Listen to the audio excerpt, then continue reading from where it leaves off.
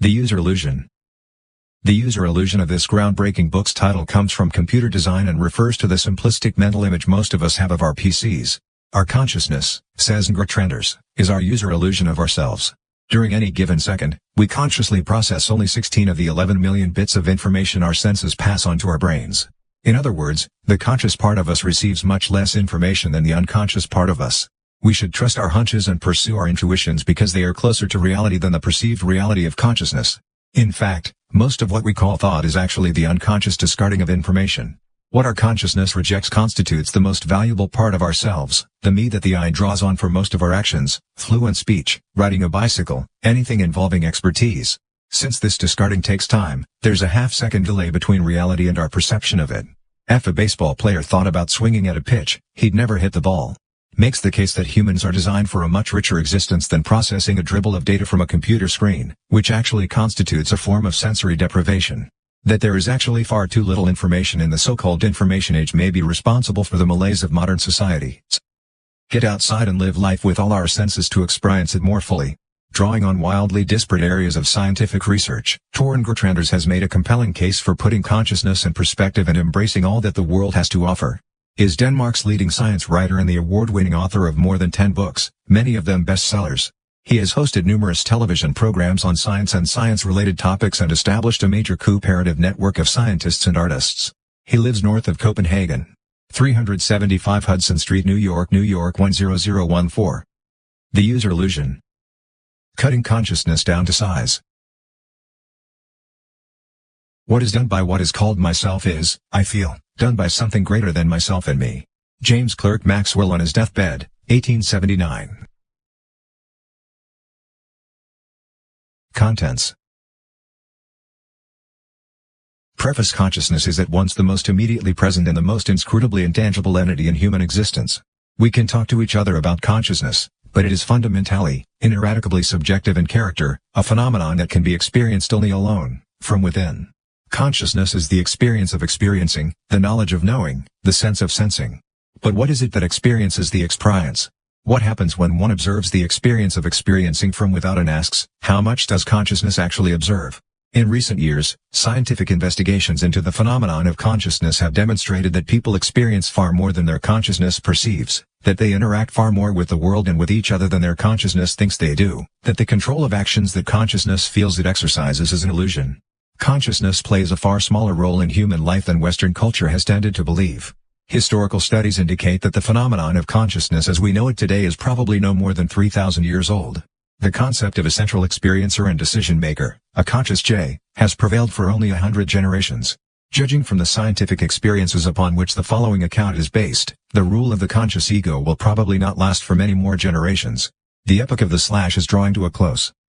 The User Illusion is an account of a number of astonishing scientific insights that shed light on the phenomenon of consciousness and on just how much, or how little, of human life can genuinely be described as conscious. It is the story of what these insights signify, of their implications for our perception of ourselves and our view of free will, the possibility of understanding the world, and the degree of interpersonal contact beyond the narrow channel of language. The starting point for this account is scientific culture, and the culture of the natural sciences in particular, but its horizon is culture as a whole. This book aims to combine science with everyday life, to shed light on everyday things we take quite for granted, against a background of breakthroughs in numerous scientific areas that apparently haven't the remotest connection with either our consciousness or our everyday lives.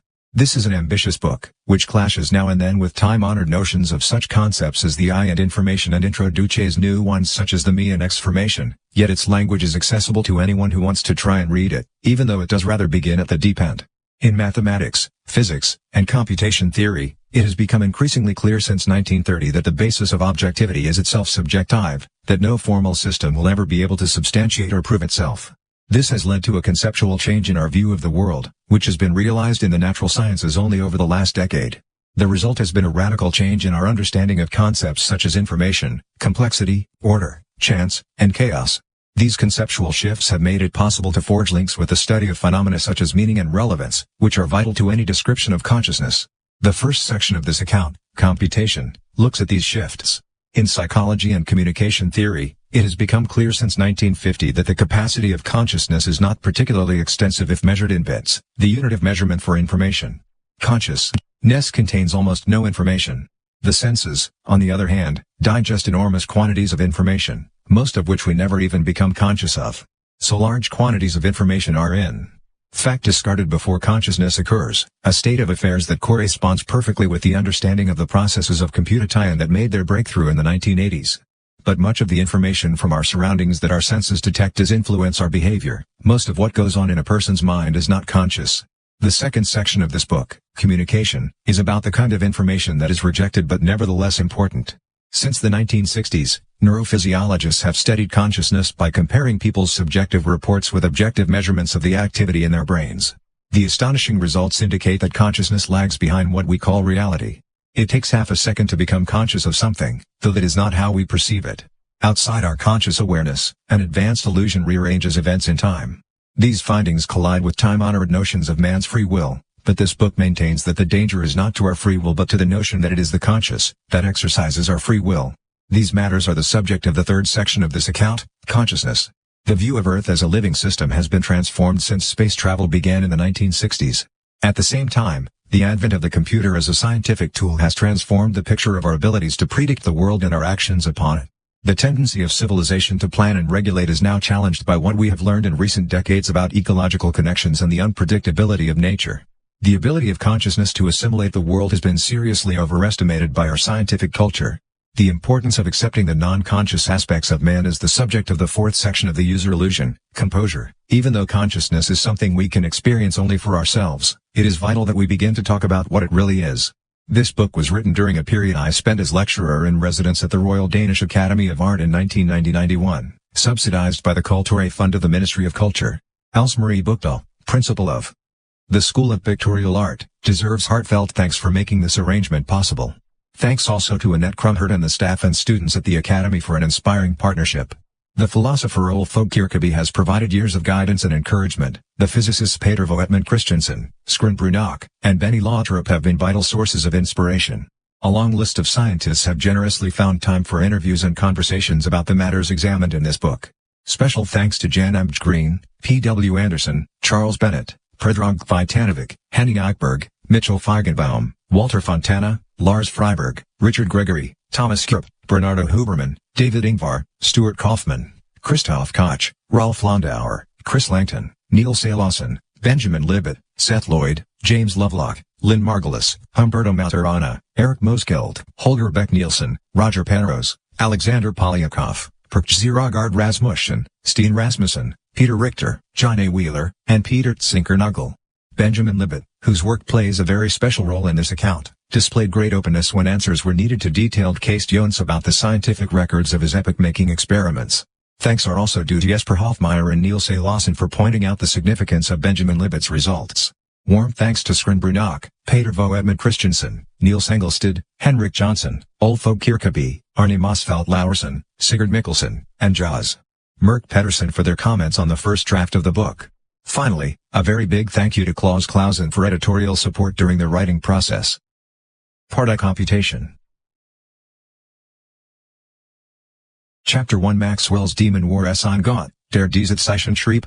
Was it a god that wrote these signs? Asked the Austrian physicist Ludwig Boltzmann, drawing on Goethe to express the excitement and wonder that four brief mathematical equations could elicit in the mind of a physicist. There were grounds for wonder. In the 1860s, a Scottish physicist named James Clerk Maxwell succeeded in summarizing all that was known about phenomena such as electricity and magnetism in four short equations possessed of as much aesthetic elegance as theoretical impact. But Maxwell did not merely succeed in summarizing in his equations everything people already knew. He also succeeded in predicting phenomena that nobody thought had anything to do with electricity and magnetism, phenomena that were not discovered until after Maxwell's death in 1879. How could this be possible? Asked Ludwig Boltzmann, a contemporary of Maxwell's and a colleague in the formulation of important theoretical landmarks.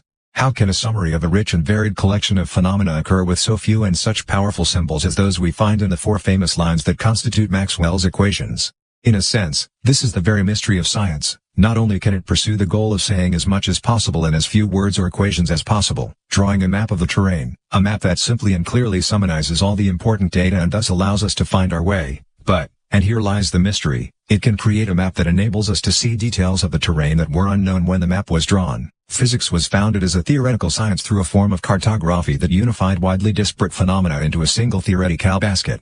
In 1687, Isaac Newton was able to undertake the first major unification of widely differing natural phenomena into a single theoretical image when he presented his theory of gravity.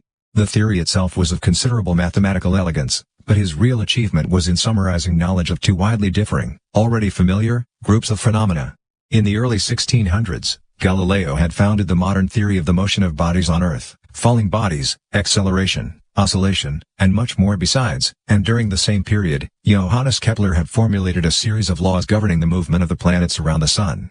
Galileo and Kepler both based their theories on observations. For Galileo it was his own experiments, for Kepler, the planetary observations of the Danish astronomer Tycho Brahe. Newton's feat was to unify these theories, Galileo's about Earth and Kepler's about the heavens, into one theory that embraced heaven and Earth. Only one principle mattered, gravity, something that nobody yet understands. Newton's theory became the model for all later physics, and in effect all other science too, where grand unified theories of widely different fields became the ideal. However, it was only James Clerk Maxwell's famous equations from the last century that heralded the second grand unification. Where Newton had unified heaven and earth, Maxwell unified electricity and magnetism. The entire modern scientific view of the universe is based upon the occurrence of a handful of forces in nature, gravity, electricity, magnetism, and two more, which operate in the world of atoms. These forces describe how different material bodies affect each other, and the real point is that there are no more forces than the ones listed here. Everything that is known can be described with the help of these forces and their effects. So it was tremendously significant when it was realized in the last century that there was a link between two of these forces, electricity and magnetism. In 1820, a Danish scientist, Hans Christian Ørsted, discovered that a magnetic needle is deflected by an electric current.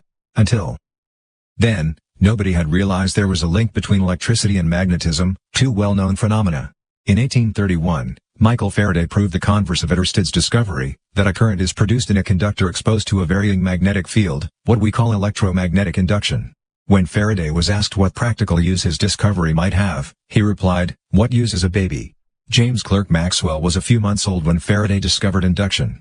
30 years later, Maxwell achieved the second grand unification in physics, when his equations summarized the achievements of Faraday, Ørsted, and many others. Maxwell worked very consciously in analogies.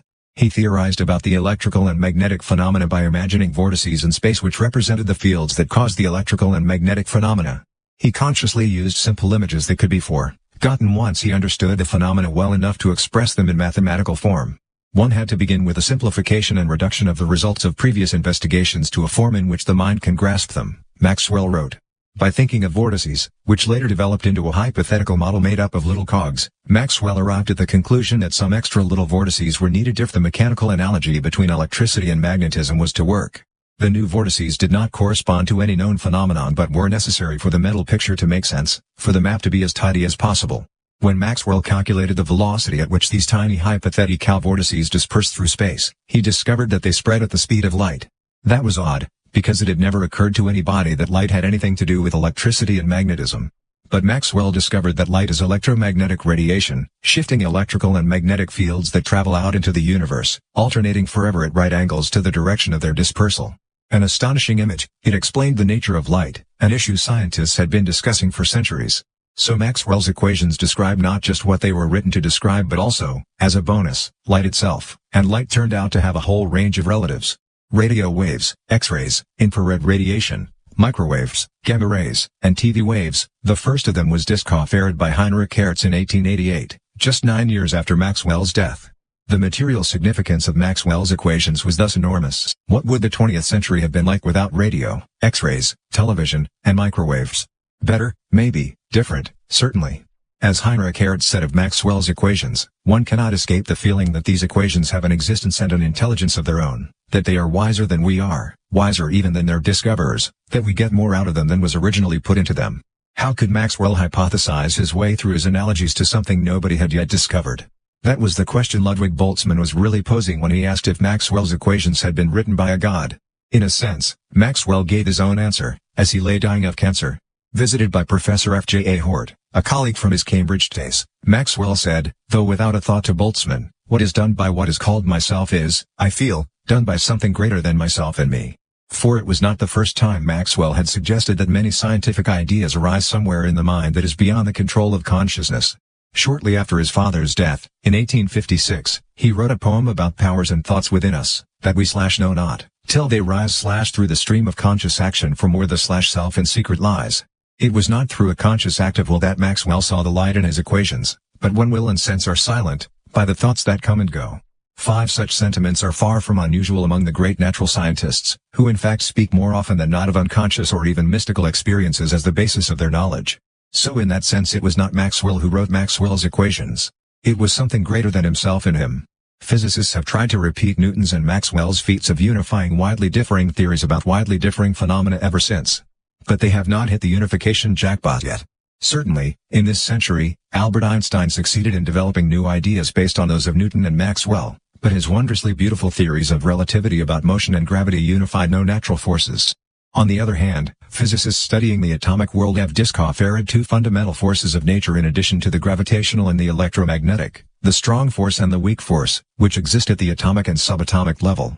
The weak force acts only in so-called radioactive decay. The strong force acts only in the atomic nuclei. In the 1960s, Abdus Salam and Steven Weinberg succeeded in unifying the theory for the weak force and the theory for electromagnetism, enabling us to understand them as one force. In the 1970s, other physicists managed to show that the strong force, too, could be understood as a variation of this new electro-weak force. So some new order was brought into the picture, but really all the physicists had done was to fit 2 newly discovered forces together with the old familiar ones. The picture may well be known as grand unification, but a vital piece is still missing, and without it the ultimate unification cannot take place. The missing piece is gravity. In the 1980s, theories about entities called superstrings aroused great interest, because for the first time there was cause to hope that we could unify the theories of gravity, Einstein's theories of relativity, with the theories for the electromagnetic, the weak and strong forces, nuclear and particle physics. Superstrings involve incredibly tiny vibrating elements that are the building blocks of all matter in the universe. But this third grand unification has turned out to be a difficult go to follow, and, in any case, it is clearly less interesting than the first 2 unified field theories. Isaac Newton's great contribution was, after all, that he unified heaven and earth. Maxwell's, that he unified such everyday phenomena as magnetism, electricity, and light.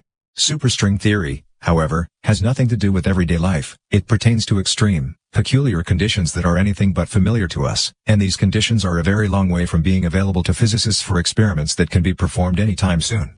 Today, despite enormous sums spent on complex apparatus, such as at the European Organization for Nuclear Research, CERN, near Geneva, nobody really believes that the third grand unification, the theory that will unify all the forces of nature, can be attained in the foreseeable future.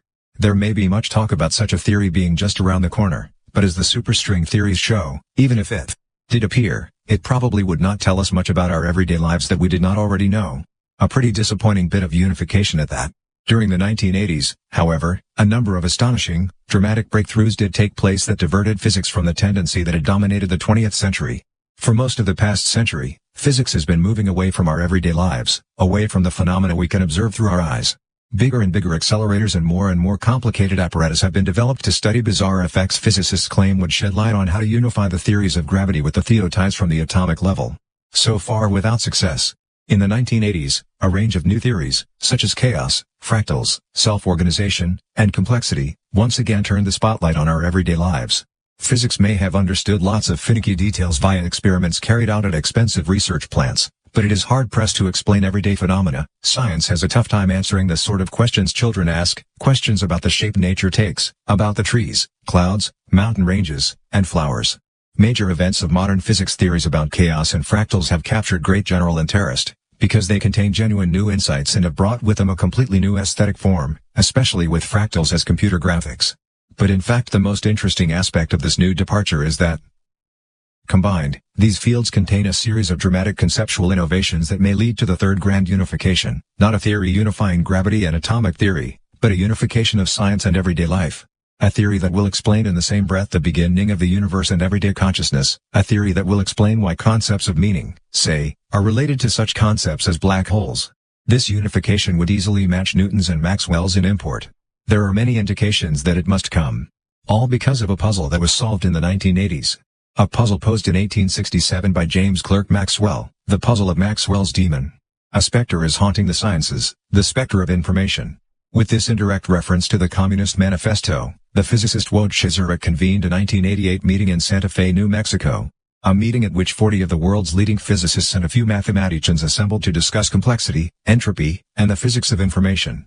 Zurich spoke of a number of deep analogies between very different extremes of physics, and between physics and everyday life. Analogies between the way steam engines work and communication theory, between measurements of atomic phenomena and the theory of knowledge, between black holes in the universe and the amount of disorder in a teacup, between calculations in a computer and the foundations of mathematics, between complexity in biological systems and the expansion of the universe. When the same physicists assembled again 2 years later for the next conference, the 79-year-old American physicist John A. Wheeler convened the meeting. In 1939, Wheeler solved the theory of nuclear fission with Niels Bohr. And it was Wheeler who named the most peculiar phenomenon in Einstein's theory of gravity, the black hole. Wheeler, who liked to play the role of prophet, was the grand master of many branches of physics discussed at the meeting. At first, the short, round man with the always amiable, always happy face peered out across the small but extremely qualified group of scientists assembled in the auditorium of the Little Santa Fe Institute on April 16, 1990. Then he spoke, "This isn't just another meeting. By the end of the week, I expect us to know how the universe is put together." Wheeler then proceeded to question several sacred cows of physics. "There is no space and no time," he said, and launched an attack on the concept of reality. "There is no out there. The idea of one universe is preposterous. The world. We are all participant observers in the universe. It's a miracle that we construct the same vision of the universe. But by the end of the week we might know how to construct all this from nothing," Wheeler told the little group of scientists. Not everyone agreed. That week did not change our view of the universe, but the feeling spread that the time had come to start over and think everything through once again. A succession of top scientists delivered papers in which all the fundamental ideas of physics were scrutinized. "I want to talk about what the textbooks don't say," explained Edwin T. Jaynes, another roly-poly American physicist, who, in the 1950s, formulated a new theoretical description of thermodynamics, the theory that forms the basis of entropy and information, the central issues of the 1990 conference. "Oh, maybe they say it in the sense that the formulae are there, but they don't say anything about what the formulae mean," said Jaynes. "The mathematics I am now going to use is far simpler than what we are all capable of. But the problems are not mathematical, they are conceptual." During one intermission, Thomas Cover, a mathematician from Stanford University, asked, "Are all physics meetings like this? It's like eating candy." It was an exception. Such open-minded meetings were rare indeed. Here you heard the same questions that had got you in trouble with your teachers at school. What does it mean? How can one understand it? Here you heard the very best people exclaiming, "Why should my car be interested in what I know about the world?" Physics seemed to have been reborn. All because of the first serious topic that was raised when Wheeler set the tone, Maxwell's demon. Heat. If there is anything we humans know about, it is heat. Body heat. Summer heat. Heaters. But until the mid-19th century, physics had not defined what heat was. In ancient Greece, Aristotle had regarded fire as an independent, inexplicable element on a par with air, earth, and water, and heat is one of the four irreducible qualities whose combinations define those elements. At the beginning of the 1800s, similar ideas were prevalent, treating heat as a special substance, a thermal material, caloric, which surrounded all bodies. But coming up with a description of just what heat was had become a matter of some urgency, as James Watt's invention of an efficient new steam engine in 1769 had not only ushered in the possibility of industrialization but also put extensive discussions regarding a perpetual, motion machine on the agenda. As the steam engine rolled across Europe, scientists simply had to understand thermodynamics. The first decisive contribution was supplied in 1824 by the Frenchman Sadi Carnot, who, influenced by his father Lazare Carnot's engineering experience with heat machines, rather than with physical theories, formulated a description of steam engines that would, decades later, be expressed as the first and second laws of thermodynamics. The first law of thermodynamics is concerned with the amount of energy in the world. That amount is constant. Energy neither appears nor disappears when we consume it. We can convert coal into hot steam or oil, into heat, but the energy involved simply gets converted from one form to another. This conflicts with the everyday meaning of the word energy, which we use in terms of something we consume. A country has a certain level of energy consumption, we say. But that is nonsense, according to physics' definition of energy. A country converts one form of energy into another. Oil to heat, for example. But the amount of energy remains constant. But our everyday language is not that silly, because it is obvious that something does get used up when we heat our houses. We cannot get our oil back. So something or other does occur when we consume energy, even though the first law of thermodynamics states that the energy in the world is constant and cannot be consumed. For, as the second law of thermodynamics explains, energy can be used. The second law of thermodynamics tells us that energy can appear in more or less usable forms. Some forms of energy can allow us to perform a huge amount of useful work with a machine that can access the energy. We can perform the work of heating a house, or powering a train, or vacuuming. Energy comes in many forms, and although that energy is constant, The forms it takes most definitely are not. Some forms of energy can be used to perform lots of different kinds of useful work. Electricity is thus one of the most useful forms of energy, others cannot be used as easily. Heat is typically not much used for anything except for heating. But heat can certainly be used for more specific things than just heating. You can power a steam locomotive with heat. But you do not get as much out of powering a locomotive with heat as with electric current as an energy source. More energy has to be present if you use heat, which is the lowest quality of energy. The steam engine made people realize that energy can be present without being available. Heat is a form of energy that is not available to the same extent as electricity. We have to convert more heat energy to get the trains to run. We do not consume more energy, because one cannot consume energy, when all is said and done. But more energy goes to waste when it appears in heat form than when it is available as electricity. That is, more is converted. The second law of thermodynamics describes this very precisely. It says that every time we convert energy, consume energy, as everyday language would have it, it becomes less available, we can get less work out of it. That is the way it is, says the second law. Any conversion of energy results in the energy becoming less available than it was before. There are very special cases where energy can be converted in a reversible way, but you mostly come across them in textbooks, and never in everyday life. The energy in the world is constant, but it gets less and less valuable, less and less available, the more we use it. So the laws of thermodynamics state that energy is constant but becomes less and less available. At the end of the 19th century, these two laws led people to believe that the world faced a depressing future. After all, the more we converted energy, the less available it would become, until finally it would all end up as heat, the least available form of energy. The heat death of the universe, people called it. Everything would end as uniform, lukewarm heat, without any differences present that would allow us to use the heat to do useful work. Experience with steam engines showed very clearly that you can use heat to do work only if there is a difference present, a difference between two temperatures. It is only because the steam engine's boiler is so much hotter than its surroundings that it can get the train to run. You can get useful work from heat only if you can cool the hot stuff down again. But the consequence of cooling something hot down to the temperature of its surroundings is that you cannot make it hot again without using energy. Once your coffee is cold, after having been heated by the electricity your hot plate uses, it will never heat up again, until you switch the electricity back on. The differences in heat levels are irreversibly eradicated.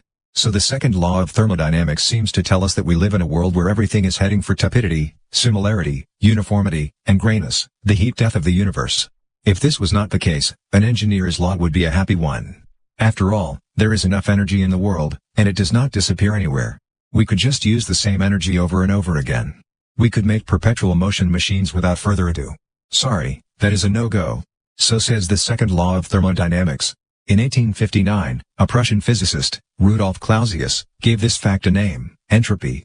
Entropy is a measure of how unavailable an amount of energy is. The greater the entropy, the less you can use the energy.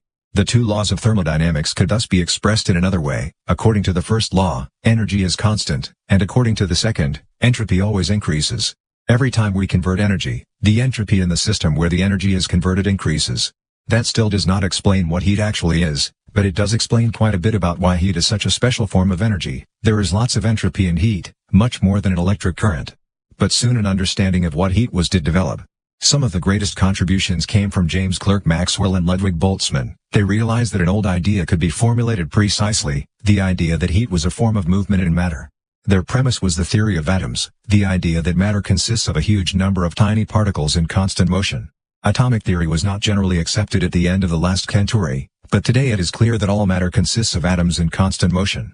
Atoms come in small groups, molecules, and every kind of matter consists of a certain type of molecule made up of a number of the 92 kinds of atoms that exist. But there are different forms of motion. Solids maintain their form despite the motion of their molecules, fluids are more elastic and take the shape of the bottom of the container they are in, air is completely mobile, merely filling the whole container. These are the three states or phases in which matter can be found, solid, mute, and gaseous. There is actually a fourth state, plasma, where the atoms have been smashed to bits. In everyday life, this state is familiar as fire. The difference between the three states is not as great as one might think. From one common or garden material, HEO, which consists of oxygen atoms, O, and hydrogen atoms, H, with two of the latter per molecule, we are familiar with the three states, ice, water, and vapor. At low temperatures, the molecules move very slowly. The structure can be maintained. If the temperature goes up a bit, the molecules move a little faster and are able to change places with each other, but they still stick together. At temperatures over 100 degrees centigrade, all the molecules separate and move freely around in the shape of steam, as gas. The transitions between these states or phases are known as phase transitions. In all these heat motions, the molecules move around chaotically, hither and thither. There is no direction to their heat-induced motion. But heat is not the only form of motion in matter. An electric current is also a manifestation of motion. But with electricity, not all the molecules move around haphazardly. In an electric current, it is one constituent of the atoms in the molecules, the negatively charged electrons, that flows in a particular direction. There is more order in an electric current than during chaotic heat motion. Similarly, an atmospheric wind is something other than heat. An enormous number of molecules flow in a particular direction instead of just tumbling around among each other. That is why windmills are a clever way of generating current, while oil-fired and nuclear power stations are less elegant, because they use fuel to heat water so it can drive a turbine. The detour via hot water is a high price to pay for the engineer's favorite toys. Anyway, we can understand many things about matter by understanding it as consisting of tiny identical components in some state of motion. Motion implies a certain amount of energy, whether it be ordered, as with wind, or disordered or confused, as with heat. Wind is more useful than heat for generating current, precisely because it has a direction of motion. But there is still plenty of energy in heat, it's just difficult to harness, because it is caught up in such disorderly motion. Temperature is an expression of the characteristic speed at which the molecules are moving. What we mean by heat and measure in temperature is disordered movement. Does that mean, then, that all molecules in a gas share precisely the same speed? How do they keep in step with each other when we turn on the heater? This was exactly the dilemma Maxwell solved. He introduced statistical concepts to physics for the first time. The molecules do not all move at the same speed. Some have enormous speed, others far less. But their speeds have a characteristic distribution, the Maxwell-Boltzmann distribution, which states that the molecules have a certain average speed but display a variation off this average. If the average is high, the temperature is high. If the average is low, the temperature is low. But in matter at a given temperature, molecules evince many different speeds. Most have speeds close to the average. We find more high-speed molecules in hot matter than in cold matter. But we also find speedy molecules in cold matter and lethargic ones in hot. This allows us to understand evaporation. The higher the temperature, the more high-speed molecules. If we imagine evaporation as tiny molecular rockets shooting spaceward, we can see that the hotter a liquid is, the more molecules get away. But the statistical distribution of speeds has an interesting consequence. We cannot tell from the individual molecule to which temperature it belongs. In other words, the individual molecule can have no idea which temperature it is part of. Temperature is a concept that means anything only if we have a lot of molecules at once. It is nonsensical to ask each molecule how much temperature it has. Because the molecule does not know. It knows only one speed, its own. Or does it? After a while, a molecule in a gas will have bumped into other molecules and therefore acquired a certain knowledge of the speeds of the other molecules. That is precisely why matter assumes an even temperature. The molecules keep bumping into each other and exchanging speed, a state of balance is achieved. When we heat matter, we might as well do it from underneath. The ensuing great speed spreads rapidly among all the molecules. Maxwell's contribution was to found the study of the laws governing this behavior.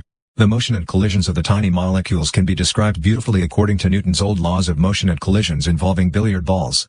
It turns out that if you have sufficient balls, and there are an awful lot of molecules in air, roughly 1 octillion, 1027, molecules in an ordinary room, Newton's laws of motion result in the statistical rules for matter with which we are familiar, rules for temperature, pressure, and volume, rules for the declining availability of the energy and heat. But there is something strange about this picture. Newton's laws for billiard balls and other mechanical phenomena are beautifully simple laws. They describe phenomena that are reversible. They can be reversed in time. In Newton's universe, time could go backward and we wouldn't be able to tell the difference.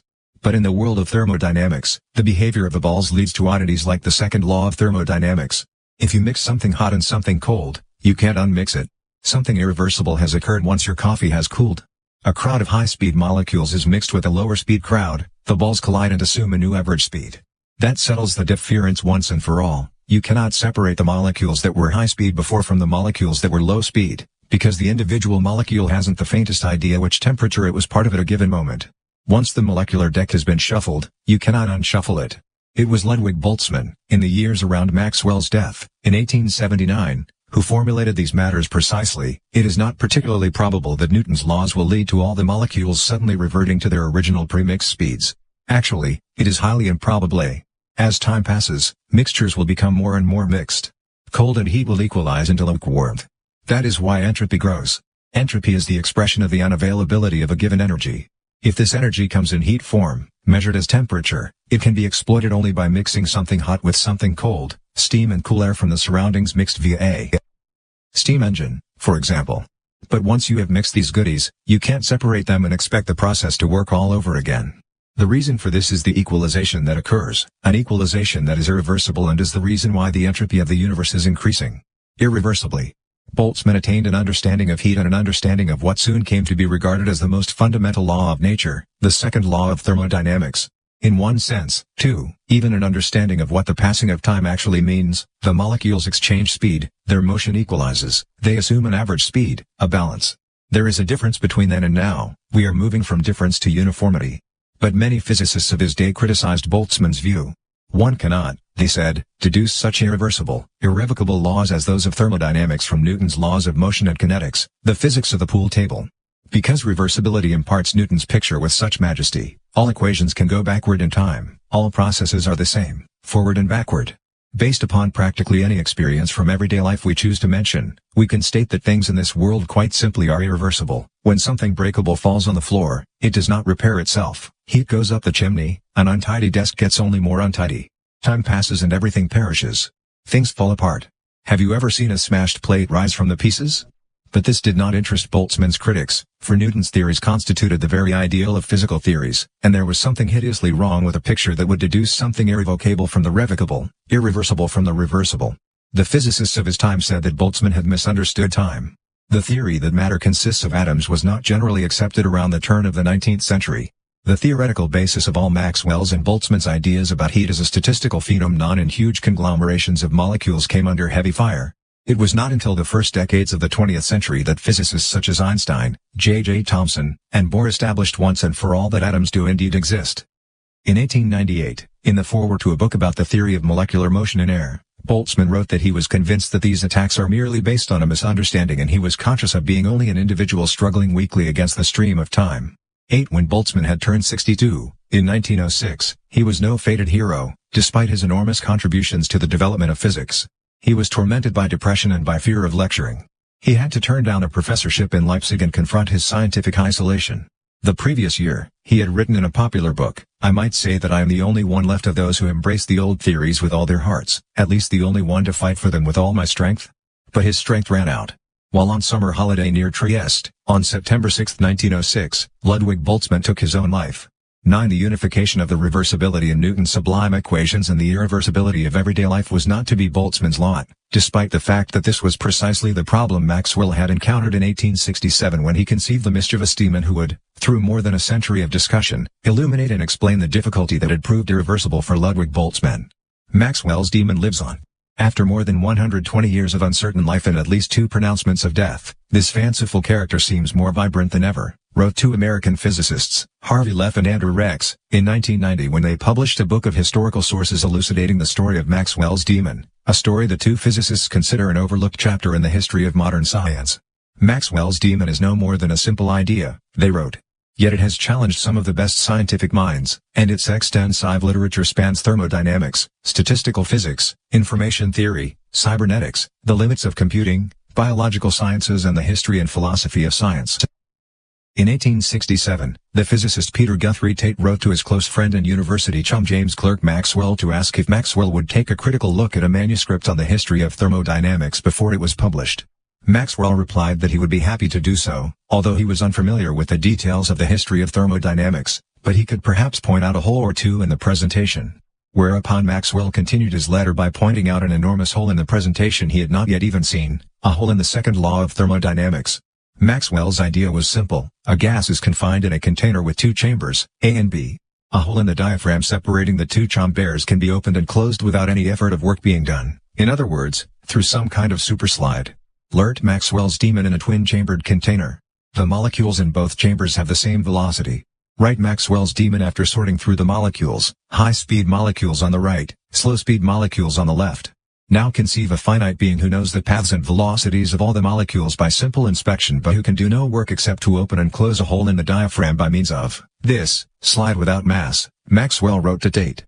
2. He went on to describe how the little creature opens the slide every time a fast molecule in the chamber on the left is heading for the little slide.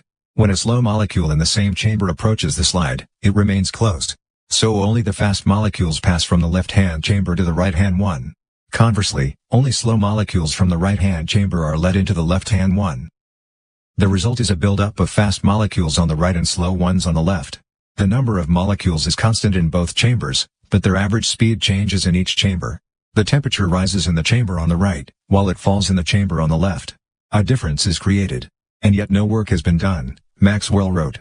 Only the intelligence of a very observant and neat-fingered being has been employed. 5. Maxwell had apparently discovered a hole in the second law of thermodynamics. A clever little fellow can create heat out of lukewarmth without doing any work. In short, wrote Maxwell, if heat is the motion of finite portions of matter and if we can apply tools to such portions of matter so as to deal with them separately, then we can take advantage of the different motion of different proportions to restore a uniformly hot system to unequal temperatures or to motions of large masses. Only we can't, not being clever enough. For we are too big and clumsy to be able to get around the second law of thermodynamics. But if we were a bit more neat-fingered and observant, we would be able to separate the molecules in the air in our kitchens into a refrigerator and an oven, without it ever appearing on our electricity bills. 3 years later, Maxwell wrote to Lord Rayleigh, another physicist, Moral.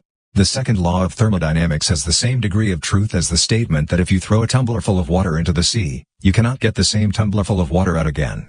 5. Maxwell wanted to show that the second law of thermodynamics was valid only statistically. It is a law that applies at our level and not to small creatures of great intelligence.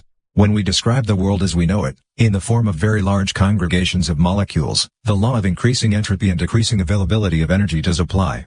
But if only we were just a little more clever, we would be able to obtain heat from cold simply by opening the window when fast molecules were on their way from the night frost, rare though they may be, or when slow molecules wish to leave the room. A perpetual motion machine based on intelligent observance. Maxwell published the idea of the little fellow in a book, Theory of Heat, in 1871, and 3 years later, another physicist, William Thomson, nicknamed the creature a demon, not a creature of malice but an intelligent being endowed with free will and fine enough tactile and perceptive organization to give him the faculty of observing and influencing individual molecules of matter. 6. Maxwell's demon tells us a teasing tale. The reason we have to work in order to obtain warmth in winter is because of our own inadequacies, not the universe's. Everything is descending into disorder and confusion for no other reason than that we are too big and clumsy to manipulate the individual components of matter. Maxwell thereby pointed out the difference between the description of the haphazard rushing to and fro of individual molecules, as proved by Newton's sublime equations, and the description of finite portions of matter, as proved by the heat death of thermodynamics, which would, a few decades later, be the death of Boltzmann. Thermodynamics is a statistical theory that tells us about a world that we can know but never attain, because we are not clever enough. In reality, there is no difference between various forms of energy, they are all equally available, to anyone who knows how to use them. The fact that energy becomes more and more unavailable is thus linked to our description and the possibilities for intervention in the world our description gives us. In the 9th edition of the Encyclopaedia Britannica, 1878, Maxwell wrote about the increasing unavailability of energy, its dissipation, the way it slips through the fingers, the growth of entropy. He pointed out a peculiarity: if you take a jar with two gases, you can make a gain by allowing them to mix. The disappearance of the difference during the mixing process gives access to some work. If, however, the gases are of the same kind, you will not get anything out of mixing them, which intuitively seems quite right and proper. But this leads to an odd thing. Maxwell wrote, now, when we say that two gases are the same, we mean that we cannot distinguish the one from the other by any known reaction. It is not probable, but it is possible, that two gases derived from different sources, but hitherto supposed to be the same, may hereafter be found to be different, and that a method may be discovered of separating them by a reversible process. So it is possible that in time we will grow more clever and be able to detect differences we could not before. Consequently there would suddenly be available energy present where it had not been before. Dissipation of energy is apparently not defined without knowledge of our ability to discriminate. That ability is not constant. Maxwell continues with the following remarkable observations. It follows from this that the idea of dissipation of energy depends on the extent of our knowledge. Available energy is energy which we can direct into any desired channel. Dissipated energy is energy which we cannot lay hold of and direct at pleasure, such as the energy of the confused agitation of molecules which we call heat. Now, confusion, like the correlative term order, is not a property of material things in themselves, but only in relation to the mind which perceives them. Maxwell goes on, a memorandum book does not, provided it is neatly written, appear confused to an illiterate person, or to the owner who understands it thoroughly, but to any other person able to read it appears to be inextricably confused. Similarly, the notion of dissipated energy could not occur to a being who could not turn any of the energies of nature to his own account, or to one who could trace the motion of every molecule and seize it at the right moment. It is only to a being in the intermediate stage, who can lay hold of some forms of energy while others elude his grasp, that energy appears to be passing inevitably from the available to the dissipated state. Maxwell's demon is laughing in our faces. The second law of thermodynamics can be circumvented, if we are clever enough. Only we aren't that clever. The exorcism of the demon became a major theme of the 20th century scientific picture of the universe. Because unless there is something wrong with Maxwell's concept of a demon, all that stands between us and perpetual motion is our own stupidity. Purely because mortals are not clever enough, we are condemned to earning our living by the sweat of our brow. But might there be a price to pay for being as clever as Maxwell's demon? Chapter 2: Throwing away information. A demon had to be exorcised. The first decades of the 20th century had been one long succession of victories for the notion that matter was made up of atoms and molecules. Maxwell's and Boltzmann's ideas on the statistical behavior of large aggregations of such atoms and molecules had been validated, despite the considerable resistance that proved so fatal to Boltzmann. At the end of the 19th century, the argument over the existence of atoms was still raging so strongly that the problem of Maxwell's demon could be left to rest. But the further we moved into the 20th century, the clearer it became that there was a serious problem with this demon. After all, it showed that there was a problem with the second law of thermodynamics, i.e., if only we know enough about the world, we can have things any way we want them. But as we all know, we cannot. The Hungarian physicist Leo Szilard posed a very good question in 1929, can you know all about the world without changing it? The answer was simple, no, you cannot. In a paper formidably entitled On the Decrease of Entropy in a Thermodynamic System by the Intervention of Intelligent Beings, Szilard asked the cost of attaining knowledge and whether paying such a price could save the second law from Maxwell's demon. Leo Szilard provided the answer to his own question. He worked out that the cost of knowing is just high enough to save the second law. If you want to be as clever as Maxwell's demon, you have to convert a whole lot of energy, thereby creating a load of entropy and counterbalancing the entire knowledge gain. The demon does gain by having its eye on every single molecule and being ready with a closed trapdoor at the right instant, but any gains are outweighed by the cost. In order to be able to open and close the trapdoor between the two chambers at the right moments, you have to know the motion of every single molecule. So you have to measure all the particles. And that costs. Szilard explained, one may reasonably assume that a measurement procedure is fundamentally associated with a certain definite average entropy product ion, and that this restores concordance with the second law. An ingenious idea that has decisively affected science this century, from information theory via computer science to molecular biology.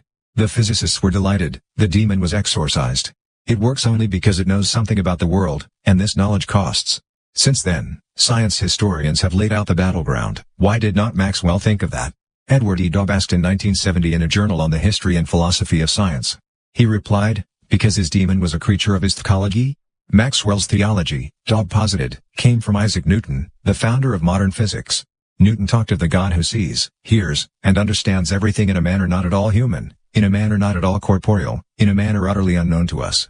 As a blind man has no idea of color, so we have no idea of the manner by which the all-wise God perceives and understands all things, Newton wrote. 3 It was this divinity that Szilard dismissed. Maxwell's demon was not mortal, wrote Dobb, because he was made in the image of God. And like God, he could see without seeing and hear without hearing. In short, he could acquire information without any expenditure of energy. In essence, Szilard made Maxwell's doorkeeper mortal. For Leo Szilard's analysis of Maxwell's demon started the study of knowledge as part of the physical world, insight as a participation that carries a cost, measurement as a material act, sensation as metabolism, knowing as work, the thermodynamics of thought, the insight of the mind into its own physicality. A very significant event in the history of human knowledge. A milestone in man's perception of the surrounding world and of himself. All the more remarkable, then, that Szilard's analysis happens to be incorrect. You cannot exorcise the demon using Szilard's arguments. They do not hold water, even though people believed them for half a century, right up until 1982. It's one of the great puzzles in the sociology of science why this obviously inadequate argument met with wide and uncritical acceptance, the physicist Rolf Landauer wrote in 1989, adding with barely concealed impatience, only in recent years have clearer discussions emerged, and these are not yet widely appreciated. 5 Landauer, who works at the IBM Research Laboratories in Yorktown Heights, New York, was himself one of the leading figures behind the insights that led to the final exorcism of the demon. It was performed by Landauer's close associate at IBM, Charles Bennett, in 1982. The measuring, the obtaining of information, is not what costs at all. What costs is getting rid of that information again. Knowledge is not what costs. Wisdom does. As is so often the case in the history of science, a flawed conclusion proved to be extraordinarily fertile. Leo Szilard's analysis does not hold water, but it is no less interesting because of it. For Szilard had grasped much of the point. In fact, Szilard does not write that he has exorcised Maxwell's demon at all. He writes, as quoted above, that one may reasonably assume that a measuring process costs a certain amount of produced entropy, a certain amount of inaccessibility of the existing energy. He goes on to show that the amount of entropy produced is at least equal to the energy gained through the activity the demon can perform by dint of its knowledge. So in reality Szilard merely assumes that measuring costs something, in the form of more entropy. He does not prove it. But not many people notice that, which is what puzzled Landauer. For how could Szillard's argument lead to half a century of fruitful acceptance when it was actually incorrect? One major reason is, of course, that it seemed a touch embarrassing that this demon could disprove the most fundamental law of physics. The second law was so fundamental to physics that it was as clear as daylight that Maxwell's demon could not work. Because if it did, we could build all kinds of perpetual motion machines and tap hot air from the frosty night. So, nobody could dispute that something was wrong, and Szilard was a skillful physicist who had supplied an elegant argument showing that something was wrong. It was not that there were no protests to Szillard's analysis, but they came mostly from philosophers. Physicists have never had much respect for philosophers who argue with the results of physics research because these results happen to conflict with philosophical views. The protests came from philosophers like Karl Popper, Paul Feyerabend, and Rudolf Carnap, three of the 20th century's most influential philosophers of science. They protested not least because it did not accord too well with their philosophy if mental phenomena were to be understood as physical quantities. So their objections did not make that much of an impression. Moreover, in many ways Szillard's 1929 notion resembled what quantum physicists in the 1920s had experienced regarding the significance of the measuring process on the study of the bits and pieces that make up matter. Niels Bohr and his student Werner Heisenberg had pointed out that measurements disturb the systems you are measuring.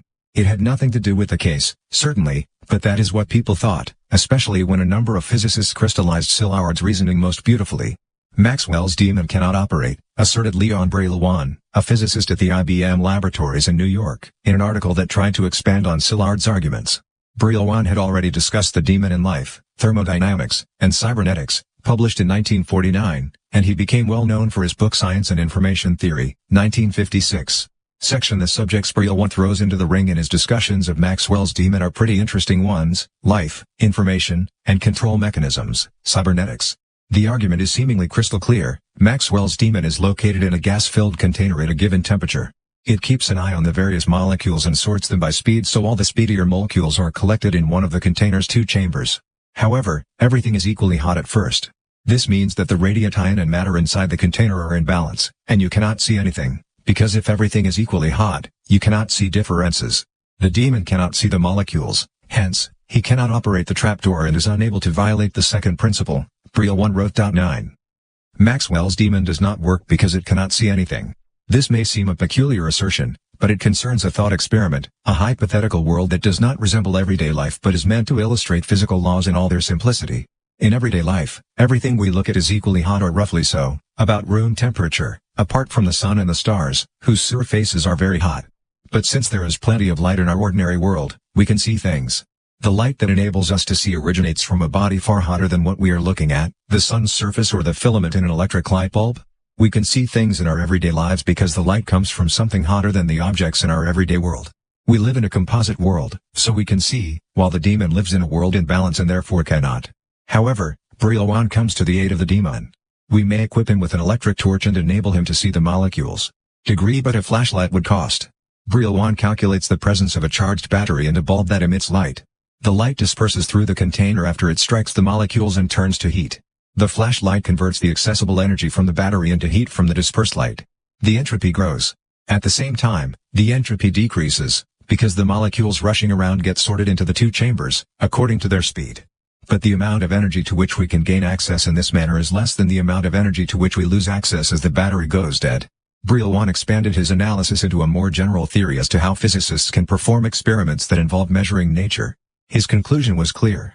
The physicist in his laboratory is no better off than the demon. He needs batteries, power supply, compressed gases, etc. The physicist also needs light in his laboratory in order to be able to read ammeters or other instruments.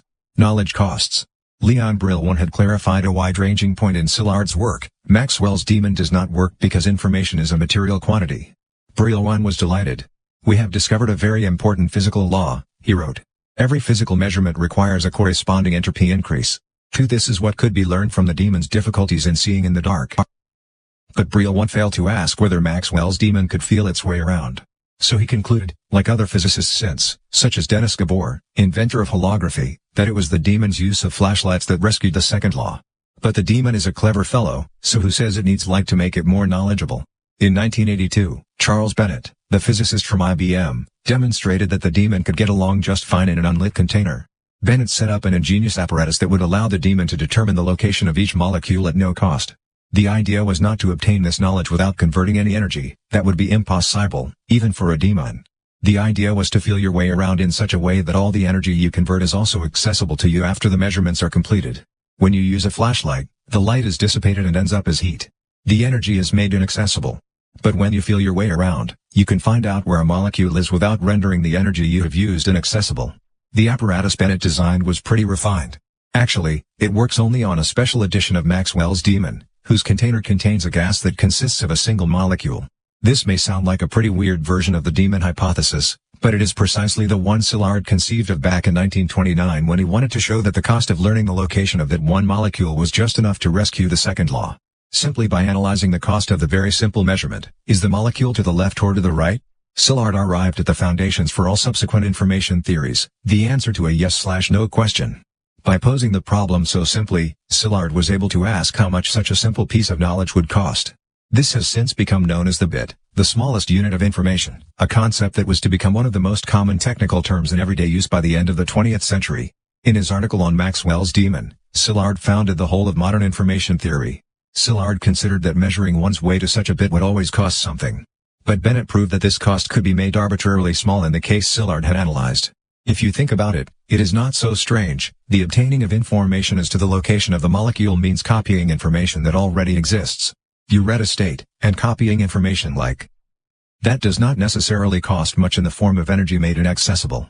After all, you can make lots of copies, rendering each of them relatively very cheap to produce. This is actually something highly characteristic for information. Unlike most other consumer goods, an arbitrary number of copies can be made without wearing it out. You can use information without using it up. So why should it cost the demon anything to obtain knowledge? Ralph Landauer and Charles Bennett could prove that it did not need to cost anything at all. But that does not mean that Maxwell's demon can break the second law of thermodynamics. It merely means that it's not the measuring that necessarily costs. It's not the obtaining of information that costs the demon anything. It's forgetting it again. In 1961, Landauer proved that forgetting always costs. When you get rid of information by erasing it, you have to pay by way of increased entropy. You have to get rid of information because the measurement has to be repeated. You have to clear the memory in order to reset the measuring apparatus to zero. For Maxwell's demon, this means that it can find out where the molecules are in the dark without this costing more than the advantage of knowing. But the demon rapidly runs into the problem of keeping track of its knowledge about a whole bunch of molecules from which it has already obtained the work. The demon drowns in its knowledge of prior observations. Bennett summarized his point in 1987, "We have, then, found the reason why the demon cannot violate the second law. In order to observe a molecule, it must first forget the results of previous observations. Forgetting results, or discarding information, is thermodynamically costly." 1 might object that the demon could just remember everything. Then it wouldn't need to forget and thereby create entropy. The rest of us would soon be exhausted by such traffic, but then we are not demons. What that exhaustion shows is that there is a cost. Memory costs. Entropy builds up as the memory gradually fills with molecules that went by ages ago. The bother of keeping track of this huge memory exceeds the gain of having it. A look at relative sizes in the real world shows that this is actually a major problem in practice. There is a vast number of molecules in the air. Even if the demon needed only a single bit of information about each molecule, through the trapdoor or not, it would soon run out of memory. Even a demon equipped with the memory of all the computers in the world put together, 10 million billion bits, would run out of memory in which to store its measurements before it had reduced the entropy in 1 gram of air by as little as a tenth of a millionth of a %! For there are inconceivably many molecules in the air, they just happen to be very, very small. We live in a world where the equivalent of all the information the human brain can handle in a lifetime is not enough to recall just 1 bit about each molecule in a single liter of air. So the fact of the matter is that the demon cannot function because it has to forget everything again, which costs more than the value of all its efforts. This may seem like a weird idea, but it indicates a very important fact. The interesting thing about information is getting rid of it again. In itself, information is very tedious.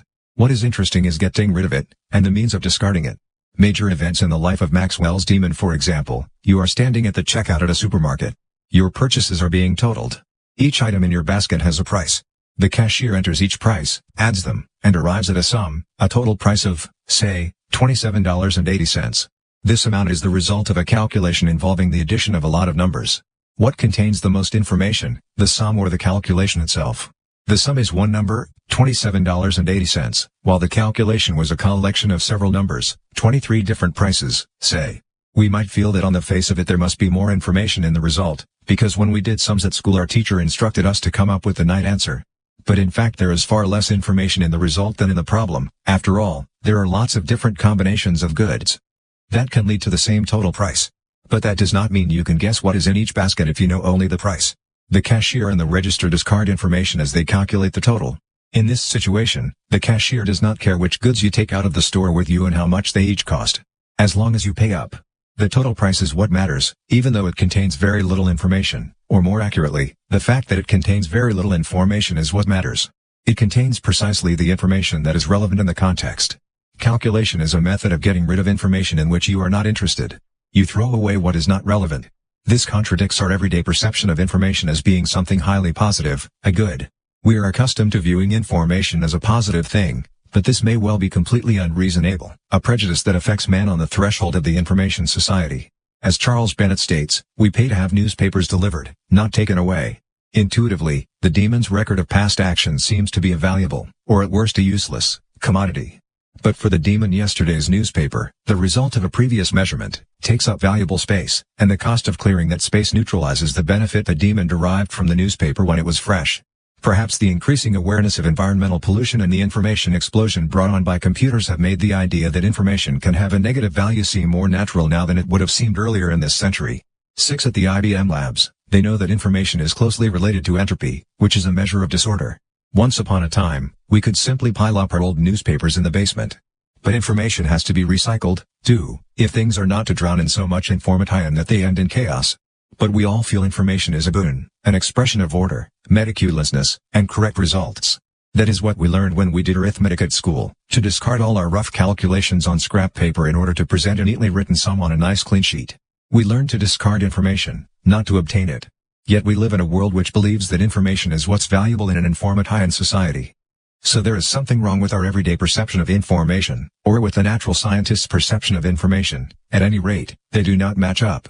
Maxwell's demon has already indicated part of the problem. But it has more up its sleeve. Which brings us back to Ludwig Boltzmann. A few years before James Clerk Maxwell died, Boltzmann published a series of papers in which he expounded a wonderful theory for the link between the notion of entropy, which arose from the study of the limitations to the efficiency of steam engines, and the theory of heat as a statistical whirl of the smallest components of matter. Maxwell never learned of these works, and in the words of the historian Martin Klein, he thus missed the pleasure of seeing the relationship between entropy and probability. Boltzmann's idea was simple. He distinguished between what are known as macrostates and microstates, between the properties of large conglomerations of matter and the properties of the individual components of that matter. Macrostates are such things as temperature, pressure, volume. Microstates consist of accurate descriptions of the behavior of each individual component. The temperature of a cloud of gas is a macrostate that does not tell us much about the microstates. The temperature tells us that the molecules are rushing about among each other in a highly disorganized way at an average speed that is expressed by the temperature and a distribution of speeds that is statistical and known as the Maxwell-Boltzmann distribution. It tells us that most molecules move at a speed close to average, while a few molecules have speeds that are much higher or much lower than average. In fact, this is not of much interest to us. We might know the macrostate, a specific temperature, but it does not tell us very much at all about the condition of the individual molecules.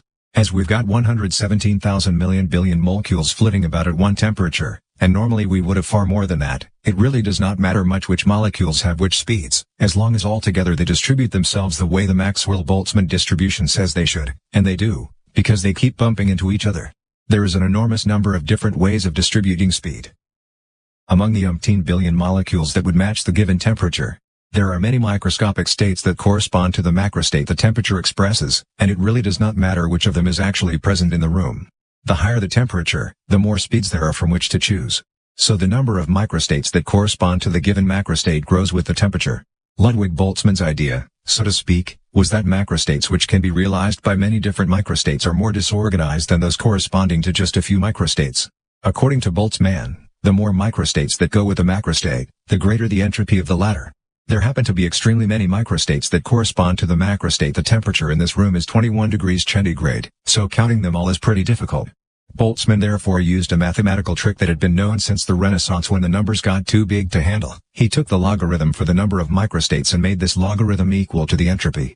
This merely means that you ask not if there are a million billion, 10 exclamation mark 5, microstates or a billion billion, 10 exclamation mark 8, but whether the logarithm of the number is 15 or 18. Rather easier to keep track of. Moreover, using logarithms means other major advantages when you are counting microstates.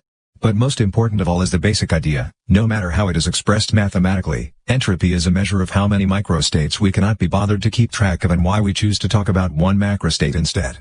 Entropy is a measure of how much we cannot be bothered to keep tidy but decide to sweep under the carpet by using a general term that tells us what we need to know, for example, a temperature. As humans, we like heat. Temperature interests us. We could not care less about the motion of the molecules, in the same way as political figures are often interested in their constituents only when there are enough of them for a macrostate such as one that might swing an election. The macrostate is an expression of an interest, a relevancy. It encapsulates what interests us. What we are interested in knowing. Poker is a good example. Registered, you have a deck of cards. When you buy it, it is in a very specific macrostate. The individual cards are in order of suit and rank. This macrostate corresponds to one microstate alone, the one where all the cards are in the order in which they came from the factory. But before the game begins, the cards must be shuffled. When you have a deck of shuffled cards, you still have only one macrostate, shuffled cards, but there is an almost infinite number of microstates that correspond to this macrostate. There are differences between all the ways the cards can be shuffled, but we do not have enough energy to express them. So we just say they have been shuffled. To start the game, 5 cards, a hand, are dealt to each player. This hand is now the macrostate that the players are interested in. It can take various forms. Some macrostates consist of very similar cards, for example, 5 cards of the same suit, though not in sequence, a flush. Other macrostates consist of 5 cards in sequence, though not of the same suit, a straight. There are lots of ways of forming a straight, but not vastly many. There are far more ways of making a non-straight. Among the many microstates described by the macroscopic straight, there is a small group of good straights known as straight flushes. Here the cards are not only in sequence, they are in the same suit. Best of all is the royal flush, the sequence 10 to ace in one suit. There are only 4 microstates that correspond to the royal flush macrostate, but an astronomical figure corresponding to the macrostate known as a pair. The order of value in poker is an expression of how many microstates correspond to the macrostate. Your hand is strong if it is one that does not assume many variants, and therefore seldom occurs. There is a clear link between probability and entropy. The greater the number of different cards that can be put together for a particular hand, the greater the probability that you will be dealt such a hand. So you are most likely to get a weak hand, with lots of entropy, rather than a strong hand, where the macrostate can have only a very small number of corresponding microstates. The purpose of the game is to see who has the macrostate with the lowest entropy. The vast majority of microstates are actually so boring that they do not even have names in poker. There is no pattern to your cards and the only bid you can make is high cards, a macrostate corresponding to any microstate. As people play poker for enjoyment, the game includes the opportunity to affect your macrostate by changing the microstate, i.e., the individual cards you draw. This may enable you to improve your macrostate to one that does not correspond to so many microstates. You play Maxwell's Demon, if you are lucky, and draw good cards to replace those you discard. The game involves pretending that the macrostate you actually possess corresponds to only very few microstates, even though this may not be true. This is known as bluffing and presupposes more advanced theories than those Boltzmann can help us with. They come later, in Chapter 5. The link between entropy and probability may give an idea of why entropy is growing. The probability of receiving a low entropy macrostate is smaller than the probability of a high one. So everything is proceeding in the direction of higher entropy. When changed, a macrostate will inexorably lead to another macrostate, with higher entropy, and thus more microstates corresponding to it than the first. Keeping track of the world becomes ever more difficult and tedious. There is nothing mysterious about that. It is self-evident, once the macrostate has been defined. But how can the world know what we find so boring that we cannot be bothered to keep track of it? Boltzmann explained that entropy is an expression of the number of microstates that correspond to a given macrostate. It sounds like a highly subjective concept, because entropy seems to express what we do not know when we know the macrostate. A high temperature corresponds to high entropy because the higher the speed of the molecules, the more ways there are in which we can compose their patterns of movement. Our lack of knowledge about the actual microstate grows the hotter it is in our living room. Entropy is a measure of ignorance, but it is convenient ignorance. There is in fact no reason for us to know where every single molecule in the room is heading, or at what speed. Entropy is a measure of the coarse graining that applies to the level at which we describe things. Heat is a very coarse concept. There are stacks of knowledge we happily ignore. Heat is a concept that involves lots and lots of entropy because it is very coarse and discards a great deal of knowledge of microstates that we cannot be bothered to possess. Wind and current are slightly less coarse concepts, because we know quite a bit more about where the molecules are heading when we say that there is a warm breeze than when we just say it's warm out. Entropy is a measure of information that is of no immediate interest, microstates that make us tired simply thinking about them. Entropy is a concept that assumes meaning only when we have explained what it is we cannot be bothered to keep track of. The concept of entropy presupposes that we have explained which macrostates interest us. But no matter which ones we choose, their entropy grows. The second law tells us that the world is constantly getting harder to describe, the mess is growing, disorder is on the up and up, everything will end up as friction and heat. Mess is a kind of order that is so rich in detail that it is a mess. How can the world know what we think is a mess? Why do our physics textbooks never tell us that a concept like entropy is meaningless unless one explains which macrostate one has in mind? Why teach schoolchildren and university students thermodynamics without telling them that Maxwell and Boltzmann always referred to the way in which we describe the world? Because subconsciously, physicists know that what interests human beings is heat. This is the unspoken premise for the whole of modern thermodynamics, that people like heat. It is why thermodynamics is about heat and similar macrostates, or what interests people. In turn, the microstates are the arrangement of atoms and molecules, or what interests physicists. But entropy is defined only when we know who has defined it. Entropy is not defined until we know the coarseness of the observer. This seems so obvious to physics teachers that they see no reason to tell their students. This was exactly what physicist Edwin James hinted at when he spoke at Santa Fe in 1990 on the importance of asking what things mean, the things printed in our physics textbooks. James has reworded the modern version of thermodynamics and illuminated Boltzmann's old points very clearly.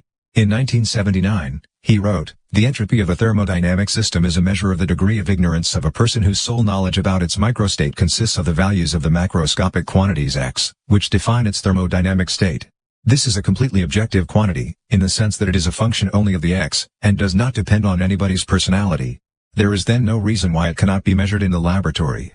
9. So entropy is clearly defined once you know the level of description. It is not a subjective concept in the sense that every observer has his own entropy. Anyone interested in the same macrostates and microstates will find the same measure of entropy. But it is subjective in the sense that it is meaningless until you ask the person who asks about the entropy just what he is interested in. This does not prevent entropy from being a measure of ignorance. Because it is exactly a measure of the ignorance that accompanies a given coarseness.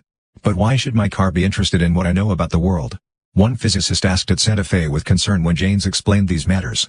The answer is really quite simple, because it was built by people like you. Because the car engine has exactly the coarseness people have when we describe the world, we sense heat, but we do not sense molecules. Our description of the world is obtained through a refinement and elaboration of this sensing. So it reappears in the machines we build on the basis of this knowledge. As philosopher Paul Feyerabend said of Boltzmann, with his realization of the hypothetical character of all our knowledge, Boltzmann was far ahead of his time and perhaps even of our own. 2 degrees in 1948, Claude Shannon, an engineer, posed a very good question: how much does it cost to transmit messages from one place to another? Szilard had asked how much it cost to measure. Shannon asked how much it cost to communicate. The point of departure was the concept of the bit, distinguishing between two identical conditions, a yes/no answer to a question. Shannon's analysis was revolutionary. Based on Szilard, he founded modern information theory. When we talk about information in our everyday lives, we think of meaning. But meaning was not what interested Claude Shannon. He was interested in the length of telephone calls. Shannon was an engineer at Bell Laboratories, AT&T's famous research unit. He was studying the difficulty of transmitting messages in signal form. His interest was in defining what is required in order to transmit a specific message via a specific connection, for example, a telephone or telex line. How can one measure the difficulty of transmitting a message? Shannon proposed that the surprise value was what expressed the difficulty of communicating. How can one measure the surprise value of a line of letters from the alphabet? We know that the next symbol to appear will be a letter. We also know that the alphabet consists of 26 letters. So our surprise is expressed via the fact that each symbol consists of one of 26 possible letters. When we see the letter, we are surprised to the extent that it is precisely that letter, and not one of the other 25 possibilities. Shannon's theory can be expressed by saying that each symbol is a macrostate that can correspond to 26 different microstates, the individual letters. Each symbol contains an ability to surprise that is expressed by the possibility of its being one of 26 letters. The reception of a specific letter thus contains a surprise value that derives from the fact that it precludes the arrival of the other 25 letters. This makes it possible to express with precision the difficulty of communicating. A character is a macrostate whose surprise value is determined by how many microstates correspond to this macrostate.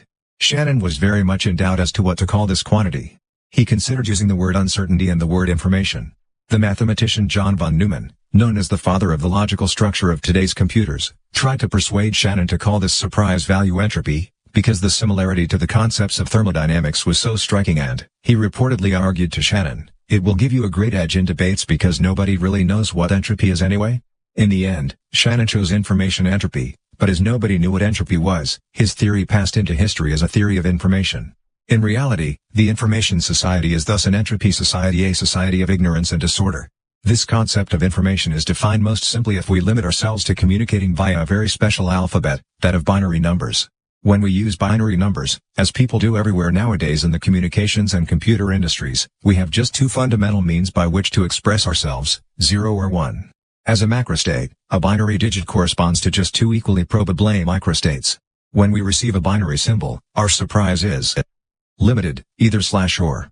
But exactly this degree of surprise, where we distinguish between two equally probable possibilities, had been discovered by Szilard and has since been dubbed 1-bit, the information contained by a yes/no answer to a question, or distinguishing between two possibilities.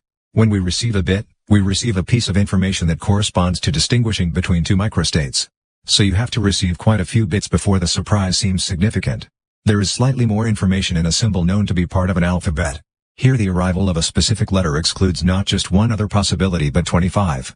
So you receive a handful of bits when you receive a single letter, more precisely, you receive between 4 and 5 bits. In practice, of course, things are a bit more complicated. Language is full of redundancy, or superfluous symbols. We do not need to know all the letters to guess a word on Wheel of Fortune. So in practice the letters have a lower average information value than 5 bits.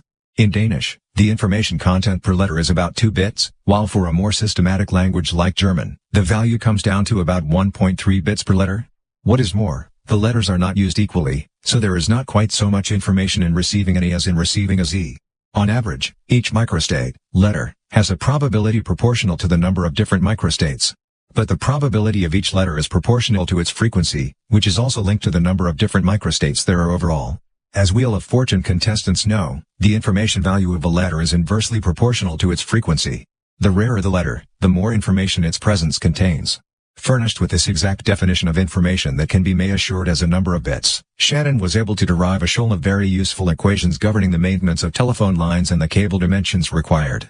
His main conclusion was that you can always transmit a message error-free if you have sufficient bandwidth.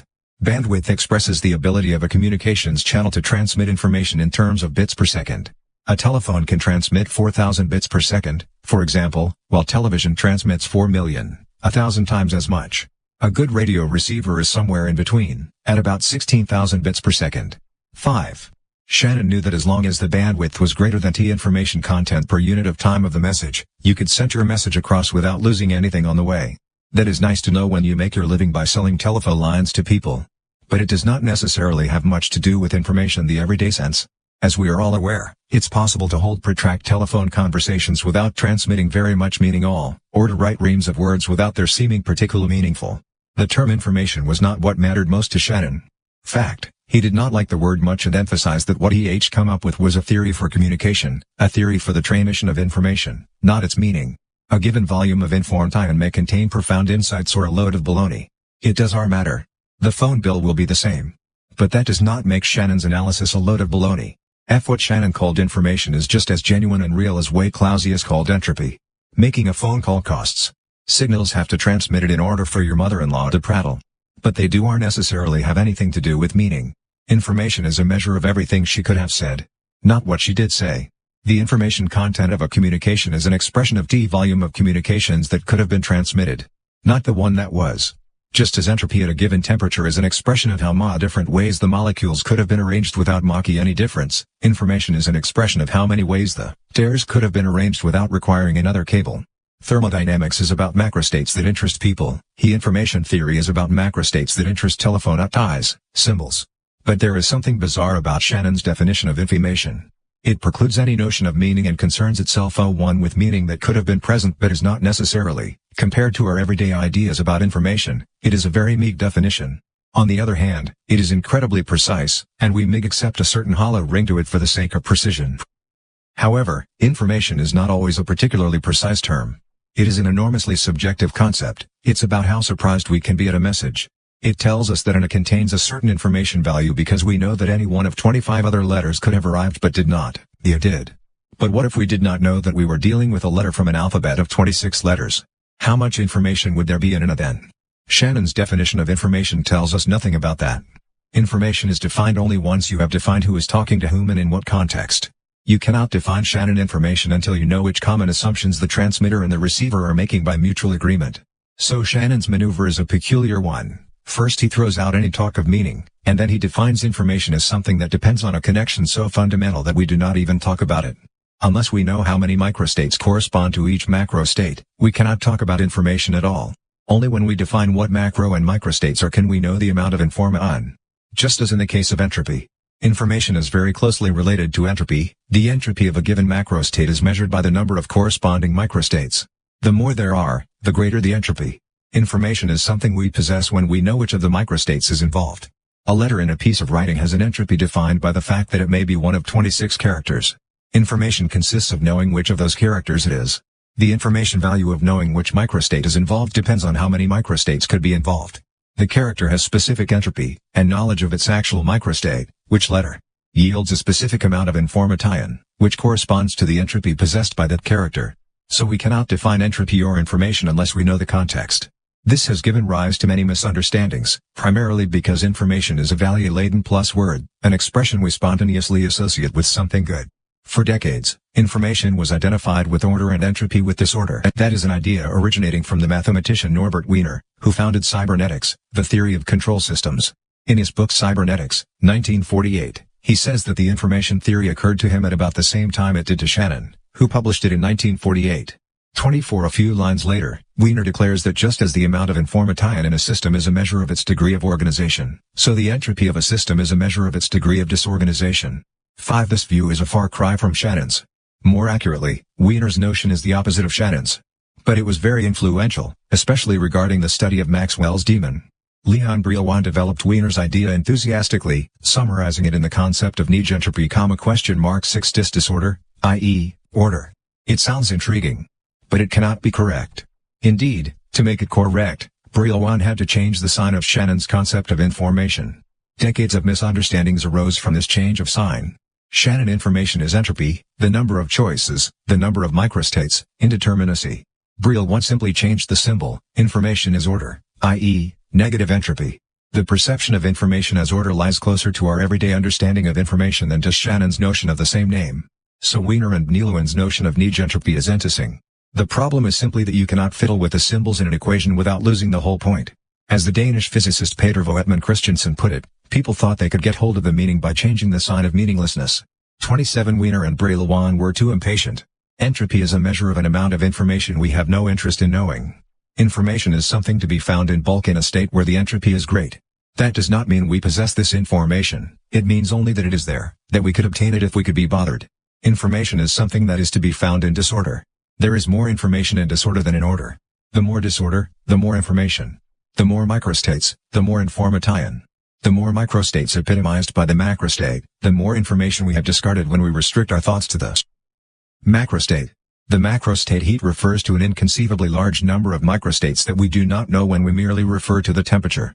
A mess is hard to describe, especially in detail. The late American physicist Richard Feynman put it this way: we measure disorder by the number of ways that the insides can be arranged, so that from the outside it looks the same.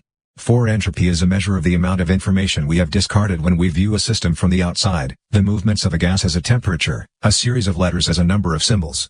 If we are inside a system, we can obtain this information if we can be bothered. If we are outside the system, we have thrown it away or have never processed it. Information is an expression of the difference between being inside and outside, temperature/molecules, number of characters/message. Information and entropy tell us something about the difference between describing or controlling a system from the inside or from the outside. If we look at a gas from the outside, from our level of description, where heat is most interesting, we can summarize things in a succinct, overall description, the macrostate heat measured as temperature. If we look at the gas from its own level of description, where everything consists of molecules in motion, we have to enumerate enormous numbers of bits that describe enormous numbers of single states, the microstates of molecular motion measured as speeds.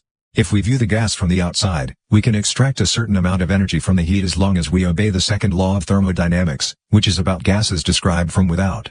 If we look at it from the inside, we can obtain much more energy from the molecular motion of the gas, that is, if we can get rid of all the information now in our possession.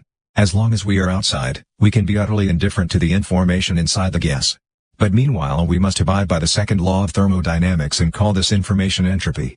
If we want to make the energy in the chaotic heat motion accessible, we must get to know all the microstates of molecular motion we previously ignored by simply saying that heat involves a certain entropy. We must obtain information about every single one of all these microstates. But then we're in trouble. We'll either have to exert ourselves keeping control of all the information or forget it all again. In the long run, either will prove too costly. Maxwell's demon wants to describe the gas from within and without at once. It wants to know where the molecules are and at the same time enjoy the heat. But you cannot do that, even if you are a demon. In 1988, Wojciech posed an important question: what if the demon is so cunning that it starts by measuring all the molecules and then summarizes its knowledge in a very simple description, such as all the molecules are in the chamber on the left? This information does not contain many bits, just one, actually. It does not cost much to get rid of this bit again, yet it contains a piece of knowledge that can be used to hit the jackpot. Now, what is interesting about our knowledge of the world is that once in a while it can be summarized with such strange beauty that enormous insight may be packed into just a few lines. The demon must be able to do the same, and at the same time enjoy the gains within. Is the demon, then, not mortal after all? Chapter 3 Infinite Algorithms. Science can attain its goal, then Maxwell's demon can also attain its to knock holes in the most fundamental law of nature discovered science. In reality, this is the consequence of the question Wojciech asked in 1988. If the only reason Maxwell's demon does not work is that the demon expends masses of energy on forgetting everything it has learned, the demon could simply summarize its knowledge in a W formula. It would not cost much to forget again. Then it would be able to cash in on almost the entire benefit of knowing the world at the molecular level. It would be able to extract heat from the night frost, no cost. The second law of thermodynamics would be violated, the perpetual motion machine possible, and the natural science view of E-world would be in deep trouble. So it must be impossible for the demon to compress its knowledge to a few simple formulae and data that tell the whole history of the molecules in the container in which the demon operates. But if it is impossible for the demon to do so, surely it must be impossible for human beings? The goal of science has always been to draw up the most concise description of the world possible. But there must be limits as to how concisely the world can be described, or there will be problems with Maxwell's demon. That is the consequence of Wojciech's question. If we can obey that we can describe the whole world in an arbitrarily concise RM, the most fundamental assertion in our perception of the world ekes down, the second law will be breached. Maxwell's demon is not just a problem for the study of heat and thermodynamics. Maxwell's demon is a problem for our entire cosmography, unless the notion that the entire world can be described in all its details by just a few brief equations of almost divine beauty is incorrect. It is. This was proved in 1930 in a study of the most basic problems in the foundation of mathematics. It was a realization that totally transformed the situation of the mathematicians and logisticians, a realization that forced scientists to admit that they would never be able to prove everything in this world, that human understanding of the world will forever contain intuitive insights that cannot be proved, that human beings know more about the world than they can explain via a formal system. This realization, understandably called the most profound proof ever carried out, concerns the limits of the certainty of human knowledge, the limits of what we can prove. It is proof that we cannot prove everything, even when we know it is true. That this should be remotely connected to thermodynamics and the impossibility of building perpetual motion machines can hardly have occurred to mathematician Kurt Gödel when he published his proof of a theorem in January 1931. It took another half-century, and it came almost as a relief, to realize that it was precisely Gödel's theorem that led to the explanation of why Maxwell's demon did not work. For in Gödel's theorem we simply come to grips with the very limits of all formal knowledge, and thereby, in one sense, the only certain knowledge we will ever possess. An infinity of truth can never be embraced by a single theory. Only the world is big enough to understand the whole world. No map of the whole world can ever be made that includes everything, unless the map is the terrain itself, in which case, of course, it is not a map. Modern mathematics' account of its own foundations was annihilated at a stroke. The dream of certitude withered. Wir müssen wissen. Wir werden wissen. This was the great mathematician David Hilbert's conclusion to his great summarizing lecture when his native town, Königsberg, made him an honorary citizen on 9 September 1930. We must know. We shall know. For decades, David Hilbert had been the great spokesman for the possibility of a clear, definitive account of the logical foundations of mathematics. In 1900, he had listed the problems yet to be solved before the foundations of mathematics were under complete control. It had to be shown that mathematical science comprised a coherent, uncontradictory, exhaustive logical system. Again and again during the early decades of the 20th century, Hilbert emphasized that such an absolute clarification of the foundations of mathematics was in sight, that there was sense in the belief that any mathematical problem could be solved.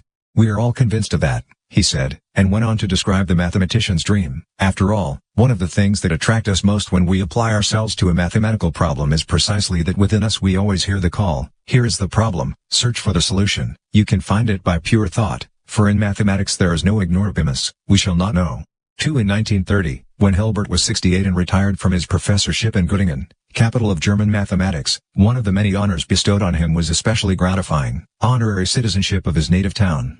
The ceremony was to take place in the autumn, when the Gesellschaft Deutsche Naturforscher und Ärzte, German Society of German Scientists and Physicians, was to have its 91st convention in Königsberg, which has played a very special role in the intellectual history of Germany because the philosopher Immanuel Kant lived and worked all his life there.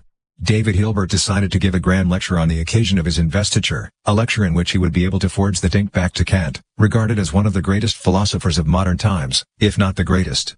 Under the title Nature Erkennen und Logik, he directed sharp but politely formulated criticism at Königsberg's great son. At the end of the 1700s, Kant had realized that human knowledge was based on a number of preconditions that precede experience. We can know the world only because our knowledge is based on a series of concepts or categories, such as time and space, that themselves cannot be known. We see through very specific spectacles, which we cannot question, for they themselves constitute the precondition for our being able to see at all. Kant talked about the a priori of knowledge, concepts and categories that are preconceived prerequisites to any understanding. Hilbert did not agree. Kant has greatly overestimated the role and the extent of the a priori, he said in his address. We see now, Kant's a priori theory contains anthropomorphic dross from which it must be freed. After we remove that, only that a priori will remain, which also is the foundation of pure mathematical knowledge. 3. In other words, his project was to anchor mathematics in a handful of logical, mathematical principles from which anything could be proved in a final, conclusive fashion. This meant that logic would be able to explain most of human intuition, so there would be no need for Kant's a priori, things in our understanding that we cannot account for rationally, so that in the final analysis the explanation of understanding tests in the fact that we are what we are and we perceive the world the way we do. Hilbert wanted to do away with this illogical a priori. He wanted a thoroughly transparent explanation of our knowledge. In the 1800s, the French philosopher Auguste Comte founded positivism, the philosophical school which says we must stick to knowledge that can be positively underpinned, i.e., through experience or logical and mathematical proofs. Anything else is unscientific. Comte's was an attitude highly critical of Kant. But positivism did not go far enough for Hilbert. In his address, he referred to Comte and his discussion of the problem of unsolvable problems, which is a problem for any philosophy that will accept only knowledge the correctness of which can be proved. Hilbert stated, in an effort to give an example of an unsolvable problem, the philosopher Comte once said that science would never succeed in ascertaining the secret of the chemical composition of the bodies of the universe. A few years later, this problem was solved. The true reason, according to my thinking, why Comte could not find an unsolvable problem lies in the fact that there is no such thing as an unsolvable problem. For there are no limits to thought, everything can be understood, one day everything will be understood. Wir müssen wissen. Wir werden wissen.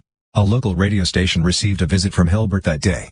Two mathematicians from Königsberg had arranged for him to repeat the conclusion of his address in the studio, so his words would go out on the air and be recorded for posterity. Constance Reed, who has written a nicely balanced biography of Hilbert, relates, his last words into the microphone were firm and strong, Wir müssen wissen. Wir werden wissen. As he raised his eyes from his paper and the technician snapped off the recording machine, he laughed. The record which he made of this last part of his speech at KG6 Königsberg is still in existence. At the end, if one listens very carefully, he can hear Hilbert laugh.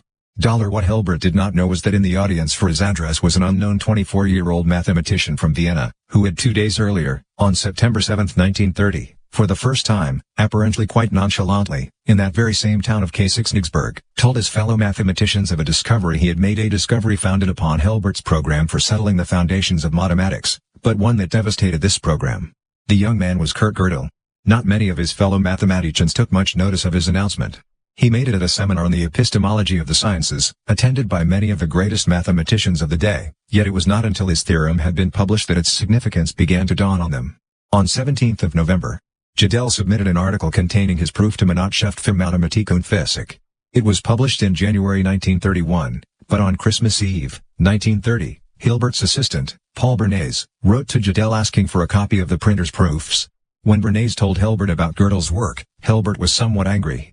But Hilbert demonstrated his stature as a man and as a scientist in 1939, by expanding, together with Bernays, Gödel's work with a number of important technical details. The words remain on the headstone of Hilbert's grave in Göttingen: 9 wir müssen wissen. Wir werden wissen. But he lived long enough to know that we never will. In 1910-13, the British philosopher and mathematician Bertrand Russell and the mathematician A. N. Whitehead had published Principia Mathematica, a work that was meant to deduce all mathematical theory from the laws of logic. While preparing the work, Russell had come upon what is known as Russell's paradox, which had to all intents and purposes spoiled their project. It turned out that there were contradictions inherent in mathematics. Paradoxes emerged from the otherwise so logical system. It was particularly when mathematical quantities began to refer to themselves that things went wrong. But Russell thought these problems could be dealt with. A neat technical solution was apparently found. Kurt Gödel's January 1931 article bore the title on formally undecidable propositions in Principia Mathematica and similar systems. In other words, it was with direct reference to the work of Russell and Whitehead that Gödel delivered his realization. Bertrand Russell was an all-embracing intellect and became one of the dominant philosophers of the 20th century, busying himself with almost all the disciplines of philosophy, and adopting widely differing philosophical stances in the course of his life. He abandoned mathematical logic once he, as he thought, had solved its fundamental problems in Principia Mathematica. "It is 50 years since I worked seriously at mathematical logic," he wrote in 1963, "and almost the only work that I have read since that date is Gödel's. I realized, of course, that Gödel's work is of fundamental importance, but I was puzzled by it. It made me glad that I was no longer working at mathematical logic. 1 degree, yet it was through Gödel's work that the theme of the century began to unfurl for real. Damn lying." This statement, the paradox of the liar, has plagued European thought for thousands of years. If it is true, it is false, and vice versa. A liar who says he is lying must be speaking the truth. If he is lying, he is not lying when he says he is. There are lots and lots of more technical versions of this paradox, but in essence they are the same. Self-reference causes difficulties. This applies to claims that one is lying and also to claims that one has said things as concisely as possible. Such paradoxes are quite loathsome. One of them is known as Richard's antinomy and is about the uncountability of numbers. Gödel demolished the hope for mathematical logic by studying propositions reminiscent of these paradoxes, or antinomies, as the philosophers prefer to call them. One of the very few non-mathematical sentences in his 1931 paper reads, "The analogy of this argument with the Richard antinomy leaps to the eye." It is closely related to the liar too. Gödel's ingenious idea was to take the assertion "I cannot be proved." If this is true, we cannot prove it. If it is false, then we can prove it, i.e., we have proved something that is false. The assertion is true if and only if it cannot be proved. This was not too good for mathematical logic, but not because it was a paradox, a contradiction. The problem rather is that the assertion "I am unprovable" is true. It means that truths exist which we cannot prove. There are truths we cannot arrive at through mathematical and logical proofs. This is an informal version of Gödel's proof. Even though, of course, it was originally expressed in a far more stringent version, in far more formal terms. Gödel showed that statements could be coded as numbers. He thereby translated problems with statements that refer to themselves into numbers that refer to themselves. A simple yet very profound idea. It leads to the realization that a logical system can never prove its own consistency. The truth or correctness of a logical structure or language can never be proved from within. You have to stand outside the system and say, "It is consistent. It hangs together." Consistency and freedom from contradiction can never be proved from within a system. The mathematician Andrew Hodges has since put it thus: Gödel's special assertion was that since it was not provable, it was, in a sense, true. But to say that it was true required an observer who could, as it were, look at the system from outside. It could not be shown by working within the axiomatic system. Logic can never do without man. Plus people often think of Gödel's theorem as something negative. The British mathematician Roger Penrose wrote in 1988.14 Gödel's realization is usually perceived as a signal of everything man cannot do. Or, as Danish philosophical literature puts it, as an axiom of impotence. 5 Indeed, Gödel's proof is also proof of impotence. Not, however, of the impotence of man, but of the impotence of logic. We will never escape the need for our own powers of judgment. Gödel proved that people know more than they can know whence they know it. Insight reaches further than any logical recipe can lead the mind. Gödel's theorem is an unparalleled tribute to the creativity of the human mind. But historical circumstances meant that Gödel's revelation was reminiscent of the conclusion of a previous epoch more than it signified the start of a new one. Hilbert's program was merely the mathematical expression of an overconfidence that infected the philosophy of science at the turn of the century. Comte's positivism condemned any knowledge that could not be positively founded in experience or logical deduction. In the Vienna of the 1920s, this philosophy was refined and honed in a direct high known as logical positivism. A circle of philosophers and mathematicians honed the positivist requirement into a requirement that one must be able to verify knowledge before it could be taken seriously. One must be able to prove that it was correct. The consequence of this refinement was the death of positivism. It turned out that it was irreconcilable with the use natural science made of induction, where one derives a general law from a series of observations. After all, one never knows whether the next phenomenon one observes will violate the law one has just drawn up. That positivism could collapse this way could have been no surprise to Gödel, who attended the meetings of the Vienna Circle. His entire mathematical philosophy was inspired by Kant, who stressed that we cannot prove all that we know but must accept that it is based on premises that cannot be proved, the a priori categories. But Gödel was not merely an opponent of positivism. He was a Platonist. His views on the quantities mathematics involved derived from the Greek philosopher who drew up a philosophy of ideas in about 400 SC. Plato's idea was that behind the reality we perceive through our senses there was an even more real reality, composed of fundamental principles, ideas, of which the reality we perceive is merely an impression. But it exists, whether we realize it or not. This view was in powerful contrast to most of the views in mathematics in the early 20th century, but is far more widespread today. David Hilbert thought that mathematics was a kind of game that showed its correctness through its formal consistency. Bertrand Russell considered mathematics simply a type of applied logic. Others, such as the Dutchmen Lewitz and Brouwer, considered that mathematical quantities were refinements of human practice, i.e., our intuition. But Gödel thought that the reality of these quantities had nothing to do with whether we could prove that they were consistent or could be proved logically or applied in practice. Integers and other mathematical quantities exist out there long before we realize their existence.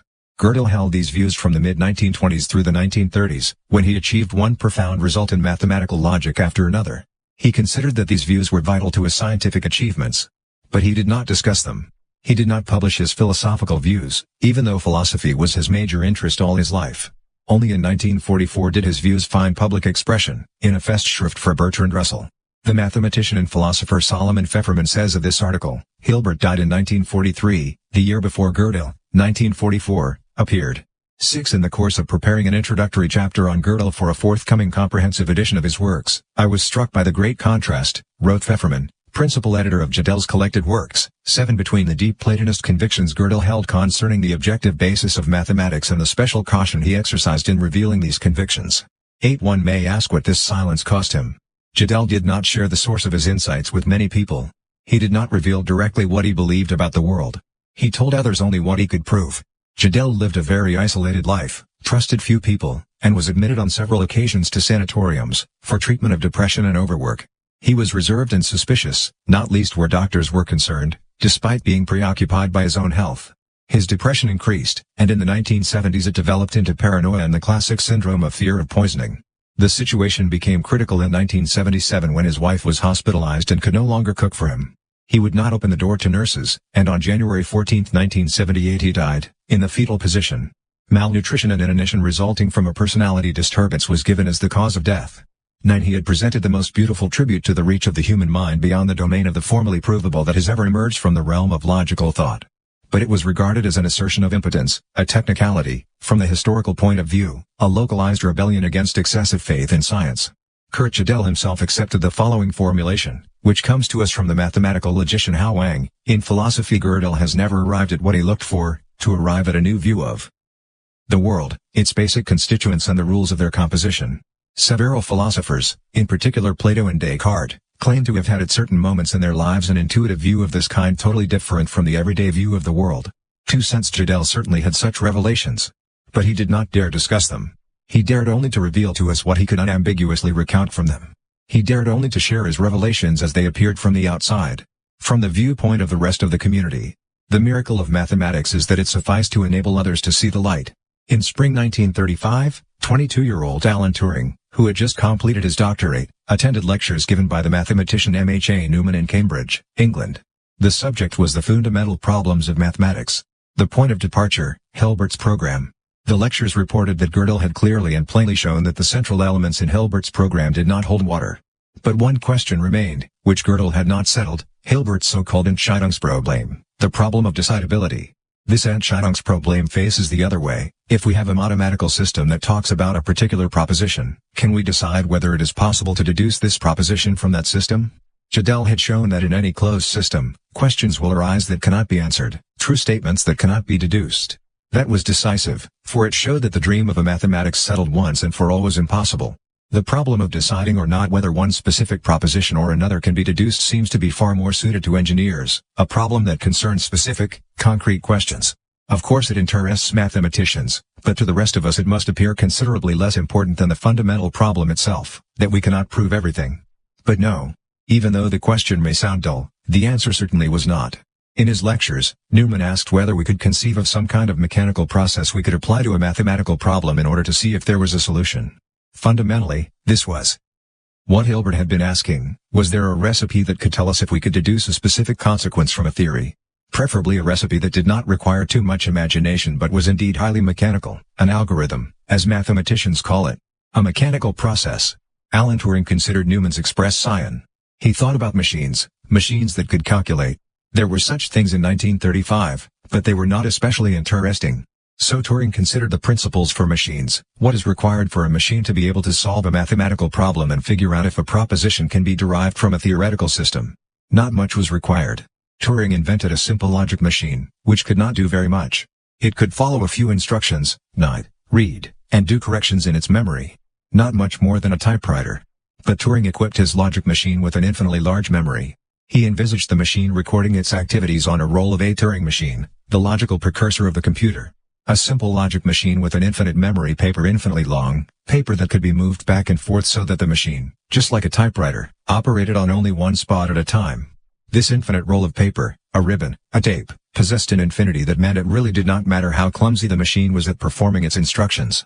Because it had enough memory, and enough time, Turing realized that such a simple machine, known today as a Turing machine, could actually solve many of Hilbert's problems of deduction, precisely because Gödel had invented elegant logical maneuvers by which to treat all manner of mathematical constructions disguised as numbers. It was a universal machine capable of solving any kind of arithmetical problem. Any calculation known to be performable could be performed by a Turing machine, which thus embodied the principle of a calculating machine in pure and general form. But Turing soon realized something else: algorithms could be described that the machine could not chew its way through in comprehensible fashion. There were quantities it could not arrive at. Not because the figures were too big, but because the algorithm was too inscrutable. One could not say whether the machine would arrive at the number until it had done so, and that might take infinitely long. So within a finite period of time, one could not know whether it would ever arrive at the result. This meant that Hilbert's Entscheidungsproblem was unsolvable. We cannot provide an algorithm that tells us whether anything can be deduced from a mathematical system. An important conclusion in its own right, and one that was arrived at simultaneously and independently by another scientist, the American logician Alonzo Church. But the interesting thing about Turing's findings was that he had made two discoveries at once, one summer day when he was lying in a meadow. In his biography of Alan Turing, the mathematician Andrew Hodges puts it this way: Alan had proved that there was no miraculous machine that could solve all mathematical problems, but in the process he had discovered something almost equally miraculous, the idea of a universal machine that could take over the work of any machine. Turing had created the theory for machines that could calculate. A few years later, the Second World War brought the resources necessary for the urgent development of electronic computers, particularly in Britain and the United States. Under Turing, the British used them to crack Germany's secret communication codes. The Americans used them for building the atom bomb, among other things. Since World War II, computers have become common property. For decades now, man has been dominated by the idea of the endless possibilities. Computers allow us for controlling the world and monitoring absolutely everything. But the fact is that the concept and theory of computing were invented at the very instant Alan Turing realized that we cannot compute everything. The human mind was able to formulate the idea of a universal calculating machine at the very moment it became obvious that we cannot calculate everything mechanically, that there are questions that we know as answerable only once they have been answered, and not before. The depth of this relationship may seem alien to us. The Church-Turing thesis simply states that you can compute anything that has already been computed. You can do whatever you know you can do. And you know whether you can do more only once you've done it. Today, when computers are omnipresent, this finding is more familiar as the Turing halting problem. In general, can we figure out when a computer will have finished a specific calculation? The answer is no. We cannot know in advance when a computer will finish a calculation, unless, of course, we have tried it before. Similarly, we cannot know whether a computer will ever finish a calculation until it is finished. Until it has finished, we don't know whether it will finish or whether it will just go on forever. This is not the case for the simple sums of everyday life, of course, for we have plenty of experience with them. But it is only because we have experience of them that we know this. There are no principal universal logical rules that tell us anything we did not already know. The Church-Turing thesis and Turing's halting problem tell us that we can learn nothing unless it is through experience. There is no possibility of telling in advance what will happen. In this respect, computers are similar to seekers of the truth and lit children. All we can do is wait until the cry comes, "I've finished." Many mathematicians would perhaps prefer to limit the disclosure of the present status of mathematics to members of the family. Maurice Klein wrote in 1980 in his preface to a book about mathematics' loss of certainty. To air these troubles in public may appear to be in bad taste, as bad as airing one's marital difficulties. 22 indeed, many years did go by in which the crisis made few waves. As Rudy Rucker summarizes the sequence of events in a book published in 1987, Gödel's theorem shows that human thought is more complex and less mechanical than anyone had ever believed. But after the initial flurry of excitement in the 1930s, the result ossified into a piece of technical mathematics. Gödel's theorem became the private property of the mathematical logic establishment, and many of these academics were contemptuous of any suggestion that the theorem could have something to do with the real world. 25 The philosophers were not doing much better either. Although in the early 1930s the Polish philosopher Alfred Tarski did present a Gödel-like argument demonstrating that one could never deduce the truth of a system from within the system itself. But Gödel's theorem did become widely known, not least because in 1979, the American computer scientist Douglas Hofstadter published a very beautiful, very difficult, and very famous book, Gödel, Escher, Bach, in which he points out the spiritual kinship of Johann Sebastian Bach, 1685–1750, whose contemporaries found his Musik to Mathematikal, the graphic artist Maurits Escher, 1898–1972, still not properly acknowledged by his fellow artists, and Kurt Gödel, 1906–1978, news of whom is only now reaching wider circles. There was another reason why the world began to take notice of Gödel. It became clear that the phenomenon he had pointed out was not limited to the quaint paradoxes of the ancient Greeks. Unprovability and undecidability are fundamental features of our world. The further development of Gödel's theorem in the 1960s was given several names: the theory of algorithmic information, algorithmic complexity, algorithmic randomness. Whichever name we choose, it had three fathers: Ray Solomonoff, Andrei Kolmogorov, and Gregory Chaitin. Complicated? Not so bad as it sounds. Actually, this theory makes it far simpler to express just what it was that Gödel and his successors had discovered. For it gives us a sensible definition of what randomness really is, and that is important because it thereby gives us a hint as to what order is. Its point of departure is numbers. What is a random number? As the three gentlemen are mathematicians, they have a penchant for binary numbers, i.e., numbers consisting of zeros and ones. 0101101001010. A number like that is a real eye strainer, but we can just put a period up front and make it look like a good old-fashioned decimal, 0.101110000110. Is this a random number? Well, we just jotted down a series of random binary digits. But were they just chance? We could also have tossed a coin 12 times and noted heads as 1 and tails as 0. Surely then the number would have been random? We can try it. 1,100,111. No, there was no cheating. A coin was tossed 12 times. But if we try again, the number will definitely be different. 110,011,010,000. Of course, we could have done something quite different. For example, we could have arranged a test of our knowledge of binary numbers. By writing, for example, 0.01010101001. That does not look so random at all. It is a sequence of 01s. So it could be expressed much more simply, 0.6 times 01. But as a matter of fact, this was a particularly devious example, for it can be expressed even more concisely. It is the binary representation of 1/3. The point is that there are some numbers that can be expressed much more concisely. 111 quadrillion 111 trillion 111 billion 111 million 111,111 can be written 18 times 1. If we use the decimal system, 0.42857142857 can be written as 3/7, and 1,234 octillion 567 septillion 891 sextillion 11 quintillion 121 quadrillion 314 trillion 151 billion 617 million 181,920 can be written as the sequence of numbers from 1 to 20. But can the coin-tossing sequences be described more concisely? No, they cannot. After all, they are a kind of report of 12 successive events, completely independent of one another. There is no system to decide whether a 0 or a 1 will appear in the next position. Oh, we would expect a long string of zeros and ones to contain roughly the same number of zeros and ones, because we expect roughly the same number of heads and tails. But the order is random. There is no system in it. Of course, we could toss the coin 12 times and come up with the sequence 0101010101, which can be expressed very concisely, but it would not happen very often. In fact, we would have to reckon on tossing the coin many thousands of times before we came up with precisely that sequence, or any other specific sequence. We can't be bothered. So random numbers cannot be described more concisely. but other kinds of numbers can be, such as 0.42857142857, which can be written as 3/7. So we can differentiate between random numbers and ordered numbers. Random ones are the ones that cannot be described more concisely, while ordered ones are the ones that can. That is what we mean by order. The three gentlemen's theory says that we thereby have a very nice theory for order and randomness. Randomness is that which cannot be expressed more concisely by an algorithm. A random number is a number that cannot be expressed more concisely than itself. The opposite is the case with ordered numbers. 5/7 is a rule of arithmetic, an algorithm that tells us how to obtain the sequence 0.42857142857, when we tacitly agree that we will make do with the first 12 digits. So this sequence is less random than the sequence 0.32857142877, where 2 digits have been altered, thereby presumably creating a number that cannot be reduced to a simple fraction. But can we be sure? Who says that 0.32857142877 is not some simple fraction or other that we merely failed to grasp in the rush? Perhaps there is a reader out there who will find an algorithm for the sequence 0.32857142877 that is shorter than the sequence itself. If so, that will prove that this sequence is not random. But until then, we can assume that it is. However, one never knows what a cunning reader might come up with, and in a sense, that is what Gödel proved.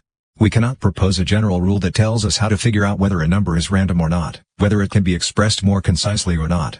This is a direct consequence of Gödel's realization. It is Gödel's theorem, it is what he proved. We know whether a number can be expressed more concisely only when we realize that it can be. Until then, we cannot decide. There are far more random numbers than ordered ones. Most numbers cannot be expressed more concisely than they are already. We can understand this intuitively from the way in which we created our, hopefully, random number. We simply took an ordered number, 3/7, wrote it as a decimal, and changed 2 digits. The result was a, presumably, random number. But we could have changed 2 other digits, or changed the 2 we did change into something quite different. The result would, presumably, have been just as random. It is important that the algorithm describing the way we create our messy number cannot be expressed more concisely than the number itself, or things will go wrong. 0.32857142877 can be expressed as 3/7, 0.1 plus 2x 10 degree, which is almost shorter than the number itself, which would then not be random at all. It is possible to prove that a number is not random because it can be described more concisely, namely, by giving an algorithm for it. But it is not possible to say that it cannot be described more concisely. That is Gödel's realization. We can know that it is order when we see it. But we cannot know that it is not order just because we cannot see it, and no mathematics, logic, or computers can help us. Order is order. The rest is undecided. Of course, the three gentlemen have expanded on these ideas. The shortest way of describing a series of numbers can also be expressed as the shortest instruction we can give a machine to make it print out the number. A random number requires that we tell the machine the whole sequence, while a number such as 0.42857142857 can be entered more concisely as 3/7. The idea is, then, to define the algorithmic information content of a sequence of numbers as the shortest algorithm that will make a Turing machine print the sequence out. This concept is also known as algorithmic complexity or algorithmic randomness. But, we could object, that means that random numbers contain more information than ordered ones. Indeed they do.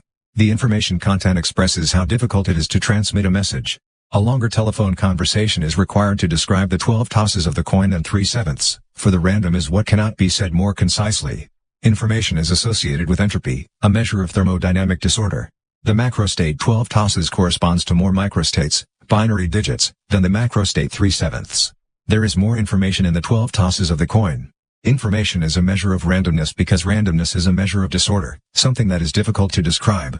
Information is a measure of how surprised we are, and there are more surprises in disorder than in order.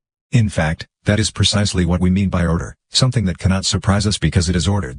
The peculiarity of Shannon's notion of information thereby becomes comprehensible. Information is defined only when we know the context, when we say which macrostates and microstates we are talking about. Information is defined only when we explain what we mean by order. Gödel's theorem tells us that we can never know whether there is order in something random, an order we have not yet caught sight of. To know how much information there is in a piece of disorder, we must know how much order has already been discovered in this disorder. We cannot define information until we know what order the receiver of the information has discovered. Information cannot be defined without knowing the context.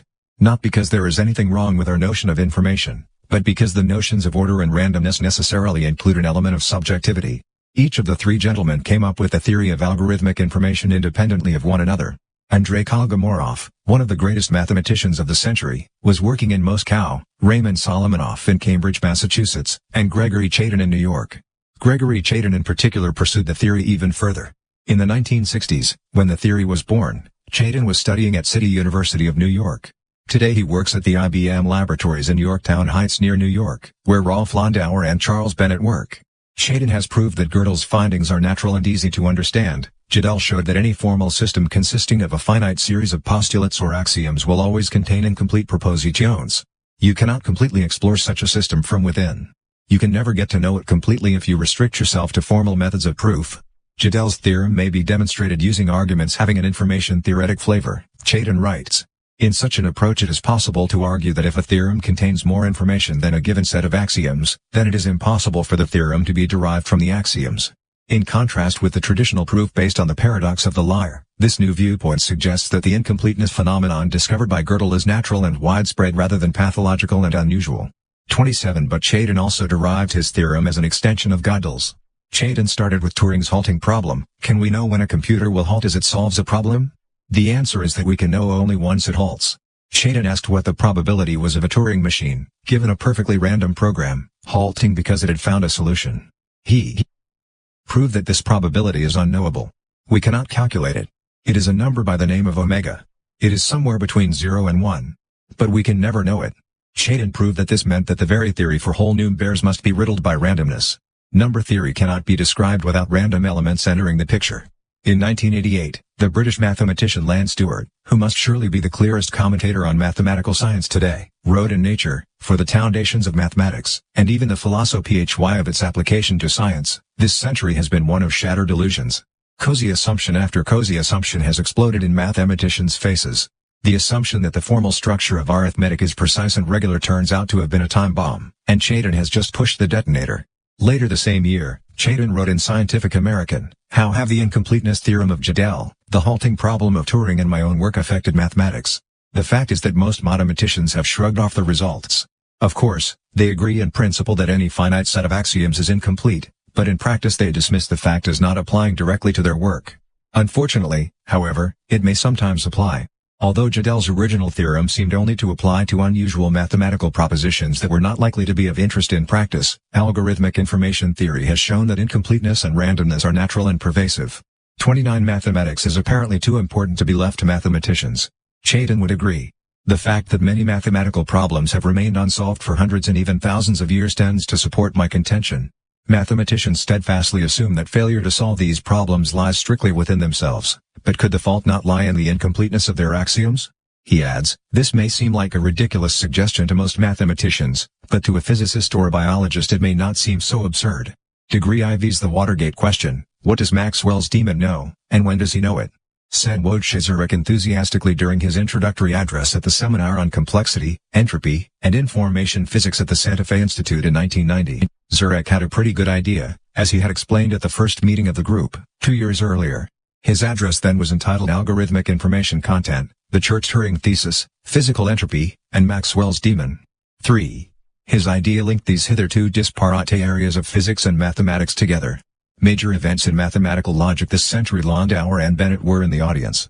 Zurek quoted their solution to the problem of Maxwell's demon, a solution which indicated that the problem for the demon was forgetting everything again. Once it had measured where all the molecules in the container were and the way they were moving, so that it could let the swifter ones into one chamber, it had scored a gain, certainly, but also taken on an awful lot to remember. The problem was not, as Szilard and later Brillouin thought, measuring where the molecules were. The problem was all the knowledge the demon had acquired.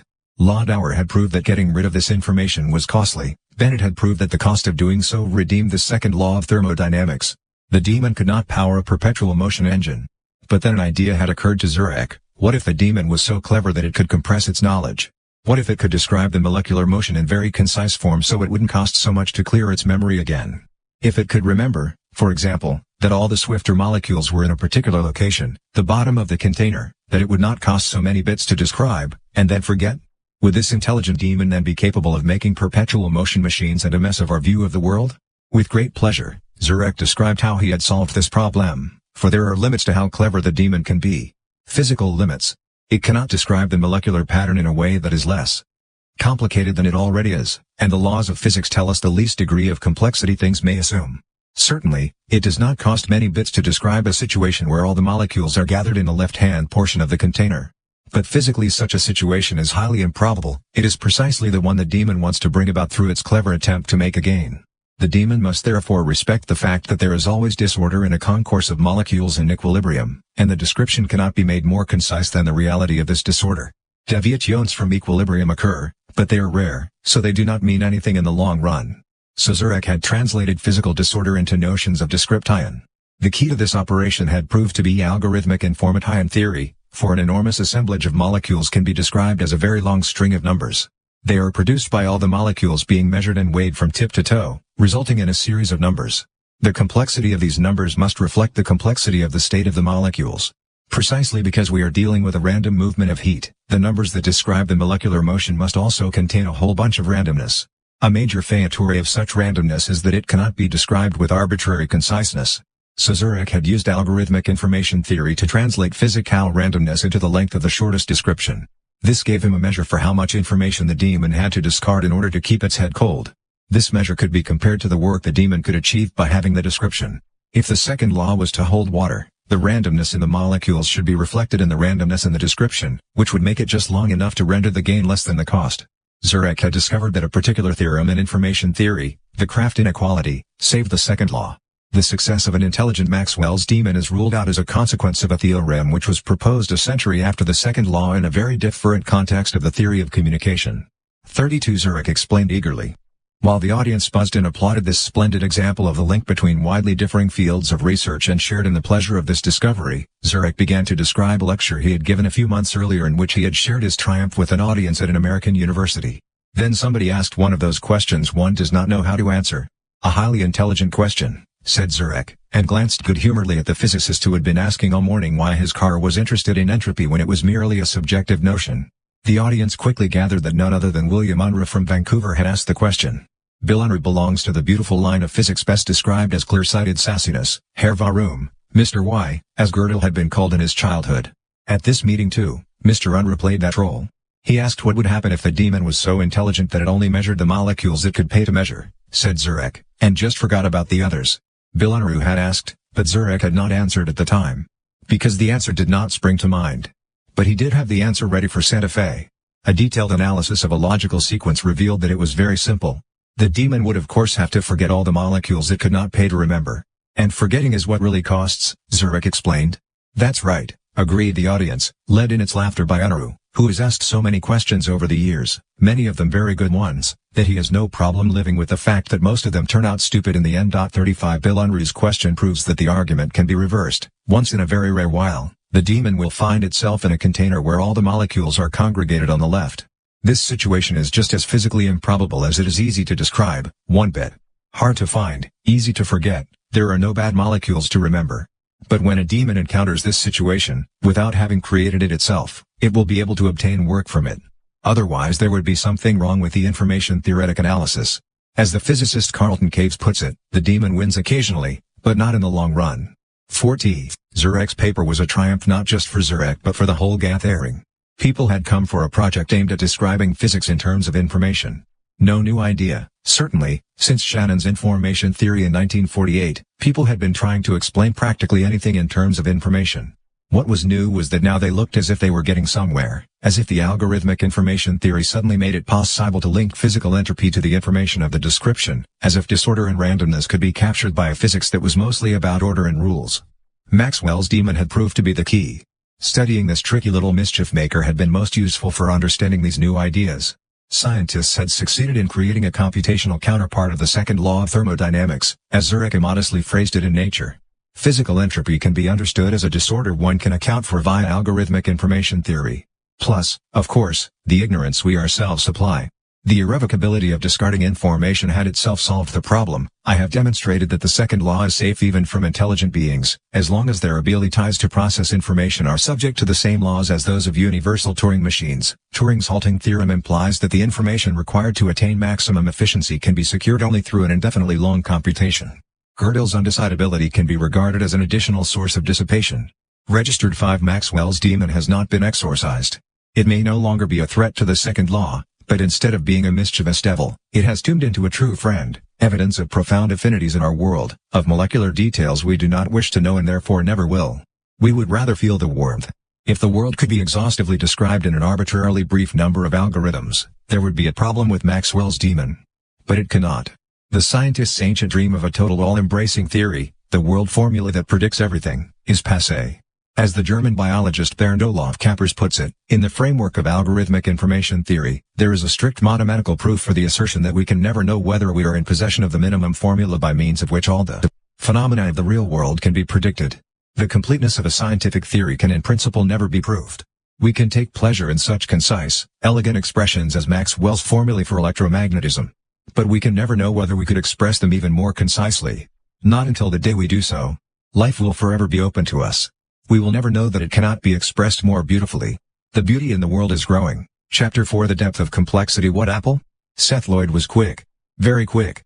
Actually, he diffused a rather good practical joke. The physicist from the California Institute of Technology was standing with his back to the audience. He was writing formulae on the board as he explained how he would derive the existence of things from notions of information. It was Friday afternoon, April 20, 1990, and at the beginning of the week John Wheeler had prophesied that by this stage the assembly would have arrived at an explanation of how the universe was put together. Of course, this had not been fulfilled yet at the Santa Fe Institute, but many of the physicists felt that the conference on complexity, entropy, and information physics was really onto a very good thing. It from bit, as the graying visionary John Wheeler had put it, deriving the theory of things from the theory of information. Seth Lloyd had kicked off his lecture on logical friction by talking about an apple and its itness. "Want to try and do what Wheeler suggested, and derive it from bit?" said Lloyd, and took a bite of the apple. But he soon switched from his tangible apple to more theoretical matters, dressed up in a very long series of equations that Lloyd scribbled on the board as a couple of dozen physicists struggled to keep their eyes open at the end of the last day of the week. During one of Lloyd's longer calculations, the physicist John Denker from AT&T's famous Bell Laboratories swiped the apple from Lloyd's lectern. It vanished. Another colleague from Bell Labs, Jan LeCun, caught on to the idea and interrupted Seth Lloyd's flow of words as he calculated. How does that particular notion relate to the itness of the apple? His question was not especially shrewd, but everyone waited for Lloyd's reaction with bated breath. Seth Lloyd turned to face the audience to make his reply, but he spotted the trap quick as a flash. "What apple?" he asked, and he turned back to the blackboard and went on calculating. The next time he was interrupted, this time by a more serious case tie-in, he turned to the audience and remarked, "I refuse to answer any more questions until I've gotten my apple back." But by now the apple was on the lectern again, and the audience tried to pretend they did not know what he was talking about. When the lectern was over, tumult rose. Doyne Farmer, who headed up the nonlinear studies group at the Los Alamos lab near Santa Fe, tried to capture Lloyd's apple. "I want that apple so bad," he shouted, but Lloyd was not going to give it up just like that. The apple of discord ended up on the floor of the lecture room at the Santa Fe Institute, smashed to bits. That week, it did not get derived from it. But the prospects for its being so are so good that scientists are already racing to see who will solve the riddle of complexity. Complexity covers a vast territory that lies between order and chaos. The physicist Heinz Pagels wrote in his visionary book The Dreams of Reason, 1988. For the fact is, the spectrum of possibilities that the notions of order and disorder offer our cosmology is a very poor one. Total disorder is uninteresting. A mess. Not worth talking about, because we cannot describe it in any explanatory way. There is no more to be said about disorder than it says itself. Similarly, total order is not particularly interesting either. A lattice of atoms in a crystal, a meticulously arranged pattern of reiterations. What there is to say about such order is quickly said and soon becomes trivial. So there must be a third possibility, which is neither total disorder nor total order, something that is definitely not trivial but is complicated without being chaotic, complexity. This territory between order and chaos encompasses practically everything worth talking about, everything we talk about and experience in our everyday lives, living beings, changes in the weather, wonderful landscapes, friendly conversation, delicious salads, and fun and games. Take a piece of writing. If it is totally ordered and predictable, it is of little interest. There is an enormous amount of order in a text composed of regular series of letters such as A. The algorithmic information theory explains why it is boring. It is not difficult to prepare a concise description that permits the reproduction of such a text. Tenues A. Conversely, a total mess of a text isn't that interesting either. According to algorithmic information theory, the shortest program that can reproduce this string of random letters is the string itself. Because it is a random string of letters. Widespread acceptance of information theory has always been plagued by the fact that there is far more information in a text written by a monkey than in a text written by a famous author. But this is only natural, because there is no system in what the monkey writes, as far as we can see, at any rate, so it cannot be expressed more concisely, whereas the author's text always includes an amount of redundancy. A meaningful text can always be expressed a bit more concisely because language contains a degree of superfluous characters. _ders _ w _ it is _rint d her even haug ever fift let r has ain r move ry A totally ordered text contains very little information and is therefore very easy for the telephone engineer to compress and transmit, whereas a totally disordered text requires very accurate reproduction, and even that cannot make it especially interesting. So meaning and information cannot have much to do with each other as regards pieces of text. Similarly, complexity and information cannot have much to do with each other as regards the physical world. Of course, there has to be a certain amount of information before we can talk of meaning or complexity. But the amount is not what matters most. Information is an interesting concept but not a particularly good measure of complexity. The scientific view of the world is characterized by the same problem. It includes order and disorder but not this third possibility, which is the really interesting one. Newton's classical physics is characterized by a majestic order expressed in equations that can be reversed in time. All the processes described are so neat and regular that they might just as easily happen backward. The planets orbit around the sun with such regularity that we would have the same picture if we reversed their motion so that they orbited in the opposite direction. Mechanics and other classical disciplines of physics consist of reversible laws in which the direction of time is irrelevant. These laws correspond more to the situation in space than on Earth, for they work only if there is no friction, air resistance and adhesion such as always exist on Earth in practice. However, these are only corrections, and we can allow for them, or so we are taught at school. But we can ask the same question as American physicist Richard Feynman: are all the laws of physics reversible? Evidently not. Just try to unscramble an egg. Run a moving picture backward, and it takes only a few minutes for everybody to start laughing. The most natural characteristic of all phenomena is their obvious irreversibility. On the other hand, the field of physics that actually does explain friction and other irrevocably irreversible matters ends in utter chaos. Thermodynamics explains that entropy grows as time passes, so films of eggs smashing on the floor look strange if viewed in reverse. Thermodynamics is closer to everyday life than Newton's equations. But then thermodynamics ends in the heat death of the universe. Everything is heading for gray on gray and a huge mass of entropy. Fundamentally the world is wearing out. Time is passing and everything is constantly deteriorating. Thermodynamics also does not correspond to the world about us. Every spring, the trees burst out in an orgy of color, spiders swarm from the cracks, and new generations of bird beaks begin to sing. The winter cold creates wondrous patterns of ice on our window panes, the autumn storms bring with them ever-changing cloud formations, and the summer waves sculpt the sand on our coasts into unpredictable patterns. In the heavens we see stars shining in a darkness of nothing. The world is not made of sameness. It may end up like that, but most of our lives revolve around the fact that there are other things to think about than dust bunnies and doing the dishes. Life evolves and, as far as we can tell from the fossils, gets more and more complicated. So there is something missing, something radically different, which is neither Newton's order nor the disorder of thermodynamics but lies in between and has to do with complexity, or meaning. Life has always been a complicated affair, and the world forever characterized by complexity. So why, one might ask, is science suddenly beginning to show an interest in the fact that the world is considerably more difficult than the simple circles scientists are used to studying? The answer is the advent of the computer during and after the Second World War. The computer meant the end of the arrogance scientists displayed toward everyday phenomena. Classical science as founded by Newton described a simple, comprehensible world composed of simple systems that could be understood by simple equations. Certainly it did not have much to do with the world to be found outside the physicists' windows, but that did not bother them. They could not have understood it anyway.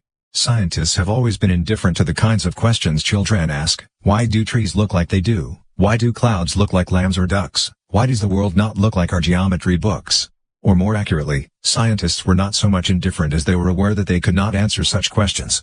They knew the equations for the world, but they just did not have the energy to do the calculations all the way through. If only they had, they would of course have understood why clouds looked like animals and the evening mist gave shape to elves and trolls. Everyday things are so complicated that calculating them cannot be worthwhile, or so the scientists told one another, and left it to teachers and parents to shut the traps of their curious offspring. Then the computer changed everything.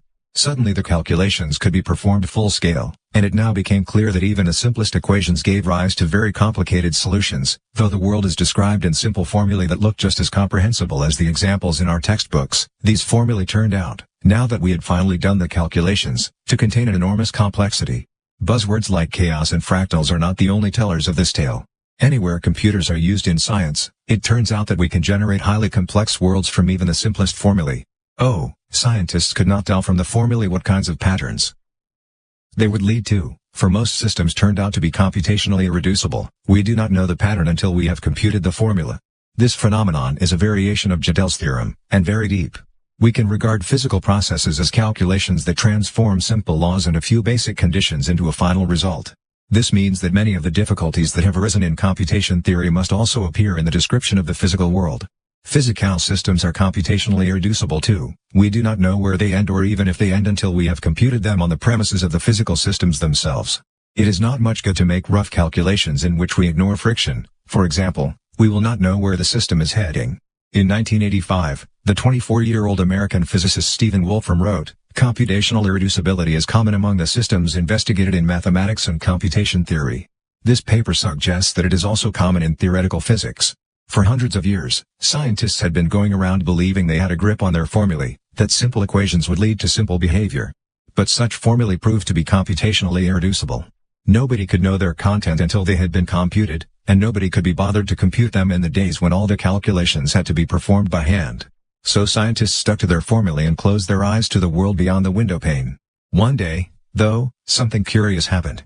Complexity appeared from amidst all the well-ordered simplicity computers were given to calculate. Simple calculations were repeated again and again in a loop known as an iteration. The simple calculations led to a vast complexity when they were reiterated a sufficient number of times, and when complexity appeared on computer monitors around the world, the scientists looked out the window and saw a familiar sight. They realized that the world was not divided into well-ordered formulae and a disorderly everyday world. It hangs together. Disorder can emerge from order, the process just happens to be complex. A new field had been created, and scientists crowded into it. Complexity became a respectable subject even to scientists. The computer became their tool. A new paradigm has been born, wrote Stephen Wolfram. Wolfram set the agenda for science for decades to come. It is common in nature to find systems whose overall behavior is exuberantly complex, yet whose fundamental component parts are each very simple. The complexity is generated by the cooperative effect of many simple identical components. Much has been discovered about the nature of the components in physical and biological systems. Little is known about the mechanisms by which these components act together to give the overall complexity observed. What is now needed is a general mathematical theory to describe the nature and generation of complexity. 5. There is a terrain between order and chaos, a vast undiscovered continent, the continent of complexity. The precondition for discovering it is that we learn to steer between the two poles of our worldview, order and randomness, supervision and surprise, map and terrain, science and our everyday lives. We have to navigate between more than just the order and the disorder in the structure of things. Complexity appears midway between the predictable and the unpredictable, the stable and the unstable, the periodic and the random, the hierarchical and the flat, the closed and the open.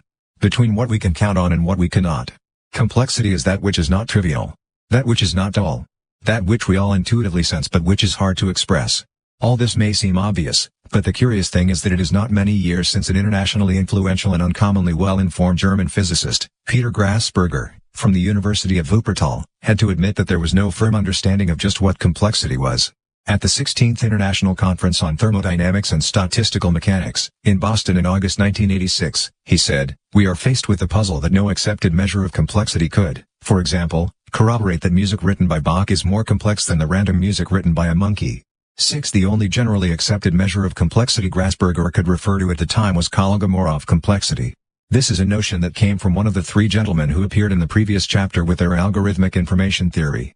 In the 1960s, Andrei Kolmogorov suggested that the complexity of an object could be measured by looking at the length of the shortest description of the object, i.e., the shortest possible string of binary digits able to represent the object. Kolmogorov suggested that the longer the shortest description, the more complexity the object possesses. But of course this just means that a random string has the greatest complexity, for randomness is what cannot be expressed more concisely. Kolmogorov had equated complexity with randomness, and thereby complexity with information. This is not a good idea, as it makes the monkeys mad pounding at the keyboard more complex than the inventions of Johann Sebastian Bach. So there was something very wrong with Kolmogorov complexity. Complexity is found between order and disorder. With this image Bernardo Huberman and Tad Hogg demonstrated a simple, but important, connection. But at the same time it was the most familiar measure. So in 1986 there was a problem. The intuitive notion of complexity of a pattern does not agree with the only objective definition of the complexity of any specific pattern that seems possible, namely Kolmogorov's definition. Grasberger explained. It's a conundrum probably known for some time to many, although it seems to have appeared in print only recently. Bernardo Huberman and Tad Hogg, scientists at the Rank Xerox Palo Alto Research Center in California, had pointed out in 19,858 that complexity must lie somewhere between order and disorder, and could therefore not be measured as algorithmic complexity or information. They proposed another measure of complexity, which meant that complexity was greatest in systems that have neither too much nor too little order. Grasberger realized later that Huberman and Hogg's approach was not new. In fact, it had been expressed in 1962 by Herbert A. Simon, one of the founders of research into artificial intelligence. Nevertheless, we do not have to go back further than 1986 for a leading international physicist such as Peter Grasberger to regard as a complete novelty the notion that complexity lies between order and chaos, and that it is quite different from the randomness measured by Shannon's information. However, before his 1986 lecture was printed, Grasberger, one of the nobler personalities of physics, imbued with great courtesy and modesty, added an apology at the proof stage. While writing this, unfortunately one was unaware of C.H. Bennett's notion of logical depth. 0 for the great breakthrough in the study of complexity had occurred the previous year. I have a criterion for meaning, Charles Bennett said bashfully during a dinner at Pasquale's in Santa Fe in April 1990. Bennett and his close colleague from IBM, Rolf Landauer, had been asked to explain what studies of computation theory could tell the rest of us about our everyday lives. A sentence of coin tosses has high information content but little value. An ephemeris, giving the positions of the moon and planets every day for 100 years, has no more information than the equations of motion and inertia, conditions from which it was calculated, but saves its owner the effort of recalculating these positions. Charles Bennett wrote in 1985 when he introduced his criterion for meaning. The value of a message thus appears to reside not in its information, its absolutely unpredictable parts, nor in its obvious redundancy, verbachine repetitions, unequal digit frequencies, but rather in what might be called its buried redundancy, parts predictable only with difficulty. In other words, the value of a message is the amount of mathematical or other work plausibly done by its originator, which its receiver is saved from having to repeat. Logical depth. This is the name of Bennett's criterion. The logical depth of a message is the measure of its meaning, its value. The more difficulty the sender experiences in arriving at the message, the greater its logical depth. The more calculating time he has spent, in his head or on a computer, the greater its value, as he saves the recipient the trouble of doing the work himself. Whether the result takes less or more time to explain is not so important to anyone but the telephone company. The important thing is the time spent arriving at the message that is to be transmitted. In 1985, Bennett proposed that complexity could be measured as logical depth. It can also be used as a criterion by which we may determine how much meaning a message contains. Complexity is to be measured not by the length of the message but by the work carried out previously. The meaning does not arise from the information in the message but arises from the information discarded during the process of formulating the message, which has a specific information content. What matters is not saying as much as you can. It is thinking before you speak. Informally, logical depth is the number of steps in the deductive or causal path connecting a thing with its plausible origin. Bennett writes, 2. But a more precise definition is possible. We start with algorithmic information theory. A message can be compressed to the shortest form possible, the shortest description that can enable a Turing machine to formulate the message. The shortest form is a measure of the actual information present in the message. But it takes a certain amount of time for the Turing machine to formulate the message itself based on the shortest possible description. For example, when the laws governing planetary motion are to be translated into a table of solar eclipses, the compressed information has to be unfolded. This takes time. This time is what is measured as logical depth. There is a bus every 7 minutes. The buses depart from the bus station 12 minutes before they get to my bus stop. The first bus leaves at 5. It is now 6:30. When is the next bus? At 17:34. The information content of 17:34 is not very great, on the face of it. But the computing time taken can be considerable, especially if I am just on my way out the door. Whoever has worked out the result can help someone else by telling him. This help saves the receiver a certain amount of computational time. It gives meaning. Logical depth is a measure of the process that leads to a certain amount of information, rather than the amount of information that is produced and can be transmitted. Complexity or meaning is a measure of the production process rather than the product, the work time rather than the work result, the information discarded rather than the information remaining. The notion of logical depth is thus perpendicular to information content. Everything has a certain face value as regards information content. But the face value does not necessarily tell us very much about its depth, how difficult it was to generate. There may be an enormous amount of work or thought behind a given message or product. Yet it may be invisible. Making things look easy is hard. Clarity requires depth. Nonsense, on the other hand, is not deep. Baloney is random twaddle that cannot be expressed more concisely, because it possesses no order. There is therefore no difference between the shortest possible program for its repetition and full-length twaddle. So no computational time is involved, apart from the time taken to utter it. A mess has no depth, either, because a mess cannot be described more concisely than the way it describes itself by simply being a mess. The idea of Bennett's proposal is that any meaningful or complex quantities must be capable of being described more concisely but are not necessarily so. They can be compressed into a brief recipe. A living organism can be specified in a few genes, but it takes time to decompress the creature concerned. A great opera can be written using just a few notes, but staging it requires a lot of work. A table of the phases of the moon throughout the year can be computed from a simple algorithm. But it takes time. Disorder, baloney, and slips of the tongue cannot be put more concisely, however. The shortest program is equal to the entire rigmarole. Bennett's notion indicates that complexity is something which takes time to arise, time in which order is created, time in which information is discarded so there is less to manage. Computational time on a computer, or evolutionary time on Earth. Thermodynamics permits living creatures to organize, for example. They have to burn up a lot of food, certainly, thereby exporting entropy, but then they can grow so complex that they can read books. As long as it happens slowly, it takes time to organize the living. Biological evolution has taken time, just as it takes time to grow big enough to read books. Bennett has formulated a slow growth law. 3 for complex systems. It takes time for things to organize themselves into living creatures, for example. A long time. But it can be done. On Earth it happened over the course of a few billion years. Death and destruction, on the other hand, can be managed in an instant and produce copious quantities of information in no time at all. We can create an awful lot of information by tossing a coin or smashing plates in the kitchen. To describe the result costs a lot of information. But it is not very interesting, it does not have much depth. The notion of logical depth is epoch-making. It implies that it is not the face value of the information but the prior process of discarding information that is central to understanding complexity. What is important is the information that was once present but is no longer there. Most of what we find worth talking about comprises things and thoughts of great complexity, great depth but perhaps not so much surface area. A lot of information has been discarded along the way, and there may not be that much left. A state with a rich history. The interesting things in life may be not the ones that take long explanations to describe but those that take many experiences to get to know. But there are also serious problems in the notion of logical depth. It presupposes that what we talk about can be equated with the result of a calculation. That may be meaningful, even for many material quantities, animate as well as inanimate. For lots of physical and biological systems can be understood as the result of a series of laws that have operated through processes described in these laws. In other words, we can simulate the evolution of a system on a computer. Then we can ask how long the computational time was. The longer the time, the greater the depth of the system. A biological creature is the result of a very long evolutionary computation. An ingenious scientific law may be the result of a very long mental calculation. A yes or a no may be the result of a whole mass of hard-won experience. But the world does not consist merely of calculators, let alone Turing machines. The most interesting calculations in the world take place inside a computer that works completely differently from a Turing machine, the brain. Perhaps all the symbolic, mathematical calculations the brain performs can be simulated by a Turing machine. But Turing machines cannot compute everything, as Gödel has shown. Human beings know the truth of statements we cannot prove by mathematical symbols. In the final analysis, we discard information in ways the Turing machine does not. Ways we do not know. So there is something intuitively unsatisfactory in having to regard all objects as the results of a computer calculation.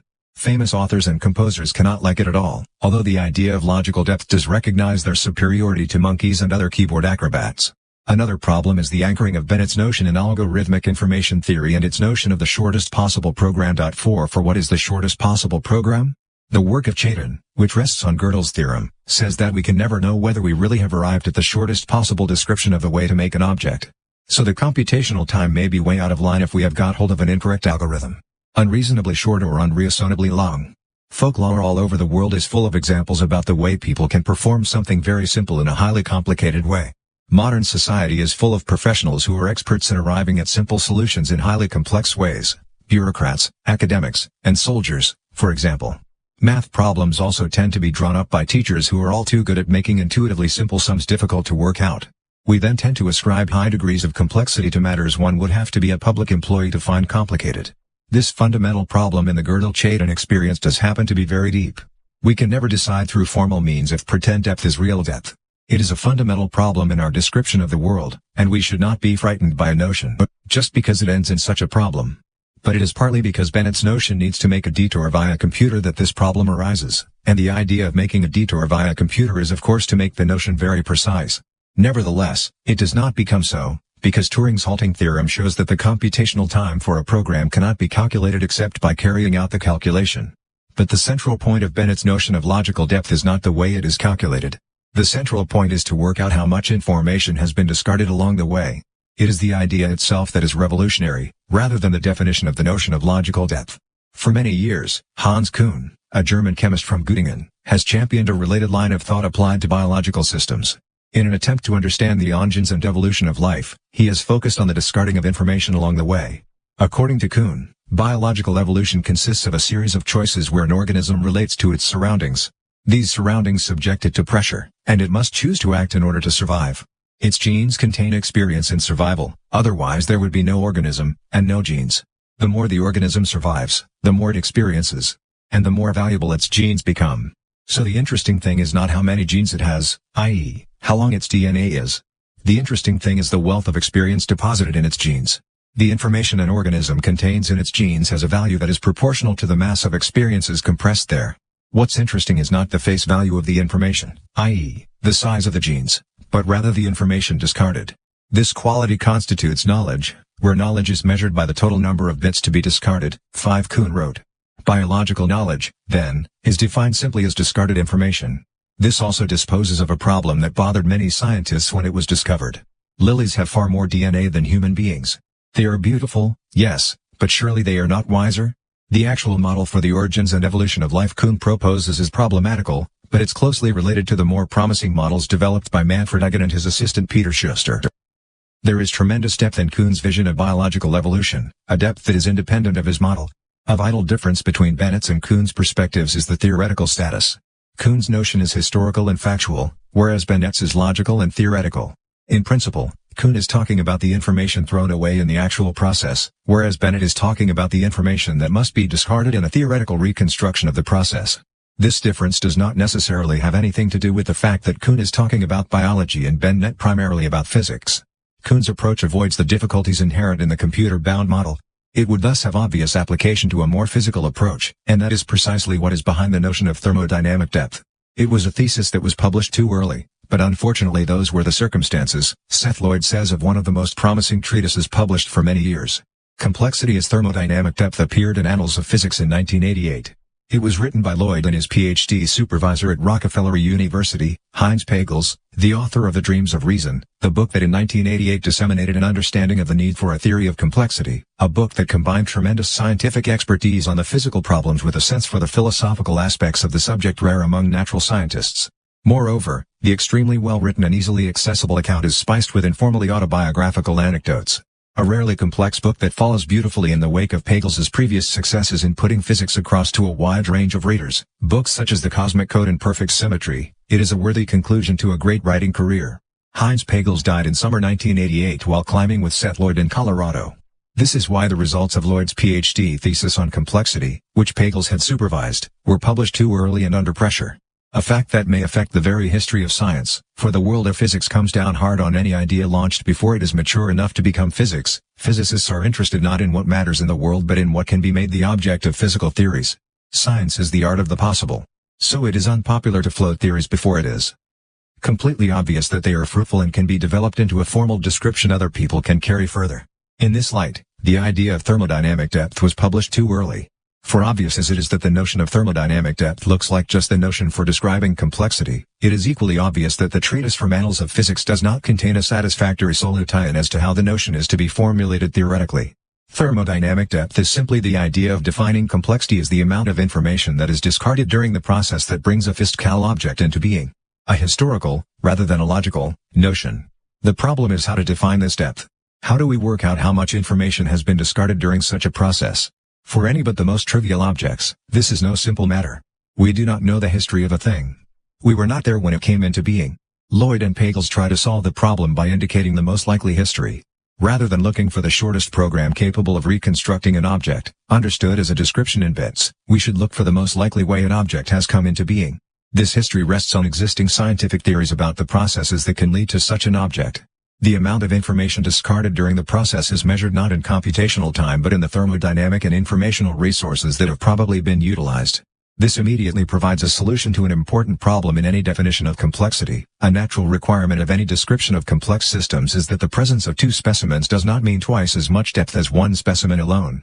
Lloyd and Pagels wrote, "Complexity must be a function of the process, the assembly routine, that brought the object into existence. If physical complexity is a measure of the process or set of processes whereby a set of initial states evolves into a final state, then 7 bulls need not be much more complex than 1 bull. It took billions of years for the Earth to evolve 1 bull, but 1 bull and a few compliant cows will produce 7 bulls relatively speedily." Register the problem is turning these intuitively convincing ideas into clear, measurable quantities. It has not been solved. In their 1988 article, Lloyd and Pagels tried to determine thermodynamic depth as the difference between two versions of the entropy of an object, entropy measured coarsely and entropy measured fine-grained. Coarse entropy is the ordinary thermodynamic entropy, which tells us that there is a lot we do not know when we simply describe macrostates such as temperature. Fine-grained entropy is the entropy Maxwell's demon possesses. The demon knows more about the molecules of a gas than we know when all we know is the thermodynamic states such as temperature and pressure. The demon knows, and changes, a series of microstates and thereby removes the gas from the state of balance described exhaustively by its coarse-grained entropy. As thermodynamic depth is a function of the difference between fine-grained and coarse-grained entropy, it tells us how far a system is from balance. If a system is in equilibrium with its environment, it must be just as warm as its environment. No work can be done by allowing the system to cool down. Conversely, no energy need be added to the system to keep it in its present state. Dead matter is in equilibrium with its surroundings, whereas living creatures are far from equilibrium. They all need something to eat in order to live. According to Lloyd and Pagels, then, a system is complex only if it is not in equilibrium, for when it is in equilibrium the coarse-grained quantities tell us all we would want to know about the system. We are not interested in knowing any more about the molecular motion than the temperature tells us when the motion is random heat motion. The fine-grained entropy is just as great as the coarse-grained entropy. This corresponds completely to our intuitive expectation that disorder is not complex. Similarly, a highly ordered system does not possess much depth, either. For it is also a characteristic of order that there is no loss of information in its description in superior terms. An orderly system can be described exhaustively from above, in broad terms. After all, order means that each macrostate corresponds to very few microstates. Total order means one microstate for every macrostate. In a crystal lattice, the atoms are located exactly where they are meant to be located. So there is no entropy involved in describing them by their macrostate. Again, this means that totally ordered states have no depth. This is a very profound idea. The distance from equilibrium is what matters. Anything wholly ordered or wholly disordered is stable by definition. A salt crystal changes only in solution. The only changes in a gas with the same temperature occur through movement at the microscopic level, but that is of no interest to us. At the macro level, nothing happens. The thermodynamic depth of an object tells us that it has a history. Something happened to it that brought it out of a state it could maintain by itself, whether this state was trivial and motionless order or total chaos about which there was no more to be said than the temperature that characterized it. Elegant ideas, but unfortunately nobody knows how to measure the difference between fine-grained and coarse-grained entropy. Discussions on how to define thermodynamic depth always end in talk of the number of computational cycles in a computer. This is really the thinking that lies in Bennett's notion of logical depth. Thus the whole point of thermodynamic depth vanishes, that the notion is determined by actual physical history rather than a logical reconstruction. What's more, all of Gödel's tribulations reappear. We can never know if we have obtained the shortest possible description. The strength and weakness of the notion of thermodynamic depth is that it is historical.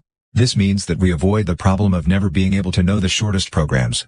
Because the Gödel-Turing-Chaitin problem vanishes in principle when we have to provide not the shortest possible program but only the actual process undergone. The problem then is only to find out how things actually came into being.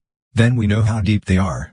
But this means that processes that go round in circles have great depth even though the tremendous amounts of information discarded have not really had any effect on the result.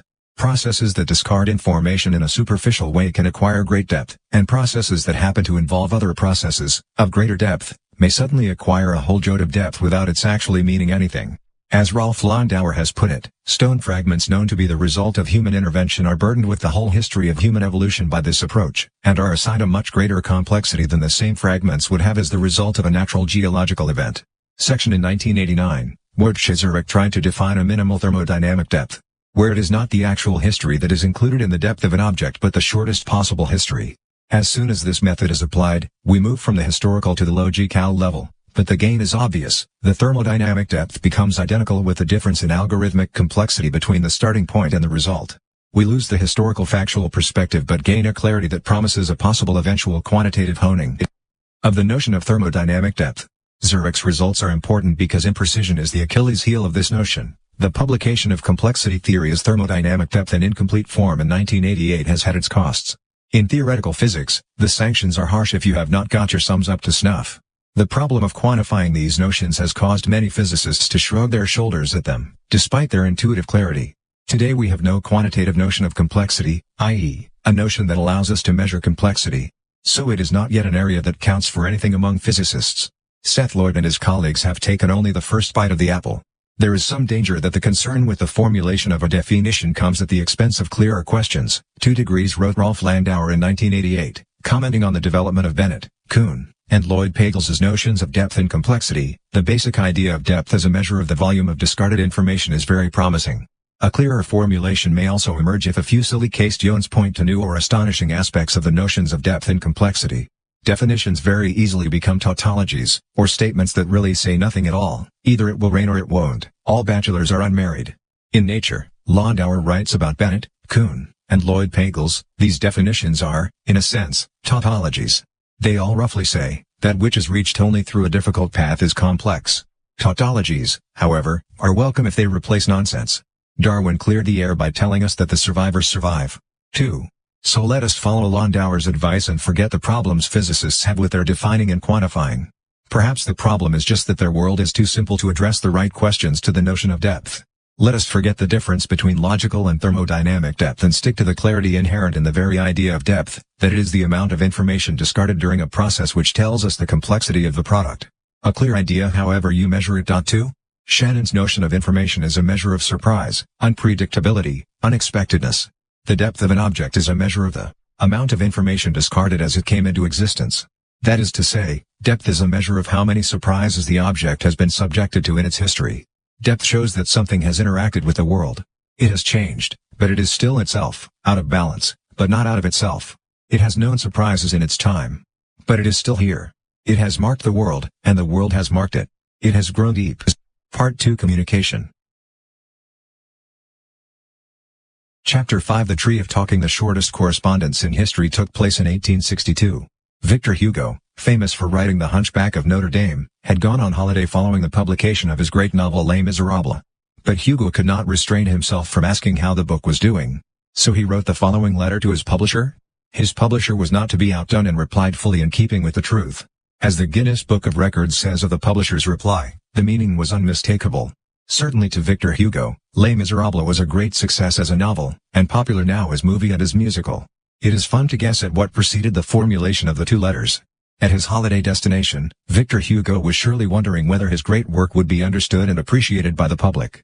Countless concerns and considerations led him to contact his publisher, but instead of writing, "Come on, damn it, tell me if my book is selling," he made do with that discreet question mark.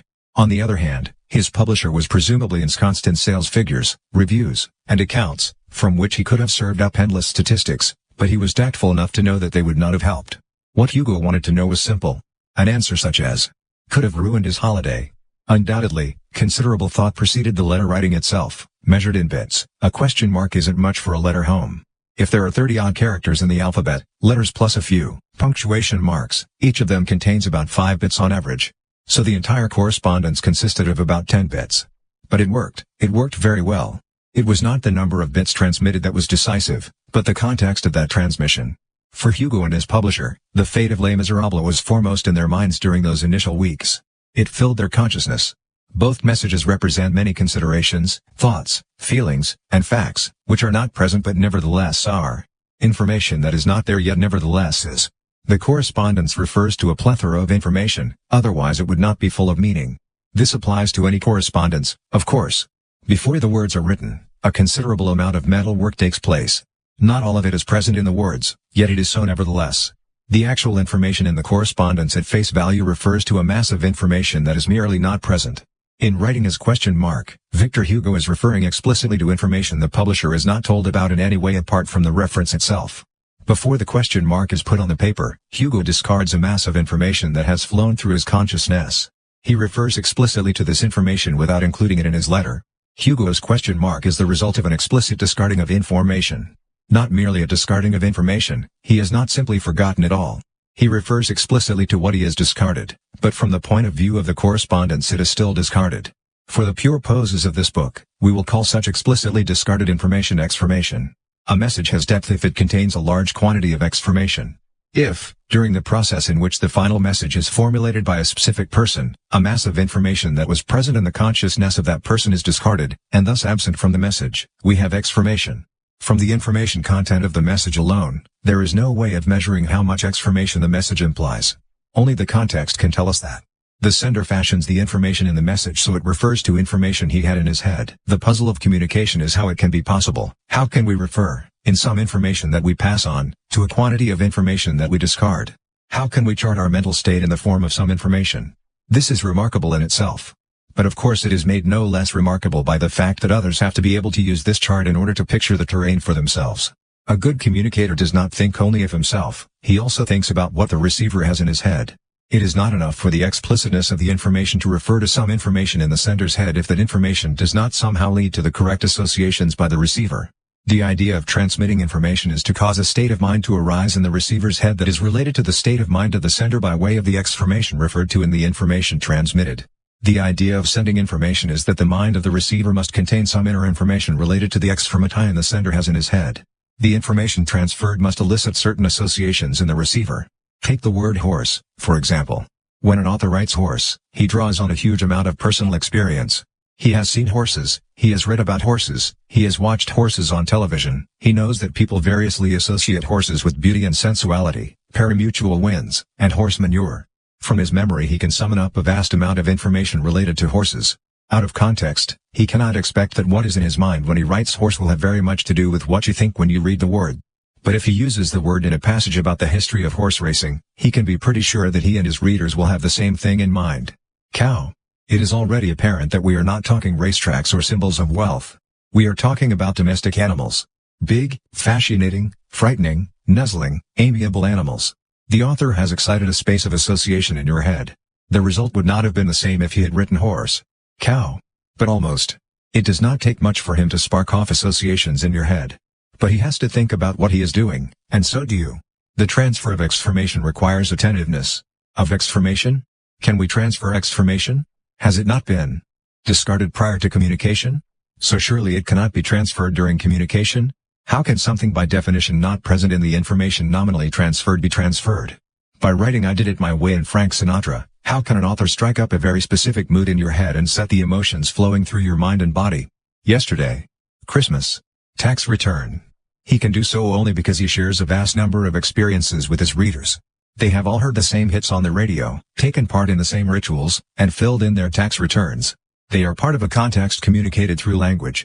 When the author writes a word, it is the result of an inner activity where lots of experiences flash through his consciousness. The reason he selects that word in particular is that he senses it will arouse some of the same associations in you. But he cannot be certain. Nor do you know what was in his mind when he wrote Christmas. Perhaps he was just looking for a word he was fairly sure most people would respond to. Perhaps there was not much depth, not much exformation, in the word at all. That is the risk of communicating. The receiver never knows how much information the sender has discarded. You never know how much exformation a given piece of information implies. It could be a bluff, or intellectual snobbery, or indifference, or the 9 o'clock news. There is no guarantee that people listen to what they themselves say. Volumes of words can churn forth from people's lips, or fingers, without their being there. If you make considerable effort to listen to them, you soon get cross. Not necessarily because what they are saying is uninteresting, after all, snobs always try to say something interesting. But because what you really wanted was to obtain a picture of what was going on in these people's heads, and you cannot do that when they supply information but no exformation. The least interesting aspect of good conversation is what is actually said. What is more interesting is all the deliberations and emotions that take place simultaneously during conversation in the heads and bodies of the conversers.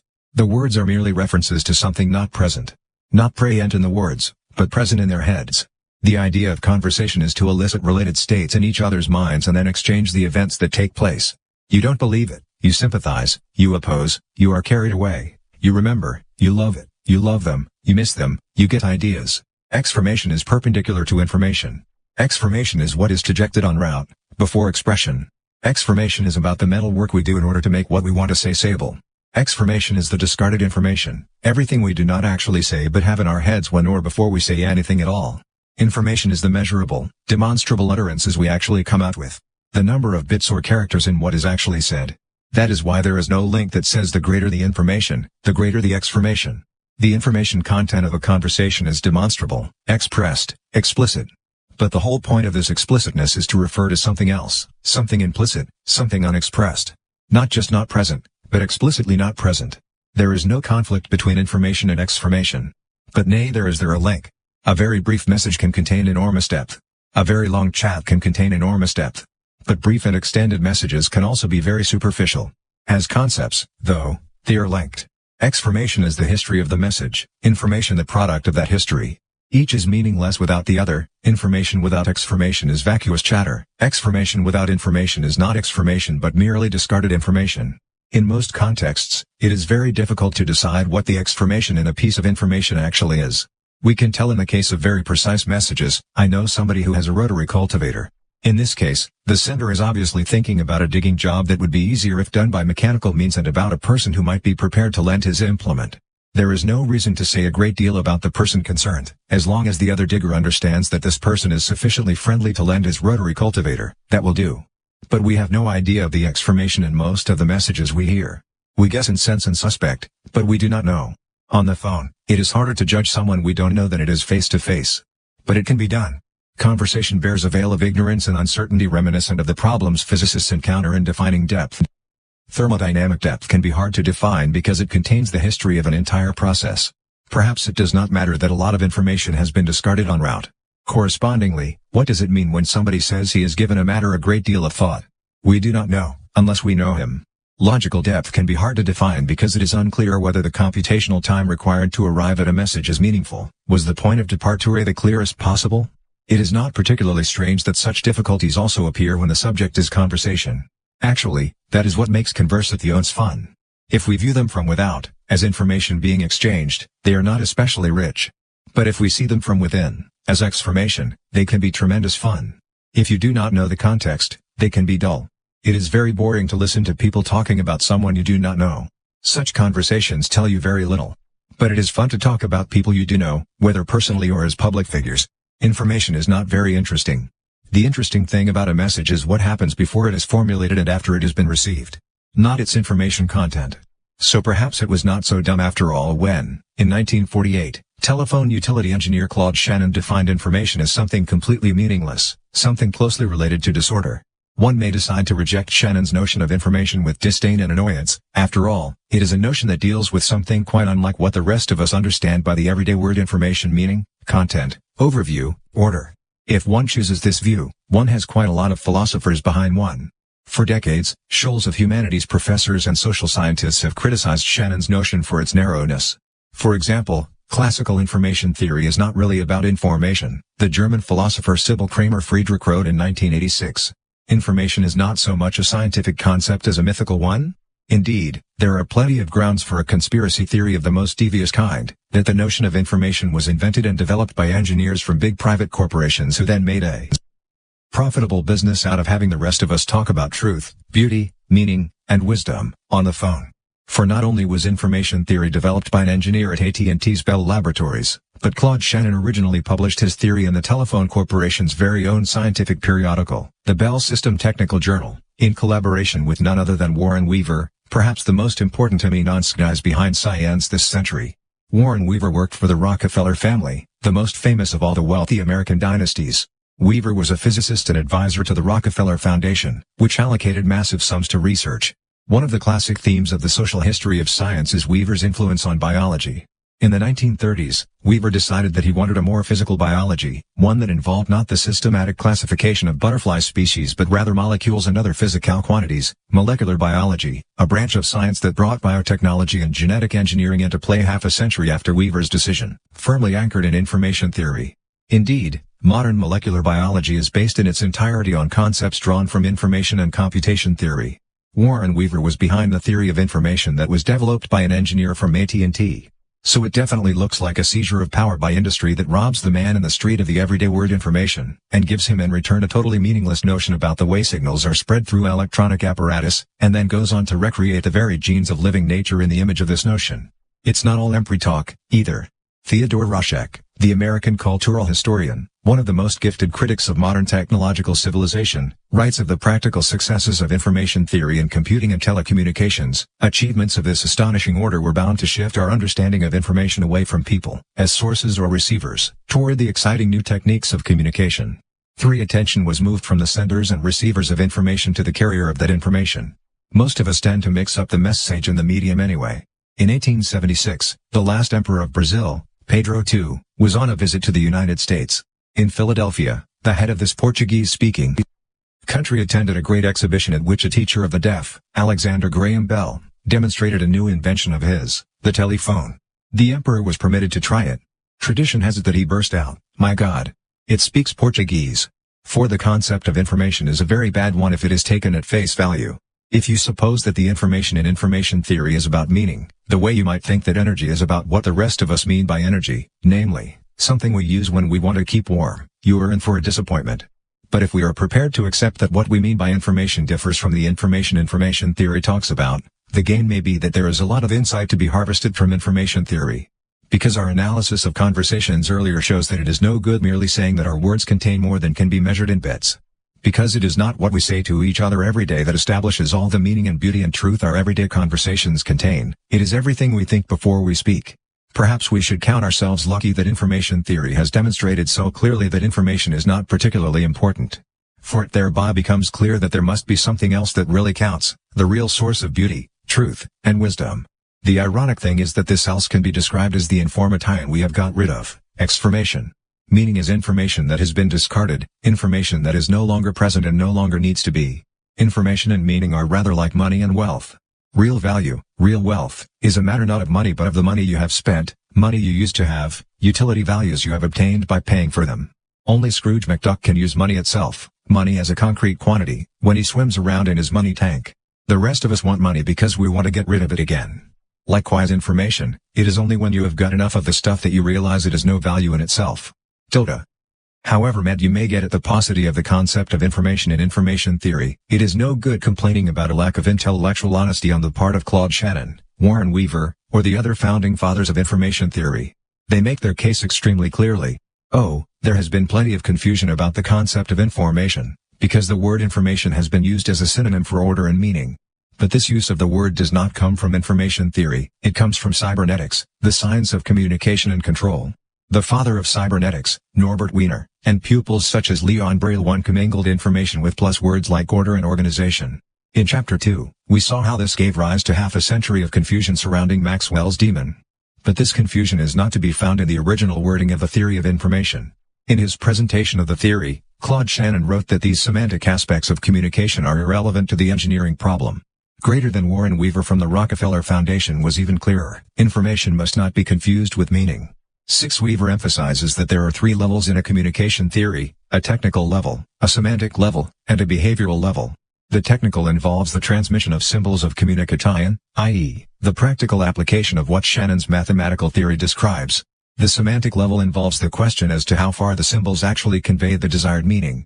Finally, the behavioral level describes the extent to which a communication actually affects the receiver's conduct in the desired way, if such a desire in fact exists. Weaver makes it very clear that Shannon's theory tells us only about the first level. 2 messages, one of which is heavily loaded with meaning and the other of which is pure nonsense, can be exactly equivalent, from the present viewpoint, as regards information. He adds, the word information in communication theory relates not so much to what you do say, as to what you could say. Registered information theory is a very cold theory. It ignores all the meaning-related aspects of communication simply in order to work out how thick telephone cables need to be to carry all the conversations. Information measures conversations from the outside, as physics, not psychology. But the point is, this really need not bother us. In reality, the coldness of information theory saves the rest of us from a series of problems that would arise if we ascribed a meaning to an oral message on the basis of its exterior characteristics. Much of what is communicated via conversation, with or without modern aids, is nonsense. Humans have a need for interplay wherein we sometimes utter nonsense, sometimes speak profundities, but mostly keep our traps shut. If we could go by the exterior characteristics of a message alone and still perceive its meaning, i.e., what was really being communicated, we would not be able to distinguish snobs from people who speak from experience. We would not be able to tell something learned parrot fashion from insight, bluff from genuine contributions to understanding. Of course, doing so can be difficult at the best of times, But such difficulties are not something that appeared following the advent of AT&T. That words and gestures cannot be taken at face value is a fundamental condition of human intercourse and conversation. On the contrary, we must stick to our guns and say that we, and not the telephone utilities, are the ones to decide how much meaning there is in the phone calls we receive. The history of information theory is pervaded with numerous attempts to sneak a little meaning into the coldness of its conceptual universe. The American philosopher Kenneth Serre divides these attempts into two categories, those asserting that information theory really is about meaning, and those maintaining that the demand for a little less precisian in the concepts involved will bring in meaning. Serre regards Donald Mackay, a British information theorist, as the progenitor of the first version, where it is claimed that information theory in itself describes meaning. This is not quite fair, although Serre is able to show that Mackay's insights led to just such a trivialization when other scientists took the idea further. But Mackay's idea, launched in 1950, is not that far from some of the ideas about depth formulated in the 1980s. For example, Mackay writes that the information content is a numerical expression of the complexity of the fabrication process. This is similar to the idea that the meaning associated with some information consists of the amount of information discarded during the process leading to this information. Charles Bennett's idea of logical depth, very much rephrased. The other reaction Serre identifies is the tendency to relax or adjust the concepts.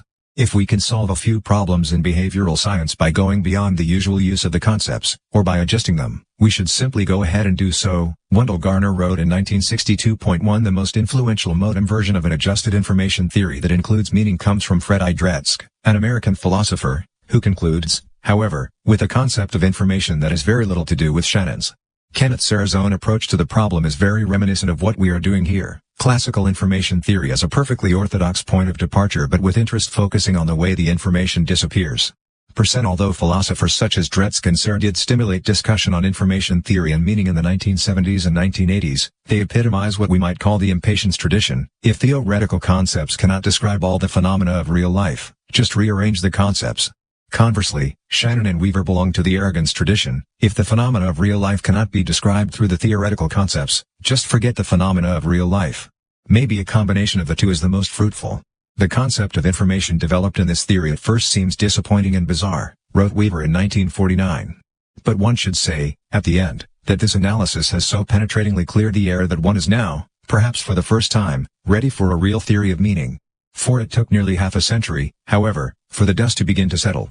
Perhaps Shannon and Weaver cleared the air, but decades were to pass before the issue of meaning appeared seriously on the agenda in the context of information theory, when Charles Bennett expressed his idea of logical depth in 1985. The fascination with all the information we could send flowing around our communities via technology was so great that we forgot what we wanted it for. Even critics of the information society were so absorbed by information theory that they thought the theory was where the problem actually lay.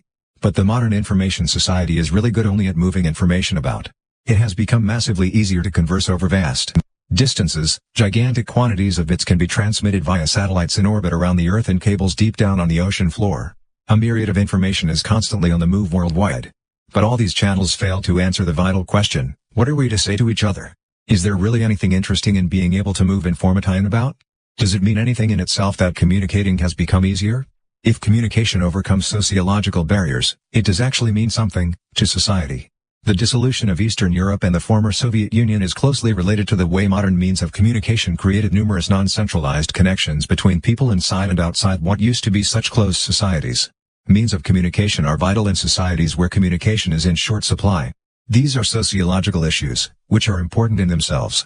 However, there are also more theoretical, conceptual questions. At the purely physical level, thermodynamically speaking, things are different. It has only recently become clear that measured as a physical phenomenon, the moving of information about the place need not have any significance at all. From the thermodynamic point of view, the transport of information is a non-event. In nature, Rolf Landauer was able to correct an error in Claude Shannon's information theory.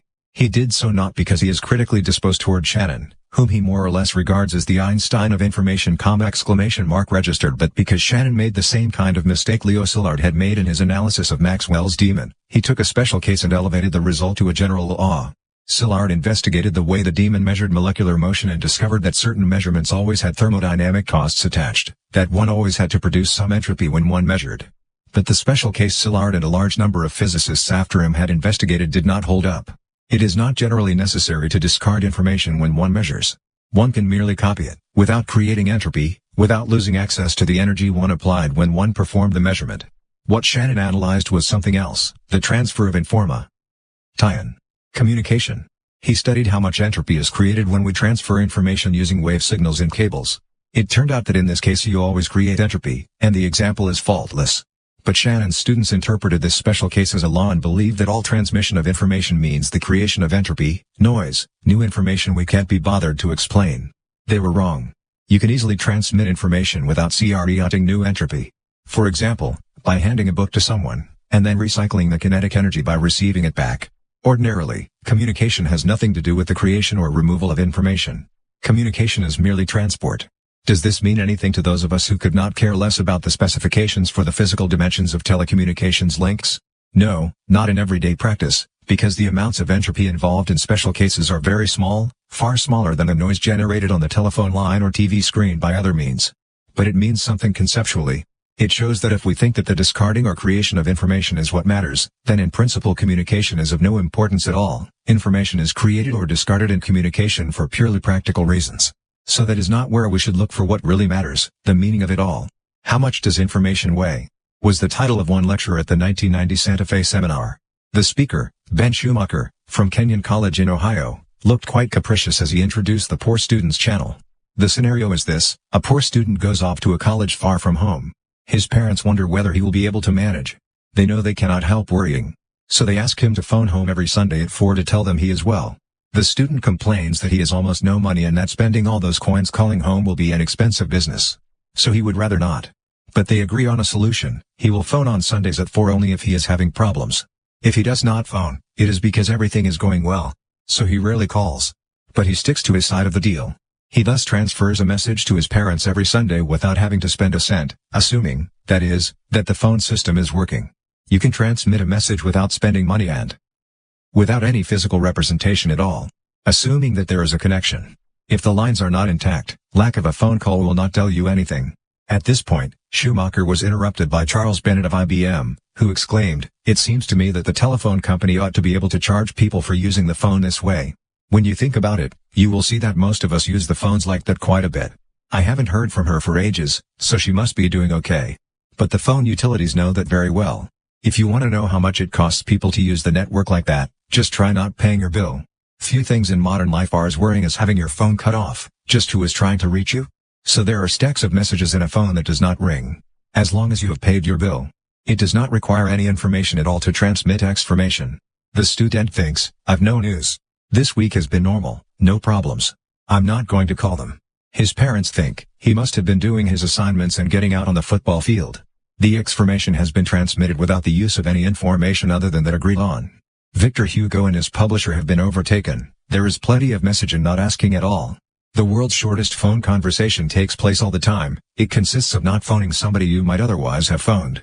The phone call you do not make contains no message if it is to somebody you do not know. It is only the absence of a call that might have come that contains a message. Ralph Landauer summarized his insight into the difference between communication and discarding of information in 2 sketches.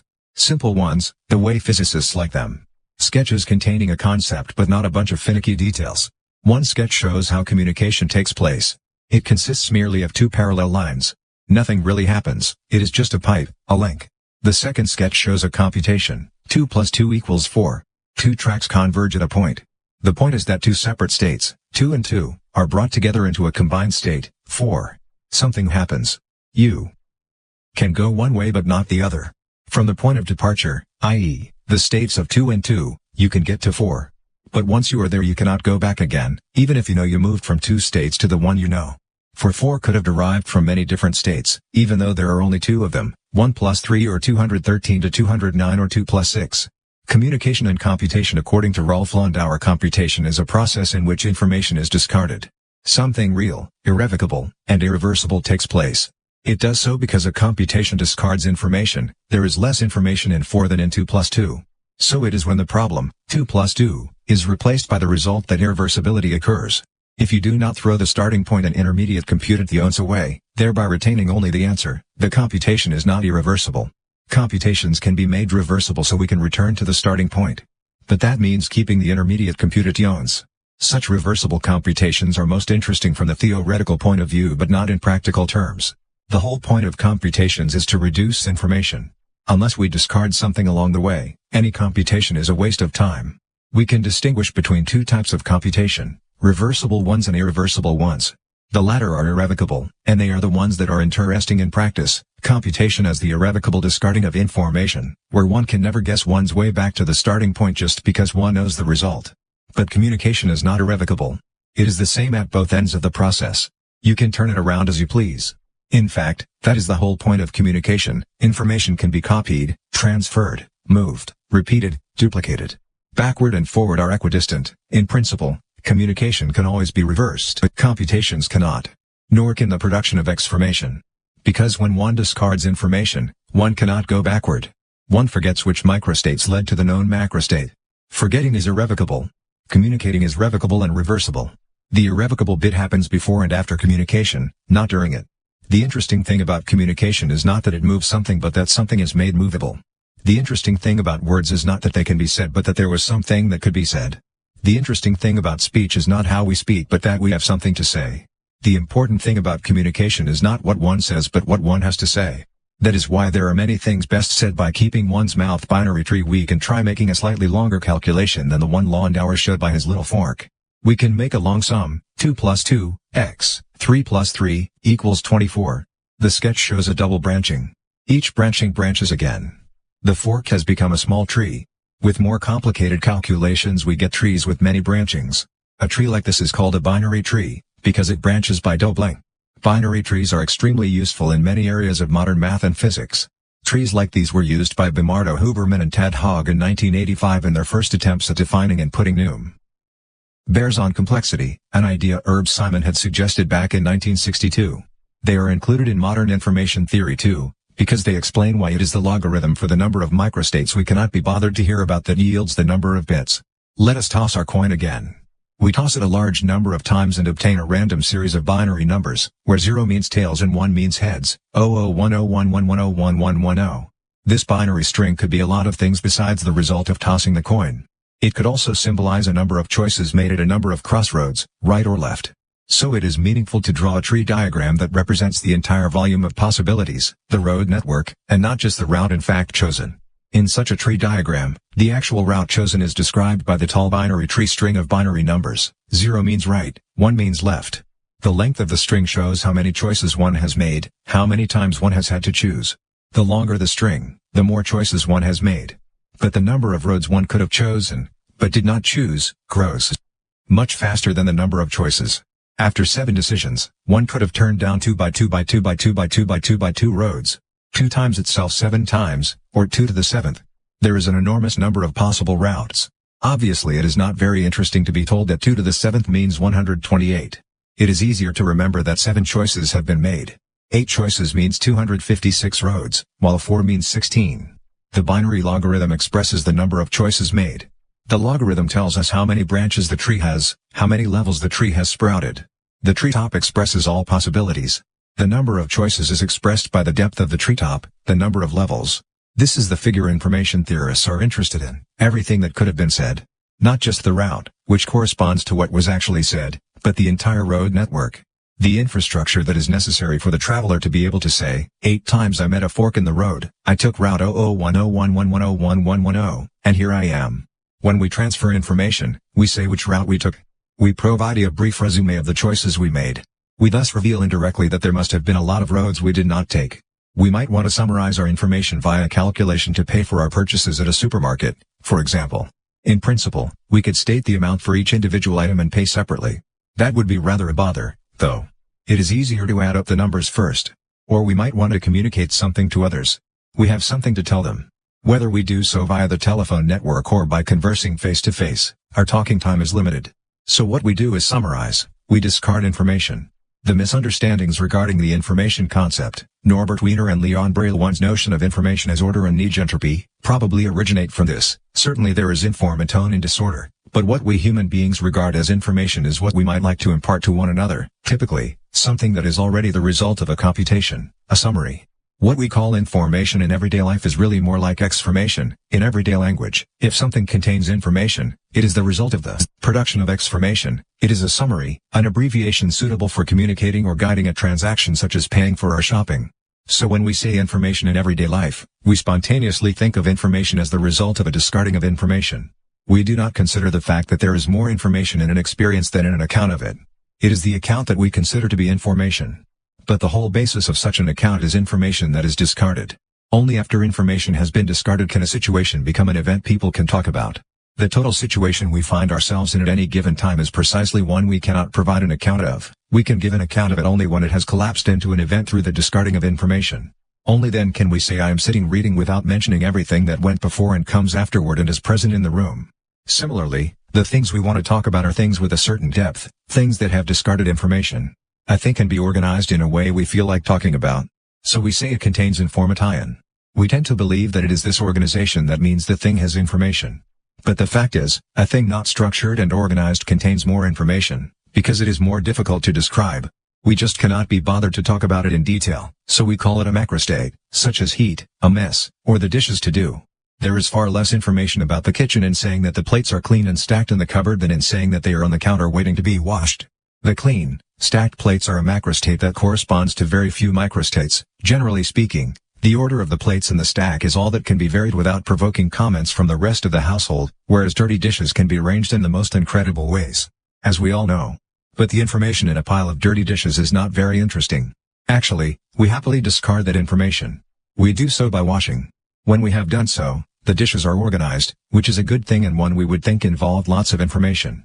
But the opposite is true, and it is this conflict between the everyday concept of information and the scientific concept that led Wiener and Brill one astray. Our everyday concept of information is more like the concept of exformation than it is like Shannon's notion of information. There is considerable wisdom in our everyday language. All we can be bothered to talk about are things and situations characterized by a lack of information, organization, order, or simplicity manifested by stability in time. Things that contain the most information do not interest us, for they are a mess. If we then add the human ability to apprehend, to compress experiences into briefer descriptions, it becomes obvious that what is interesting is whatever can be described in very little information. An anthill is more interesting than a heap of pine needles, but both consist of the same thing, and the information content is greater in the latter. Information is a measure of disorder or randomness in messages we use to describe things not characterized by order and randomness. A message contains information because it is unpredictable.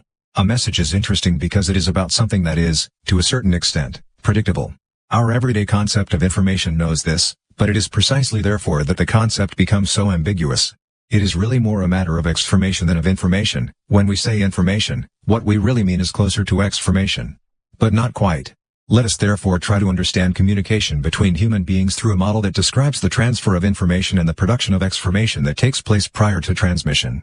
This may help to explain the discrepancy in our everyday notion of information. We combine trees and tubes in a sketch based on the standard concepts of the mathematical theory of information but specially designed to tell us something about exformation. This is a map of how people talk to each other. Let us call it the tree of talking. First, the person on the left has to think. She has to summarize an experience, an emotion, or a memory. Lots of information gets discarded, just as in a computation.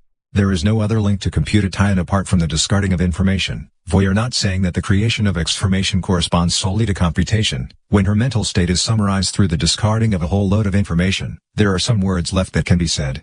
They are transferred via the tube. No discarding takes place there. At the other end of the tube, the words are received and are unfurled to reveal their meaning. The movement proceeds from the left-hand tree top down to its root, through the forest floor and up the right-hand tree. On the left, a lot of information is compressed via the discarding of information, the production of exformation. Thoughts are composed into words. We can call this incitation. On the right, the limited information in the words is received. This is unfurled into more information. We can call this second process excitation. The tree of talking, a large quantity of information has been compressed via the production of exformation into a small quantity of information that is then transmitted. The information possesses depth because exformation has been created along the way. At the other end, the information is unfolded again. The recipient thinks about the horses she has seen in her life. She associates two experiences, thoughts, memories, dreams, emotions, horses. Excitation takes place. A tiny amount of information has been transferred, but it has aroused a whole gallery of horse images at the other end. Incitation, communication, excitation. The discarding, transfer, and evocation of information. This model does not apply merely to speech and writing. In fact, it was originally inspired by a Danish musician's description of what happens when one listens to music. In his book Indianae Musiken, Peter Bastian describes the way the composer converts something spiritual/intellectual into a score that can be played by fingers on keys, leading to sound waves that are sensed, experienced, and transformed into music in the ears of the listener. 9. Musician Peter Bastian's sketch of the way music is conveyed from the musician to the listener. The symbols are irrelevant here. Note the structural kinship with the tree of talking. The main thing in music is not the sound waves. It is that the composer/player converts a number of mental states into a pattern which evokes the same, or different, mental states in the listener. If we want to understand Bach or the Beatles, what we need to look at is not so much the information that is conveyed by the notes but the exformation that led to them, and thereby the exformation the notes evoke in the listener. This line of thought is widespread in the study of the perception of music. David Hargreaves, a psychologist, has developed a theory of musical preference, described in New Scientist as follows. The theory has its base in information theory, but the important insight comes from the distinction between this conception of information and its psychological counterpoint. Fundamentally, the coding of physical information contained in a musical composition, as in information theory, predicts very little of interest, but coding the information in subjective terms predicts quite a lot. Whether a person likes a particular piece or not depends on the information they are able to take out of it, rather than the information that is already in there. 2 degrees. When we listen to music, certain states are created in our minds. They may be related to the state of the composer's mind when he wrote the music, but not necessarily. Music can provide access to happy states. Not necessarily because they're playing our tune, it may simply be that this kind of music or tune happens to put us in a good mood. Blood pressure readings and measurements of the electrical conductivity of the skin show that we really are affected by music. Studies undertaken in the wake of Hargreaves's theory have even demonstrated that the same places in a score affect different people the same way. Listening to music is not a matter of knowing the name of a bass player or which Italian folk song the composition is a variation of. We do not need to know the score or the name of the vocalist's lover in order to enjoy the music. In fact, we need no details or knowledge at our fingertips in order to enjoy it. But we have to know ourselves, and have the courage to stand by what we know. Music arouses mental states of which we may prefer not to be reminded, either because they are unpleasant or because we get depressed when we think about them. Music can arouse wonderful states. It can inspire energy, calm, eroticism, pensiveness, freedom, rebellion, sorrow, presence, the urge to dance, pride, laughter, a feeling of belonging, and irritation. Music is a method of conveying emotional states from composer/player to audience via sound. During live performances, the transfer goes both ways. An interplay takes place between player and audience. The emotional states evoked in the audience affect the player, because, for example, the breathing, postures, and facial expressions of the audience change. For rare, glowing moments, a reverse coupling can thus take place in which the player expresses his state of mind through the music and sparks states in the audience related to his own state, which is thereby enhanced and expressed with greater clarity. So music has its tree, just like talking.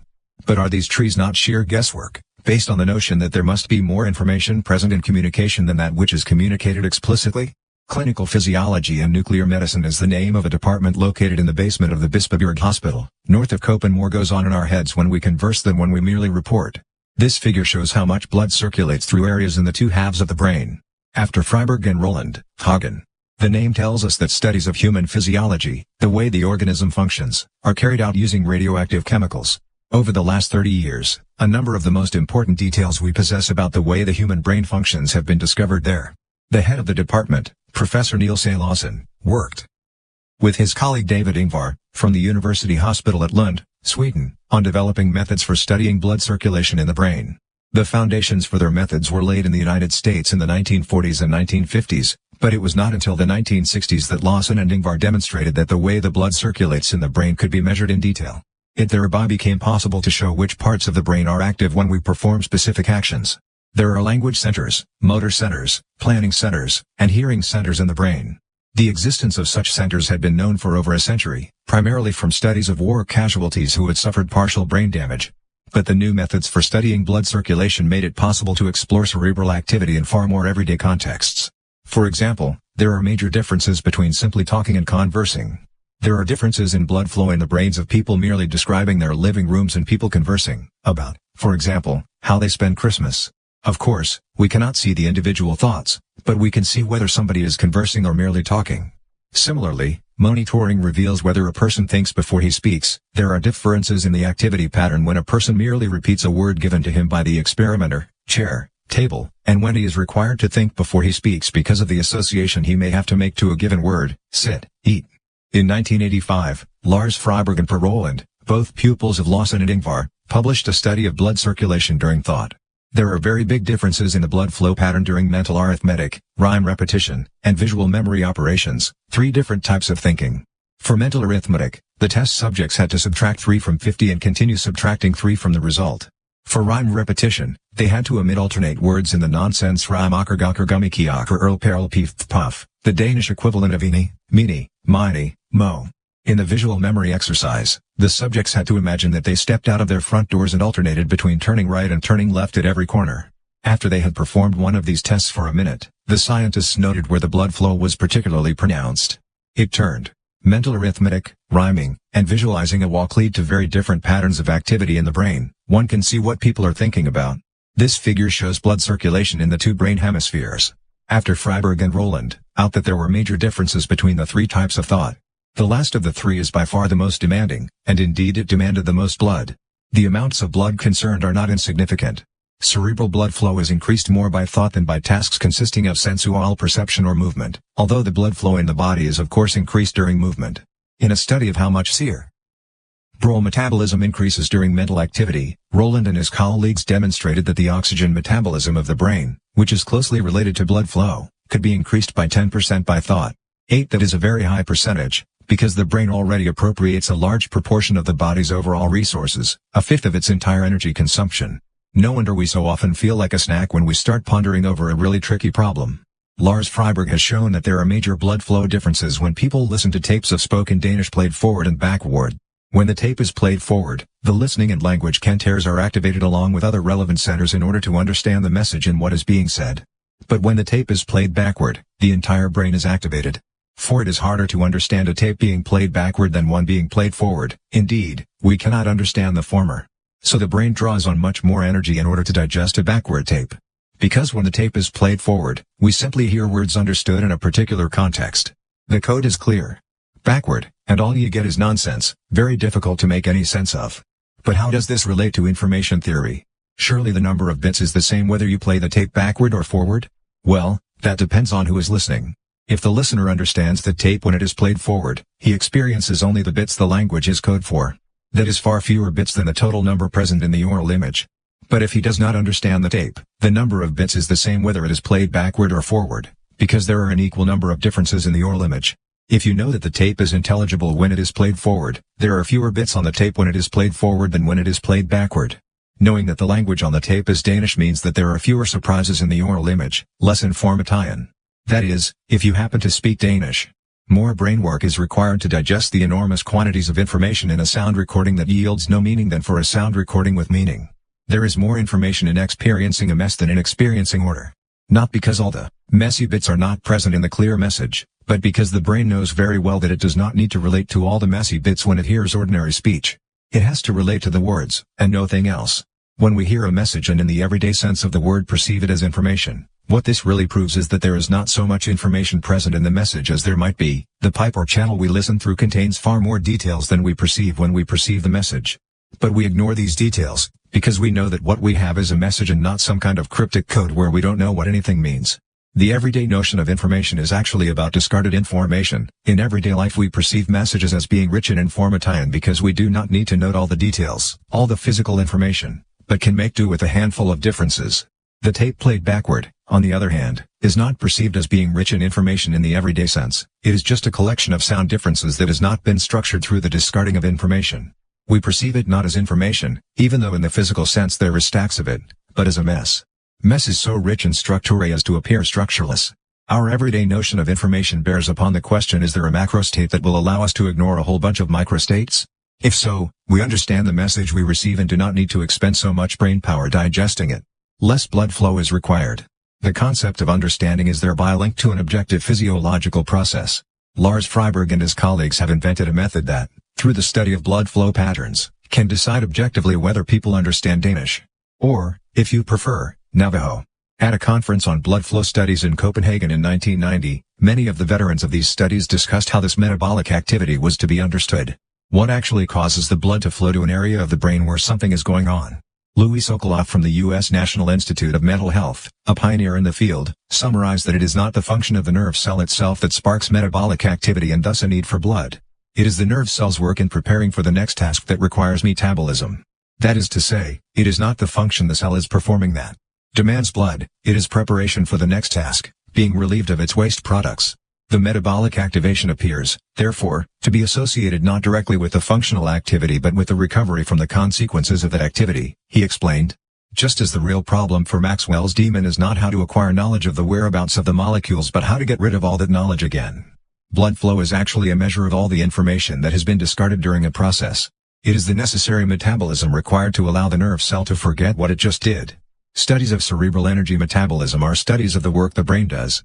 It is very important to realize that even internal mental activity, such as recalling the way a room is furnished, is a genuine physical and physiological activity, with clear links to perfectly tangible factors. Thought is a material event in the body that is in every way reminiscent of corporal activities such as movement. There is no reason to consider thought as being different from the rest of what the body does. Thought requires calories just like tennis. So it is perfectly sensible to say there is a kind of tree in our heads when we are talking. We can measure and prove that something goes on in the heads of people who are talking to each other. Perhaps the exformation concept is far less well defined than that of information. Perhaps many years will pass before we can measure exformation. But it is very obvious that there are measurable physiological phenomena that involve the same states as those we refer to when we talk about a big tree or a small one, a lot or just a little exformation, behind a message. There is meaning in talking about how much one has thought before one speaks. Concrete, physiological meaning. The time factor is still very poor in studies of blood flow in the brain, even though a range of methods have evolved. It is difficult to measure precisely events less than a minute long using these methods, so it is still difficult to study conversations and the thought process in detail. But in due course there can be no doubt that methods like these will assume the same high resolution in time as they currently enjoy in spatial terms, and it will thus become possible to study when and where the blood flows through the brain when we think, talk, and troll. Yet although there is good physiological sense in maintaining that we must think before we can speak, that does not answer the question as to how we ever learned to talk in the first place. Where does it come from, this ability to reconstruct information not actually present in the information we receive? Children learn to talk, and to understand. It takes a few years, and nobody has any idea how they do it. But we have all done it. We have learned to understand what a horse is. We have learned to listen to stories about horses and to be able to picture what they are about. Fairy tales are a good example. Children love having stories read to them. They love hearing them again and again. While the grown-ups sit with them, reading. Children love hearing the same stories over and over again because they are practicing understanding. Along with the grown-up they are learning the noble art of associating. Of guessing at the mental state of the author, packed with horses as it was, when he wrote the words. It takes years of training to learn the peculiar maneuvers shown in the sketch of the tree of talking. A tree shows how the narrator compresses a lot of information into very little information. It passes downward on the left-hand side. Much information becomes little information. Exformation is generated. Then the little amount of information is transferred through the horizontal pipe and is received unchanged. The next problem is how to associate outward and up the tree, and obtain all the associations needed to picture the princess and the prince on the white horse. Association tracks are laid down, patterns of recognition, which the child loves practicing again and again. But how can this be possible? How can the child guess its way to more information than that present in the narrative? How can a tiny bit of information set off an avalanche of the stuff? How can exformation in the center become the recollection of old information by the receiver? Information, from previous experiences of horses, not present in the receiver's consciousness here and now but which is then recalled? How can information previously discarded from the consciousness during association to an idea be excited again so that the narrator's exformation provokes memories of previously discarded information in the receiver? How can one couple the sender's information to recalled, excited exformation in the receiver? The only real answer is go ask the kids. They are the only people capable of carrying out the unfathomable process of acquiring this ability. But we have all done so. We were all kids once. So even if we have forgotten how we acquired it, just as we have forgotten how we learned to ride a bike, but not how to ride one, perhaps we can reconstruct part of what must have happened. At any rate, we can say this much: there must have been more information present during the process than that in the words that were actually spoken. Otherwise we would never have been able to guess what we were meant to think about upon hearing words. After all, we surely cannot produce information in our heads just because we hear a word we have never heard before, such as erekiko exekohanarenet, can we? 26 But children do learn. There must be something else present, something more than just the text, when it is read aloud. And indeed there is, a grown-up. Little children can learn from grown-ups. Over and over. There must, then, be something else present, something more than just words, in a context that can teach a child to speak. More than mere verbal information. This leads to the question, are there channels between the trees other than the oral one, and if so, how much information do they count on? Is a conversation really only a stage setting for a far greater, far more real drama? Is talking the smallest part of conversation? If this is so, we must prepare to face another unpleasant question. When we talk to one another, the talking is what we are aware of. It fills our consciousness. But if most of a conversation takes place beyond the talking, and the rest takes place in our heads, why are we not aware of it? How do our thoughts get sorted out before they emerge as speech? Is there a demon for sorting information? Is consciousness only the tip of a mental iceberg? Is consciousness just as heart-rendingly meager, and in all its self-importance just as helplessly comical, as information? The answers must lie in the bits. Newspaper production in every journalist's office. Newspapers pile up, foreign papers, competitors, trade papers. Piles of them. Every single journalist reads stacks of newspapers every day. Or should do so but does not always get around to it. Because information also has to be gleaned from other sources, meetings, phone calls, interviews, wire services. Many articles from the other newspapers are condensed into one article for tomorrow's edition of the journalist's own newspaper. Oceans of information pass through his head but are rejected en route before he writes his own article. An editorial team converts piles of newspapers into one newspaper. Mountains of printed matter are discarded in order to create one more for the pile, one that now contains enormous amounts of exformation, a wealth of discarded information. All this exformation is represented in the information in tomorrow's paper. When the first copy of today's paper has been written and laid out, it is photographed so that the plates can be prepared. Then thousands of identical copies are printed from the plates. Information multiplied. Exformation expressed in information that can be copied. The work of the journalist does not concern the number of copies printed. His work concerns only the number of other newspapers discarded along the way. One copy of each of many different newspapers is condensed into many copies of one newspaper. That is what newspaper publishing is all about. But sometimes it is not true. Sometimes the journalist has not read the other newspapers. He has been lazy and guessed at what happened in Sri Lanka. He has read just a single paper. No need to check the story. His article will still run to the same number of column inches. His newspaper will be printed in just as many copies. It is easy to see how much information a newspaper contains. One can simply count the letters. It is hard to see how much exformation is present. Terribly hard. But if one follows the newspaper over a period, and perhaps even reads other newspapers at the same time, one can begin to assess whether all the foreign newspapers the journalists discarded were actually read before they discarded them. Information is visible. Exformation becomes visible only in a context. It is hard to measure complexity. A bend is approaching. The sign shows that in a moment the road will swing sharply to the left. It would be wise to slow down. Useful information which reflects the fact that an accident has occurred here. Last year a businessman ended up in a shopkeeper's garden because the road was too slippery for him to steer around the bend. A chicken was run over.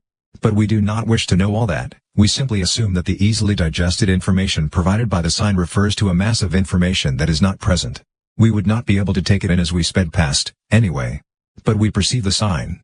The figure on the sign is a map of the bend, highly stylized. Practically all that is left of the bend is that it bends. But that is enough in this context. The road sign tells us very clearly that the person who had the sign put up knows a lot more about the bend than the sign reveals. There has been knowledge. This is announced by the fact that it is an authorized road sign. The sign tells us explicitly that it has come into existence during the conversion of information that is no longer present. That is what makes it a sign and not just a sheet of metal covered in paint. Chapter 6 The bandwidth of consciousness of the 34 chapters in human physiology, Springer Verlag's 825-page textbook for medical students. There is one whose final 4.5 lines are set in italic type. It is unusual for such heavyweight textbooks to finish off a review of technical matters with a conclusion emphasized so markedly. Nevertheless, Professor Manfred Zimmermann, from the Institute of Physiology at Heidelberg University, did so in his chapter The Nervous System in the Context of Information Theory. Not without reason, for the conclusion contains a fact that has been known for almost 40 years, yet remains relatively unnoticed, even though it constitutes one of the most important testimonies we have about what it means to be human. Zimmermann writes, what we perceive at any moment, therefore, is limited to an extremely small compartment in the stream of information about our surroundings flowing in from the sense organs. In another textbook, Professor Zimmermann concludes a chapter on the same topic with the following words, this time not in italics. We can therefore conclude that the maximal information flow of the process of conscious sensory perception is about 40 bits per second DC, many orders of magnitude below that taken in by receptors, nerve endings. Our perception, then, would appear to be limited to a minute part of the abundance of information available as sensory input. An astonishing number of textbooks in physiology and neuropsychology fail to mention this.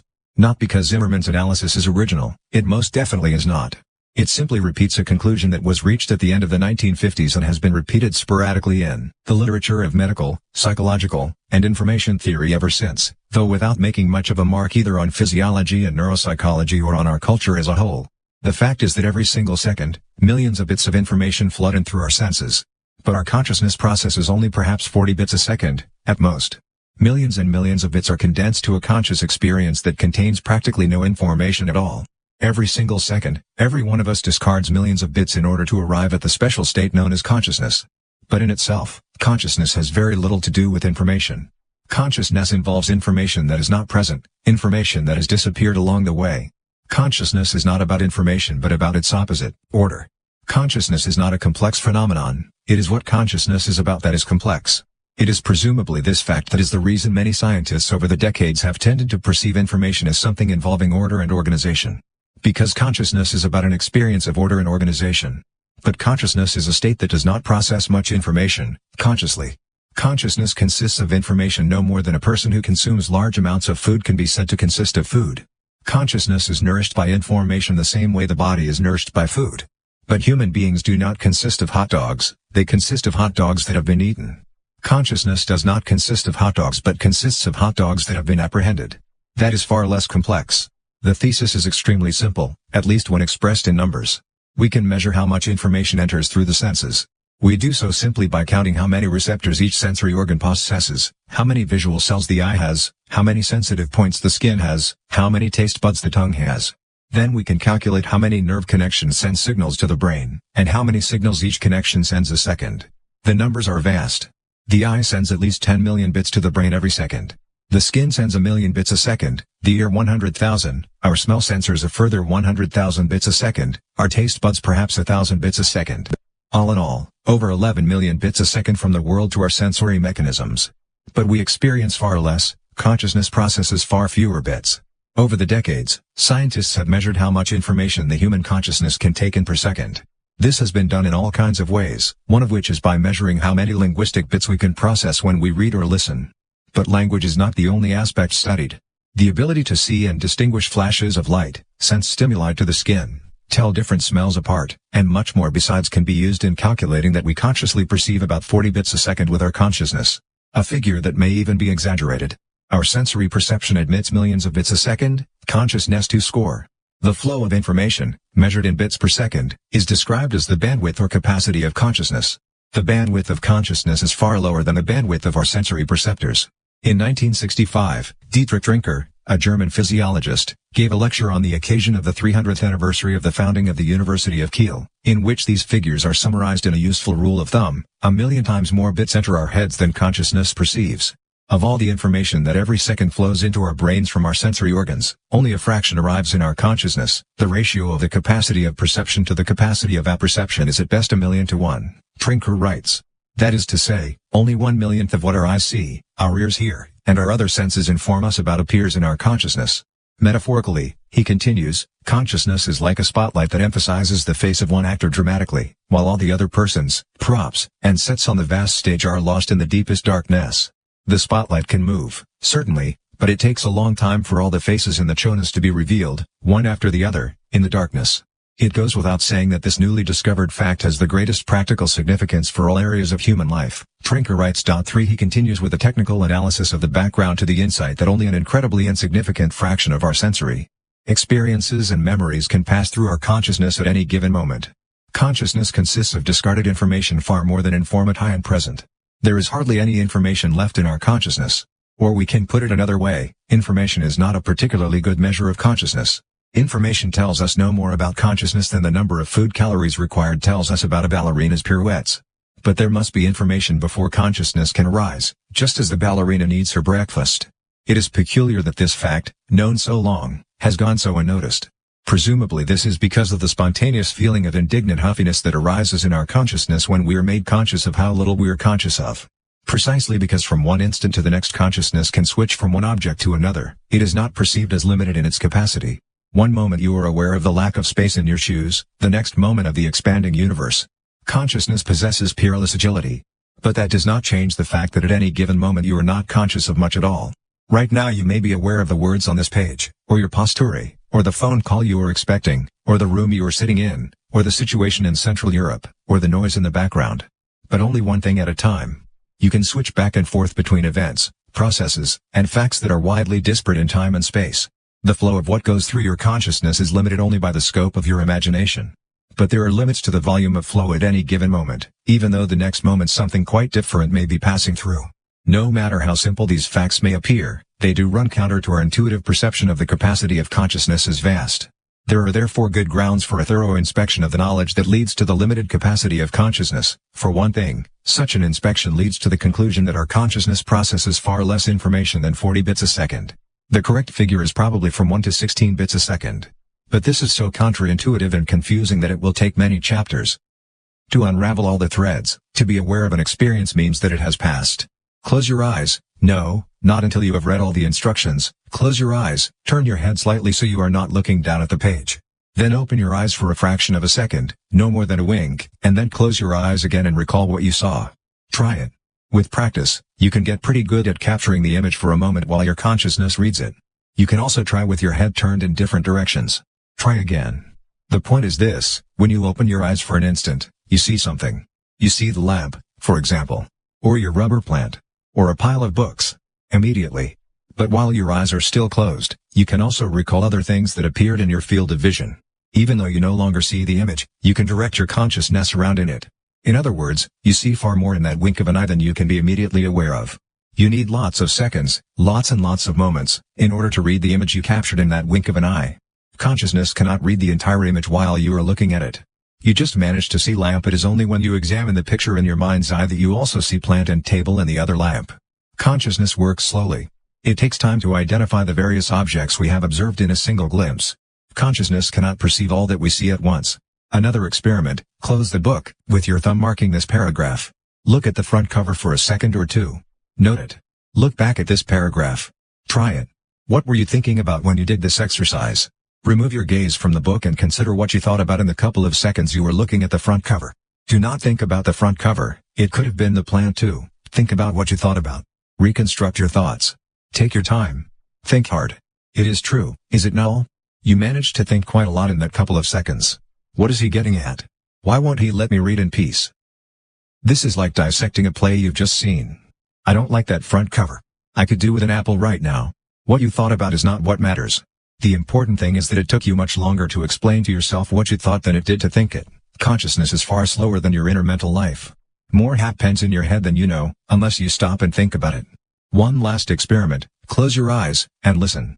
When you've listened for a bit, try and hear how many sounds there are around you. Start by identifying them by source. Try it. There were lots of sounds: traffic, people, birds, computer monitors, planes, radios, neighbors, or it was very quiet, just your own breath. But there were sounds, and you could hear them all the time. When you catch ear, as in catch sight, of them, you can hear that they have always been there. You just did not notice them. Most of the time, far more enters your ears and your head than you realize. These experiments are ordinary, simple self-observations. You can come up with more like them. 5. Notice how the body senses your leg position, the tightness of your waistband, the room temperature, the taste in your mouth, the elevation of your eyebrows, the declension of your lower jaw, the rounding of your shoulders, the smell in here, and how are your feet today. All these exercises require no more of you than moving your attention around your body or your surroundings or the inside of your skull. The point of the experiments is simple: there is a lot more experience available to you than you immediately experience. You can elect to move your attention about and thus become aware of something you have always sensed was there. You can see the light, hear the noise, notice your clothing, register your posture, smell the odor, or sense the heat. If you want to. Or not, as the case may be. You can direct your attention where you like. There is certainly plenty of choice. Your consciousness is not identical to what your senses perceive. You sense far more than you are conscious of, whether you want to or not. So it is perhaps not so surprising that consciousness takes in far fewer bits per second than the senses. Imagine having to think about everything all the time. We would not be able to notice anything at all. There is a character of unity about consciousness. We are conscious of one thing at a time, or we are conscious of one sensory modality at a time, one kind of sense, hearing, seeing, feeling, or tasting. When we are aware of an object outside ourselves, we use all our senses at once and combine information from them all, without being aware of the individual sensory modalities. But if we have to listen for a moment, we shut our other senses out of our consciousness. We close our eyes in order to listen hard. We can direct our attention and consciousness at an object or at a sensory modality, all our senses at one thing, or one sense at everything. But surely we can be conscious of more than just one thing at a time?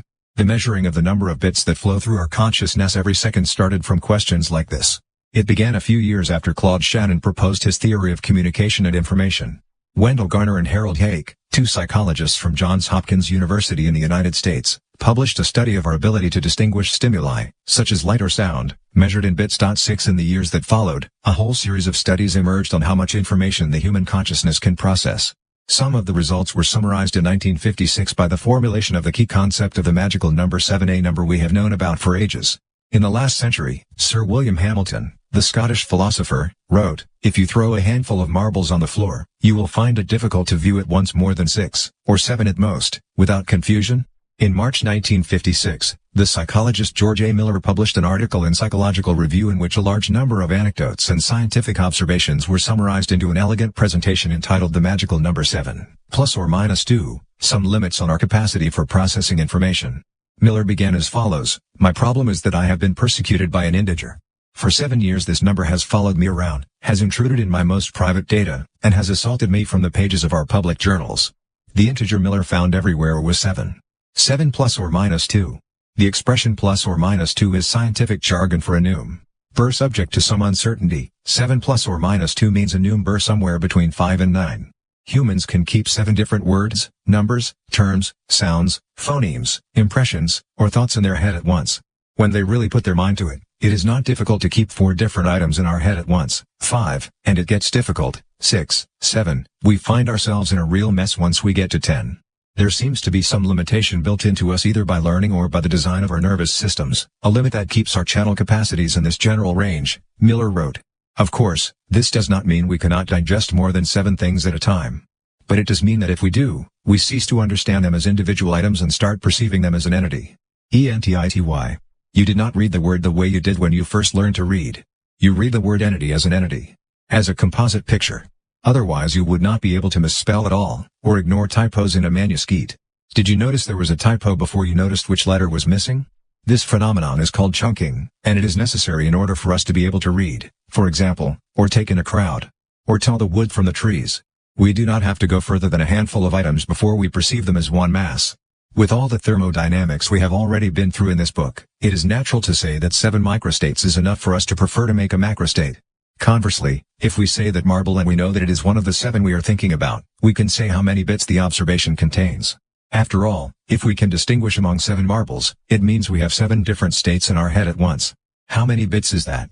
The bit is the unit of measurement for information that expresses our ability to distinguish among differences. Information is defined as the logarithm of the number of microstates combined in a macrostate. Since we can perceive 7 objects or 7 different states, let us take the logarithm for 7. We are talking about the so-called binary logarithm used in information theory, so the question we must now ask is, how many times does 2 have to be multiplied by itself to make 7? 2 times 2 is 4, as we know, while 2 times 2 times 2 is sight. So log 7 is somewhere between 2 and 3, more precisely, it is 2.8. Miller argued that our ability to process information is therefore great enough for us to be able to keep 2.8 bits in our consciousness at once. Now, that is not much. After all, we could have had 7 binary digits in our head, 01000101. That is 7 bits. But you have to practice a little before you can keep 7 binary numbers in your head at a time. That is to say, we can have more than 2.8 bits in our consciousness at once if we remember 7 binary digits. Or 7 letters, Tirefio.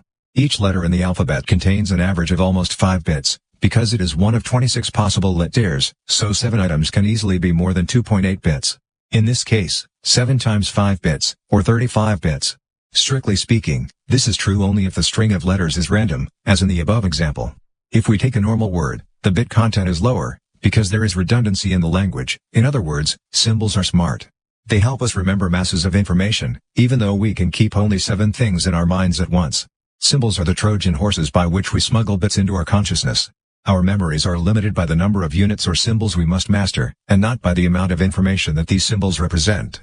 Thus it is helpful to organize material intelligently before we try to memorize it, Miller wrote. 9. But there is an alternative to the intelligent organization of material, learning parrot fashion, by rote memory. Plenty of people are able to memorize the most impressive amounts of numbers, words, and train times, even outside the exam season, in order, and almost without stopping to breathe. But the existence of such mnemonic techniques does not conflict with Miller's magical number 7. These techniques consist of forming chains of units so that one unit can pull the next one behind it, and so on. And a clerk can use a prompter even though the prompter does not read the entire play for him. A keyword is enough, then the chain starts moving again.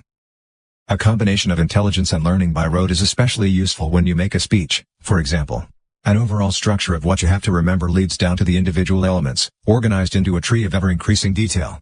But this presupposes a certain temperature tolerance. In the details, it is far harder to memorize a text one understands perfectly well completely by heart, so that you do not put so much as a comma wrong, than to memonize it sufficiently to relate it without every single word being exactly where it was in the original.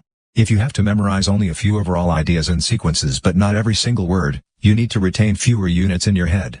But if every single detail has to be correct, it is harder. The larger the number of permissible microstates consistent with the 7 main points of your speech that you can remember, and 7 subheadings you can remember when you are on each main point, the easier it will be.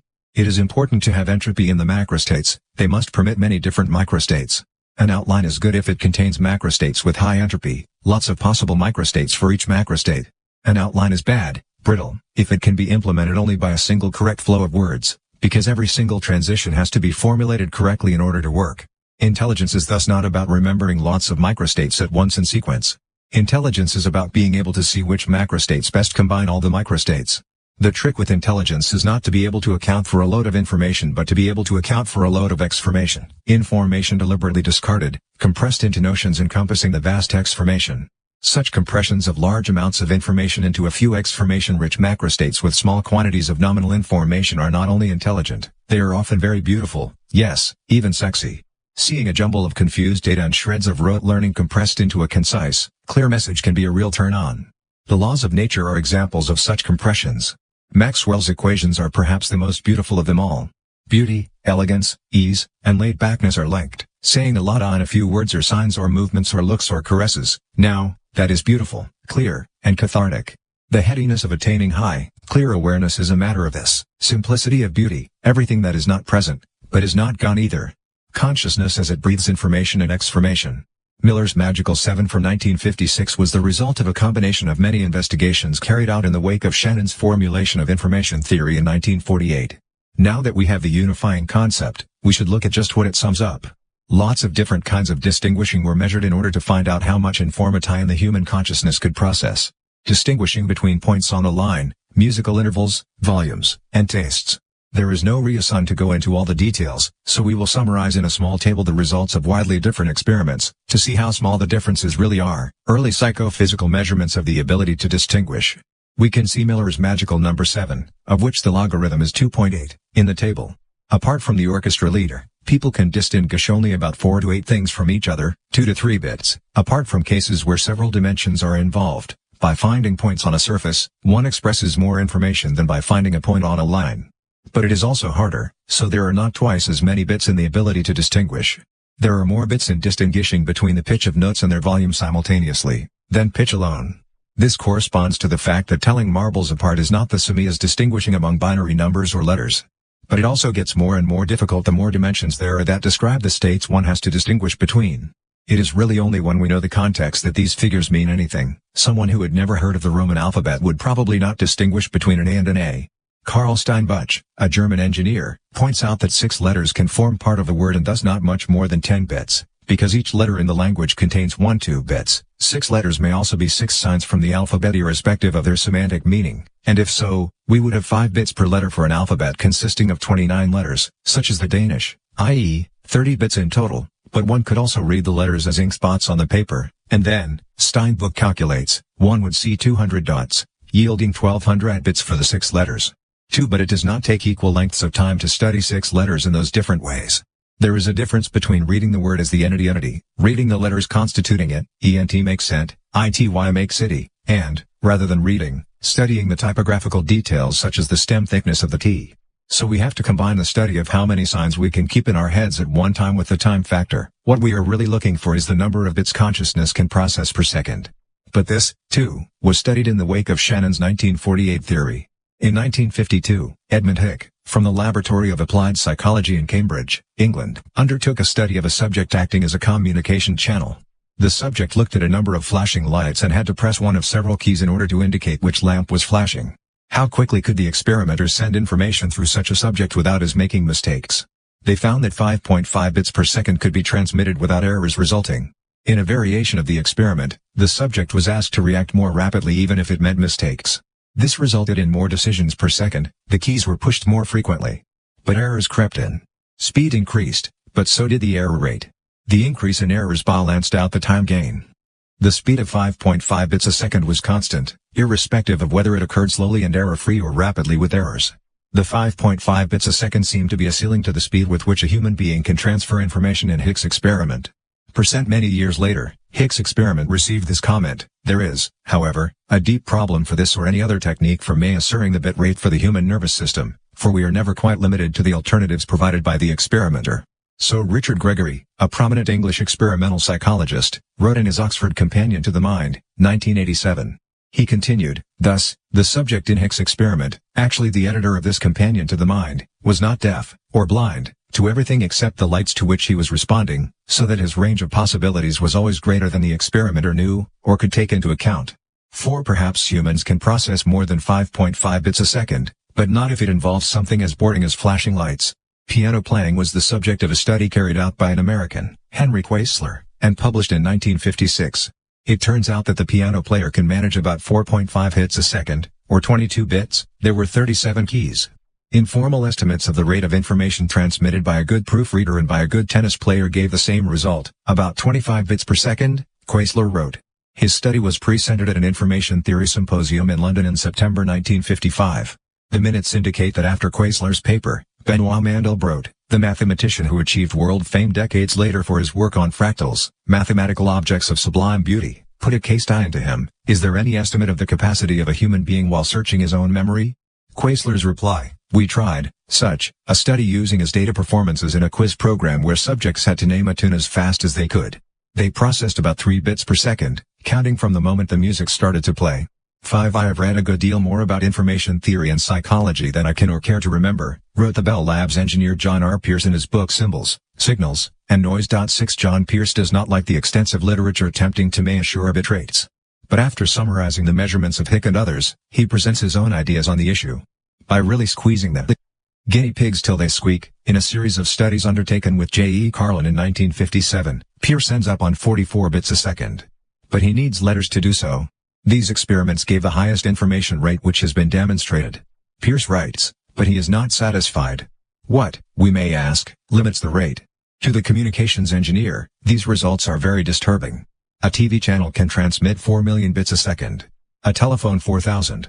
John Pierce and his employer make their living by selling people telephone systems capable of transmitting thousands of bits a second, but the human consciousness cannot perceive more than 40 bits per second.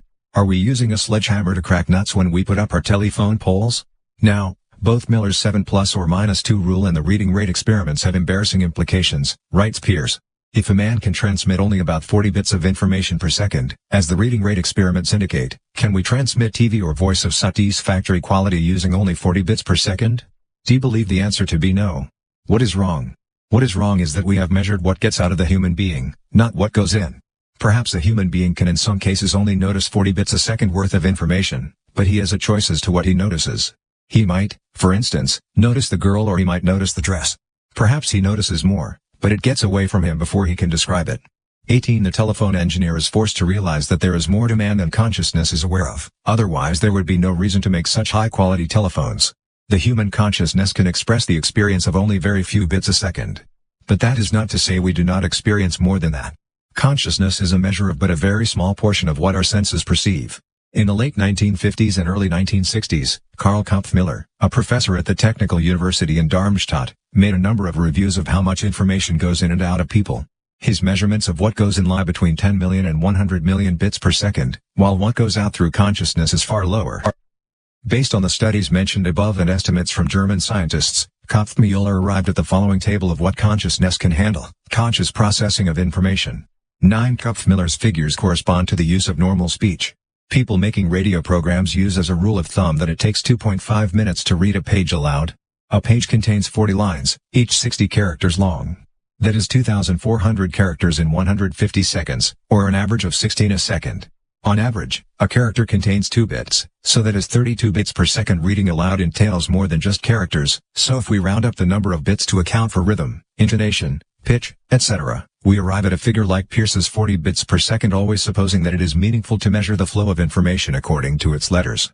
Karl Kaufmiller sums up the numbers. All the instances in the human organism that take part in processing messages seem to be designed to the upper limit of 50 bits per second. 2 degrees. It is remarkable that roughly the same number of bits can go in and get out of the system. Whether we are reading or writing, the bandwidth of language is about the same.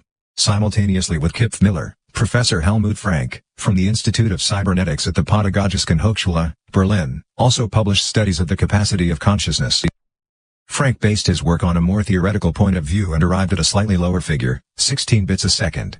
The major difference between the two Germans was that Kaufmiller collected empirical data, while Frank used the idea that the maximal central information flow should be regarded as a general property expressed through the various skills. Frank's image is of a fixed capacity of consciousness, which finds expression in the skills that can be measured by various psychophysical methods. Helmut Frank has very elegant arguments in favor of a capacity or bandwidth of consciousness of 16 bits per second. He operates with a subjective time quantum, or SCQ, subjective Zeitpunkt, which denotes a psychological moment. It is the smallest space of time we can experience, the temporal resolution ability in human perception. Frank points out that the human ear picks up pulses of sound that arrive at a frequency of under 16 a second as pulses. But if there are more than 16 a second, the ear hears something completely different, a continuous tone. The same goes for images. If fewer than 16 frames a second flicker past the eye, we see flickering images. When more than 18 frames are presented each second, we see not flickering but moving images. There are 24 frames in a second of film, 25 or 30 in TV. Against the background of observations like these and many others, Frank considers he can define an SCQ with a duration of exactly 1/16 of a second. In other words, we experience 16 SCQs a second when our mental functions are at their peak in late adolescence. With age, the moments grow longer, and there are fewer of them per second. The duration of an SCQ also varies from organism to organism. A snail is said to have an SCQ of a quarter of a second. The capacity of consciousness is thus established in simple fashion. One can process exactly 1 bit per SCQ. So a person at his true prime has a bandwidth of 16 bits per second. 23 Frank's views have been further developed by his pupil Siegfried Lehr, and are being applied today in research into intelligence as linked to concepts like reaction time and mental agility.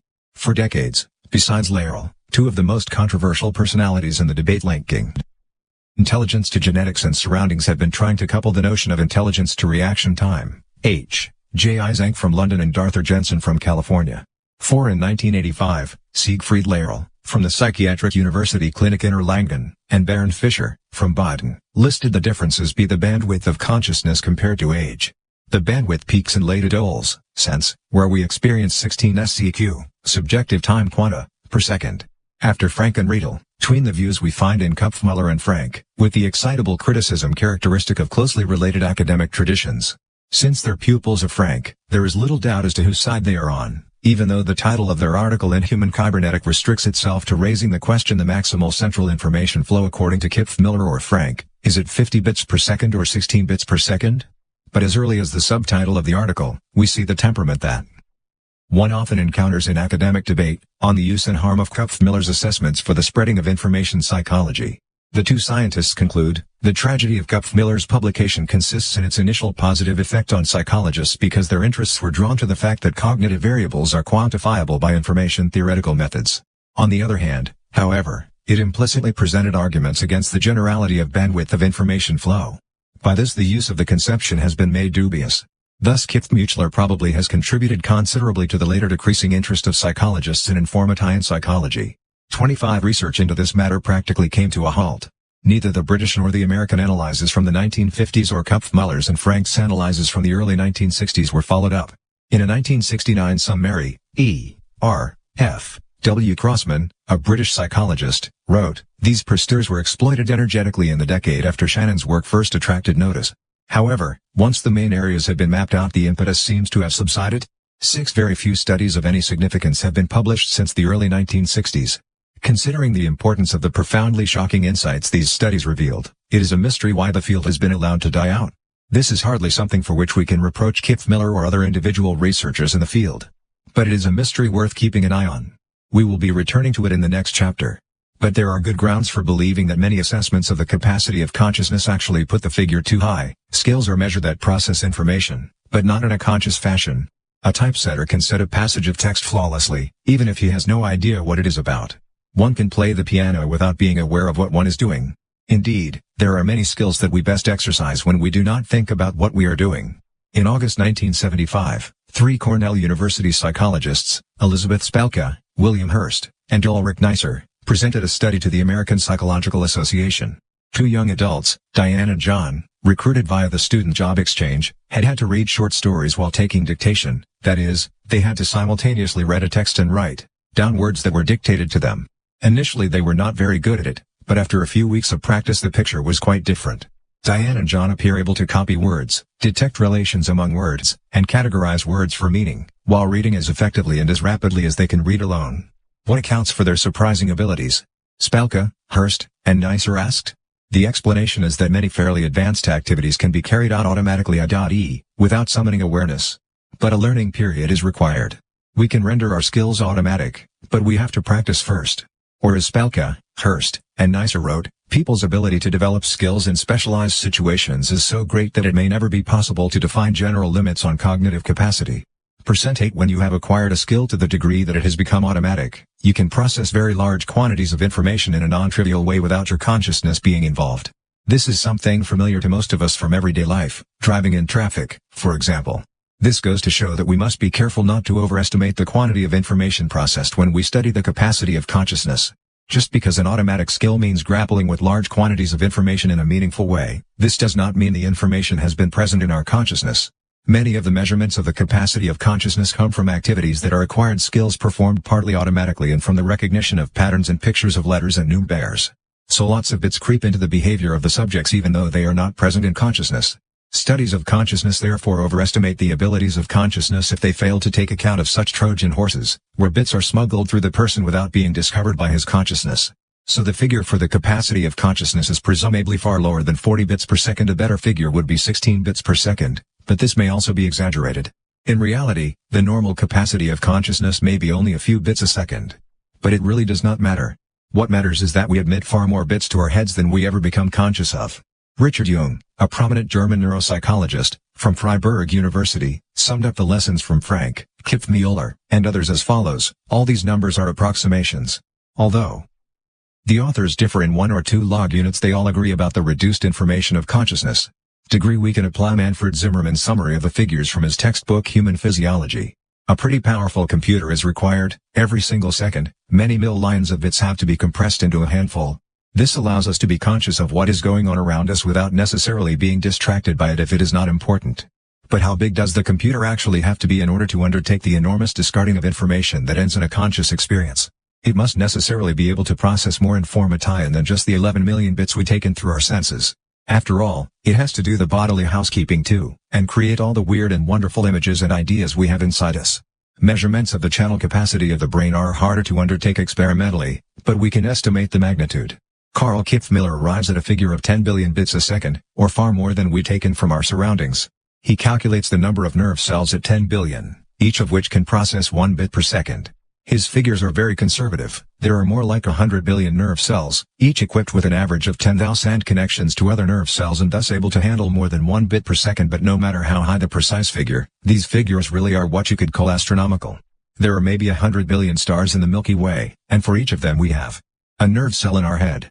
The number of connections is beyond comprehension, a million billion links between these 100 billion cells. From this massive array we receive a conscious experience containing maybe 10-30 bits a second. From the brain's point of view, just as much goes in as comes out again. There are roughly as many nerve connections from the sensory organs as there are nerve connections to the motion organs. Kipf-Mueller puts the figures at 3 million nerve connections sending information to the brain, from the senses and the body, while 1 million go the other way. They all end up in motion aimed at ensuring quality of life, including survival. If we try to measure how many bits there are in what people express to their surroundings, we get a number lower than 50 bits per second. The value of what we do is greater. But seen from the point of view of human consciousness, we cannot talk, dance, or shout our way to more than 50 bits per second. An overall picture of the information flow through us, drawn by Kipf-Mueller in 1971, looks like this: 3. The remarkable thing is that the brain receives an enormous amount of information at a high bandwidth but is nevertheless able to process far more information than it receives. It then releases another quantity of information to the rest of the body, of roughly the same size as the amount it takes in. Fair enough. But our consciousness does not get told much at all about what is going on. These figures express a number of fairly mundane everyday experiences in a way which may seem pretty disturbing. Most of what we experience, we can never tell each other about. We experience millions of bits a second but can tell each other about only a few dozen. Even if we talk non-stop, which some of us tend to do, we could not recount very much of what our senses actually take in. But we can recount everything we are conscious of. All we can do is hope it is the most important bit. As far as our conscious linguistic togetherness is concerned, we are all in a state of radical solitude. But all of us are in the same boat. We are not alone in our solitude. This solitude is a condition that applies to us all, and one we can talk about. We share a heart-rending silence. We can share the experience that through language we are unable to share most of what we experience. The tree of talking is an attempt to express these relationships. We can now quantify what happens when we talk. Our actual conversation takes place at a very low bit rate, but the mental and sensory processes Kipf Miller's diagram of the information flow through a human being, from the senses through the brain, and consciousness, to the motor apparatus. The thick line shows how many million bits from the senses are sent via nerve connections to the brain, which has a very high bandwidth.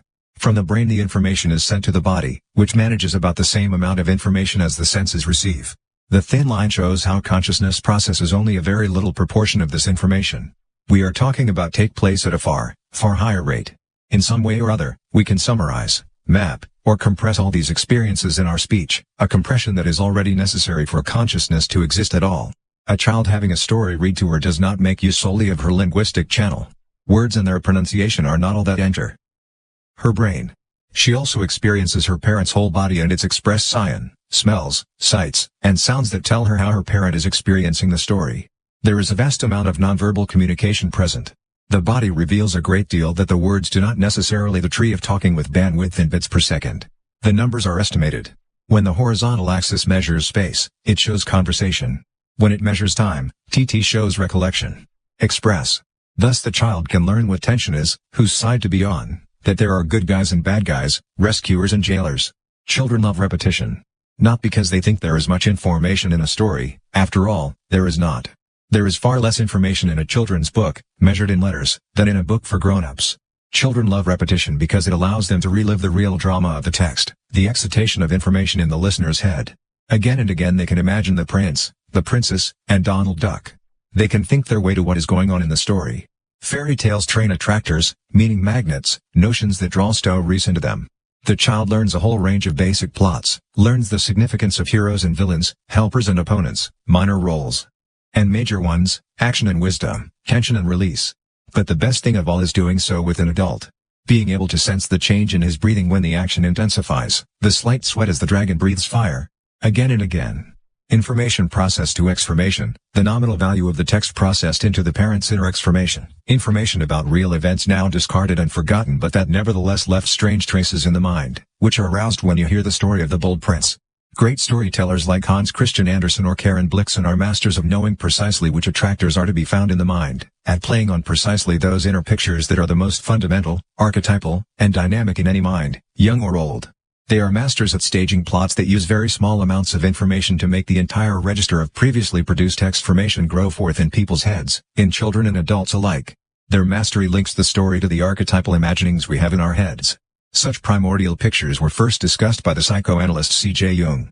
A Danish pupil of his, Egil Neubo, pointed out in a pioneering analysis of the fairy tales of Hans Christian Andersen in 1962 that any viable work of poetry, and work of art in general, rests on archetypal foundations. 52 fairy tales are not meant only for children, you see. If they were, they would not work. For the true power of the fairy tale comes because children and grown-ups can together experience the wonder of the narrative, that a text with so little information can raise a tree of empathy in the mind of the reader or the listener. Children's books only for children are not good for reading aloud. They do not give the child the opportunity to experience the parent as a control of what can be experienced through such a story. Having them repeated is no fun, because they do not inspire the parent, they do not excite anything in the adult mind. The problem of comics like Tintin and Donald Duck, which many adults do not enjoy reading aloud, is presumably of another kind. There is so much information in the illustrations that it is hard to coordinate trees. Similarly, adult art and adult popular art are well suited to inspiring our mental activity. Going to the cinema with someone we want to get to know is a good idea. Not that the film needs to be anything special, but because it is good to see whether you swing together in the darkened auditorium, whether trees grow in our heads capable of strengthening each other, whether we can sense each other's inner mental state and feel togetherness around an experience, wretched as it may be, of stars on a silver screen. The dramatic increase in our use of media may distance people and lead to impoverishment. But it also gives us new opportunities to share nonverbal experiences, to sense each other's physical reactions to a text or a movie, to perceive each other's trees. Stories read aloud are a matter not of words but of what words do to people. Live concerts are not about music but about what that music does to people. Football matches watched at the stadium are not about football but about what football does to people. Television isolates us during the act of experiencing. But it also creates a vast fellowship, the knowledge that millions of people are feeling that same headiness at the very same instant. However, something is lacking if one sits alone in front of one's television set and never talks to anyone about what one sees. A physical experience is lacking, the recognition of other people. A sense that information takes on meaning only when it is perceived by a human being. If we combine Kupf-Muller's graph with the tree of talking from the previous chapter, this is what we get, the tree of talking incorporated into Kupf-Muller's diagram. Two people converse over a low bandwidth, but each has a tree in his head. The tree grows toward the high bandwidth given for the brain in Kupf-Muller's diagram. Remarkably, there may be other communications channels present, not just that of language or the communications channel of consciousness with such a low capacity. Why can we not communicate at higher rates, through eye contact, for example? Well, we can, and that is really what makes conversation possible at all. The American anthropologist and cyberneticist Gregory Bateson, the originator of the saying information is the difference that makes a difference, has also described the limited bandwidth of consciousness. Bateson talks of a paralinguistic domain, kinesics, which involves bodily communication. We say a great deal not said in words. As mammals we are familiar with, though largely unconscious of, the habit of communicating about our relationships. Bateson wrote in 1966 in an article on the difficulties of communicating with dolphins. Like other terrestrial mammals, we do most of our communicating on this subject by means of kinesic, movement, and paralinguistic signals, such as bodily movements, involuntary tensions of voluntary muscles, changes of facial expression, hesitations, shifts in tempo of speech or movement, overtones of the voice, and irregularities of expression. If you want to know what the bark of a dog means, you look at his lips, the hair on the back of his neck, his tail, and so on. These expressive parts of his body tell you at what object of the environment he is barking, and what patterns of relationship to that object he is likely to follow in the next few seconds. Above all, you look at his sense organs, his eyes, his ears, and his nose. 33 The problem is that in practice we humans do not wish to admit that we are animals. We think our consciousness is identical with ourselves. So we tend to believe that everything we say lies in the words. We take ourselves very literally. We think information is the important part of a conversation. In the 1950s, Gregory Bateson's pioneering studies of the many levels of communication led to a series of insights, the most important of which was the double-bind theory for schizophrenia, the group of psychiatric disturbances where the patient experiences a loss of control over his mental processes and will, a split personality, for example. A schizophrenic often takes a statement very literally. If you tell a schizophrenic to clear his mind before making a decision, for example, he may well go and stick his head under the tap, the psychologist Ben Edelgard writes in a book on Bateson's communication theory. And a schizophrenic patient is quoted as sitting on his bed, with his feet on the floor for several days because he was afraid of losing his grounding. For in the language of this book, schizophrenics have trouble with exformation. They cannot guess at the exformation implicit in a message, they understand the message literally and take the information at its face value. An overview of the information flow through a human being, drawn up by the Erlangen School, Frank, Lairll, et al. A so-called organogram. Just as Kupf-Muller's diagram, it shows that more information goes in and out of humans than consciousness perceives. Bateson's idea is to explain the origin of such schizophrenic behavior in the double bind of childhood. With his body, the parent says the opposite of the words he speaks. Over and over, the child experiences the grown-up's lying. This puts the child in an impossible situation. If he takes the words at face value, he must lie to himself, because he clearly senses the parent's contradictory message. Maybe the message in words is that the child should go to bed for his own sake, but what the grown-up is expressing through his entire body and manner of speaking is that the kid should go to bed for the grown-up's sake. The impossible situation in which the child has to choose between believing the grown-up's words and trusting his own feelings can lead to a dilemma in which the coherence in the way the child perceives his own feelings begins to crumble. According to Bateson's model, this may end in schizophrenia. Bateson's double-bind model is a fundamental element in many traditions of psychotherapy, and more or less relevant to the description of most people's childhood. The characteristic experience that it is just as difficult to lie to children on emotional matters as it is easy to lie to them on intellectual ones indicates that children have not grown out of a fundamental knowledge that the body speaks more than words. However, they have not discovered that many intellectual assertions take place only in consciousness and so do not find expression in body language, but it is not only a phenomenon with relevance to our understanding of psychiatric diseases.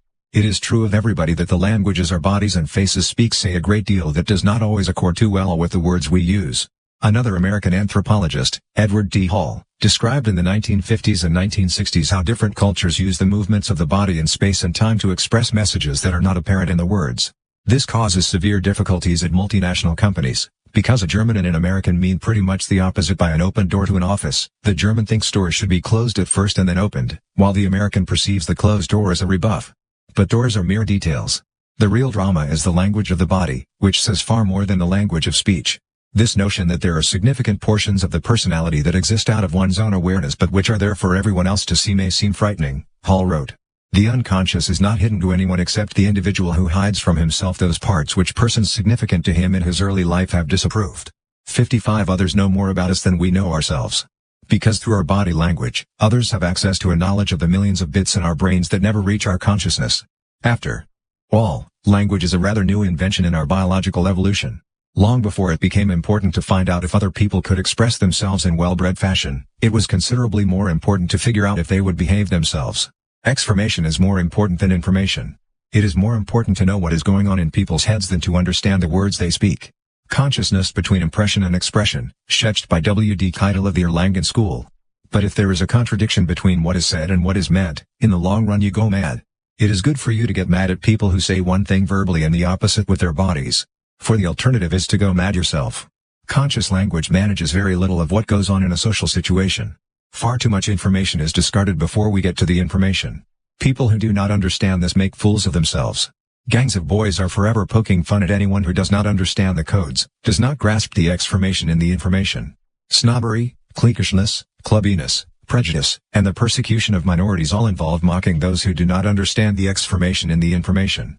The weapon to deal with such vulgar information fascism is humor.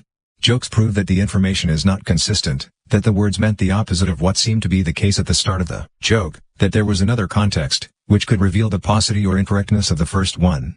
A good joke gets this across with a real punch. But in order to do so, it must be built up consciously to allow for the punch line to yield a sudden and radical reinterpretation of everything said up to that point.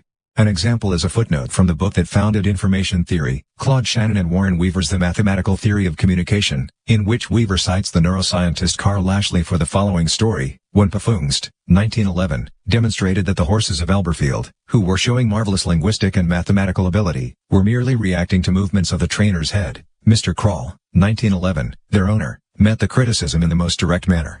He asked the horses whether they could see such small movements, and in answer they spelled out an emphatic no. 36 Generous laughter is the linguistic consciousness's awareness of its own paucity. Mean humor is proof of the paucity of other people's semantic or mental information. In the words of the Italian semiotician and author Umberto Eco, the devil is faith without smile, while the mission of those who love mankind is to make truth laugh. I'm lying. In 1931, this statement led to Gödel's theorem, which set off the collapse of the belief that the world can be described exhaustively by formulae and semantic systems, the central theme of the Canturi. In science, philosophy, and thought, it has become clear that the world cannot be captured in the net of thought or language. The problem is that language and the formal systems tend to seem as if they can cope with everything, describe everything. The semantic paradoxes such as the liar are the reluctant admission by language of the fact that it is a map of the terrain and not the terrain itself. Gödel's theorem is the admission by the formal system that it is a formal system. The philosophical paradoxes are the intellectual world's version of children's pain as they witness adults saying one thing while showing with their bodies that they mean another. The possibility of the lie is one cost of consciousness. Consciously, one can lie, unconsciously one cannot. The lie detector, for example, is proof of this. 38 Carl Steinbuch, of the Technical High School in Karlsruhe, writes in his Automaton Man, 1965. The possibility of the lie arises precisely because of the low information content of consciousness. The possibility of negation derives from the fact that there are so few bits to move around. An individual who is one with one's body cannot lie, as children know very well. 39 But the ancient Greeks had come so far with civilization and the belief that consciousness is identical with man that they discovered the paradox of the liar, I'm lying. In mathematics in this century, the liar paradox was rediscovered by Bertrand Russell, who tried to get rid of it again by drawing up rules for logical types. His central thesis was that we should ban concepts from talking about themselves, ban the combination of concepts with what the concepts were about. Russell's attempt was at once an admission of the existence of the problem and an attempt to learn how to limit the problem to a corner of mathematical logic. Gregory Bateson's description of the peculiar logic of schizophrenia is reminiscent of the liar. Indeed, Bateson draws his epistemological starting point from the paradox of the liar and in Bertrand Russell and A. N. Whitehead's Principia Mathematica, 1910-13. Bateson refers to Russell again and again. Some of Bateson's contemporaries have found this strange. In 1980, the science historian Stephen Tolman wrote in connection with the publication of Russell's final book, Mind and Nature, that in many ways Russell is the last philosopher one would have expected Bateson to choose as an ally. 4 degrees Russell does not exactly stand for the kind of envelope-pushing epistemology Bateson formulated. So Tolman cannot understand why Bateson was enthusiastic about Russell. However, there was a profound interconnection between Bateson's ideas on schizophrenia, and in a wider sense all communication between people, and Russell's rediscovery of the paradox of the liar. This does not mean that at the ideological level Tolman is wrong in considering Bateson's enthusiasm for Russell strange. Because Russell wanted something quite different in his studies of the liar than did Bateson. To Russell, the paradox of the liar was the pathological thing, a kind of disease in the foundations of mathematical logic, a misfortune to be got rid of. In 1931, when Gödel showed that Russell's paradox was merely a pointer to far deeper matters now being discovered, Russell could not have cared less. To Bateson, the liar was the entry to an epistemological description of phenomena from everyday language, that we cannot take spoken words at face value, and that we have to know the context if we want to understand them. In fact, what Russell and Bateson wanted out of their mutual interest in the paradox of the liar was in direct contradiction to each other. What they did have in common was that neither of them showed particular interest in Kurt Gödel's work. With Kurt Gödel and Gregory Chaitin later, it was proved clearly that the consequences of the paradox of the liar are present anywhere we try to describe the world in a limited, formal language. Any language, any description, any consciousness, consists of information that is the result of exformation. Enormous amounts of information have to be discarded before we can be conscious. So in the final analysis, this consciousness and its expression can be understood and grasped only when it is anchored in what discarded all that information, the body. We never perceive most of what passes through us. Our conscious is only a tiny part of the story. When children learn to say I am lying, they already know that the biggest lie is the J that in all its incredible pomposity thinks that the body allows it to lie. 3 media making a newspaper, making radio, making TV. 3 media, 3 worlds. But often with the same starting point, an interview with a person who knows more about the issue than you do, a conversation that lasts for hours but is condensed to something that is consumed in 2 minutes. Information is discarded. 2 hours of conversation become 2 minutes of reading the newspaper, listening, or viewing. The amount of freedom granted varies a great deal. When an interview has to be edited into a short text for a newspaper, statements that arose at widely different times during the interview can be shuffled around. 2 half sentences can be joined together without its mattering much. For there is not much information in the text. Very little of the character of the conversation is conveyed. All the body language, background noise, and facial expressions vanish. Only the words are left. The journalist's editorial task is easy. Compared to the radio journalist's, anyway. He cannot cut in mid-sentence without it sounding very strange. There is tempo and rhythm in the language, the interviewee warms up, and you cannot cut backward and forward in the conversation. The intonation reveals whether you are at the start of an argument or the end. There is far more information in a taped reproduction of an interview than in a conversation reproduced as words on a page. It is harder to edit a radio program than a newspaper article. But not as hard as editing a TV interview. Television reveals gestures and eye movements. The face shows very clearly how the speaker relates to what he is saying. When an interview is edited, the journalist has to respect certain rules as to what viewers are prepared to watch. Nobody can stand an interview where the interviewee leads up to his vital point with his hands and eyebrows, only to be edited out of the picture. Maybe the soundtrack does not reveal this, and one would never be able to tell from a transcript. But the man was about to say something significant. Even if the journalist happens to be right, and it is not significant to the viewers, it feels bad to see a man being cut off. That is why it is harder to edit television than radio. There is far more information in a TV reproduction of an interview than in a radio reproduction, and far more than in a written reproduction of an interview. We can measure the difference by examining how much the 3 media can convey, how many bits per second can be transmitted, the bandwidth. Television has a bandwidth of more than 1 million bits per second, radio more than 10,000 bits per second, a text read aloud, about 25 bits per second. This does not necessarily mean that the journalist can control all these bits or that the receiver can. But the chance of the body language saying something other than that which the journalist is listening for means that a sequence edited very reasonably according to a tape transcript fails entirely to communicate when screened. Chapter 7: The Bomb of Psychology. Why did research into the capacity of consciousness run out of steam in the 1960s? Why was the revolutionary view of man invited by these results so completely ignored? An explanation may be found in events that took place in another branch of science, closely related in its experimental methods to the studies into the capacity of consciousness, the study of subliminal perception. When the study of human perception was founded at the end of the last century, one central concept was the idea of a threshold defining the smallest stimulus perceptible to the organism. The existence of a threshold means that stimuli above that threshold can be registered, while a stimulus weaker than the threshold cannot. For example, a certain volume is required before we can hear a sound, and a certain amount of light before we spot that star in the sky. Subliminal perception means sensing stimuli below the threshold. Limen is the Latin word for threshold. The interesting thing about subliminal perception is that it is the conscious awareness of a stimulus that has defined the threshold. Anything perceived subliminally is a stimulus that has been picked up even though it is so weak that it was not perceived consciously. In 1911, Harold Hofting, a Danish philosopher and psychologist, described how a number of mental activities that are normally conscious can occur unconsciously. An activity which would otherwise take place with consciousness can, when consciousness is absorbed in something else simultaneously, occur below the threshold of consciousness. The notion that human behavior can be influenced by perceptions which do not lead to consciousness but merely remain in the organism has always been associated with considerable fear. Few hypotheses in the behavioral sciences have occasioned so much controversy as the suggestion that people may be affected by external stimuli of which they remain wholly unaware, according to Norman Dixon, the English psychologist who has published 2 books on subliminal perception and the ensuing controversy. In the first book, published in 1971, Dixon uses a graph to show the degree to which people have believed in the existence of subliminal perception throughout history. Belief in the existence of subliminal perception in recent times. After Dixon, belief is on the increase, but there is a very pronounced dip around 1960, a dip that did not only mean that people stopped believing in subliminal perception, it also meant that scientists stopped researching the subject. The cause of the big dip has been described as the atom bomb of psychology. In 1957, an enterprise named Precon Process and Equipment Corporation, in New Orleans, started offering the placement of subliminal messages in advertisements and movies, messages not perceived by consciousness but containing sufficient influence to get somebody to pay for their being there. Messages that work unconsciously or preconsciously, hence Precon. Another enterprise based on the same idea called itself the Subliminal Projection Company and kicked off with a press conference in New York. Radio and TV stations from all over the United States began to sell commercial airtime in which subliminal perception was used.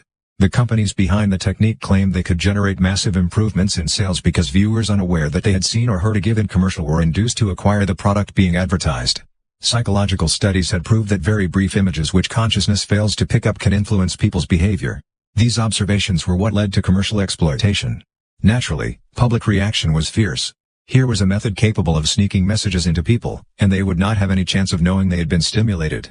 A storm of protest led to a suspension of subliminal messages in commercials in the United States and most of the Western world. Consumers refused to be so thoroughly manipulated. This solved the immediate problem. But another problem remained unsolved. Just what is subliminal perception? How important is it in our everyday lives? The announcement of a commercial application of long-established psychological principles has assumed nightmarish qualities, and we find ourselves unwillingly cast in the role of invaders of personal privacy and enemies of society. 3 American psychologists wrote in a summary article on the subject in 1958. J. V. McConnell, R. L. Cutler, and E. B. McNeil went on, the highly emotional public reaction to the discovery of subliminal perception should serve as an object lesson to our profession, for, in the bright glare of publicity, we can see urgent ethical issues as well as an omen of things to come. When the theoretical notion E=mc became the applied reality of an atom bomb, the community of physicists became deeply concerned with social as well as scientific responsibility. Judging from the intensity of the public alarm when confronted with a bare minimum of fact about this subliminal social atom, there exists a clear need for psychologists to examine the ethical problems that are part of this era of the application of their findings. For the 3 psychologists acknowledged their responsibility as scientists to be aware of how their findings could be used to affect society. But the strange thing is that the community of psychologists did not accept this responsibility. They pretended the whole thing was a misunderstanding. Norman Dixon described it as follows: this scare in the late 50s had a remarkable effect upon the profession. Erstwhile proponents of subliminal perception began to change their minds. A vigorous reappraisal of earlier researches and conclusions got underway. Dixon continues with the following assessment of his fellow psychologists: since those in the forefront of this reassessment were psychologists and the object of their obloquy was rather less dramatic than the explosion of an atom bomb, their solution of the ethical problems referred to by McConnell et al. Was less difficult than that being demanded of physicists. Whereas the latter could hardly deny the reality of nuclear fission, psychologists were not similarly handicapped by subliminal perception. Instead of saying, as perhaps they should have done, yes, there is sufficient evidence to suggest that people may be affected by information of which they are unaware, and then trying to allay public anxiety by suggesting ways in which commercial or political exploitations of the phenomenon might be prevented, they chose the easier path of using arguments to prove that since subliminal perception could not occur there was nothing to fear. 5. Norman Dixon's verdict is a harsh one. The psychologists simply ran away, tails between their legs. The climate was not pleasant, either. One of the opinion makers who considerably influenced the debate at the end of the 1950s was Vance Packard. In a book published in 1978, the American writer looked back at the effects of the debate that caused subliminal perception to disappear from the front pages. As a matter of fact, interest in subliminal perception has continued, but much more quietly. I have reports on 14 studies that have been made in recent years, and references to quite a few more. The psychologist James McConnell in his new, widely adopted textbook, Understanding Human Behavior, devotes a chapter to subliminal perception. 6. What bothered Packard was that research in this field was being done at all. He'd have preferred that the psychologists would stay out of it. Decades later, the problem has become classic. Is society to control technological progress by banning research or by banning technology? Are we to stop while still at the research stage, or should we ban the use of the knowledge we obtain? In the case of subliminal perception, the scientific community chose self-censorship. But that works only for a time, and that time is up. Research into subliminal perception continued throughout the 1970s, and in the 1980s in particular it became clear that most of the information that passes through a person is not picked up by consciousness, even when this information has a demonstrable effect on behavior. This presents the now paradigmatic dilemma: the research can be abused, not only for advertising but for all kinds of opinion forming and manipulation. So it is a dangerous thing. But there is another possibility, that it is of vital importance to humanity's ability to survive in civilization that we realize we do not possess awareness of very much of what goes on inside us. The insight that consciousness plays a smaller role in human life than most of us would believe may be vital because it is the only insight capable of transforming a culture that now has serious viability problems. If this view, to be argued more closely in later chapters, has any justification at all, a ban on research into subliminal perception might prevent abuse by the advertising agencies in the short term, but in the long term it may block the path to vital self-knowledge. That is the dilemma for all notions of scientific censorship. But research has not stopped. On the contrary, the 1990s is the decade of a breakthrough in the scientific acknowledgement that man is not transparent to himself. The germ of this breakthrough lay in knowledge that has been apparent for the last 30 years, that the ratio of what we sense to what we perceive is 1,000,000 to 1. But once that discovery had been made, research into the topic ceased, only to come alive again decades later. Research into the human mind has undergone many somersaults over the centuries. The significance of consciousness has been lent very different weights during different periods. Modern philosophy started in the Renaissance, with a view of consciousness as central to man. In 1619, René Descartes concluded after considerable doubt that there was one thing he knew for sure, that he doubted: I think, therefore I am. Consciousness was the real token of existence. Consciousness itself was the only thing one could not doubt. In England, John Locke published his essay concerning human understanding, in which man's self-awareness and ability to see himself were the central issues. This became the view that affected most thinking about the human mind, especially in English-speaking countries. Man is transparent. At the end of the last century, the notion of the transparent man was severely challenged. Hermann von Helmholtz, the German physicist and physiologist, began studying human reactions around 1850. On the basis of his technical data, he concluded that most of what took place in our head was unconscious. Sensing is based on inferences that are inaccessible to consciousness. Even if the conscious mind understands and knows these inferences, it cannot change them. Helmholtz pointed to the fact that one can invoke an experience of light by gently pressing the closed eye.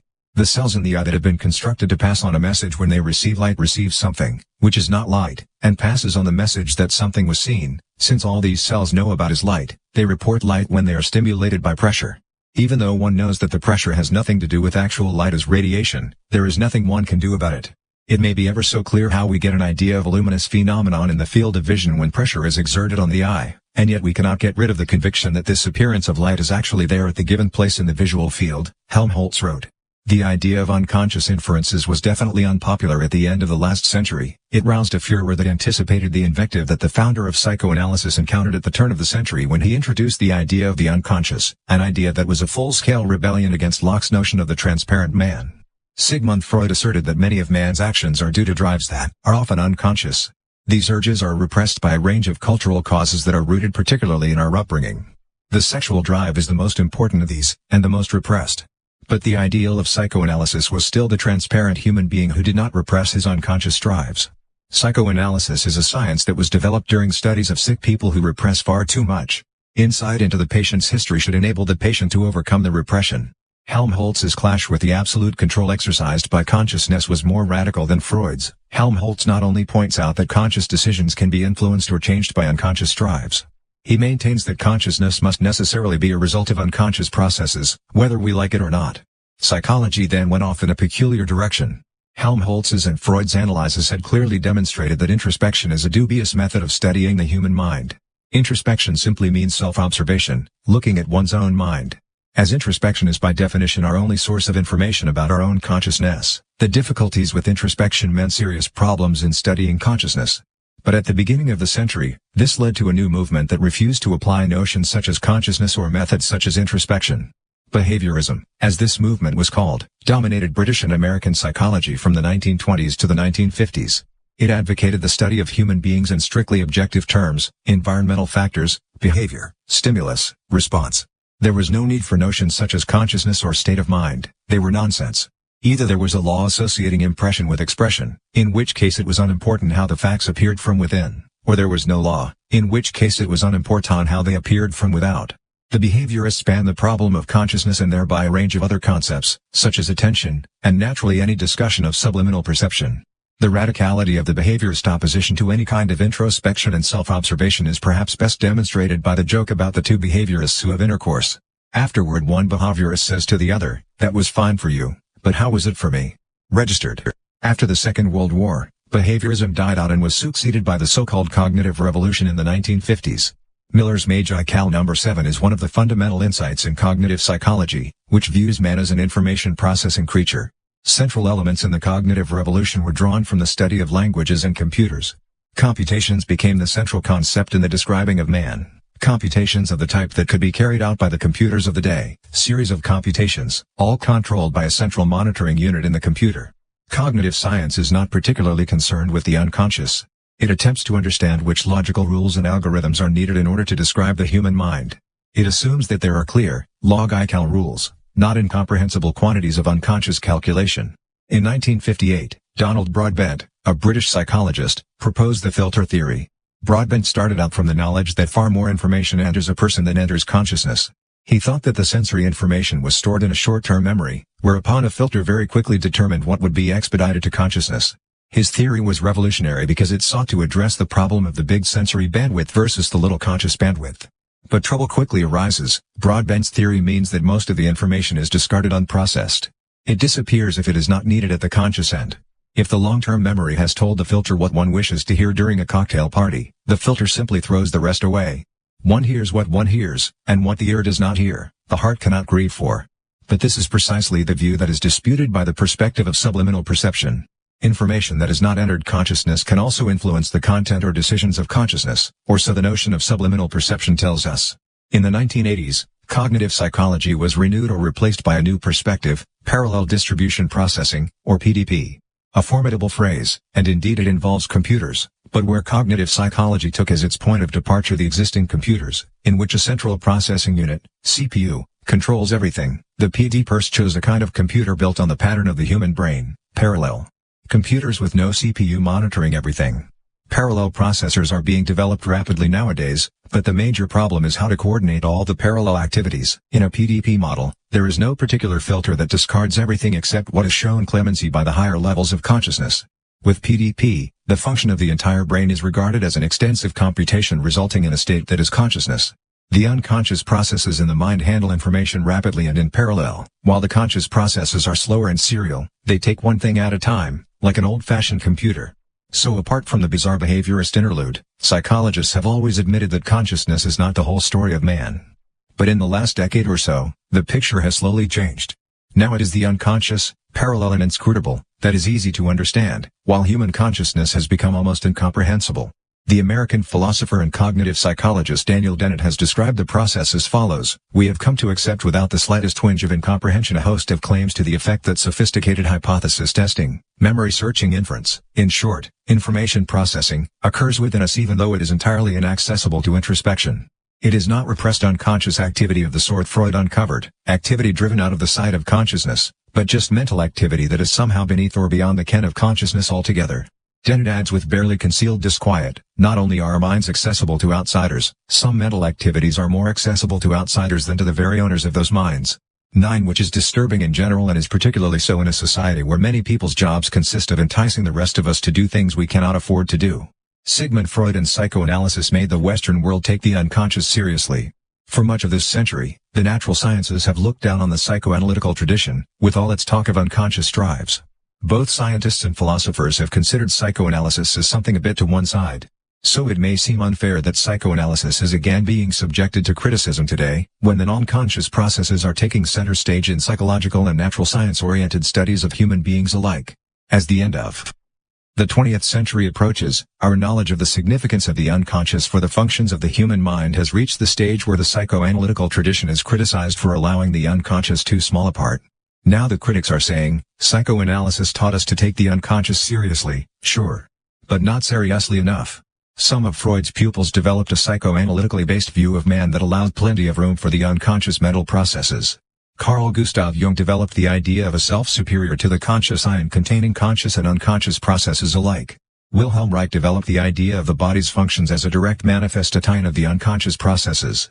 Jung criticized Freud for underestimating the importance of the non-conscious. In The Ego and the Unconscious, Jung writes by way of introduction, as we know, the various contents of the unconscious are limited, according to the Freudian view, to infantile tendencies that are repressed because of their incompatible nature. Repression is a process that begins in infancy, under the moral influence of the child's surroundings, and continues all life long. In analysis, the repression is removed and the repressed desires are rendered conscious. According to this theory, the unconscious should, so to speak, contain only the parts of the personality that might just as well be conscious and are basically suppressed only through upbringing. Of his own views, Jung wrote, "We emphasize that in addition to the repressed material, the unconscious also contains all the mental material that has become subliminal, including subliminal sensory perceptions." In recent years, modern ideas on unconscious cognitive functions have also found expression in the modern psychoanalytical tradition, and as so often happens when a theoretical father image is rejected, it is accompanied by the claim that all the other psychoanalysts read only parts of Freud's oeuvre, whereas a new school can be created from the last of Freud's writings. The American psychoanalyst Joseph Weiss and colleagues at the Mount Zion Psychotherapy Research Group in San Francisco have proposed a revised interpretation of psychoanalysis in which the unconscious is assigned an important role in higher mental functions such as thinking, planning, and decision-making. Weiss criticizes the traditional psychoanalytical view of the unconscious as the domicile of a series of mental experiences repressed in childhood because they could not be tolerated by the conscious self. These experiences include sexual and aggressive impulses kept in check in adults by repressive forces. This view, according to Weiss, basically originates from Freud's early writings and assumes that people have little or no control over their unconscious mental life. The alternative view, which Weiss proposes, is based on Freud's later writings and emphasizes man's ability to relate to the unconscious. It is not repression and suppression that keep the unconscious impulses down but decisions made unconsciously. These decisions are not always appropriate but can be changed through therapy. The core of this therapy deals with the patient's unconscious decisions as meaningful. The unconscious mind must be helped to realize that, say, there is no risk in sex. It seems that the cognitive capacities of the unconscious mind have been underappreciated and that human beings can unconsciously carry out many intellectual tasks, including developing and executing plans for reaching certain goals. Weiss writes, "The unconscious is not merely a morass of repressed sexual desires and forbidden hatred. The unconscious is an active, vital part of the human mind. The capacity of consciousness is simply not big enough to allow much of what happens in our heads to appear in our conscious minds. So repressed sexual desires and death wishes are not the only things to be found in our unconscious. Also present, and dominant, are the undramatic and familiar. But remarkable activities do take place in the unconscious. The study of subliminal perception has indicated in definitive fashion that many of Freud's ideas are correct. In 1917, the neurologist Opotzel discovered that in dreams people can recall subliminal stimuli to which they had been exposed while awake. They were shown a picture, but so briefly that they could not make anything of it consciously or remember it while awake. But the image reappeared in their dreams. Undeniably an insight that can contribute to interpreting one's dreams. P6TZL's phenomenon, as it is known, has been repeated in many experiments, not just dreams. Daydreams, free associations, and free image generation, techniques used in psychoanalysis, can also provide access to subliminally perceived images. The experimental technique behind studies of P6TZL's phenomenon recurs in many studies of subliminal perception. The apparatus used is a tachistoscope, a tool central to many disciplines within experimental psychology. The tachistoscope allows an image to be shown to the subject for a period, for example, 1/100th of a second, too brief for consciousness to perceive. A TV program is made up of 25 or 30 image frames per second, and you have to be very attentive and used to videotape editing to be able to catch a single frame as it flies past.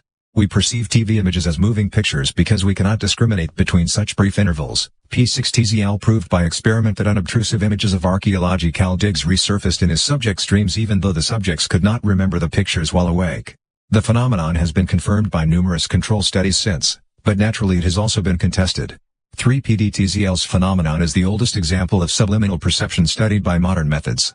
On October 17, 1884, a lecture on small differences of sensation was delivered at the U.S. National Academy of Sciences. The lecture was later published by the Academy. Its authors, the mathematician and philosopher Charles Sanders Peirce and the perception psychologist Joseph Jastrow, had performed a little experiment together, an experiment that effectively and elegantly did away with the idea of thresholds of perception. Their point of departure was the idea that there had to be some difference between two sensations before one could distinguish between them, an Unterschiedschwelle, a threshold for distinction. Jastrow and Peirce investigated whether the human organism could discriminate between two sensations that consciousness could not tell apart. By experimenting with pressure on the skin exerted by tiny weights, Jastrow and Peirce were able to demonstrate that they could distinguish between sensations where they did not consciously experience any difference. Their ability to guess which stimulus was the stronger was far too good to allow them to say that their conscious ability to discriminate defines the limits to what humans can tell apart. The general fact has highly important practical bearings, Peirce and Jastrow wrote, since it gives new reason for believing that we gather what is passing in one another's minds in large measure from sensations so faint that we are not fairly aware of having them, and can give no account of how we reach our conclusions about such matters. The insight of females as well as certain telepathic phenomena may be explained in this way. Such faint sensations ought to be fully studied by the psychologist and assiduously cultivated by every man. For Charles Sanders Peirce developed the term abduction to describe the process in which one draws on unconscious powers in drawing up a scientific hypothesis or perceiving something from everyday life. Many years before the experiments with Jastrow, Peirce had had a valuable chronometer stolen from him during a voyage by riverboat from Boston to New York. Peirce was able to identify the thief but unable to say how he had done so. As Peter Vo Edmund Christensen, a Danish expert on Peirce, comments, that Peirce was able to identify the thief with certainty was due not primarily to logical reason but to an ability to stop the inner semantic dialogue and put himself into a state of passive receptivity to the non-semantic signs that normally drown in noise from the cortex. 5. One of the most convincing and irrefutable examples of man's ability to sense and act on the basis of information from his surroundings that his conscious mind knows nothing about is the phenomenon of blind sight. It was discovered in the 1970s in patients with serious damage to the part of the brain that processes visual stimuli, so that they could not see anything in large parts of their field of vision. Or could they? When shown objects in the blind area of their field of vision, they could point at them, seize them, manipulate them correctly, and describe their orientation. But they said they could not see them. The confused doctors and psychologists subjected the patients to a series of tests in which they had to determine which way a stick was pointing, for example. The presumably blind patients always guessed correctly, while maintaining that they could not see anything. One patient, D.B., was examined by L. Weiskrantz, a psychologist. In his book Blindsight, he says, after one such long series of guesses, when he made virtually no errors, he was told how well he had done. In the interview that followed, and which was recorded, D.B. expressed considerable surprise. "Did you know how well you had done?" he was asked. "No," he replied, "I didn't, because I couldn't see anything. I couldn't see a darn thing." "Can you say how you guessed, what it was that allowed you to say whether it was vertical or horizontal?" "No, could not because I did not see anything, I just don't know." Finally, he was asked, "So you really did not know you were getting them right?" "No," he replied, still with something of an air of incredulity. 6. The explanation proved to be that optical information from the eye is treated in different areas of the brain, and in different ways. Only the normal way leads to awareness. The other links between the eye and the brain do not lead to awareness. So when the normal route for processing optical information is destroyed because part of the brain is not functioning or has been removed, the patient does not experience seeing anything. But he can see it anyway. His behavior proves it. One can hardly imagine a more unequivocal example of perception without conscious awareness. Around 1980, intense research commenced into a phenomenon known as priming, which is of interest mainly because it involves clearly cognitive processes, not only ordinary perception but the recognition of words and other meaningful objects. A priming experiment could consist of 2 presentations with a tachistoscope, for example. The first presentation runs so rapidly that the subject does not pick up what is shown. The second presentation consists of an object, a word or an image, that the subject has to relate to. Is it a real word? Is it a possible object? If there is a link between the 2 images, subjects are much better and much quicker at figuring out what the second picture shows. In other words, one can learn something from a stimulus that is so brief that one does not perceive it. The subjects do not know why they are so clever. This is interesting, naturally, as a scientific result. but it is no less interesting as regards our everyday lives.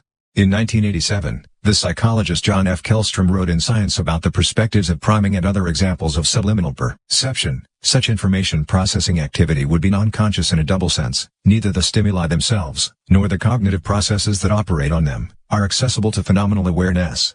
Such doubly non-conscious processes nevertheless exert an important impact on social interaction. Through the operation of routinized procedures for social judgment, for example, we may form impressions of people without any conscious awareness of the perceptual cognitive basis for them. And further, a large number of social judgments and inferences, especially those guiding first impressions, appear to be mediated by such unconscious processes. 8. We are not just talking about love at first sight. This goes for many of the quick assessments we make of other people, not always voluntarily. How often do we find that we cannot rid ourselves of the first impression of a person we would like but with whom we have got off on the wrong foot? How often do we realize to our dismay that we simply cannot get the chemistry to work in a situation where we wish very much that we could? A phenomenon like priming provides almost direct evidence of the existence of the high bandwidth channels in the tree of talking, faster than language and consciousness. Information that enters through the eyes influences our ability to read words and images via the conscious channel. In 1990, two psychologists, the Canadian Endel Tulving and the American Daniel Schachter, wrote in Science, "We still know relatively little about priming at this early stage of research. Nevertheless, it seems clear that it plays a more important role in human affairs than its late discovery would suggest." Although priming is typically observed only under carefully controlled experimental conditions, similar conditions frequently occur naturally, outside the laboratory. It is reasonable to assume, therefore, that priming represents a ubiquitous occurrence in everyday life. One remarkable feature of priming is that, unlike other forms of cognitive memory, it is non-conscious. A person perceiving a familiar object is not aware that what is perceived is as much an expression of memory as it is of perception. The fact that people are not conscious of priming probably accounts for its late discovery. It is difficult to study phenomena whose existence one does not suspect. 9. Lots of the experiences we undergo in everyday life may involve our recognizing something we are not conscious of recognizing. Not only when we have a déjà vu experience, when we know we recognize but do not know what, but also when we like a house, a woman, or a chocolate cake at first sight. A new bout of interest may be expected from the advertising industry, and a new debate on ethics by the psychologists. But it is not only subliminal perception proper that tells us consciousness is not in on much of what happens inside us. A number of the skills we use in everyday life are not conscious when we use them. We can train automatic processes that we perform best when unaware of them. We may call this being good at our jobs or our sport. We can cycle, but we can't explain how. We can write but not explain how while we are doing so. We can play musical instruments, but the better we get, the harder it is for us to explain just what is going on. The learning of these skills is controlled by consciousness, but the application is not. When we learn to speak a foreign language, play a new game, or find our way around town, initially we feel our way forward, fumbling and stuttering, awkward and confused. Suddenly a change occurs, and we start performing the activity best if we do not think about what we are doing. As soon as we think that we are now speaking a language we really cannot speak, we grow conscious of what we are attempting, and right away we are not so good at it. Sleepwalking is an activity that may imply an unequivocal perception of our surroundings. Children do find the bathroom in their sleep, even when there is a chair in the way, but is accompanied by a total lack of awareness as to what is going on. Finally, the body senses a great deal in relation to its surroundings that it relates to without our being conscious of the fact, temperature, oxygen pressure, and traffic. If we consider for a moment our chances of survival in modern society without the use of unconscious perception and choice of behavior, we soon realize that a massive amount of subliminal activity must be taking place in our heads. One thing is now clear, John Kellstrom wrote in Science in 1987. Consciousness is not to be identified with any particular perceptual cognitive functions such as discriminative response to stimulation, perception, memory, or the higher mental processes involved in judgment or problem solving. All of these functions can take place outside of phenomenal awareness. Rather, consciousness is an experimental quality that may accompany any of these functions. 2 degrees the picture is very clear, plenty happens inside us that we are not aware of. But there is still criticism and argument. As recently as 1986, the Belgian psychologist Daniel Hollander proved that there were problems in some of the studies that led to the belief in the existence of subliminal perception and the automatic application of skills. The methodological difficulties of proving that people are influenced by something they are not aware of are naturally considerable.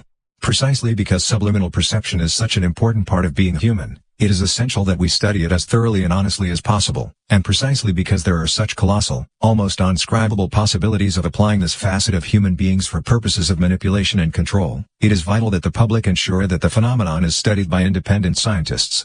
It is no good burying our heads in the sand the way psychologists did around 1960. Subliminal perception is a reality that it is very important to be aware of. From the point of view of common sense, it is really quite obvious that subliminal perception must take place. Remember that the capacity of consciousness is vastly smaller than that of our senses. If all the information that thunders in through our senses is merely discarded, apart from the bit we are aware of, how can we tell that the bit we are aware of is the right one? If consciousness and awareness are not just a luxury for people who have time to read books, there must be some reason, a biological reason. Why do we possess a body and sensory apparatus that gathers such an incomprehensible amount of information from our surroundings even though we are not aware of it? We do so because we have to know about the jungle fauna, and the way traffic lights change, if we are to survive. But if consciousness selects at random from what comes in, it really is not much use. There must necessarily be a degree of wisdom in the sorting that takes place, otherwise we would just go around conscious of something random, with no connection to what really matters. Consciousness is based on an enormous discarding of information, and the ingenuity of consciousness consists not of the information it contains but of the information it does not contain. It is most practical to be able to remember a telephone number by heart the moment we need to make a call. But it is not particularly clever to remember 100 phone numbers in the shopping list the moment we want to make that call. It is super to be able to spot a berry in a wood when out for a stroll, but it is not too smart if there is a tiger after you. Consciousness is ingenious because it knows what is important. But the sorting and interpretation required for it to know what is important is not conscious. Subliminal perception and sorting is the real secret behind consciousness. Everyday examples are legion. Just take the local main street. Is there a fabric shop or not? Many people have lived near a specialist outlet for years and never known it was there, until the day they need just such a store and either are directed to it or spot it themselves. Afterward they cannot imagine how they managed to wander along that street so many times in ignorance of the shop's existence. Consciousness is a much smaller part of our mental life than we are conscious of, because we cannot be conscious of what we are not conscious of. The American psychologist Julian Jaynes wrote in his landmark work from 1976, The Origin of Consciousness and the Breakdown of the Bicameral Mind, which we shall be returning to in a later chapter. He continues, how simple that is to say, how difficult to appreciate. It is like asking a flashlight in a dark room to search around for something that does not have any light shining upon it. The flashlight, since there is light in whatever direction it turns, would have to conclude that there is light everywhere. And so consciousness can seem to pervade all mentality when actually it does not. 22 Jaynes points out, for example, the problem of how much of the time we are conscious. Are we conscious throughout our waking day? Yes, we would reply automatically.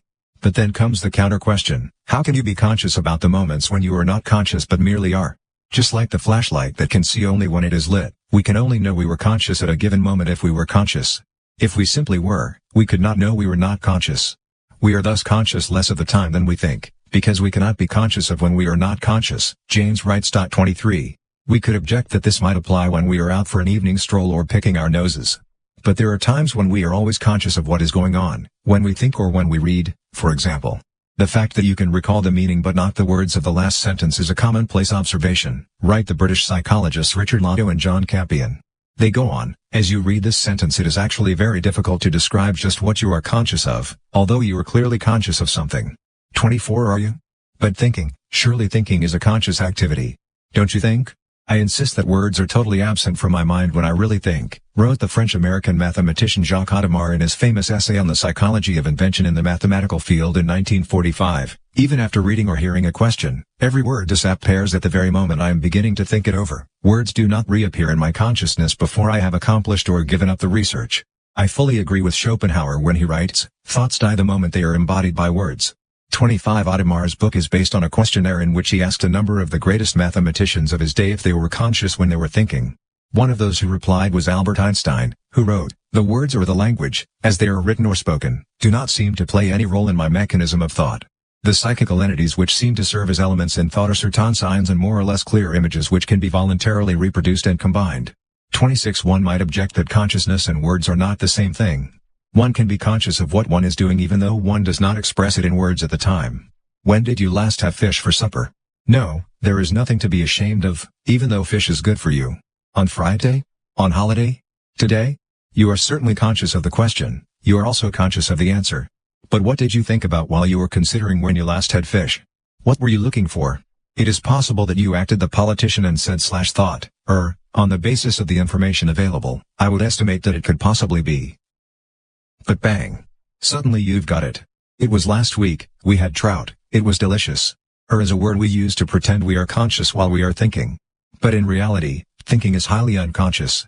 As Julian Jaynes puts it, the actual process of thinking, so usually thought to be the very life of consciousness, is not conscious at all, only its preparation, its materials, and its end result are consciously perceived. 2. A good thing, 2. Imagine if the question about when we last had fish sparked off a conscious review of all the meals of the last few weeks, or a conscious recollection of all the meals we did not like, or a conscious review of the traditional dishes served in the festive seasons? Thinking would be quite unbearable. How about more advanced questions than eating habits? Jaynes proposes the following experiment. Oh, a cow, ow. What is the next figure in the sequence? Bang. The answer is there the moment you spot it. Perhaps you thought, this is difficult, but the instant you saw the answer, you saw it, and it had nothing to do with your Thinking is unconscious, or as the great French mathematician Henri Poincaré put it at the turn of the century, in a word, is not the subliminal self superior to the conscious self? 28 In 1890, William James published The Principles of Psychology, an influential work that, thanks to equal portions of theoretical clear-sightedness and clarity of expression, became the cornerstone of a century of psychology. Many passages in James's great work have a powerful contemporary ring, even after 100 years. Against the background of the fertile period of the birth of psychology in the second half of the 19th century, James was able to describe a number of facets of the human mind that behaviorism and positivism removed from the psychological agenda for half a century. In what may be the most famous chapter of the book, The Stream of Thought, James emphasizes that consciousness always chooses, it is always interested more in one part of its object than in another, and welcomes and rejects, or chooses, all the while it thinks.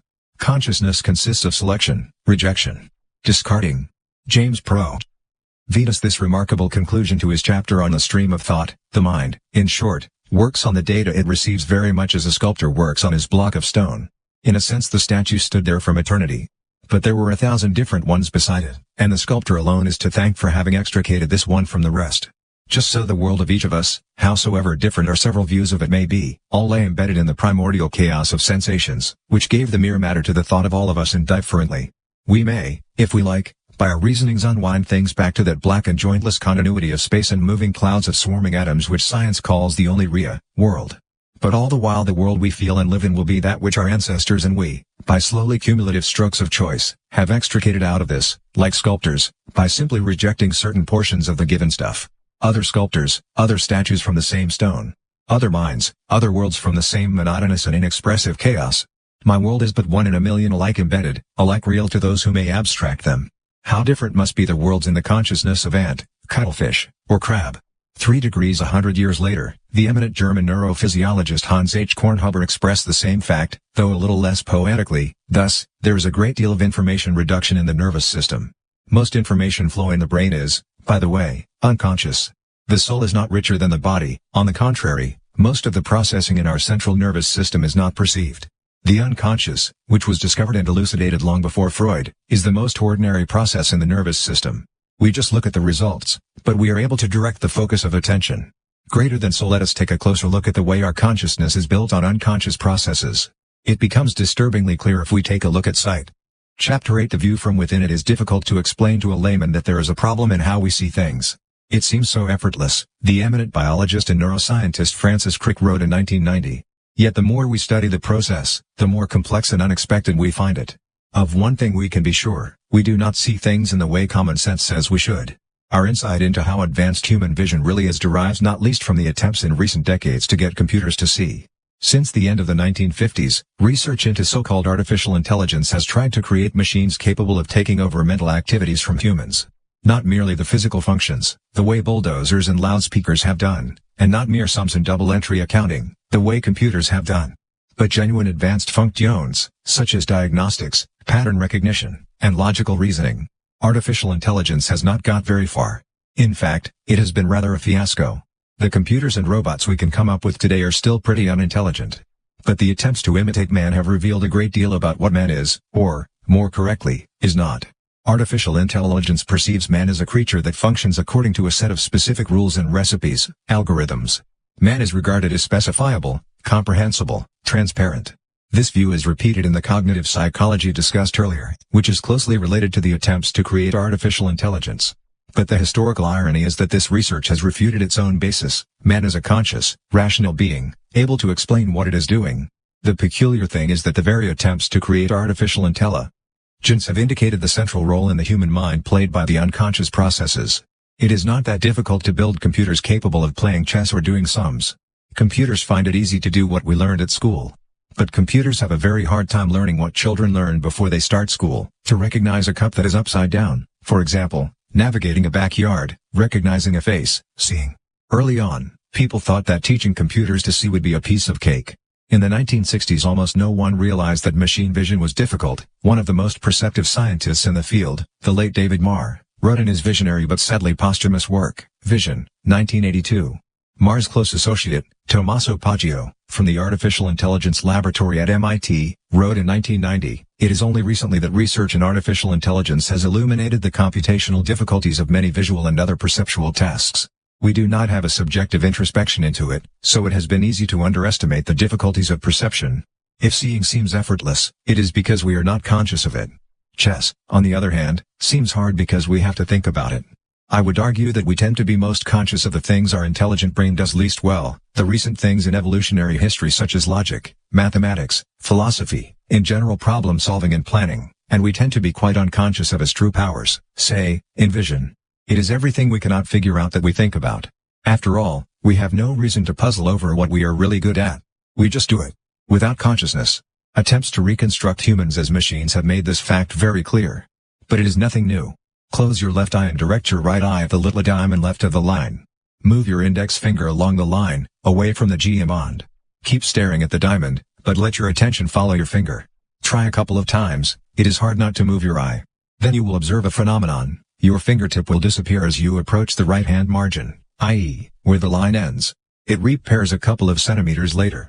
When you have found the point where your fingertip disappears, move your finger back and forth a few times to convince yourself that there really is a blind spot in your field of vision. It is not something we needed computers to figure out. The blind spot has been known for centuries and has a very sensible explanation. Somewhere or other on the retina, there must be an area where there are no vision cells, allowing for optic nerve fibers and blood vessels to exit from the eye. That is why there is a gap in our field of vision, the so-called blind spot. The blind spot, but the existence of the blind spot is not the interesting thing. What is interesting is that we do not see it. In normal circumstances, we use two eyes, which are constantly in motion, so it is not so strange that we do not see a blind spot. But even when we use only one eye, we do not see the blind spot. The relevant area of the retina simply gets filled in by something reminiscent of the surroundings. We have to move a finger across a page of a book in order to notice it. If there is no finger but just the page, the gap in the picture gets filled up with page. In fact, it is not a blind spot at all. It is, as the psychologist Julian Jaynes puts it, a non-spot. For even if we have no information from that spot about what is going on, we do not experience a gap but merely experience a smoothing, an average of the immediate surroundings. We do not know that what we are seeing is a trick. What we are seeing has been cosmeticized. Look at the figure opposite. It is the oldest, most famous example of a visual illusion. It was created by the Swiss Louis A. Necker, in 1832.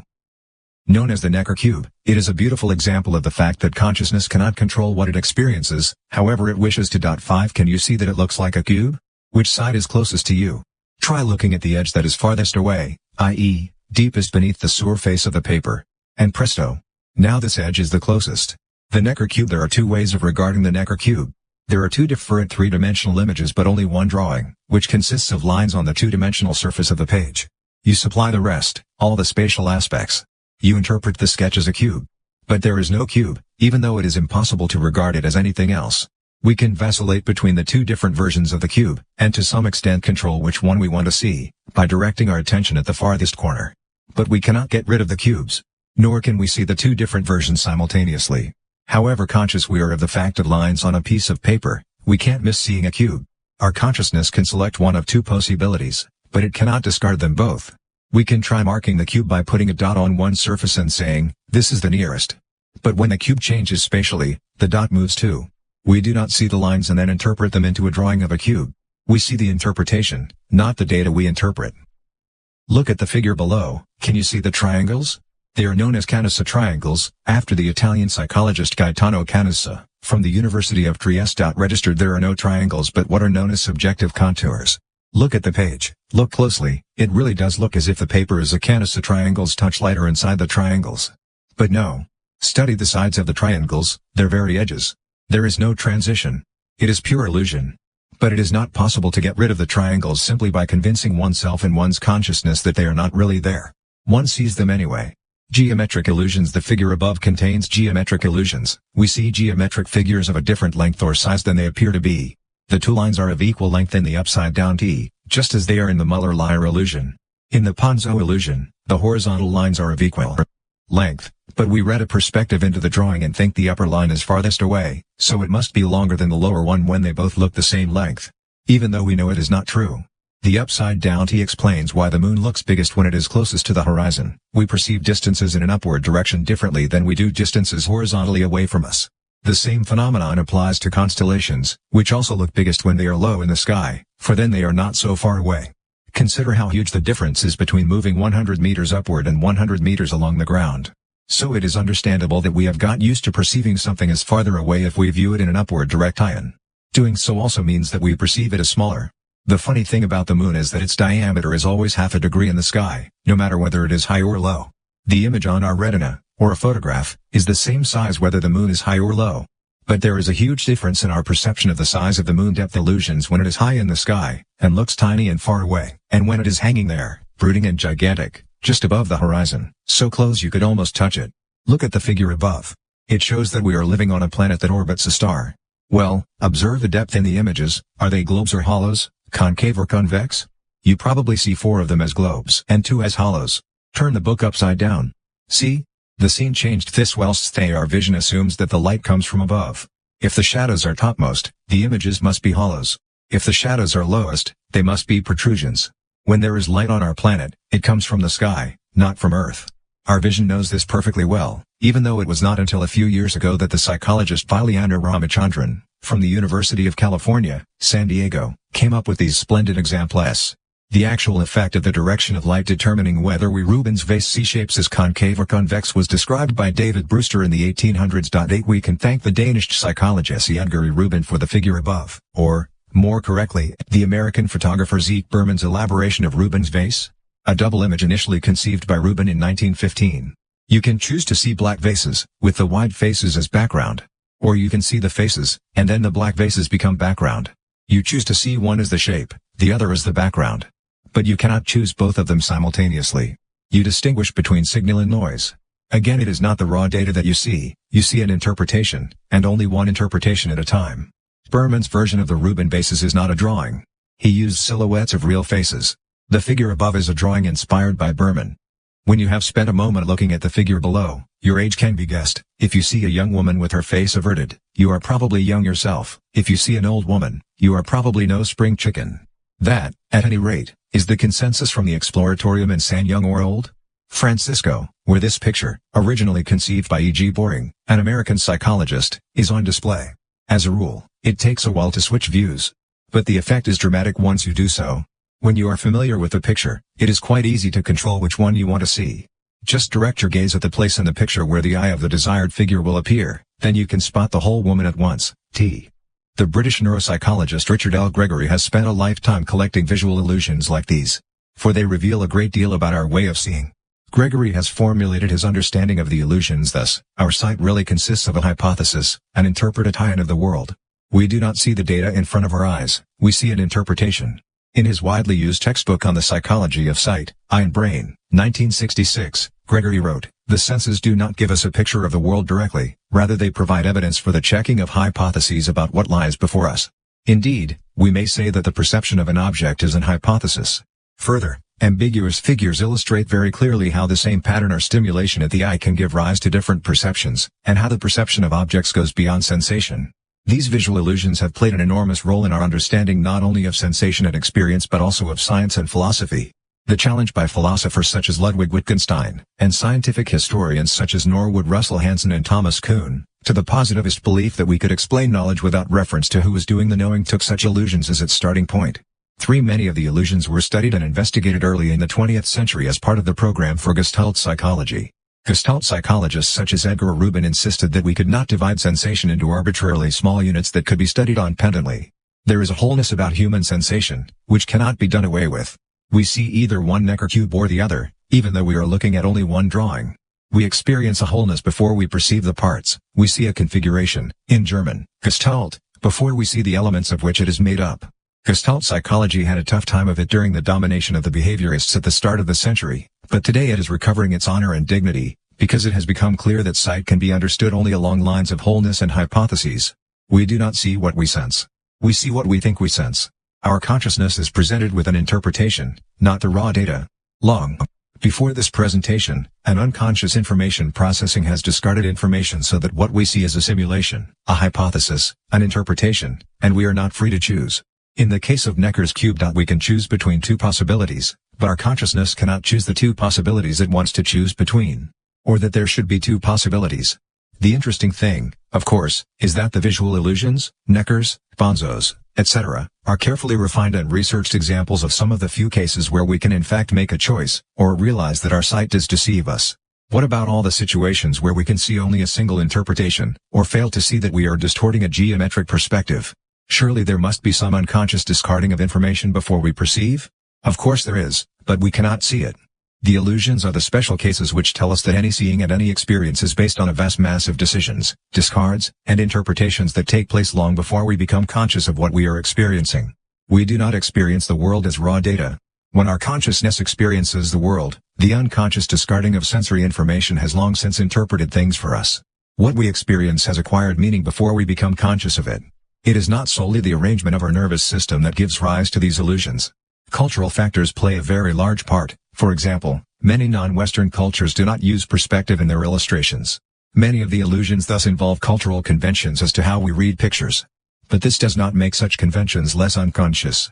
It is hard to set oneself apart from one's own background, because one discards copious quantities of information long before one begins consciously to see a picture. One example of the information that gets discarded when one looks at a visual illustration is from anthropologists' investigation of image perception in the Mean People of Ethiopia. The anthropologists gave them a picture and asked what it was. They felt the paper, sniffed it, crumpled it, and listened to the crackling noise it made. They nipped off little bits and chewed them to taste it. 15. The pattern on the paper did not interest the Mean, because pictures as they knew them were painted on cloth. Presented with Western pictures on cloth, the Mean had trouble seeing what they were meant to see by our standards. The anthropologist Colin Turnbull studied the pygmies in the Congo, who spend their entire lives in the forest and thus have no experience judging the size of objects at great distances. Turnbull once took Kenge, his pygmy guide, out of the forest. Kenge looked over the plain and down to a herd of buffalo some miles away. He asked me what kind of insects they were, and I told him buffalo, twice as big as the forest buffalo known to him. He laughed loudly and told me not to tell him such stupid stories. We got into the car and drove down to where the animals were grazing. He watched them getting larger and larger, and though he was as courageous as any pygmy, he moved over and sat close to me and muttered that it was witchcraft. When he realized they were real buffalo, he was no longer afraid. But what puzzled him was why they had been so small, and whether they had really been small and suddenly grown larger or whether it had been some kind of trickery. 16. Westerners, too, can have trouble with Western pictures, especially if they are disguised as art. Pablo Picasso was once asked in a train compartment by a fellow passenger why he did not paint people the way they really are. Picasso asked what the man meant by the expression. The man pulled a snapshot of his wife out of his wallet and said, "That's my wife." Picasso responded, "Isn't she rather small and flat?" What we see is not a reproduction of the raw data. So what is it a reproduction of? Color vision provides interesting evidence. As we know, fire engines are red. Morning, noon, and night. Everyone would agree that fire engines are a splendid red and that they remain so round the clock. In principle, they are the same color in the dark, it is just that nobody can see them as such. But the light is not constant throughout the day. In the morning and evening, the light is considerably redder than at midday. When the sun is low in the sky, lots of blue light gets scattered away, because the sunlight has to penetrate a greater quantity of air when it passes through the atmosphere at an angle. Yet fire engines are equally red all day. But the light our eyes receive from fire engines is not the same. This is known as color constancy. We see the same color, even though the information we base our color perception on changes. This is extremely expedient. It would be highly impractical if fire engines changed color throughout the day, and even more inexpedient if the poison mushroom fly agaric did so. The colors we see are the result of computations that are performed by the brain. The electromagnetic rays that reach us from an object are compared to those coming from other parts of the scenery. Against this background, the color of the object is computed. This means that the same object takes on the same color even if the information the eye receives from the object changes. Color constancy. Color is a property of the brain rather than of the object. We can create visual illusions from colors. Colored shadows, for example, in which yellow and white light create a blue shadow. Or mixed colors, where a red spotlight and a green spotlight create a yellow patch of light. If we add a blue spotlight, we get a white patch. Colors are the result of computations. The colors we see do not exist in the outside world. They arise only when we see them. If the colors that we see were a property of the outside world, we would not be able to see the illusion of colored shadows. The expediency of this lies in its constancy. An object is seen as the same color regardless of the light conditions. What we experience when we see a red fire engine is the result of a computation in which the brain tries to ascribe the same experience to the same object, even if the information it receives changes. This computation is performed by the brain on the basis of information from 3 different kinds of visual cells. Each kind is best at seeing its own particular wavelength. A similar system is used in video cameras, which register 3 different colors. The colors are then combined into a TV picture. But a video camera is rather less adroit than a human, so it cannot work out what the surroundings look like by itself. We have to tell video cameras what the light is like. Otherwise we end up with color flaws in our picture. This often occurs on TV news programs when a person is interviewed by a window. If the camera is adjusted for artificial indoor lighting, which is very yellow, daylight looks very blue. If the camera is set for daylight, electric light looks very yellow. In practice, this problem is solved by showing the camera a piece of white paper before recording starts. Knowing what white is meant to look like, the camera can then calculate the lighting for the given situation. It is this white balance that human vision carries out every time it sees a fire engine. By looking at something expected to be white, like a house, it has figured out in advance what white looks like. So our sight can correct for what is in this context an utterly irrelevant detail, the actual composition of the reflected light the eye receives from the fire engine. White balance adjustment happens unconsciously. We do not perceive that this is a red fire engine in the midday sun, we perceive a red fire engine. 8. But the white balance can be influenced by consciousness, or, more accurately, by the knowledge we have of the situation. As the following experience shows, there was lots of room on the clothesline in the dim basement. There was only a woman's white sweater hanging there when he entered with his whitewash. As he hung his undershirt on the line, he could not help noticing that the sweater was not quite white but pinkish. He thought somewhat absent-mindedly that somebody must have put a red sock in with that load. Such things do happen. A few moments later, the owner of the sweater came into the basement. Before he could extend his sympathy, she burst out, "Goodness, your clothes are all bluish." Indeed, he was the one who had been sloppy and had put something blue into his whitewash, turning everything ice blue. This man's personal white balance had unconsciously been adjusted on the basis of the whitewash, which by definition results in white laundry. So he defined the slightly bluish hue as white and, thereby, the white sweater as pink. The remarkable thing is that once he was conscious of this, he could see it easily. Even though colors arise in our heads, they are not too subjective or arbitrary to allow us to sort out who put the wrong sock into the washing machine. No palette on the planet is more fascinating than the sky. What an orgy of deeply shimmering colors and fragile shades plays above the horizon when clouds, sunset, and sea collude to form a scene we can watch for hours. The changes in the light from day to day and region to region can be a balm to the vacationing soul released from the monotonous, ergonomically correct artificial light of the office. Just a glimpse of the sky, and one's head feels alive. Why? Perhaps because seeing colors is an active process, a computation, a discarding of information, which leads to an experience. A new sky is a new challenge, a new light is a new experience, quite irrespective of what is seen in this new light. Are the colors of nature not deep, inexplicably fragile and complex, richly shaded and varying from second to second in the restless surface of the ocean? Do we not rejoice when our eyes are put to work, when there is information to be discarded, when the reduction of sensation to experience is visual digestion, as pleasurable as crispy vegetables and fresh fish? The sky is seldom listless and easily absorbable, like fast food. The older we get, the greater our delight at a rare sky. Richard Gregory is a great man.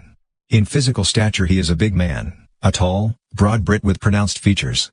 A suitable appearance for an experimental psychologist who is an expert in visual illusions and regards experience as a hypothesis, a view Gregory bases on a long life of experimental work.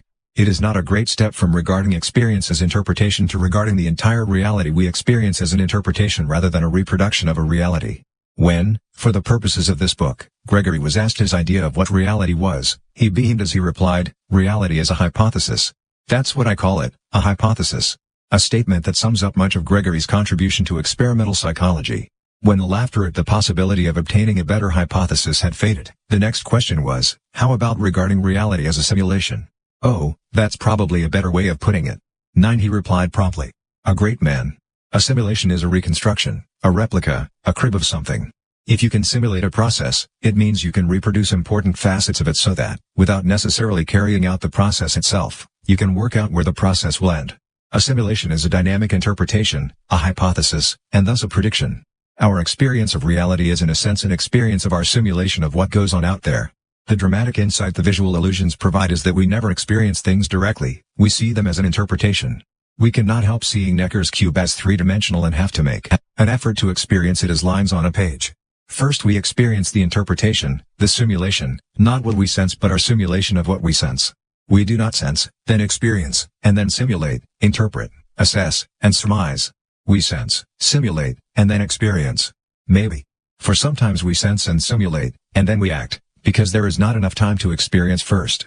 That is the lesson of the visual illusions: sense, simulate, and only then experience. A very radical lesson. What the Frog's Eye Tells the Frog's Brain is the title of a remarkable scientific paper published in the Proceedings of the Institute of Radio Engineers. The article was about how frogs see the world, and no more than that, despite the fact that the U.S. Army, the U.S. Air Force, and the U.S. Navy were all credited with providing funding for the project, which was also supported by Bell Telephone Labs Incorporated. This work has been done on the frog, and our interpretation applies only to the frog. 2 Degrees wrote its 4 authors, Jerome Lethven, Humberto Maturana, Warren McCulloch, and Walter Pitts, all of whom worked at MIT. But the consequences were to affect the worldview of people, not frogs. Not because of defense funding. In the 1950s, the armed forces were a standard source of finance for pure research, but because of the perspectives for epistemology. The 4 authors had proved the existence of the synthetic a prion, genetically built into frogs. 2. The synthetic a priori was Immanuel Kant's term for the preconditions for knowledge that we cannot get rid of. Kant revolutionized philosophy in the 1700s by pointing out, as described in Chapter 3, that human knowledge must necessarily have certain preconditions, certain a priori, that precede experience, such as time, place, and causation. Without such preconditions we cannot know anything at all, but when we have them, we do not know the world itself. We know a world seen through the spectacles the a priori constitute. We can never know the world as it is, know only the world as it is for us. So Kant distinguished between things as they are, das Ding and sich, and things as we know them, das Ding für uns. And now, on defense funding, the 4 scientists have come across das Ding für frogs. A frog's eye tells the frog's brain only 4 things about the world, namely, where in its field of vision there are 1. Clear lines of contrast, which reveal the whereabouts of the horizon, for example. 2. Sudden changes in illumination, which reveal that a stork is approaching, for example. 3. Outlines in motion, which reveal the stork's movements, for example, and most important of all, 4. The curves of the outlines of small, dark objects. The authors write that they are tempted to call the latter bug perceivers. The frog's brain does not get informed about the view, or it does, but only about the part of the view that is of interest, friends, enemies, and the surface of the water. The froggy brain is not concerned with forming a realistic image of the surroundings. It is interested in getting something to eat without getting eaten. This characteristic of the frog's way of seeing the world is built into its anatomy. The nerve fibers from the eye to the brain are each connected to lots of vision cells, so they do not only say whether there is light or not on a particular cell. They reveal a pattern. The brain receives the result of a computation. As the 4 scientists put it, what are the consequences of this work? Fundamentally, it shows that the eye speaks to the brain in a language already highly organized and interpreted, instead of transmitting some more or less accurate copy of the distribution of light on the receptors. That is why it is only when you kiss it that the frog realizes you are a princess. The 4 scientists were not the first to study frog vision. Horace Barlow, a British scientist, published a study of frog vision in 1953. 20 years later, he wrote, "The result makes one suddenly realize that a large part of the sensory machinery involved in a frog's feeding responses may actually reside in the retina rather than in mysterious centers that would be too difficult to understand by physiological methods." 3. Further, each single neuron can perform a much more complex and subtle task than had previously been thought. The activities of neurons, quite simply, are thought processes. 4. The frog's unconscious resides in its eyes. Since then, similar information discarding in the eyes has been proved in animals with more advanced feeding habits than frogs. In cats, monkeys, humans, and many other creatures, corresponding deviations of information from the surroundings have been found. In man, nerve impulses are led from the eyes to the brain via the thalamus, from where they are conveyed to the visual areas of the cortex. There are 100 million nerve cells in the first visual area the impulses reach. That is quite a lot, because there are only a few million visual cells in the eye. In the 1960s, an American, David Hubel, and a Swede, Torstein Wiesel, who was working in the United States, showed that the cells of the cortex have special tasks. They can discover some special property of the field of vision, an edge, a line, a contrast, a direction, etc. Hubel and Wiesel's work created considerable belief that we would be able to explain how human beings see. Their contribution was a clear successor to the work on frogs done by Barlow and others. Initially there was great enthusiasm at the discovery that every cell in the visual area of the cortex could take part in interpreting what we see.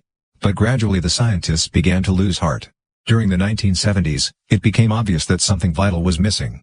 In 1990, for example, Horace Barlow wrote as follows about the 100 million nerve cells in the visual centers of the cortex, each of which interprets a particular characteristic of the field of vision. This is an interesting way to represent an image, and the fact that each individual nerve cell conveys an important piece of information makes us feel that we have made some progress in understanding how images are digested. But there is also something profoundly unsatisfactory about it. What earthly use is an array of 100 million cells, each of which responds to some rather specific characteristic of a small part of the visual field. The images we are familiar with in our heads have a unity and usefulness that this representation, fragmented into a vast number of tiny pieces like a jigsaw puzzle, seems to lack. Why is it represented like this? How is the picture on the jigsaw puzzle detected, or rather what neural mechanisms carry the analysis of the image further, and what is the goal of these further steps? I want to suggest that the main obstacle here is that we have not grasped the true problem. 26 Perhaps the true problem is that there is no image, only a jigsaw puzzle. Barlow tacitly assumes that there is an image first, and this image is then divided among 100 million nerve cells, before being put together again and seen/experienced. There must be an image, one might object, because what we see is the world. Our eyes compose a picture of what the world looks like. Right, but who has ever seen the world unless it has been through the 100 million pieces in our jigsaw? After all, you only see das Ding for you. You have never seen das Ding and sich, the thing in itself. You cannot see unless through your eyes, and you can see through your eyes only via the 100 million nerve cells in the primary visual center of the brain, which happens to be located at the back and not just behind your eyes. You see colors and edges and shapes and flies and frogs. But what you see is the result of computation and simulation. There is not the remotest reason to believe that what we see resembles what we are looking at. But, you might object, we all agree on what we see. We see the same tree, the same bus, the same red fire engines. Well, yes, as far as we can talk our way into agreement. But our talk will take place at a very low bandwidth. A few bits per second, the capacity of consciousness. This capacity is incapable of conveying the quality of experiencing red. It can only point and make itself agree with other conversers about fire engines, treetops, and buses. We can draw pictures of what we see. Surely then we can see that we see the same thing? Yes, unless we are dealing with memes or with Pablo Picasso, for they tend to raise questions that we more or less have to relate our entire life story to answer. We agree on what things look like, but do we also agree on what red is? Is your red the same as mine? This is a classic philosophical problem, which the American philosopher Thomas Nagel put very succinctly. How do you know, when you and a friend are eating chocolate ice cream, whether it tastes the same to him as it tastes to you?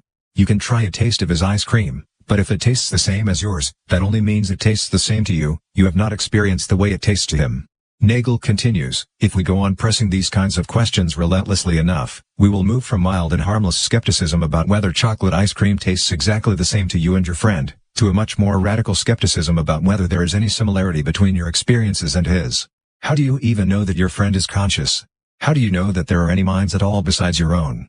The only example you've ever directly observed of a correlation between mind, behavior, anatomy, and physical circumstances is yourself. Nagel writes. 27 This is known as the problem of other minds. Are there any other minds out there? It is a contumacious problem, because of course there are other minds. If you did not think so, you could not be bothered to read this book. But the interesting thing is not that there are other minds, because there are. What is interesting is that even though philosophers have been discussing this problem for centuries, they have still not come up with convincing logical arguments to prove that there are other minds. A small, obdurate, and generally youthful group of philosophers always maintains the idea of solipsism, that one is the only person in existence. I alone am. Which is of course rubbish. If I were a solipsist I probably wouldn't be writing this book, since I wouldn't believe there was anybody else to read it. Nagel writes. 8 The problem of other minds is closely related to the problem of the existence of the external world. How can we say there even is one? A Danish philosopher, Peter Zinckemagel, has solved this problem by pointing out that we cannot say there is no external reality. Language breaks down totally if we assert that language does not have anything to talk about. 29 Correspondingly, we can state that communication breaks down totally unless we acknowledge that there are other minds. All communication is based on the premise that whoever we are communicating with are people, that they have a tree of talking inside them. Without this premise, conversation is meaningless. But this is not proof that there are other minds, or an external reality, for that matter. It is merely a stating of the fact that here is a problem we cannot discuss. Because the discussion itself presupposes that the answer is yes, there is somebody else to talk to. So unless you acknowledge the existence of other minds, you have nobody to talk to about this point of view of yours. Let us look at the route the optical impulses take from the eye to the cortex again. Why is there a relay station at the thalamus, deep inside the brain? The special structure of the thalamus, which acts in the transference of the impulses down the optic nerve, goes by the formidable name of corpus geniculatum lateral, which translates as lateral geniculate and is abbreviated as LGN. Information from the retina passes through the LGN in the thalamus before it reaches the visual centers of the brain, which are located at the back of the head. The thalamus is deep inside the brain and acts as a gateway to the cortex. Almost all the information from the surroundings passes through the thalamus before it reaches the cortex. Danish medical students are told the following about this very important anatomical detail. It has been proposed as the conclusion of many studies that the corpus geniculatum lateral is not a simple relay cord but has an integrative function. This way of putting it is an example of how our relatively poor knowledge of the brain is conducive to well-sounding but empty statements. The expression integrative function is, despite its tradition in neurophysiology, not particularly informative. It almost implies that there is something here we cannot account for. 30. The thalamus and the LGN play a major part in the brain's processing of sensory data from the outside world. In 1986, Francis Crick wrote, "An important feature of the neocortex is that almost all the outside information it receives, either from the sensory periphery or from other subcortical centers, with the exception of some olfactory information, passes through the thalamus. The thalamus is, therefore, often referred to as the gateway to the cerebral cortex. The thalamus is not just a gateway, it also receives feedback from the cortex. An intense toing and froing takes place between the thalamus and the higher functions of the cortex. There are many centers or nuclei in the thalamus that take part in this interplay. In the case of sight, it is the LGN. The Russian neurophysiologist Ivan Pavlov is best known for his early 20th century experiments on dogs, in which he provoked conditioned reflexes by ringing a bell every time they were to be fed, until in the end they salivated merely at the sound of the bell. Pavlov pointed out the importance that structures deep inside the brain have for the cortex itself. Actual processing of information from our surroundings takes place in the cortex, but the activity level of the cortex is regulated by deeper structures, such as the thalamus. The overall activity level of the cortex, tonus, can change from a waking to a sleeping state. Similarly, activity in the waking state can be changed locally around the cortex as our attention is redirected. Pavlov regarded this moving around of attention as a mobile, concentrated searchlight that moves across the cortex in time with changes in activity. As another great Russian neurologist, Alexander Luria, wrote in a summary of Pavlov's idea. 32 Luria continued Pavlov's line of thought by dividing the brain into 3 blocks, that which regulates wakefulness/tonus/attention, deep structures, that for processing sensory data, the back of the cortex, and that for planning and cognition, the front of the cortex. The thalamus plays a leading part in the first block. We may regard the first block, then, as a searchlight that determines the departments of the brain. According to Luria, the whole is shrouded by the cortex. The thalamus and a number of other vital centers are located deep inside the brain. The cortex is divided into a hind section, which mainly processes sensory input, and a forebrain, which handles plans and ideas in particular. Where the cortex is to be illuminated, and thereby where our attention is directed. An anatomical version of the metaphor for consciousness we encountered earlier is the spotlight moving around in the dark room. In the mid-1980s, Francis Crick tried to define this model by indicating a particular area, the reticular complex on the outside of the thalamus, as the operator that controls the searchlights of consciousness. 33 Crick went on to realize that this idea was too simple. But the metaphor is good enough as a metaphor. Attention and consciousness are a searchlight that picks something out on a stage where a great deal is going on at the same time. Humberto Maturana was one of the authors of What the Frog's Eye Tells the Frog's Brain. In recent decades, he and another Chilean, Francisco Varela, have become the leading proponents of the view that our experience of the world around us does not imply a representation, or reflection of our surroundings.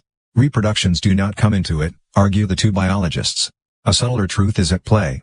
In 1987, Varela wrote, "The LGN is usually described as a relay station to the cortex. However, at a closer examination most of what the neurons in the LGN receive comes not from the retina, less than 20%, but from other centers inside the brain. What reaches the brain from the retina is only a gentle perturbation on an ongoing internal activity, which can be modulated, in this case at the level of the thalamus, but not instructed. This is the key. To understand the neural processes from a non-representationist point of view, it is enough just to notice that whatever perturbation reaches from the medium will be informed according to the internal coherences of the system. Trademark. In other words, the fact that we see is not primarily the result of messages from the retina, which are more than just the light received there in the first place. It is the result of an extensive inner processing, where data from outside is linked to inner activities and models. Greater than. But this summary is distorted, because Maturana and Varela refuse to acknowledge that anything comes in from outside. The whole thing is a closed circuit, they say. The nervous system does not gather information from the surroundings. 56 The nervous system consists of a self-regulatory whole where there is neither an inside nor an outside, only coherences between impression and expression, sensation and behavior, in order to ensure survival. This is a highly radical epistemology, and what is more, the two Chileans define it as a closed system. Umberto Maturana in particular is well known for spurning any discussion as to how his views relate to the couple of thousand years tradition of thought to be found in epistemology. He has come up with a complete theory, and it cannot be debated. But how does Maturana view the discussion of Kant in the article and the frog's eye? He is not enthusiastic. The description of the outside world is not about the outside world at all, it's about us, he explained in 1991. Degree there is only experience to be explained? Epistemologically speaking there is nothing else, says Maturana, who thinks it is nonsense to talk of the world without us, Unsicht, for how can we talk about it at all? A metaphor for Maturana and Varela's point of view is that we perceive the world in the same way as does a crew that spends its entire life on board a submarine. The crew members can manipulate knobs and register the effects of their interventions, but they have no direct experience that there is a world outside the submarine. The world could be completely different from what they thought, as long as it is consistent with all the experiences the crew has gleaned. Registered Maturana and Varela's standpoint is extreme in the sense that it is not shared by the majority of scientists in their field. But it is consistent, it hangs together. In its logical structure it is entirely reminiscent of what is known as the Copenhagen interpretation of quantum mechanics, the physics of atoms, an interpretation propounded principally by Niels Bohr. It is wrong to think that the task of physics is to find out how nature is. Physics concerns what we can say about nature, 39 Bohr said, emphasizing that we cannot describe the world without including in our description the fact that we are describing it. The spokesmen for the Copenhagen interpretation today are no more interested in Maturana's ideas than Maturana is interested in the ideas of quantum mechanics, but the similarity is striking. The big problem in describing our own description is that we would so very much like to think of the world as something we describe, reflect, reproduce, copy, represent in our heads. But perhaps it is not possible to speak clearly and unambiguously in that way. It is definitely also very difficult to talk clearly and unambiguously in terms of there is no world out there at all. In this chapter, we have more or less constantly assumed the traditional view that there is a world, otherwise we could not talk about illusions as illusions. Indications are that the very idea of an inside and an outside is heading for a fall. From physics and neurophysiology we are getting the same message, perhaps most elegantly put by John Wheeler as quoted in Chapter 1, there is no out there. It is worth noting that the link between the Copenhagen interpretation and the Maturana/Varela point of view raises a question: are these descriptions complete? If we accept that they are consistent, we are forced to ask if they include everything. They do not. They cannot. Kurt Gödel proved as much. His theorem says that a perfect, rounded theory cannot be consistent and complete. If it is consistent, there will be statements in it the truth of which cannot be determined, even if we know by other means that they are true. In 1935, Albert Einstein, for years Gödel's best friend, posed the following question of quantum mechanics: is it complete? He tried to prove by a cunningly devised example that it was not. This resulted in a lengthy discussion, where his opponent was Niels Bohr, who insisted that quantum mechanics was complete. Experiments carried out in the 1980s finally proved that Einstein's example did not hold water. Quantum mechanics is complete. We cannot know more about the world of atoms than it tells us. As far as we know. We can put the same question to Maturana and Varela's point of view: is it complete? Certainly not. It is a complete and total description of life on a submarine, but this description presupposes that there is a world outside the submarine, and only that. Otherwise it does not hang together. Maturana and Varela's point of view can account for any experience inside the submarine, but it presupposes that there is a world outside, otherwise it is sheer nonsense. But you cannot see this from inside the submarine. It is not enough to demand of a point of view that it is consistent, for there are loads of consistent but uninteresting points of view in life. For example, the solipsism, I alone am. Maturana and Varela's point of view may be correct, but in a sense it is not particularly important. The neurosciences face a major problem today, one sometimes known as the binding problem. Information from our surroundings is split up and analyzed in many different centers of the brain. Not only do impulses from the various sensory modalities such as sight and hearing go to different parts of the brain to be analyzed, the input from the individual modalities also gets split up among myriads of nerve cells, each of which sees an edge or a shape or a movement or a color or an amount of light or a contrast or a direction or a spatial location. Not only do all these aspects have to be analyzed and then reassembled into a composite picture of the horse one is riding, and not only does this visual image have to be associated with smell, hearing, feeling, and pleasure, it has to happen simultaneously, and before one falls off the horse.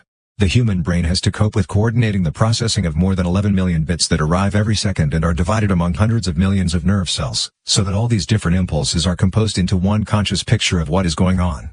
It has to do so constantly, for up to 16 hours a day, without the experience going out of sync. This is the binding problem.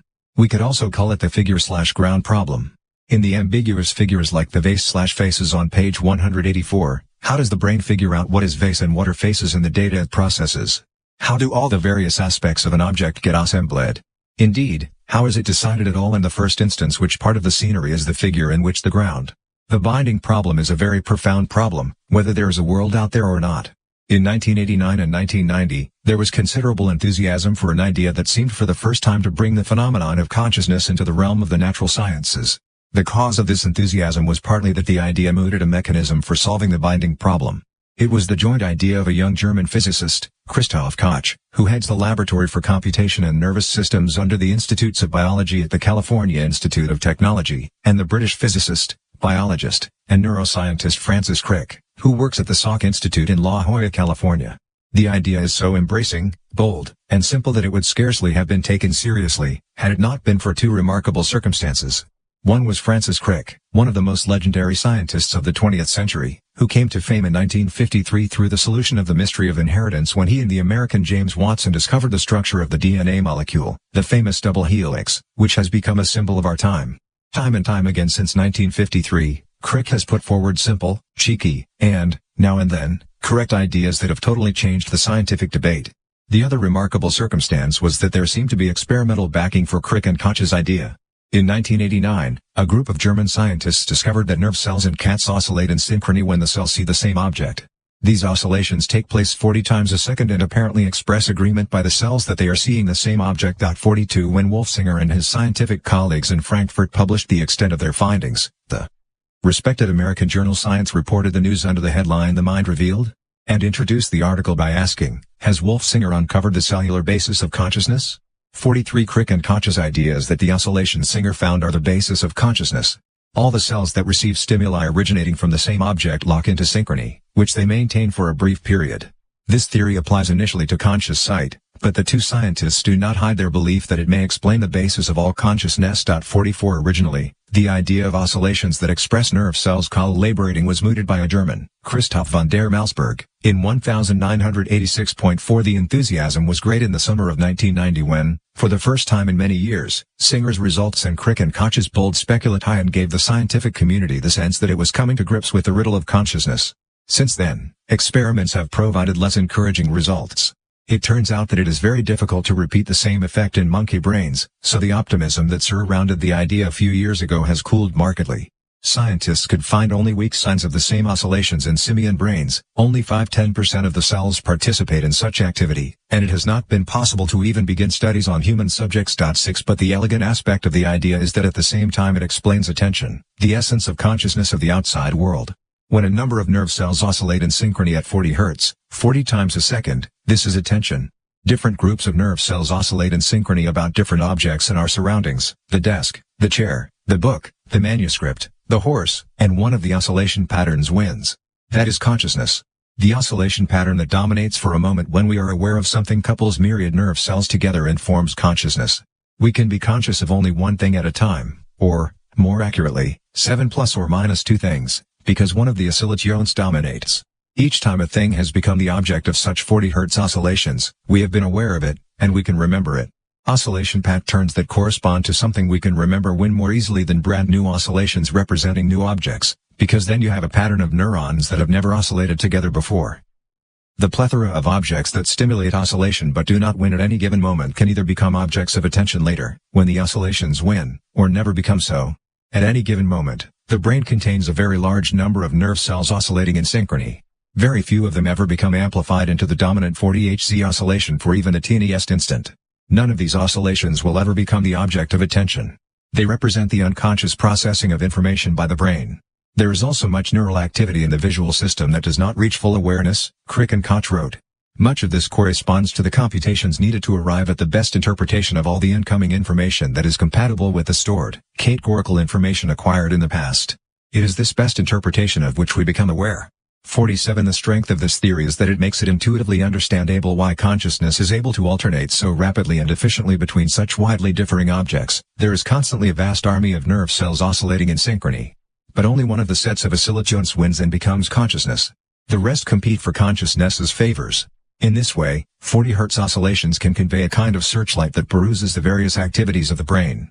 But note that the metaphor is no longer just spatial, like a searchlight. The coherence between the nerve cells is expressed in time, not only in space. If there are several possible interpretations of the incoming information, Crick and Koch write, then it may take some time for the one particular interpretation to dominate its rivals and establish itself. In the case of rivalry, when the percepts alternate, as in the well-known case of the Necker cube, we assume that the oscillations that first became established eventually habituate somewhat so that the other interpretation gets the upper hand by establishing the oscillations relevant to it and in doing so pushes down its rival. After a delay it is then itself pushed down, and so on. 48 So we return to the visual illusions in the Gestalt psychologist's studies of human sight.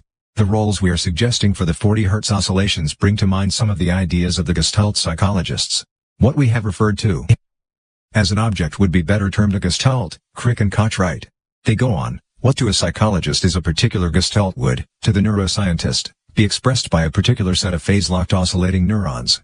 49 Crick and Koch's idea is unlikely to be the right one. Neither was it ever, almost, meant as more than a thought model, an existence proof that thinking about what consciousness is meaningful. The effects of their proposal will presumably be felt for years to come, even if their actual theory does not hold water. Crick and Koch introduced the presentation of their theory with the words, "It is remarkable that most of the work in both cognitive science and the neurosciences makes no reference to consciousness, or awareness, especially as many would regard consciousness as the major puzzle confronting the neural view of the mind and indeed at the present time it appears deeply mysterious to many people. We suggest that the time is now ripe for an attack on the neural basis of consciousness. 5 degrees the way is paved for a study of consciousness and attention, a subject that in general the hard sciences have hitherto ignored and that the human sciences have not tried to juxtapose with the natural science view of the world. But perhaps the most important aspect of the Crick-Koch theory is that it will make neuroscientists take the binding problem seriously. The natural science-oriented neuroscientists tend to ignore problems as complicated as the Necker cube and Rubin's vase. The idea of the 40 Hz oscillations shows that Gestalt psychology's research into the world of human experience may be central to a hard science theory of nerve cells. Irrespective of whether one wants to grasp at radical solutions, like Maturana and Varela, and declare the outside world irrelevant, or whether one wishes to maintain a more traditional epistemology, one must inevitably face the fact that in the binding problem there is a very big problem indeed. Most of all, perhaps, the time problem is a grave one. How can all these processes oscillate in synchrony, allowing us to experience the various aspects of an event simultaneously, when their analysis has taken place in so many different areas of the brain? Taste, smell, sight, balance, and hearing have to hang together pretty well when you are on horseback. How does this coordination take place in time? Consciousness is a very deep phenomenon. Vast quantities of information have to be discarded during its making. How can all these processes occur in coordination? And how long do they take? Halfway into this account, let us pause and sum up. In the next chapter, we will come upon the answer to the question of consciousness in time. A rather disturbing answer, so let us convince ourselves that it was inevitable. Maxwell's demon told us that knowledge involves the world. That information is a notion which is based on thermodynamics, an understanding of heat and steam engines. It costs to possess knowledge of the world, not necessarily because it costs anything to obtain this knowledge, but because it is difficult to get rid of it again. Pure, clear consciousness is the true cost, and we cannot know anything about the world without this clear consciousness, which, on the other hand, we cannot possess unless we have discarded all the information we had in our consciousness a moment ago. Computation and cognition consist of discarding information, picking what matters from what does not. The discarding of information is the thermodynamic proper, that which costs. Information is interesting once we have got rid of it again, once we have taken in a mass of information, extracted what is important, and thrown the rest out. In itself, information is almost a measure of randomness, unpredictability, indeterminacy. Information is more related to disorder than to order, because order arises in situations where there is less information than there could have been. Information is a measure of how many other messages could have been present than the one actually present, of what we could have said, not what we said. The complexity of the physical and biological world can be described as depth, the amount of discarded information. What interests us in life is not that which contains the most information and thus takes longest to describe, for it is identical with disorder, untidiness, chaos. Nor is it the extremely well-ordered and predictable, for there are no surprises there. What interests us are things that have a history, things preserved in time, not because they are static and closed but because they are open and concurrent, because they have discarded quantities of information on the way. That is why we can measure complexity or depth as thermodynamic depth, the volume of information discarded, or the closely related notion of logical depth, the computation time spent discarding the information. Conversation involves exchanging information, but that is not the important thing. For there is very little information in the words of a conversation. Most important is the discarding of information that takes place before anything is put into words. The center collapses a mass of information into a very small amount of information in the form of what actually gets said. From the context, The receiver excites a mass of information that had actually been discarded. This way, the sender can create X-formation by discarding information, transmit the resulting information, and see a corresponding amount of old X-formation provoked in the receiver's head. So the bandwidth of language, the capacity for transmitting bits per second, is very low, about 50 bits per second or less. As language and thought are capable of filling up our consciousness completely, the capacity of consciousness cannot be greater than that of language. Experiments in psychophysics in the 1950s revealed that the capacity of consciousness is very small. Less than 40 bits a second, presumably less than 16 bits a second.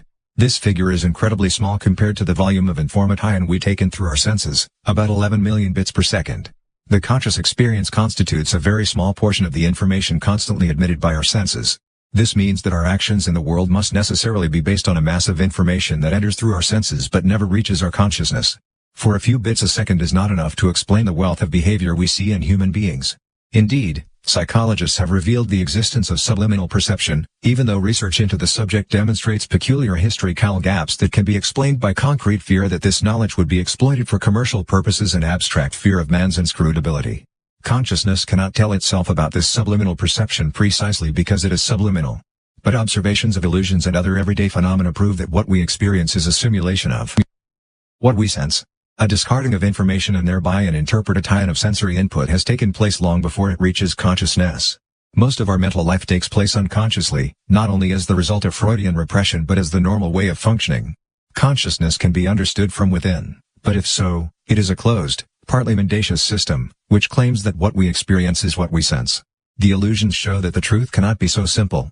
Consciousness can also be regarded from without, but then it is hard to understand how the enormous amounts of information offered to consciousness end as a coherent, complete picture of an experienced reality. The relationship between consciousness seen from within and without is a very fundamental problem. Human consciousness possesses a high degree of complexity. It is a phenomenon of considerable depth. A great deal of information is discarded in its making. Characteristic of consciousness is its high complexity but low information content. Charles Bennett, the physicist, defined logical depth by the computation time that accompanied creating anything. The longer the computation time, the greater the depth, because depth is an expression of a mass of information that has been discarded. Discarding information takes time, just as releasing a beautiful sculpture from a block of marble takes time. We must therefore now ask, does creating consciousness also take time? Does discarding most of the sensory information before we experience also take time? Well, it must. So the real question is how long it takes. A very urgent question it is, too, because we sense constantly and we are conscious, almost, all the time. So if consciousness takes time, it must constantly lag behind. A pretty weird notion. We do not live in real time at all, we experience the world with a delay. This of course allows us time to keep track of all the illusions and solve all the binding problems, to coordinate the many different sensory data that are processed in numerous ways via numerous channels in the brain into one world, one experience, one object. But nevertheless it means that what we experience is a lie. Because we do not experience the fact that our conscious experience lags behind. Subliminal perception does not reduce the problem of the computed time required, because it tells us that a much greater portion of sensation than that of which we are conscious is capable of influencing our consciousness in the final analysis. If Donald Broadbent's filter theory were true, the problem would not be so large, then it would just be a question of discarding all the sensory data apart from the tiny bit that ends up in our consciousness. But the whole perspective of subliminal perception is that Broadbent's filter theory does not stand up. The bulk of the million bits that thunder into our heads do actually get processed in some way or other. In fact, consciousness has access to a great deal of what we sense, when it can be bothered to pay attention. Not that it gives the senses much notice, we can change the object of our attention in an instant. So there is loads of information to be processed constantly and immediately. It must cost computation time on our inner computer. There is no way around it, consciousness lags behind. The only question is by how much? A pretty disturbing question. The brain and its method of discarding information have not yet been sufficiently well understood to allow us to work out the answer to this question. It cannot yet be answered theoretically. But another scientific tradition than the one that gives us occasion to raise the question has actually provided an answer known since 1983. The answer is no less disturbing than the question. How much does consciousness lag behind? Half a second. Part 3-DD Consciousness. Chapter 9. The half-second delay. The question raised by the American neurophysiologist Benjamin Libet was an unusually good one. It arose from what was an astonishing discovery in its own right by the German neurophysiologist Hans H. Kornhuber and his assistant Lothar Dieck, who included the results in his doctoral thesis. Kornhuber and Dieck had applied modern methods for collecting and processing data in order to study bioelectrical phenomena preceding spontaneous events within the nervous system. As they called it, the link between ordinary voluntary hand movements and the electrical pattern around the brain. In 1929, the Austrian psychiatrist Hans Berger discovered that knowledge of cerebral activity could be obtained by placing electrodes on the subject's head, thus measuring the electrical activity on the outside of the skull. This method, electroencephalography, or EEG, traces alpha waves and other patterns in the brain, alpha rhythms, for example, reveal that the subject is at rest. Kornhuber and Dieck wanted to see whether it was possible to study more defined phenomena than general states like wakefulness and sleep. They investigated whether an EEG could reveal that a subject was performing an action. Nerve cells work electrically. The state of a nerve cell, or neuron, is defined by the electric potential across its surface, that is, the difference in voltage between the inside of the cell and its surroundings. When the cell is stimulated, the potential can change. This change spreads through the cell and out along the nerve connections to other cells. Actual communication from one neuron to another is mainly chemical, while the language of the neuron itself is mainly electrical. But EEG is a very rough measure, because there has to be activity in a large number of nerve cells before there is a change in the electric field around the brain. Further, what is being measured has to be measured through the cranium. Kornhuber and Dieck succeeded by adding a huge number of events together. They asked their subjects to repeat a simple action, such as flexing a finger, again and again. Then they added up all the EEG measurements. If there was a special EEG event at the time the action took place, the signal would be amplified if lots of measurements were added together. The noise that almost drowns the signal, the readiness potential. A change in the electrical field around the brain that sets in a second before an act. After Kornhuber and Dieck, would not be amplified by adding lots of events together, because noise is random. This technique allowed Kornhuber and Dieck to show that a simple action like moving one's hand or foot is presaged inside the brain. The brain displays what Kornhuber and Dieck called AB, Richness potential, or readiness potential, a shift in the electrical potential, which shows that an action is being prepared. The change in the electrical pattern reflects an activity in the nerve cells of the brain, in this case in the so-called secondary motor area of the cerebral cortex. This readiness potential is logical. The brain prepares an action by calculating how it is to be performed. The only strange thing was the timing. Obviously, the readiness potential must precede the act it is preparing. But it was not so obvious that preparation would take so long as Kornhuber and Dieck proved it took, a whole second. The average is actually 0.8 seconds, but cases of up to 1.5 seconds have been recorded. That is a long time. Kornhuber and Dieck were recording not reactions but actions initiated by the subjects themselves. The subjects decided to flex their fingers. But a second before they did so, their brains indicated that they were getting ready for the act. The readiness potential sets in a second before an act. I began thinking along these lines in the 1970s. Benjamin Libet says of the question he put against the background of Kornhuber and Dieck's discovery of the readiness potential. The question was part of Libet's research as professor of neurophysiology at the University of California Medical Center in San Francisco.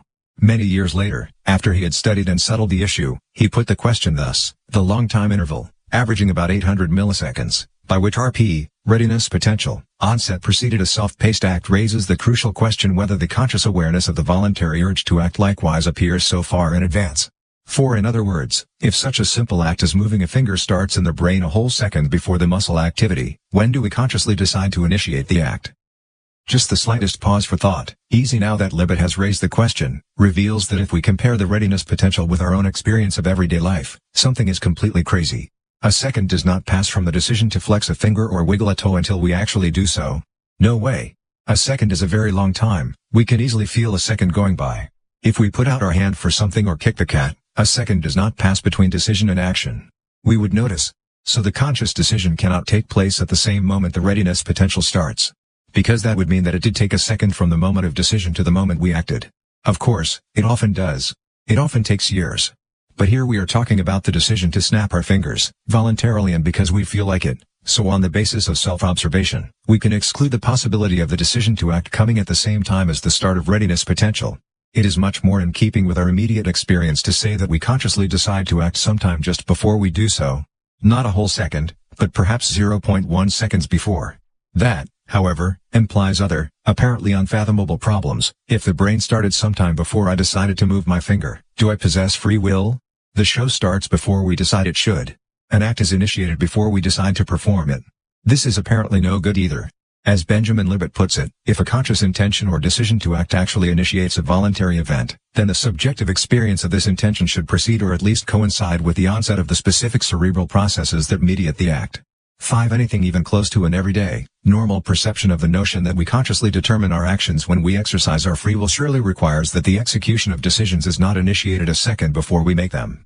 So there is no apparent answer to the question as to when the conscious decision comes into play. The kind of question you cannot answer, but that makes you feel extremely confused, is a good basis for a scientific experiment, and that is what Libet embarked upon. His experiment was as simple as its outcome was epoch-making. He asked his subjects to perform a simple act, flex a finger or move a hand when they felt like it. So they did. To discover what went on, Libet and his colleagues Curtis Gleason, L. Woodwright, and Dennis Pearl set up quite a few pieces of apparatus. They could record when the hand or fingers moved by assuring electrical activity in the hand. They could record the moment when the readiness potential started via electrodes attached to the subject's head. Finally, they could ask the subject to tell them when he or she consciously decided to perform the act. With the three categories of data in their hands, they could compare them, determine when consciousness makes up its mind compared to when the readiness potential starts. The final measurement, as to the moment of conscious decision, is controversial, and still is vital. For Libet was no newcomer to research into consciousness. In fact, he was one of the very few neurophysiologists in the world who had undertaken serious experiments on the subject. Since the mid-1960s, when he commenced his studies of consciousness, Benjamin Libet has had a very clear sense that consciousness is a primary phenomenon. We cannot reduce consciousness to anything else, for example, some kind of measurable property in the brain. A person experiences a conscious decision, and it is this person and this person alone whom we can ask about that experience. We cannot study consciousness by relating it to something objectively measurable. Consciousness is consciousness, Libet realized. Conscious experience, understood as awareness of a thing or an event, is only accessible to the individual who has the experience, not to an external observer. The consequence of this knowledge is that any behavioral evidence that does not demand a convincing introspective rapport cannot be assumed to be a sign of conscious, subjective experience. So we can never know whether there is a conscious experience unless the person tells us so. This is the case quite irrespective of the appropriateness of the act or the complexity of the cognitive and abstract problem-solving processes involved, for they can all take place, and often do so, unconsciously, without the subject being aware of it. It is not enough for an act to seem conscious. The person who performs it must experience it consciously before consciousness can be said to be present. So we cannot learn anything about the subject's consciousness except through the subject himself. We have to ask. The problem is that if we ask when someone decided to flex his arm, we do not get a particularly precise answer. Certainly not as regards time. It takes time to formulate a now. So Libet came up with something else. He put his subjects in front of a television screen that showed a revolving spot, just like the second hand of a clock. The only difference between an ordinary clock and Libet's was that the spot took 2.56 seconds, not 60, to complete a circuit. This allowed Libet to pinpoint a time by asking where the spot was on the clock face when the event happened. Accuracy would be considerable, as the distinction between 1 o'clock and 2 o'clock, which would be 5 seconds on an ordinary clock face, would correspond to 0.2 seconds here. A series of control experiments was undertaken to prove that pinpointing the time this way was meaningful. A control stimulation of the skin showed that the method was indeed pretty accurate. The rotating spot is a classic method in experimental psychology. A German, Wilhelm Wundt, used it in the 19th century to study reaction times. It is known as Wundt's complexity clock. Register the experiments themselves went like this. The subject was seated in a comfortable lounge chair and asked to relax. Upon a given signal, he or she would look at the center of the clock face, let the spot make a circuit, and then flex a finger or move a hand as he or she pleased. Subjects were urged to wait until they felt like acting, an urge, a decision, an intention. They should wait until they actually felt such an urge, and then follow it. At the same time, they were to note where the spot was on the clock face when they felt the urge to make their movement.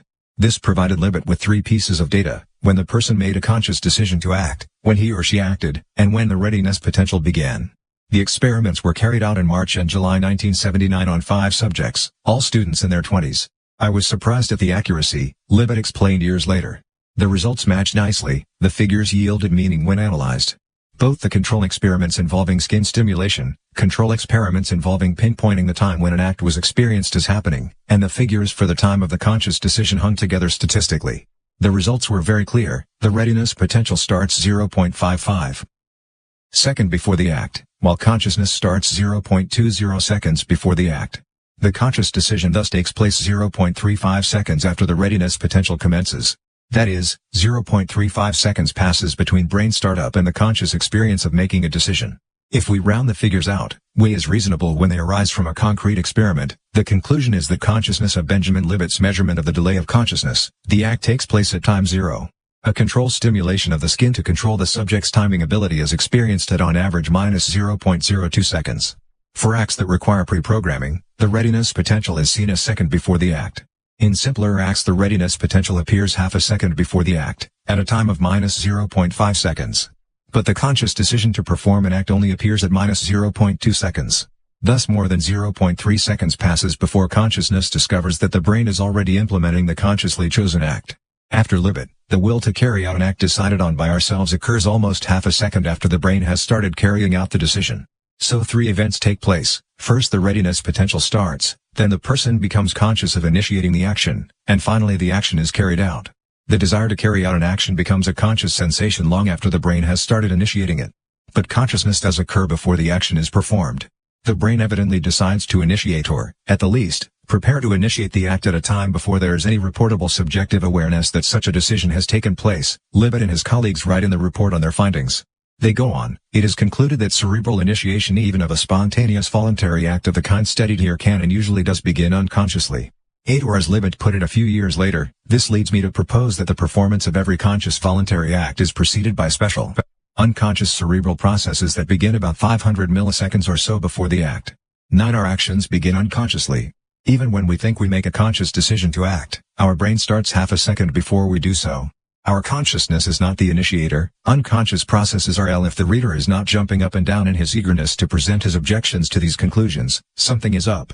Because this result obviously runs deeply counter to our everyday image of what being a human being involves. Our consciousness dupes us. It tells us that we can decide on what we do. Yet it is apparently a mere ripple on the surface, a little tin god pretending to be in charge of things beyond its control. Our consciousness claims that it makes the decisions, that it is the cause of what we do. But our consciousness is not even there when the decision is made. It lags behind, but it does not tell us that. It dupes itself, but how can my consciousness dupe itself without duping me? Is the self-duplicity of consciousness not my own self-duplicity? But let us not get carried away. There must be lots of murky, dubious aspects to such a series of experiments. Before we begin to conclude that our entire perceived existence is built on self-deception, we should examine the questions that can be raised. For example, we could, firstly, object that all that is involved here is the experience of when we became conscious. Of course our conscious has starts the process. We simply do not get told until later. Sure. But what do you mean if you say you make a conscious decision you are unconscious of? After all, the interesting thing about consciousness is that it is primary. If we were not conscious we had made a decision, but we had indeed made it, how could we say it was a conscious one? We have to face the fact that precisely because consciousness is a primary phenomenon, which cannot be weighed or measured except through conscious experience, the criterion for consciousness is quite simply consciousness. If you are not conscious of something, you are not conscious of it. As Julian Jaynes said, we cannot know how much of the time we are not conscious. Actually, that is a very good rule of thumb one should try to remember whenever one considers the notion of consciousness. Only the conscious is conscious. Which is not very much, when one considers the capacity of consciousness. But we could, secondly, object that it took the experimental subjects about 0.3 seconds to spot the spot once they had felt the urge to act, and that surely explains the phenomenon. Then, however, we have to explain that the subjects were pretty good at pinpointing a skin stimulus in time, and the muscle movement itself. In Libet's concrete case and in the history of experimental psychology, Wundt's complexity clock is a thoroughly studied method, which yields reliable results. The control stimuli on the skin were indeed recorded at precisely the instant one would expect from studies of skin stimulus awareness Libet had previously undertaken, about 0.02 seconds after physical stimulation. Thirdly, there is certainly something peculiar here, we might object. Human reaction times are a lot shorter than half a second. It does not take half a second to snatch your fingers away when you burn them. So how can it take half a second to move them of your own free will? How can it take longer to do something oneself than to do it as a reaction to something from outside? Well, it can, because reactions are not conscious. We snatch our fingers away, and then we think ouch. Not the other way around. Our reaction time is much shorter than the time it takes to initiate a conscious action. Fourthly, we could object that consciousness is mainly about clever things like going to the theater and reading books, and we can certainly decide to do things like that well over a second in advance. This objection is quite right. Most major decisions are indeed taken after lengthy consideration. When we decide to go shopping, we easily have time to be conscious of our decision before we set off. Libet's experiments only tell us something about whether the immediately conscious decisions that we make the whole time, such as to put out our hand, really are conscious after all. But if they are not, how do we get to the stores? Okay, we could say, fifthly, what is so strange about all this anyway? If consciousness is itself a product of cerebral activity, surely there is nothing odd about cerebral activity starting before consciousness appears. In fact, it must necessarily be thus, we could add. To which the answer would be yes, exactly, unless consciousness just hovers freely in the air, it must be linked to processes in the brain, and they must necessarily start up before consciousness appears. It is not our consciousness that initiates, for only the conscious is conscious. This point indicates an important fact. If we want to perceive consciousness as a materially based quantity caused by activity in the brain, consciousness can never come first. Something must have started before consciousness can commence. The only peculiar thing is that our conscious decision is experienced so long after it was made, and this takes us back to our first objection. How can the consciousness be in charge when it is not the initiator? As only the conscious is conscious, and consciousness has to be the result of cerebral mechanisms so boring that we are unconscious of them, consciousness can never be in charge. This is a point that tells us there are problems in our notion of consciousness. If we assume that body and mind hang together, and that the mental and the physical do not belong to widely separate worlds, as the dualistic view of the relationship between body and soul would claim, it is clear that consciousness cannot come first. Libet's experiments do not concern a holistic theory of body and mind or the logical consequences of it. They tell us that awareness of performing an act is experienced half a second after the brain starts moving. Of course, it is amusing to realize after performing an experiment that its outcome was predetermined, that consciousness cannot come first. But did it really have to be so far behind? Sixthly, we could, like Nobel laureate and dualist John Eccles, object that man is simply incredibly clever. The readiness potential does not start the action at all, our consciousness does. But consciousness always elects to do so just after a readiness potential has started a second earlier. With this theory Eccles rescues his dualism, his belief that mind and matter are two widely different things. Rather like when the timetable decides when the passengers will arrive, but not that they take the train. The problem with Eccles' explanation is that it implies a series of assumptions that we are currently unable to put to the test. For example, one would have to assume there must be some kind of rhythmic variation in the electrical field inside the brain that makes it favorable to start an action just as the field changes, the way it does in the readiness potential. If such a rhythmic variation exists, our consciousness could choose to ride the wave of electrical changes in our head, thereby getting a free ride on the brain waves. So an act is initiated to match precisely a wave that started a second before. Consciousness surfs the brain waves. An elegant theory, which leads John Eccles to conclude, there is no scientific basis for the belief that the introspective experience of initiating a voluntary action is illusory. Our consciousness does not decide on when but decides only that it shall happen. Oh, it does not inform its owner that this is so, but it does at least issue the order, even if it does not choose the precise fraction of a second. This theory explains Libet's findings, but it does so by explaining away the entire readiness potential as a false phenomenon arising because our consciousness always elects to act when just such a variation occurs in the brain. This is an objection that could in principle prove correct. The point would be that the day we become more closely acquainted with the background noise of the brain waves, we cannot measure them today, we will see that consciousness always chooses to initiate actions when there is a wave to ride. So we cannot conclude that just because there is a wave before every decision, the decision comes after. But again the problem is that this does not bring the consciousness into play unless it monitors all these waves before it acts. The consciousness has to monitor all these waves. There is an incredible amount of noise in the brain, an incredible number of waves to keep track of, so this cannot be so, Libet says. If it is our consciousness that decides, our consciousness must be conscious. Not even in the simplistic experiment in which a subject has only to flex a finger can we see this background. So how is the consciousness meant to keep track of all the waves amidst the hurly-burly of everyday life? After all, we are talking about a whole second. John Eccles' explanation is in practice hair-raisingly complicated, rather like the medieval explanations of the planet's motion through the sky in terms of epicycles, a system that was swept aside once Copernicus proposed that the Sun, and not the Earth, was the center of the universe. It is not unusual to see a logically impeccable objection like Eccles' directed at a scientific experiment. Actually, it is the usual situation in the history of science. There are always loopholes. So evaluation of an experiment is based partly on a logical analysis and partly on further observations, which are in line with the experiment. What is more, there are other, very powerful arguments in favor of the theory that most of what goes on in people's heads is unconscious. For exactly half a second. Many of the counter-arguments above come from an extensive discussion of Benjamin Libet's results that took place in 1985 in the Behavioral and Brain Sciences. /1 This journal is a gold mine. A review article of an important field is followed by a series of responses by other scientists in the field. This allows outsiders to get an overview of discussions that are not normally conducted particularly openly in scientific literature. The rest of us can gain an insight into the climate in which it is taking place.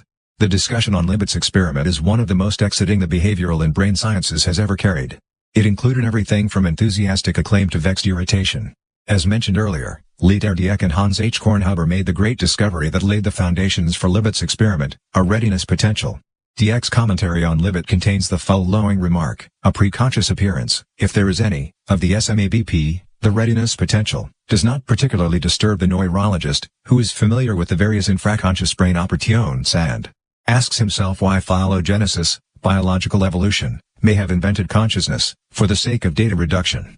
That's why the method of introspection is limited. Introspection may fail, but this does not mean that all that is not accessible to it is supernatural. Now, there is nothing supernatural about Libet's results, though perhaps there's something strange. But Dieck wanted to remove the metaphysics from Libet's results. 3. Libet himself denies that there is anything metaphysical about them. Among scientists, as a rule, metaphysics is a term of abuse for everything they cannot study by applying scientific methods but can only surmise. From the tone of Dieck's response, it is not hard to conclude that he was irritated by Libet's results.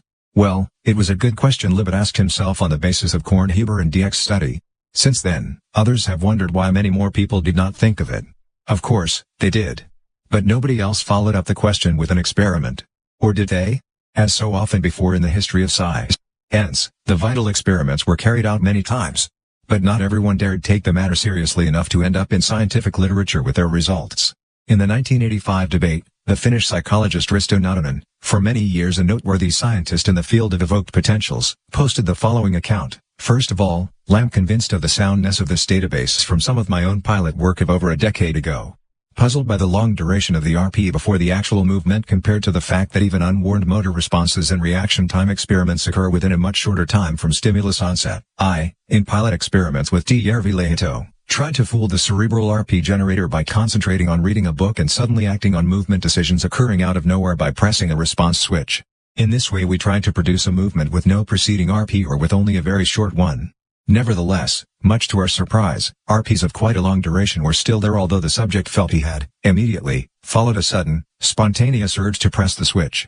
4. Another astonishing precedent to Libet's experiment was reported to Libet by the prominent American psychologist Arthur Jensen, who achieved notoriety in the 1960s for his theory that for genetic reasons black Americans are less intelligent than white ones. Jensen had carried out a series of reaction time experiments in which subjects demonstrated reaction times of about 0.25 seconds, which is very normal. However, he was in doubt as to whether some of the subjects were deliberately cheating by being too slow. Apparently they did not quite trust what Jensen would do with the results. To find out whether they were cheating, Jensen asked them to gradually increase their reaction time. But none of them could. As soon as they tried to increase their reaction time to more than a quarter of a second, it leapt to at least half a second. Jensen was astonished. Until he heard about Libet's experiment. He came to me and said, "You have explained my crazy result," Libet says. Libet is happy to tell this story. Because it shows very clearly that human beings can react tremendously quickly, but they cannot voluntarily react a little more slowly. If they want to react a little more slowly than they do instinctively, they have to react consciously, and that takes a lot longer. 5. So things that need to happen quickly happen subconsciously. Consciousness cannot do them a little more slowly. Only a lot more slowly, for consciousness is something we use when there is not such a hurry. Libet's experiment has been repeated with the same outcome by other scientists, even scientists who are not particularly enthusiastic about his conclusions. In 1990, the neuropsychologists I. Keller and H. Heckhausen from Munich published a study that reproduced Libet's results. The conscious decision appears 0.267 seconds after the readiness potential. Keller and Heckhausen are not happy with Libet's interpretation of the experiments. They think the explanation may be that the subjects have become aware of something that normally takes place subconsciously.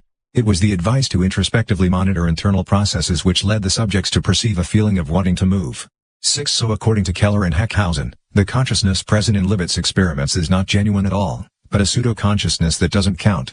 This argument is based on a departure from a vital, fundamental principle behind Libet's experiments. You cannot begin to discuss with people what they are conscious of, nor can you take their consciousness away from them. If people say they have a conscious experience of an urge to flex a finger, you cannot claim that this conscious urge is invalid.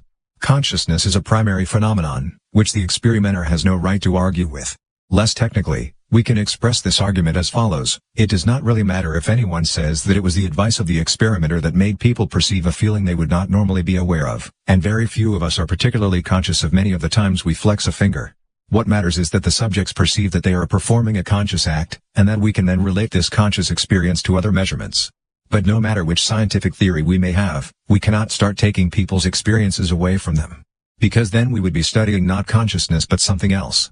But even though Keller and Heckhausen's objections are not that important, the results of their experiments are very important. Libet's results have been reproduced. In practice, this means that no sneaky detail cheated Libet during his investigation. A detail that meant Libet came up with false results. When others can repeat the experiments with the same results, there are grounds for trust. Fairly powerful experimental arguments exist for the delay of consciousness. Without a doubt, this raises considerable philosophical problems for common sense. But before we bring such airy matters into it, perhaps we should turn the clock back 3 decades and ask what put Benjamin Libet on the scent of the question as to how far consciousness lags behind. I was not looking for anything in particular, but when found the half-second delay I knew instantly that it had to be important, explains the now septuagenarian Benjamin Libet about a discovery he was given the chance of making in the 1960s. So I decided to pursue the matter. It turned out that a human being feels something only after the cortex has been stimulated by electrical impulses for at least half a second. Shorter stimuli are not experienced at all. Of course, human beings are not designed to be stimulated by electric current in their heads. If there is anything evolution has equipped us to avoid, it is having our brains tampered with. But our shield against such stimuli can be penetrated, our skulls can be opened. Neurosurgery is not something anyone does for fun. In the 1960s, neurosurgeons had developed methods, which we would now regard as pretty crude, for reducing chronic pain and serious uncontrolled tremors caused by Parkinson's disease. They opened up the skull and inserted a heating element into the brain. When the temperature reached 60 degrees centigrade, a group of nerve cells could be destroyed, thus alleviating the patient's chronic pain or other serious afflictions. One of the leading practitioners of these brain operations was the late Bertram Feinstein, a surgeon and physiologist at Mount Zion Hospital in San Francisco. Feinstein agreed to allow the opportunities created by his operations to be utilized for studying the way we function. He admitted his good friend Ben Libet from the Department of Medicine at the University of California, San Francisco, to the operating theater. I would not have been given this chance by any other surgeon but Feinstein, Libet explains. Most neurosurgeons are only concerned with opening and closing people's heads. They are not interested in looking at what's inside. But Feinstein let Libet look. I wanted to find out what I'd have to do to the brain to make the patient say, "I can feel that." Benjamin Libet subjected the exposed brains of Feinstein's patients to brief electric shocks. The experiments were carefully prepared so they meant only a minimal increase in the length of the operation. The patients were fully conscious during the operation and the experiment. They had fully consented, and there was no bleeding or pain. Nevertheless, it does not sound like a particularly pleasant kind of research. What business have we going into people's heads? Could we not do the same experiments on animals instead? There is one thing you can do to patients that you cannot do to animals: ask questions, Libet explained one afternoon in spring 1991 in the small office he has at his disposal at the University of California Medical Center on Parnassus Avenue in San Francisco. Benjamin Libet was now a professor emeritus, a retired professor, but he continued to pursue the clues he found via his work with Feinstein and his patients. For he received some pretty interesting answers when he asked, "What does the sensation feel like to you?" This was the central issue, not only to observe objectively how patients reacted but to find out what they themselves thought, what they themselves had to say about it. To compare the brain from within and without. The desperate difficulties in understanding man's functions through introspection or self-observation discovered by pioneers like Helmholtz and Freud in the 19th century have caused many scientists to lose interest in introspection. Subjects such as consciousness and awareness were struck off the agenda, because one cannot trust what people say about themselves. The mind cannot understand itself from within, so many scientists selected to study it only from without, by observing objective signs of the activities of the mind. But just because we cannot rely on subjective experience does not mean that it disappears from people's lives. Few things are more important in life than the subjective experience of what is going on. One might even wonder whether anything is more important. So a vital question is going unstudied: the relationship between the function of the mind viewed from without and viewed from within. What is the relationship between an event as it is recorded objectively and as it is experienced subjectively? Raising this question without wanting to use the one to judge the brain's map of the body. The cortex receives information from the body. But not all parts of the body require equal space in the cortex. After Penfield et al., other was Benjamin Libet's true stroke of genius. That is also why animals will not do, for they provide no feedback, or very little, about their subjective experience. As early as 1965, Libet considered carefully and methodically how one could measure the relationship between the mind seen from within and without. His main focus was the mind seen from within. The conscious experience is a primary phenomenon, which cannot be reduced to anything else. The subjective or introspective experience of awareness of something is the primary criterion of conscious experience. Libet wrote in his account of the thinking behind his study of Feinstein's patients. In other words, he did not want to take experience away from people. What a person perceives as a conscious experience is directly accessible only to that person. And that is what we want to study when we want to study consciousness, the mind viewed from within. Viewed from without, the mind consists of the brain. So the question was, what is experienced within when we stimulate the brain from without? Not the eyes, ears, or spinal column, but the brain. Directly, and in its own language of electrical impulses. For if we stimulate the brain via the normal channels, the senses, we have no idea what happens on the way before the stimulus becomes a subjective experience. At the end of the 19th century, observations of patients led to the knowledge that electrical stimulation of the cortex leads to physical reactions and feelings such as itching limbs. From the first barbaric, and unpopular, studies of wounded soldiers and laboratory animals, electrostimulation developed into a very important method of studying the brain. In the 1930s, a group of scientists in Montreal led by Wilder Penfield undertook an extensive study of a large number of patients in order to pinpoint the area of the cortex that corresponded to each part of the body.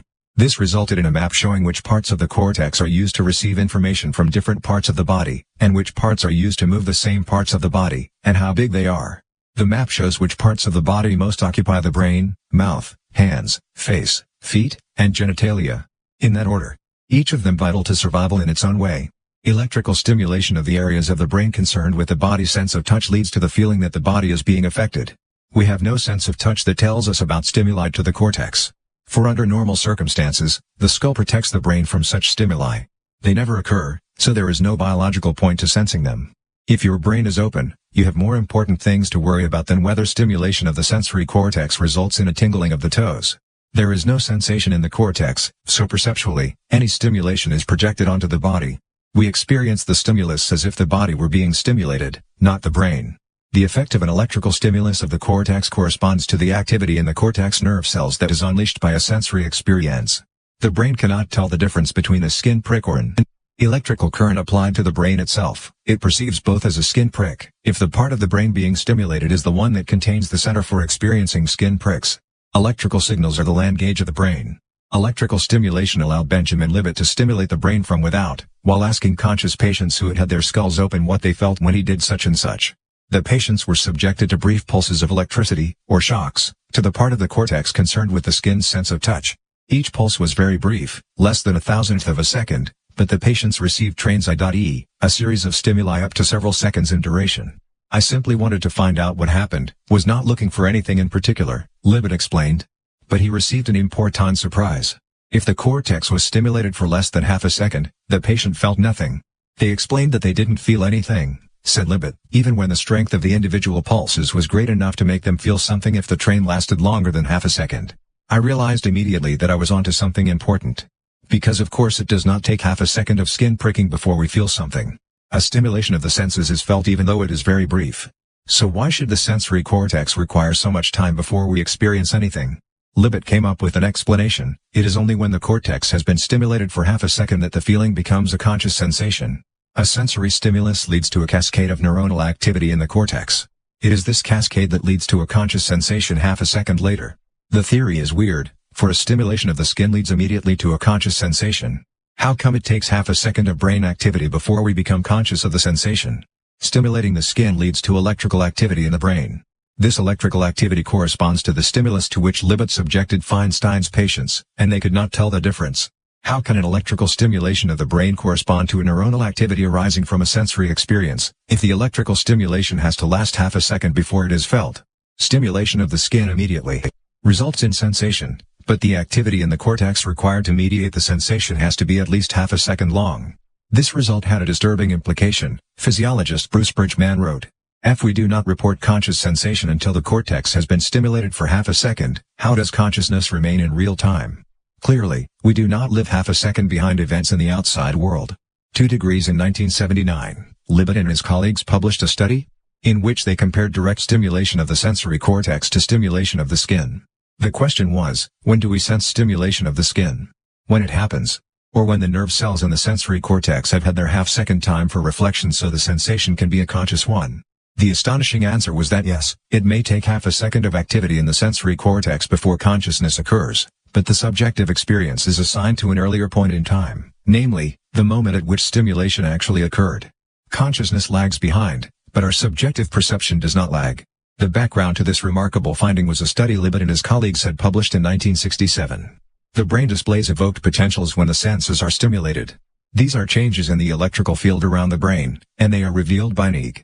Normally, an EEG is a fairly peaceful affair, because the electrodes are attached to the outside of the skull. But to record evoked potentials after very small stimuli, Libet placed his electrodes directly on the surface of the brains of Feinstein's patients.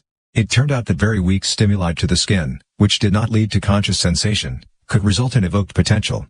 This means that the brain has registered the stimulation but consciousness has not been informed. A more powerful stimulus also leads to evoked potential, of course, but it also leads to awareness. This is very powerful, direct evidence that subliminal perception can take place. Libet was able to demonstrate that the brain registered stimulation of the skin, but that consciousness did not register it. Nor were the patients able to report any conscious sensation when Libet drew their attention to the stimulation. But their evoked potentials showed that their brains had registered the stimulus. This fact may be taken to indicate that a possible physiological basis could exist for so-called subliminal perception. 22 Libet and his colleagues wrote in Science in 1967. In these experiments, Libet was also able to stimulate the sensory cortex directly. This demonstrated that brief trains of stimuli there were not felt consciously, while longer stimulations were. This was consistent with the first findings from his studies of Feinstein's patients. Libet thus detected two components of the brain's way of receiving a message from the outside world: 1, a change in the EEG, which takes place without awareness, and 2, an electrical activity, which, after half a second, can lead to awareness. A stimulus that leads only to a change in the EEG does not necessarily lead to awareness. A stimulation powerful enough or long enough to result in electrical activity of at least half a second leads to awareness.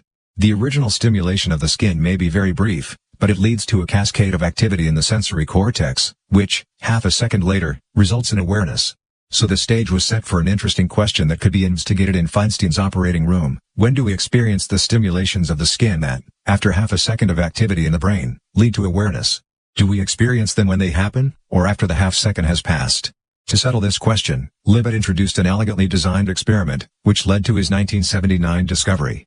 He stimulated the sensory cortex so the stimulus was felt as a tingling in one hand, while simultaneously he stimulated the skin of the other hand. 3. This meant that he could simply ask the patient, "What did you experience first, your left hand or your right?" The patient could answer, "Left first," "Right first," or at the same time. The experimental setup allowed Libet to vary the order of the stimulation, sensory cortex or skin, and the interval between them. During the experiment, neither the patient nor the observer knew which stimulus was applied first. After a huge number of such attempts, Dennis Pearl, a statistician, was able to analyze how long the individual stimuli took to lead to awareness. The elegance of this design is that Libet asked the patients for only one bit, right or left, 1.5 bits really, because there were 3 possibilities, simultaneity being the third. The experience was boiled down to something consciousness is good at, recognizing a sequence and talking about it. The impossible problem of pinpointing the time of an experience was solved by comparing the sensation of pins and needles in the 2 hands human beings are equipped with. Libet expected to be able to show that half a second's activity was required in the sensory cortex before a stimulation was experienced, irrespective of where it came from, the skin or the sensory cortex. If a stimulus was applied to the left hand while the cortex was being stimulated in a place corresponding to the right hand, the experience of skin stimulation would be expected to come last. After all, it would take half a second for the experience to reach consciousness. But this proved not to be so. Even when skin stimulation of the left hand did not start until 0.4 seconds after the sensory cortex was stimulated in a place corresponding to the right hand, the patient said left first. A peculiar result: it takes half a second for us to become conscious of stimulation of the sensory cortex. Something similar would be expected of skin stimulation, because some neuronal activity is required before the stimulus can be felt. In just 0.1 seconds, a stimulation of the skin can sneak in front of a stimulation of the sensory cortex. Libet had to amend his theory. Either he could drop the idea that it takes half a second of activity for a stimulus to be felt if applied to the skin, and he did not want to do that, or he would have to apply a more extensive theory. He was not too keen on changing his view that half a second of brain activity was required before a conscious experience occurred. There was powerful support for this view. Libet had already demonstrated that powerful stimulation of the cortex 0.2 seconds after a stimulus was applied to the skin meant that the patient never became conscious of the stimulus to the skin. 24. If there was not a half-second hesitation before the skin sensation became conscious, it is hard to see how a later stimulus applied to the sensory cortex could lead to the skin stimulus never being felt at all. So Libet developed his theory: there are 2 claimants in recording skin stimulation. One notes the time, and the other leads to consciousness. The 1967 study showed that the brain reacts with an evoked response in the EEG pattern, also when awareness of a skin stimulus is not attained, for example because it is very weak. This evoked response does not in itself lead to awareness, but it appears very soon after the skin is stimulated, roughly 0.02 seconds after. The theory, then, was this: awareness occurs half a second after skin stimulation. But it is experienced as if it occurs when the brain puts out an evoked response. A subjective relocation in time occurs, and the half-second delay, stimulating the shin leads to activity in the cortex, which, after half a second, leads to consciousness. But consciousness is experienced as if it set in very shortly before the stimulus, because the subjective experience is referred back in time. After Libet, skin stimulation is consciously experienced as if it occurred at a moment when awareness has not set in but the brain has unconsciously reacted. This moment is closer to the moment of skin stimulation than to the moment at which we become aware of it. The subjective experience is put back in time so that it is experienced as if awareness set in at the moment when the brain displayed an evoked response. This happens about 0.02 seconds after the stimulus is actually applied to the skin, much earlier than the 0.5 second it takes for awareness to occur. The event used as a time marker, the change in the EEG, cannot itself result in awareness. Only after half a second of electrical activity does awareness set in.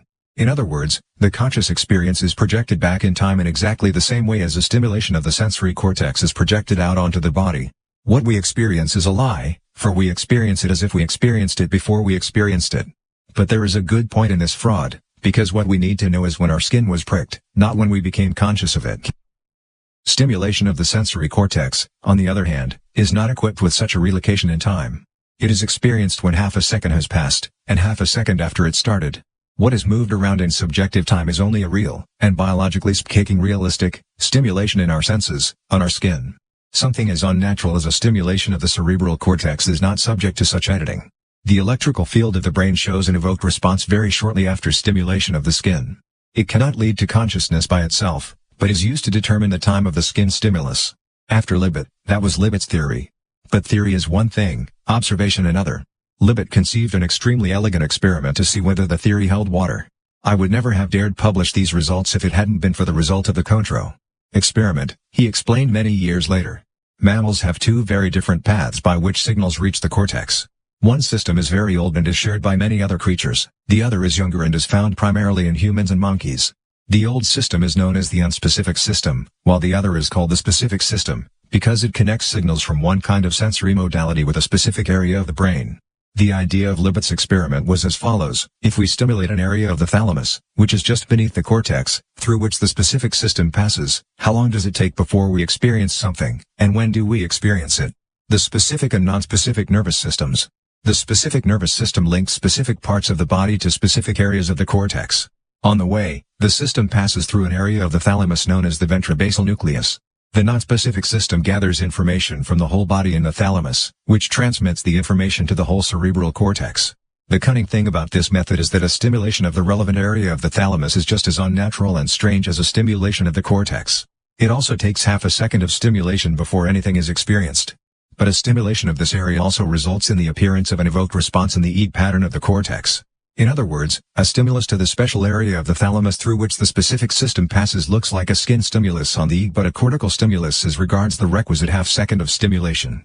Libet now expected that a thalamic stimulus would resemble a skin stimulus also as regards the subjective experience of the timing. At the same time, we are talking about an unnatural stimulus that cannot be experienced at all if it is less than half a second long. This overcame the incomparability of stimuli to the skin and cortex. Libet's idea was that both required half a second of neuronal activity before they became conscious. But the stimulus to the skin can itself be very brief, even if it unleashes a cascade of activity that is half a second long.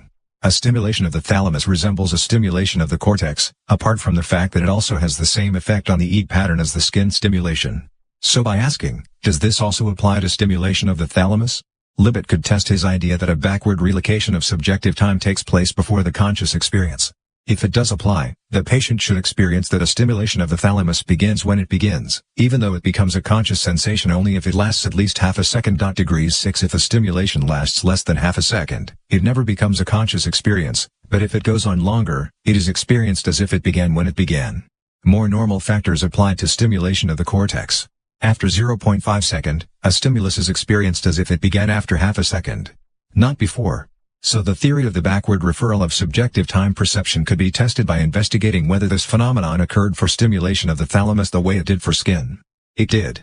Feinstein's patients experienced a stimulation of the thalamus at the time it occurred, that is, corresponding to the moment of their evoked response, 0.02 seconds after the stimulus itself.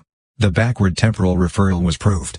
The neurologists Sir John Eccles and the philosopher Sir Karl Popper write in their magnificent work, The Self and Its Brain, this antedating procedure does not seem to be explicable by any neurophysiological process. 27 Eccles and Popper were not the only ones who were astonished. Many philosophers have tried to refute the results of the 1979 study. Patricia Churchland writes in her Neurophilosophy, 1986, that according to Eccles and Libet, the data show that a mental event proceeds in time the brain states causally responsible for it. Degree but Libet does not claim this. He claims only that it is experienced as such. Others have called the results self-contradictory, irrelevant, registered or proof that man does not possess free will, as everything is predetermined. But these are not objections strong enough to liberate us from Libet's weird experience. Among the attempts to actually interpret Libet's results is the view that consciousness cannot be pinpointed in time at all.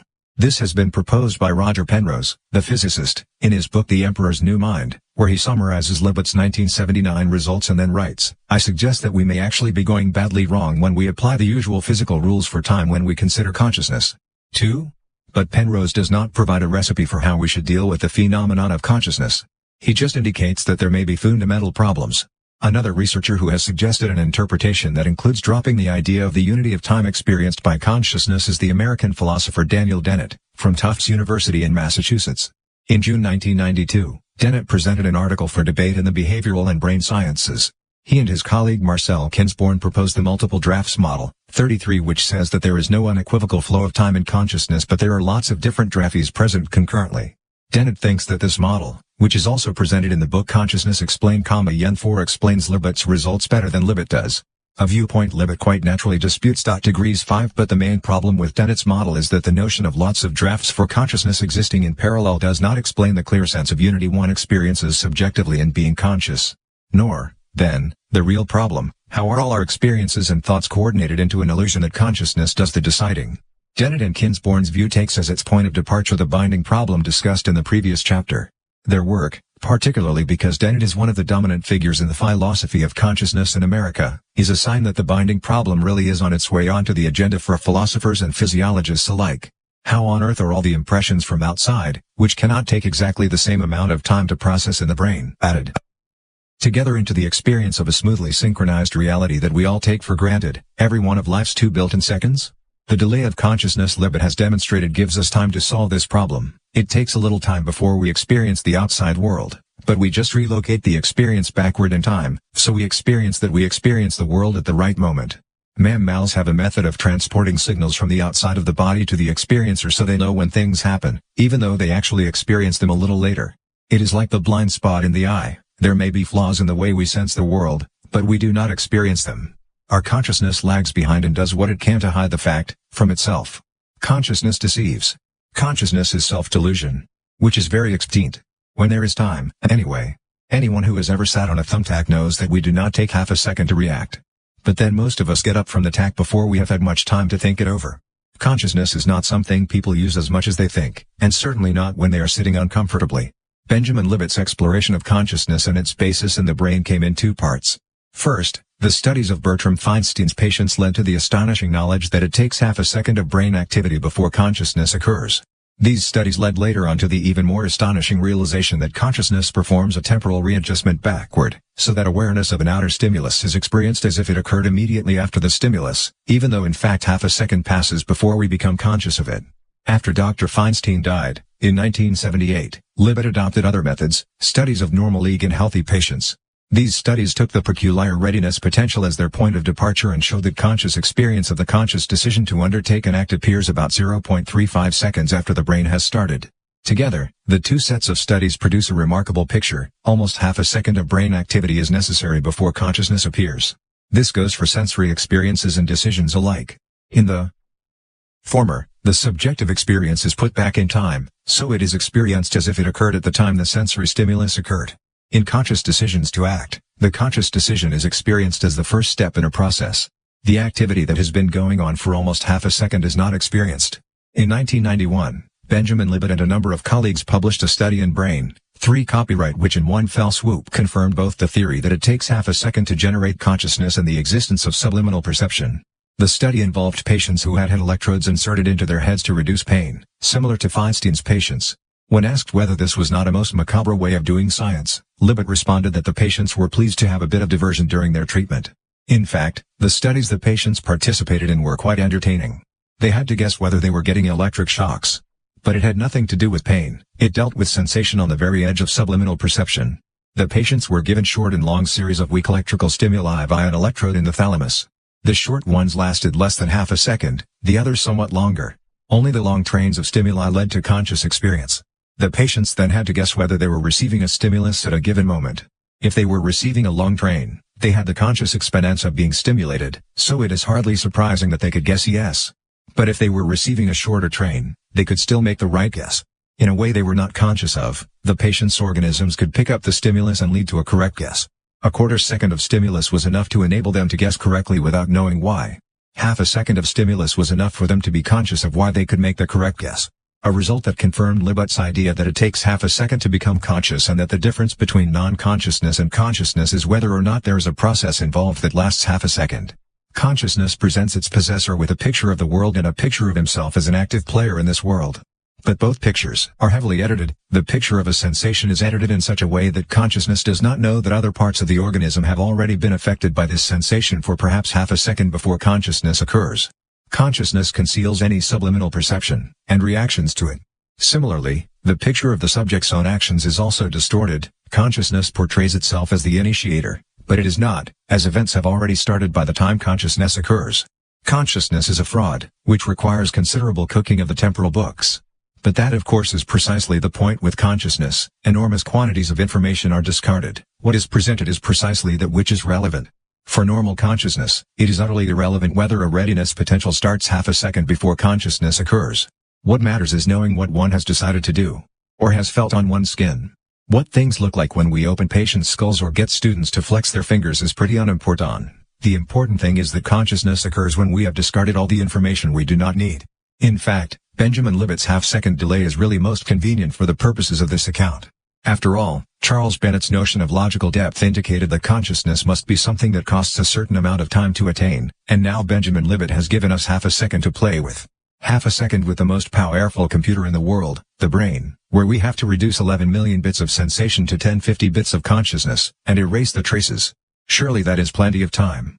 A brilliant theoretical challenge to the field that calls itself computational neuroscience: 3 We have 1,000 billion neurons in half a second, and the task is to reduce 11 million bits to 16 bits so that the 16 bits can be used as a map of the 11 million.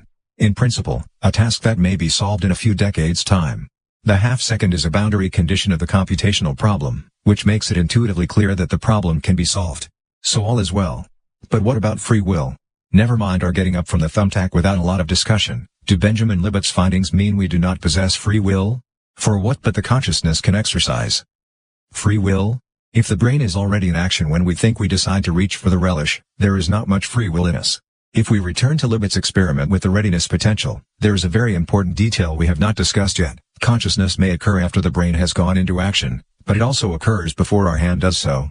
From the conscious experience of making the decision until it is car read out, 0.2 seconds passes. Can our consciousness manage to stop the act before it is carried out? This is Benjamin Libet's own salvation for free will, the veto. Consciousness has enough time to veto an act before it is carried out. Libet even had experimental backing to show that such a veto mechanism works. When his subjects reported that they had aborted an action they had decided to carry out, they did have a readiness potential. But it looked different toward the end, as action approached, from when the action had been carried out. The subjects could interrupt themselves. So they possessed free will. Consciousness cannot initiate an action, but it can decide that it should not be carried out. Libet had developed a veto theory for free will and the function of consciousness, processes associated with individual responsibility and free will would operate not to initiate a voluntary act but to select and control volitional outcomes. 38 This point of view is particularly interesting, not least historically. Free will operates through selection, not design. Free will corresponds more to the way the surroundings mold the evolution of biological organisms through natural selection than consciousness corresponds to the design, the blueprint, most of us spontaneously picture when we imagine how we make conscious choices in life. Consciousness is not a superior unit that directs messages down to its subordinates in the brain. Consciousness is the instance of selection that picks and chooses among the many options non-consciousness offers up. Consciousness works by throwing suggestions out, by discarding decisions proposed by non-consciousness. Consciousness is discarded information, rejected alternatives, no, thanks. The notion of consciousness as a veto is a very beautiful, very rich one. Its kinship with Darwinism and natural selection is not its only parallel in the history of thought. Veto principles have always been common in human morality. Many ethical strictures, such as most of the Ten Commandments, are injunctions not to act in certain ways, Benjamin Libet wrote in 1985. He added, if the final intention to act arises unconsciously, the mere appearance of an intention could not consciously be prevented, even though its consummation in a motor act could be controlled consciously. 99 Libet distinguishes between the action as a physical act and the urge to act as a mental phenomenon.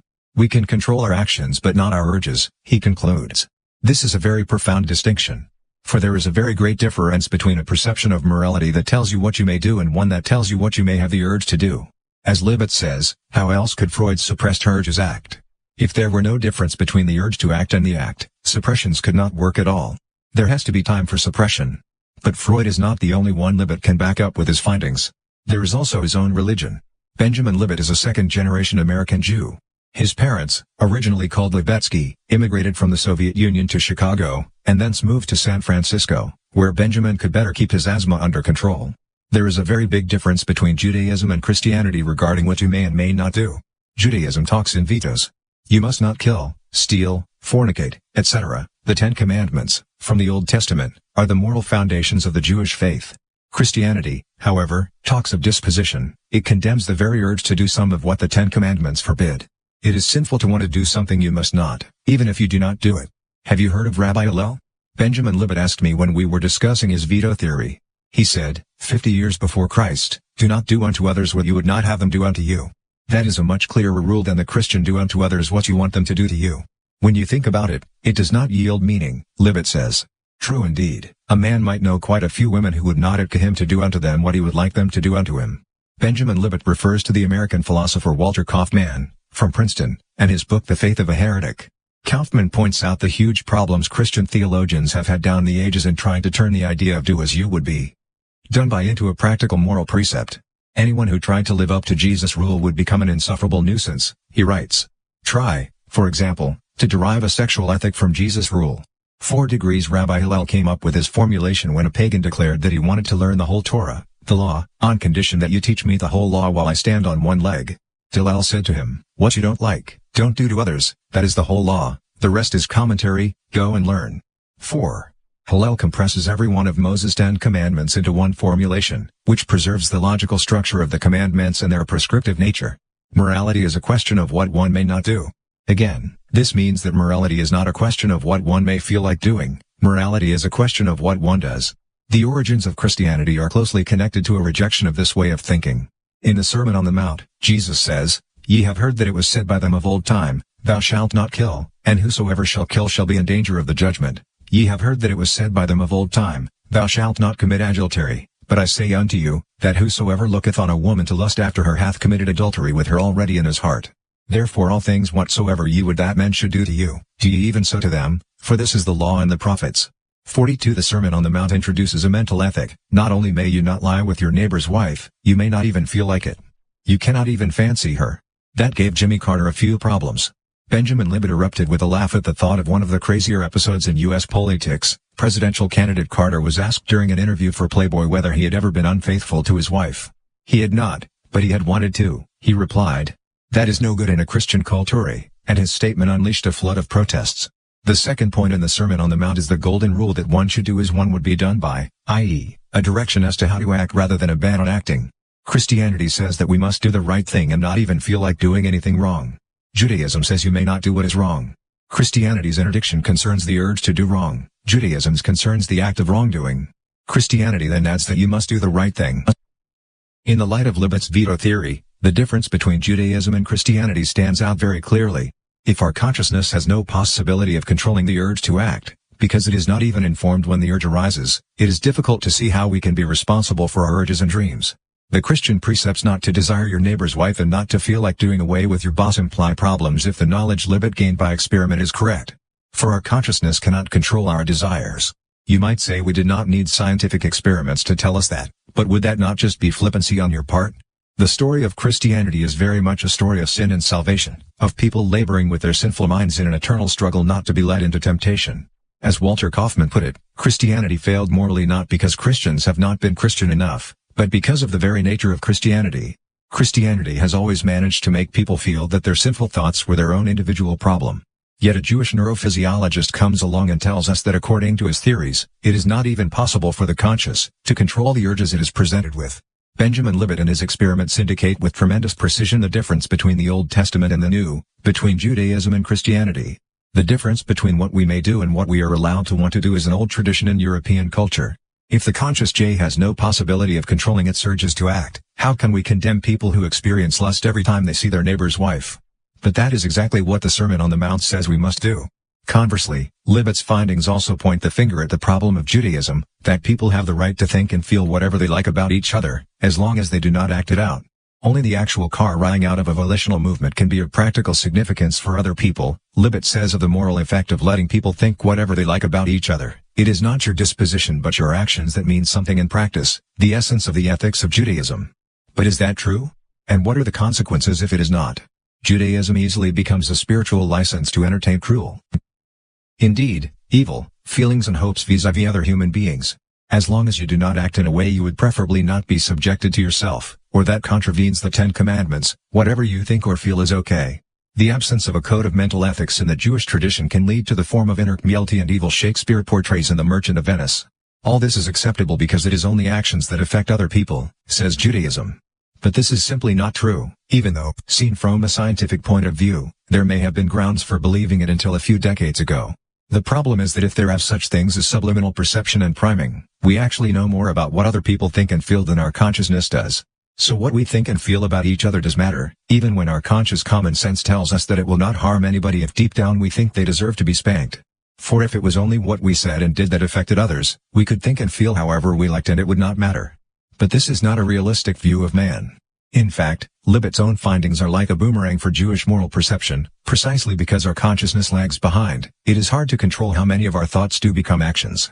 The problem with Judaism is that it permits an inner cruelty that the consciousness cannot really control, because it lets out more from inside than we are conscious of. For example, through body language.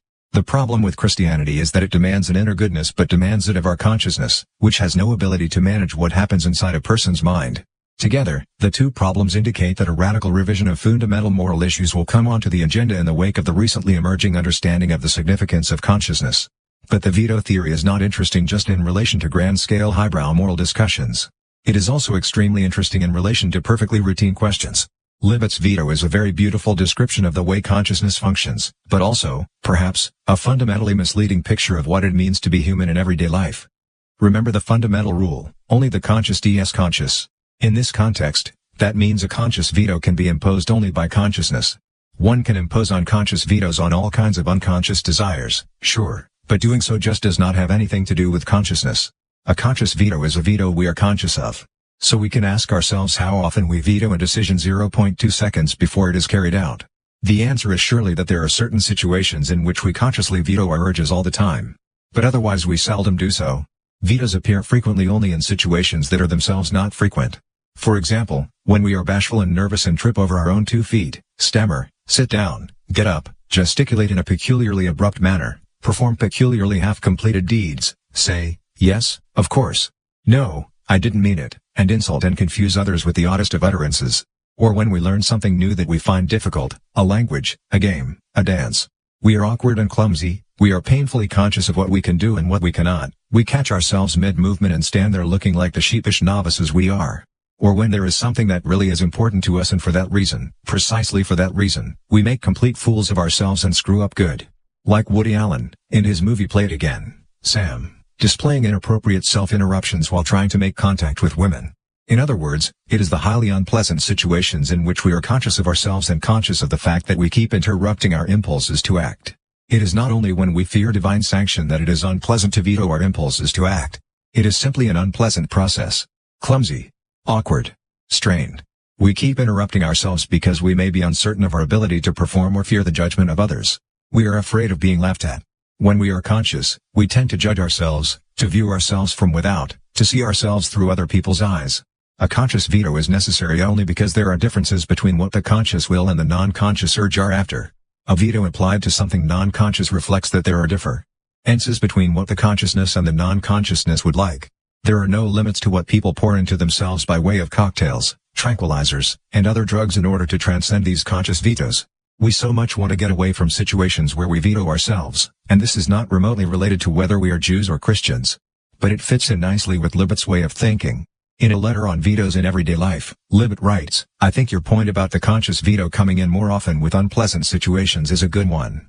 But I would not minimize its importance for many at least neutral situations, say in vetoing an urge to say something to a person, about his/her look, or behavior, or in veto of an inclination to stop a child from what he may be about to do, if it is really better for his development to go ahead, etc. But your point about vetoes and conflicts between conscious will and the unconsciously initiated urge etc. is not trivial and worth making."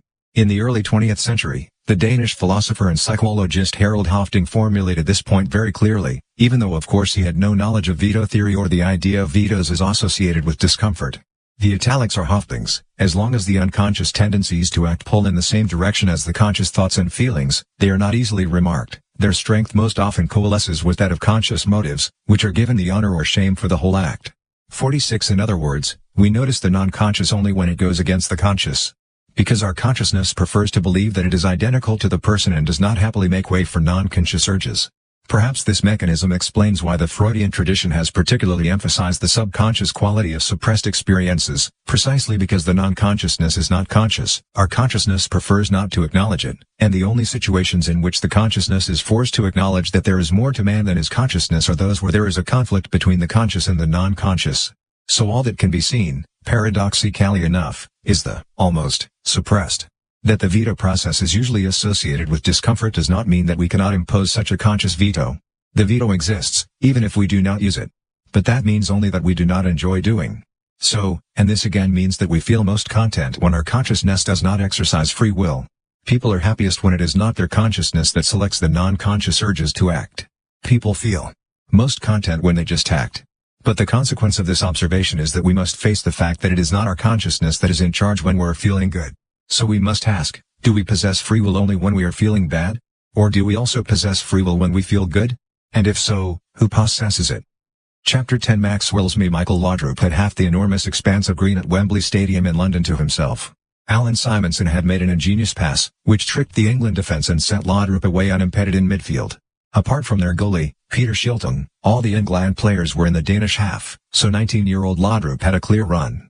The soccer match on September 21, 1983 was not even a minute old. Michael Laudrup's free run toward the England goal was a bit of a shock for the 82,000 spectators, for England had always been one of the world's great teams, and Denmark had not. Oh, the Danish Vikings had boasted before the game, saying that Denmark was on her way to her international breakthrough. But to defeat England, at home, was some undertaking. It had to be done, though, if the true goal was to be reached, qualification for the final round of the European Soccer Championships in France in 1984. It was Denmark or England. After just 50 seconds of play, the Danes had forged a chance of the kind you seldom receive in an away international. Peter Shilton ran out toward Laudrup, but the elegant Dane meet past him. All that was left was Laudrup, a ball, a lot of grass, and an open goal. Michael Laudrup had veered toward the side of the goal area and was very close to the dead ball line on his way around Shilton, but the goal was empty. All he had to do was give the ball one last poke. I had plenty of time. I thought about what I should choose to do. I screwed up. Laudrup explained when he was asked if a player has time to be conscious of what he is doing when he does it. Michael Laudrup sent the ball into the side netting. Denmark did not take a first-minute lead. Laudrup had time to become conscious before he acted. The result was a miss that millions of TV viewers remember to this day. But 35 minutes later, Laudrup was brought down in the England penalty area. Alan Simonson scored, Denmark won 1-0, and the Danish Dynamite team went on to enjoy considerable success in France in 1984 and at the World Cup finals in Mexico in 1986. Michael Laudrup would become one of the greatest stars of world soccer. A soccer player does not have time to think consciously while he is on the field. Things just move too fast. But when you watch a player like Michael Laudrup, you can see him thinking. Thinking plenty. There is a great deal to think about. The ball, the players, the state of the field. Modern soccer has become an ever more complicated game. In the old days, when the game was young, it was about positions. You passed to a teammate because he was standing in the right place. Then movements were added and had to be grasped, where your teammate was moving, relative to the opposition's movements. In the last 20 years, the game has become all about acceleration. You no longer have to keep track of movements alone but must watch how these movements change in time. But in particular, a Michael Laudrup has to form a highly complex pattern in his head. Players and ball move around, and what he has to do is read the play and predict it, and then do something nobody expected. Modern soccer is characterized by many well-practiced patterns. The true geniuses, like Pelé, Cruyff, Nezzer, Maradona, and Laudrup, keep breaking the mold. That is why they are so good. When Laudrup is going to pass to a teammate, he has to grasp the movements and acceleration of a handful of players from each team while keeping the ball under control himself and remembering that the simplest, most obvious solution is the one the others are waiting for and planning to counter. But there is not much time to think. A key player gets tackled at once unless he passes. From outside, the rest of us can see that the calculation Laudrup performs in his head must be complicated. But we can also see that it happens quickly. So we may ask, can one be conscious of one's game while one plays it?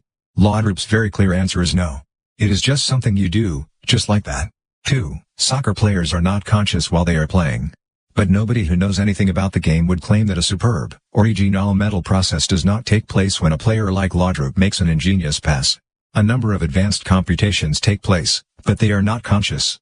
Except, that is, in unique situations where there is time to think things over. And where things go wrong as a result. Benjamin Libet's eyes beam behind his unusually thick glasses.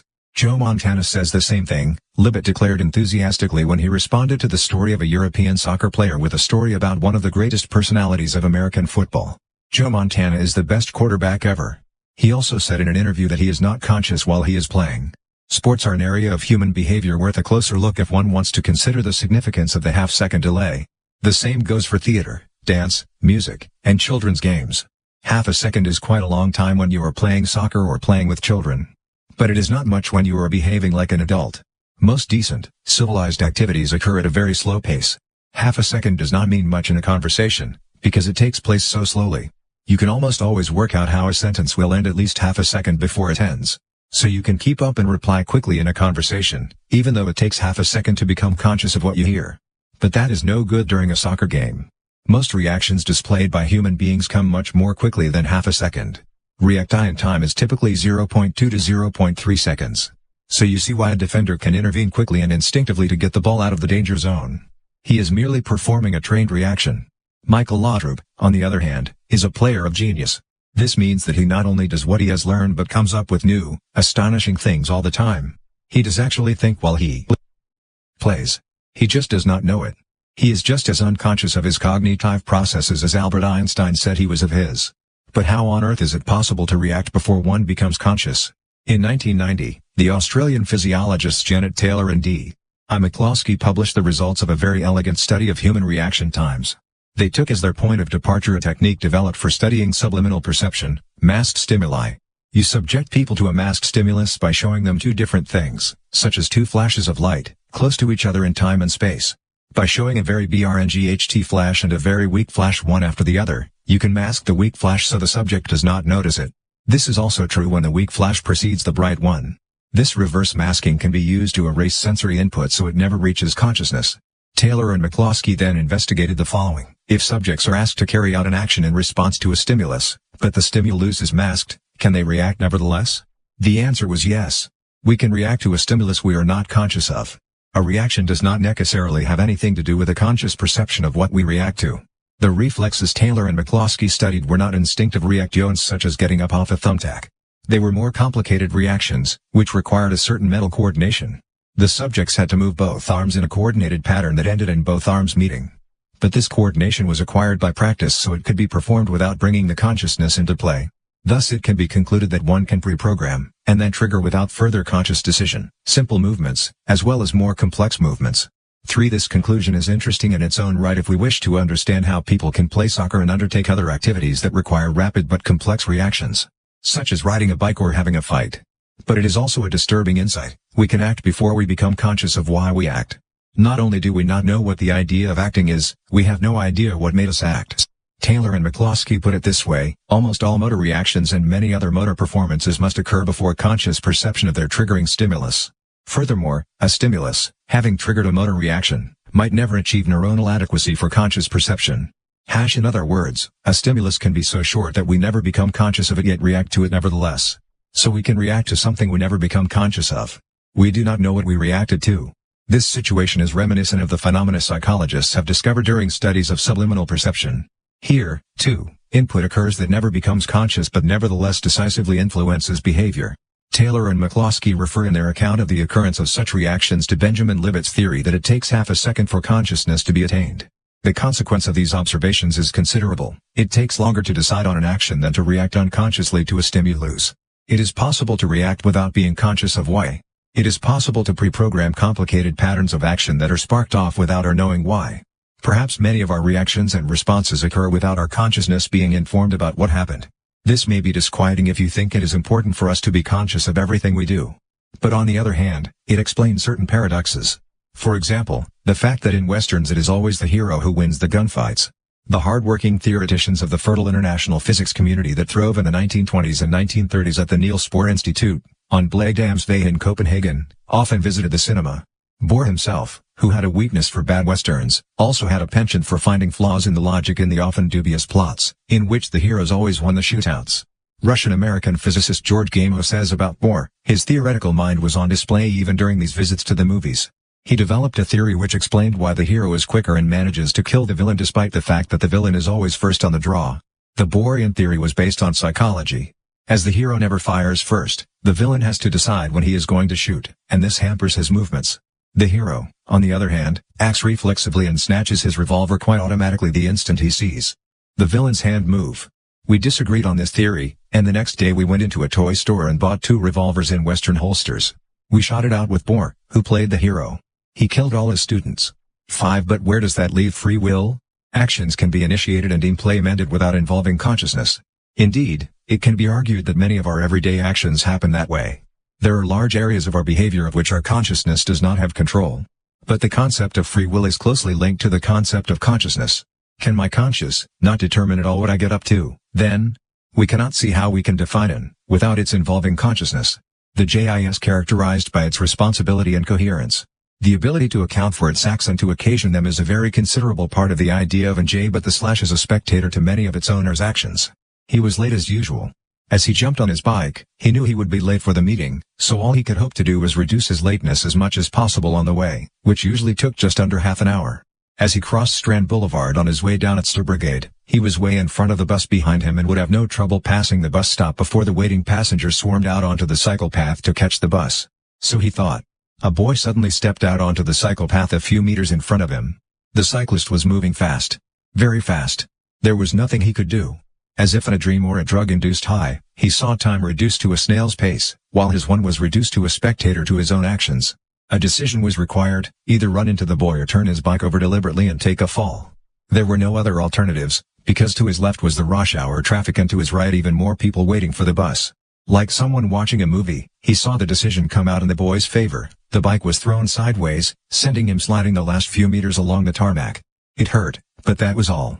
He got a few grazes and a good excuse for being late for the meeting, and a story to tell. Had the decision gone the other way, he would hardly have told the story, would he? Who made the decision? Not his one. His was a spectator. But neither was it the boy, or Michael Laudrup. Something inside him made the decision, but the experience was clear and unequivocal. It was not his one, for his one was an observer, outside the door, suspended. Overruled in advance, because there was no time to begin to think. His one did not have any free will in that decision. But he was the one who made the decision. The situation is perfectly analogous to the situation studied by Benjamin Libet. It is not a person's conscious that really initiates an action. But it is quite clearly the person himself. There is a difference between the and the person as a whole. I realize that one am more than my one. But the J does not want to accept this. The thinking, conscious J insists on being the true player, the active operator, the one in charge.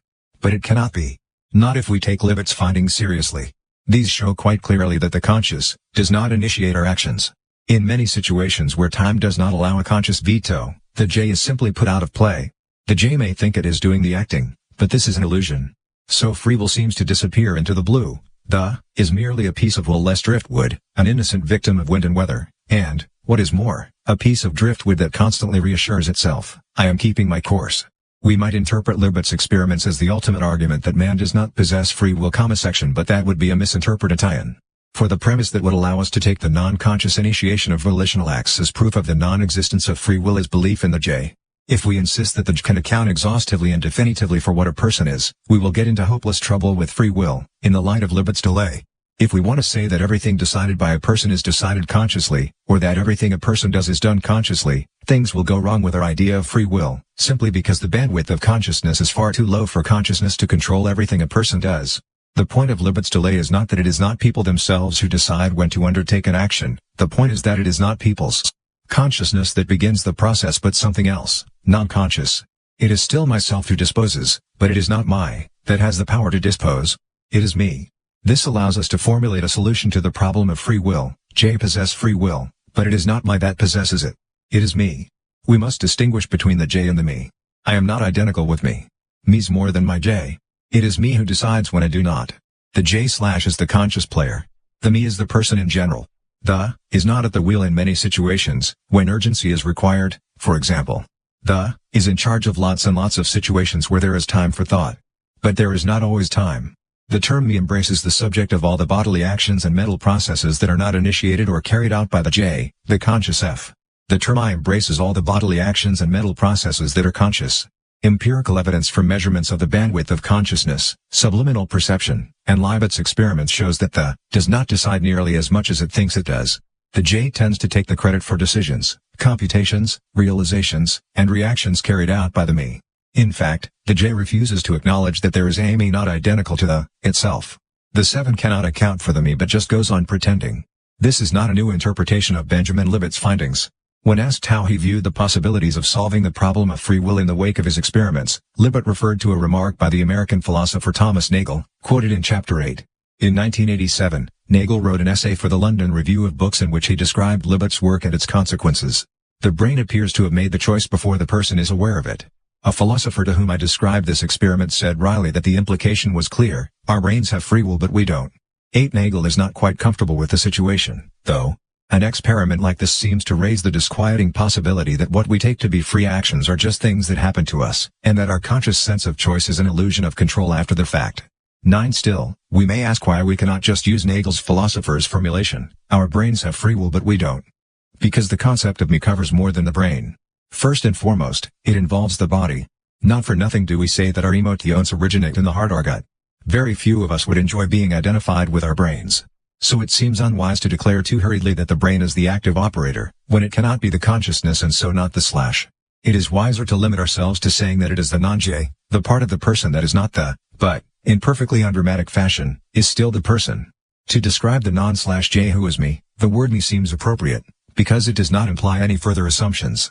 Similarly, Freud's concept of the unconscious is included in the concept of the me, though without saying anything else about the relationship than that both involve the part of the person that is not conscious and therefore not the /. In fact, the idea of the concept of the me is not to say too much at all. If the J does not possess free will, another part of the person must, i.e., the me. I possess free will, but it is not that possesses it. It is me. This distinction between a J and a me is considerably less innocent than it sounds.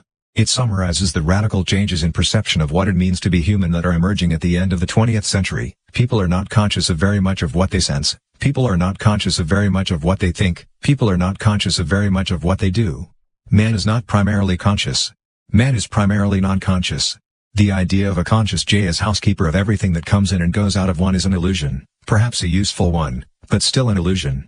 The realization of the impotence of the J and the potency of the me can lead to a feeling of anxiety. Who am I, then?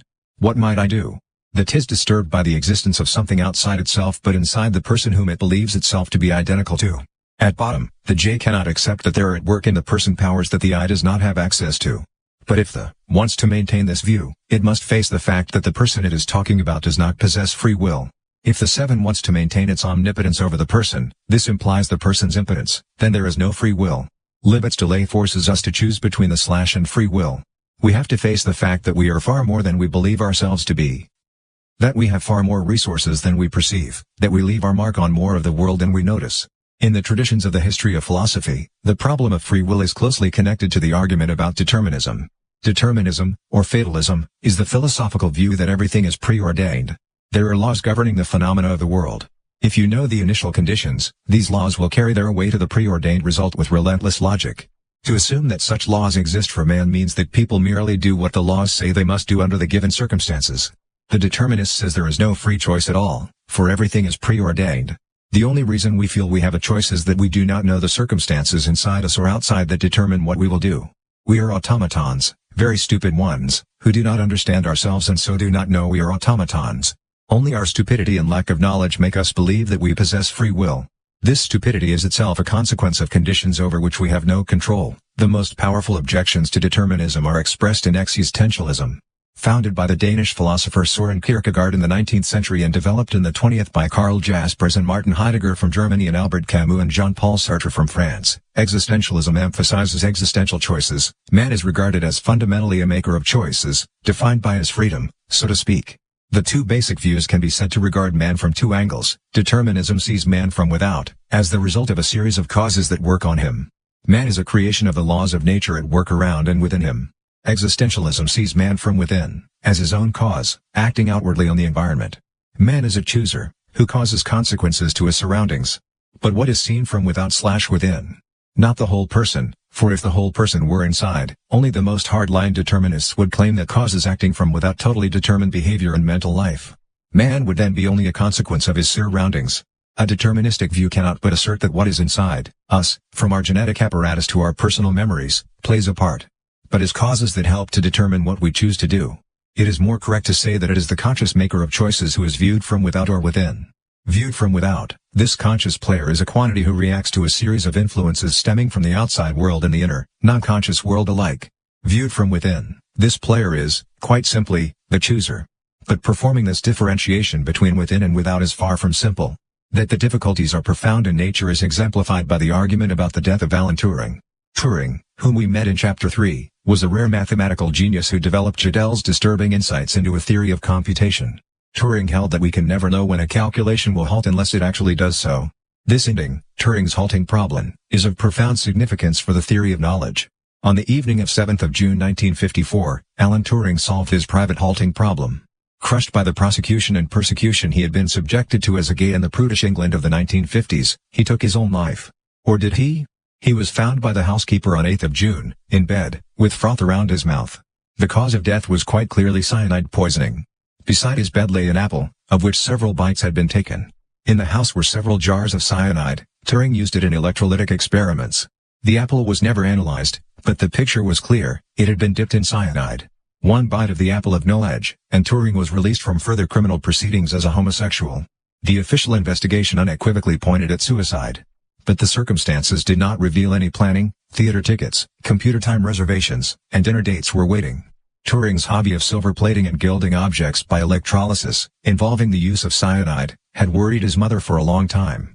Wash your hands, Alan, and get your nails clean. And don't put your fingers in your mouth. Turing's mother was always telling him, most recently at Christmas 1953.10. Andrew Hodges, the mathematician, writes in his biography of Turing, anyone arguing that it was an accident would have had to admit that it was certainly one of suicidal folly.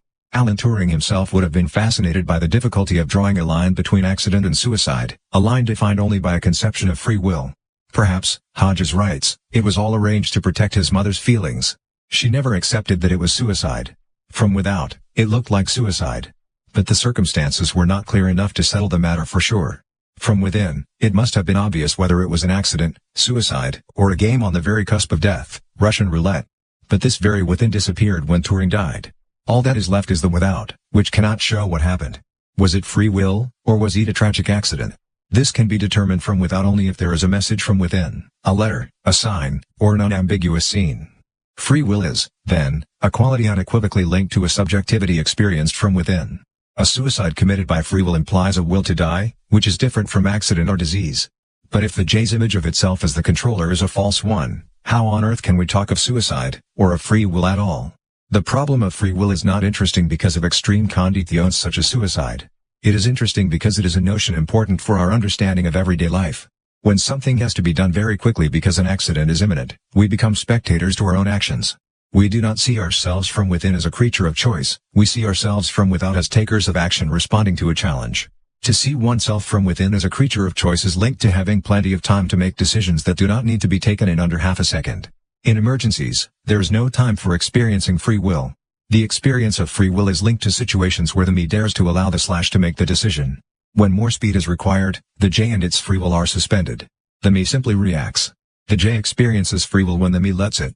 We are often in situations where the has asked the me to suspend the J. When we go to our soccer club or onto the field to play, our J has made the decision to put the person into a situation in which the has no say at all. We long for this experience of the now. We spend much of our spare time pursuing it, in sports, dancing, playing games, intense conversation, sex, and intoxication.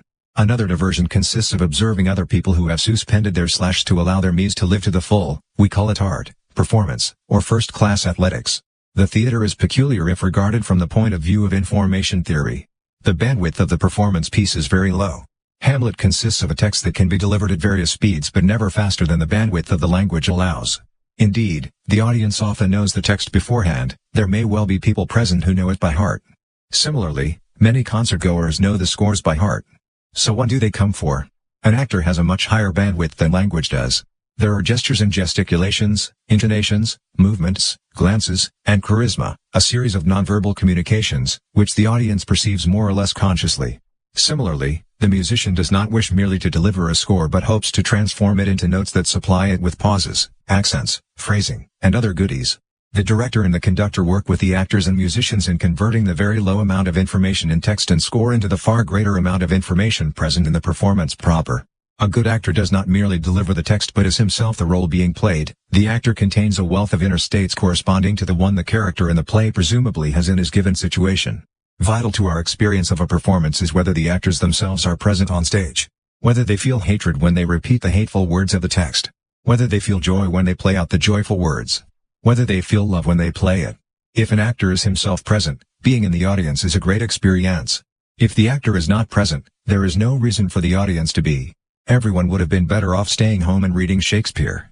The same goes for music and learned lectures. The great conductor Wilhelm Furtwängler put it this way: the only indispensable prerequisite for an audience to understand a lecture is that the lecturer himself knows what he is saying and understands the meaning of his words. This sounds like a matter of course, but for the musician it is not at all so. Only when what is said is in accord with one's own understanding can it assume the right sound. Only when what is sung or played is in accord with one's own feelings can it attain the right form that leads to other people's understanding. The difficulty of putting on a good play is that the seven does not have access to the great quantity of information that is required to make the actor present with his entire personality during a performance. Because people mostly convert information in an unconscious way, the conscious seven cannot automatically activate all the information required for a good performance. The can repeat the text, but that is not enough. The must allow the me to live the part, to feel it as it develops. Theater involves setting the me free, so it can unfold. If the does not set the me free, we get a performance riddled with vetoes. The consciousness wants to control and monitor all the time. As a result, the performance is uneven and lacks credibility, because no emotion appears credible if it is controlled and hampered by the consciousness. But the problem lies in giving the me this freedom. It requires trust on the part of the / a trust that comes through practice, training, rehearsals, and more training. In all performance, training and preparation are the key. This is by no means least true of performances where a sense of improvisation is desired. The most important thing about training is that the J comes to trust the me. The J learns to believe that the me can feel the emotion and carry out the movement. Training creates a quantity of automatic skills that can be applied without the need for awareness that they are being so used. The / speedy eye is there during training but not during the performance proper. The same applies to ball games, cycling, and sex. We are allowed. We dare. We have faith in ourselves. All performers are plagued more or less by an apparent paradox, shame at success. This is a curious but very real phenomenon. Performers find it hard to accept applause. Some even want to abolish it completely. The great pianist Glenn Gould wrote an essay in 1962 entitled Abolish Applause. 5 In an interview at publication of his landmark book, Inside Music, Peter Bastian explained his own difficulties in accepting applause. It is hard to have the courage to tell yourself you are good. Sure, people clapped when I played, but deep down inside I thought I was bluffing. But after considerable effort spent developing himself personally, Bastian found the courage to admit his own mastery, the ability to invoke inspiration at will, and thereby the ability to dare to accept praise from other people. As he formulated the attitude that allowed him to accept their applause, I acknowledge that I have been putting myself to great effort, acknowledge that I have practiced myself. For this may sound like a psychological truism, but it is not. All the toil and labor behind a great performance is due to training, rehearsal, discipline. The conscious has insisted on this training, which has given that same trust in the me's ability to cope with the task. But it is not the conscious that puts on the performance, any more than it is the director or conductor. It is the me that performs. Without consciousness, when the performance is over and the audience begins to clap, the consciousness and the return as if from a trance and wake amidst the cheers. The shame comes because it was not the that gave the performance, but the me. Language almost tells us this if we rephrase Peter Bastian's Confucian. J acknowledge that J have been putting me to great effort. J acknowledge that J have practiced me. Yet the gets all the credit. Performances live by this contradiction, this swinging back and forth between the clear, disciplined awareness of technique, expression, and coherence on the one hand and the way the me brings all these intentions to life in an unconscious, vitalless flow of empathy on the other. These factors are not limited to the performing arts. They are present in everyday life. Peter Bastian writes, "We do not need to be musicians in order to know what I am talking about. I see the same state spontaneously appear in my everyday life. While I'm washing up. Suddenly everything glides along like in a ballet, the plates stop clattering, the washing up brush describes infinitely satisfying arabesques across the china, like heavenly signs I understand instantly." 5. Everyday life contains a plethora of examples of our ability to attain a sense of total, blessed unity with what we are doing. A spontaneous, direct feeling that the energy is flowing, that the force is with us. This experience comes to us particularly often in conjunction with activities that are well prepared, such as at work or in close personal relationships that we have nurtured with discipline and perseverance for many years. The American doctor and dolphin expert John Lilly started studying human consciousness at the end of the 1960s. For years, he had tried to achieve communication with the dolphins, which are highly intelligent creatures with brains easily comparable to ours in terms of ratio to body weight. 6. But Lilly had not succeeded in getting the dolphins to talk. So he concluded that the intelligence gap between man and dolphin was too wide, dolphins were too clever. Instead Lilly threw himself into the study of man. During an extensive odyssey through the many agents available in the 1960s for scientific studies of consciousness, drugs such as LSD, Lilly found himself in Chile, in the house of a magician named Oscar. He had a system for describing very good and very bad states of consciousness, and Lilly adopted it. There is no need to go into details, the important point is that Oscar and Lilly operate with a state they call plus 24, or the basic professional state. This plus 24 state is a pleasant one, which Lilly describes as the state in which we lose ourself in practice and enjoy the working process and no longer have an ego. He writes, "The important part about plus 24 is the enjoyment and the automatic nature of what one is doing plus the loss of self, selfhood, and the absence of ego." In the language employed here, these are situations in which the me is allowed to do what it does, automatically and without any control from the pleasurable situations not marked by vetoes and awareness. Experiences like these are not imbued with nervousness and shyness but possess familiarity, coziness, tranquility. It may seem strange that Lilly associates this state with work. After all, the term does not normally resound with self-transcending feelings of happiness. But there is a profound point here. Part of what gives us humans the greatest pleasure is doing things we do not need to control consciously the whole time, and such things are imbued with a feeling of familiarity, coziness, and trust. At its best, work engenders just such a feeling, even when the pay is lousy and the boss tends to reject your brilliant ideas. When things are going well, they simply go. You are well prepared, and your skills are zinging. Perhaps the tendency toward workaholism, so widespread in many segments of society, is really about the search for this state of non-conscious presence. But it is not only at work and at home that we can feel great pleasure at being one with what we do. Religious practitioners have always talked of such feelings. Characteristically, religions also embody powerful traditions of disciplines to be followed, prayers, services, hymns, liturgy, ceremonies, rituals, repetition, states that can then be invoked to order, because they have become so familiar and routine. Even though this is precisely how they are not felt. Really good experiences, whether they appear at work, at home, or while communing with nature or the everything, may seem trivial from without. We're just doing what we usually do, but profoundly non-trivial from within. The American psychologist Abraham Maslow came up with the term peak experiences to describe highs like these. Maslow describes as toistic, after the Eastern philosophy, the state of awareness in which you do not desire to change that of which you are aware. The toistic approach to learning about the nature of things is an attitude to nature rather than a technique in the ordinary sense. Perhaps even it should be called an anti-technique, Maslow writes. Real receptivity of the toistic sort is a difficult achievement. To be able to listen, without presupposing, classifying, improving, controverting, evaluating, approving or disapproving, without doing what is being said. Such listening is rare. Not that Maslow thinks we should use solely this strategy of non-interference in our awareness. Science has the two poles of experiencing and comprehending concreteness and also of organizing the welter of concreteness into graspable abstractions. Registered. But how can one explain religious highs by saying that the conscious, verbal J gets pushed into the background? After all, characteristic of prayer and meditation is that words are spoken, whether in the form of the Lord's Prayer or a mantra. Why would that give access to the pleasures of the me? Overload is a central technique suggested in a book called The Inner Game of Music, one of countless guides on how to increase your ability to perform. In books on tennis, golf, and skiing, its author, W. Timothy Gallwey, has developed the idea of self-one and self-two and the problems this dualism gives rise to. Self-one more or less corresponds to the slash in this account. The problem is that self-one wants badly to control and decide everything. But it is self-two that carries out the performance as a tennis player or music maker.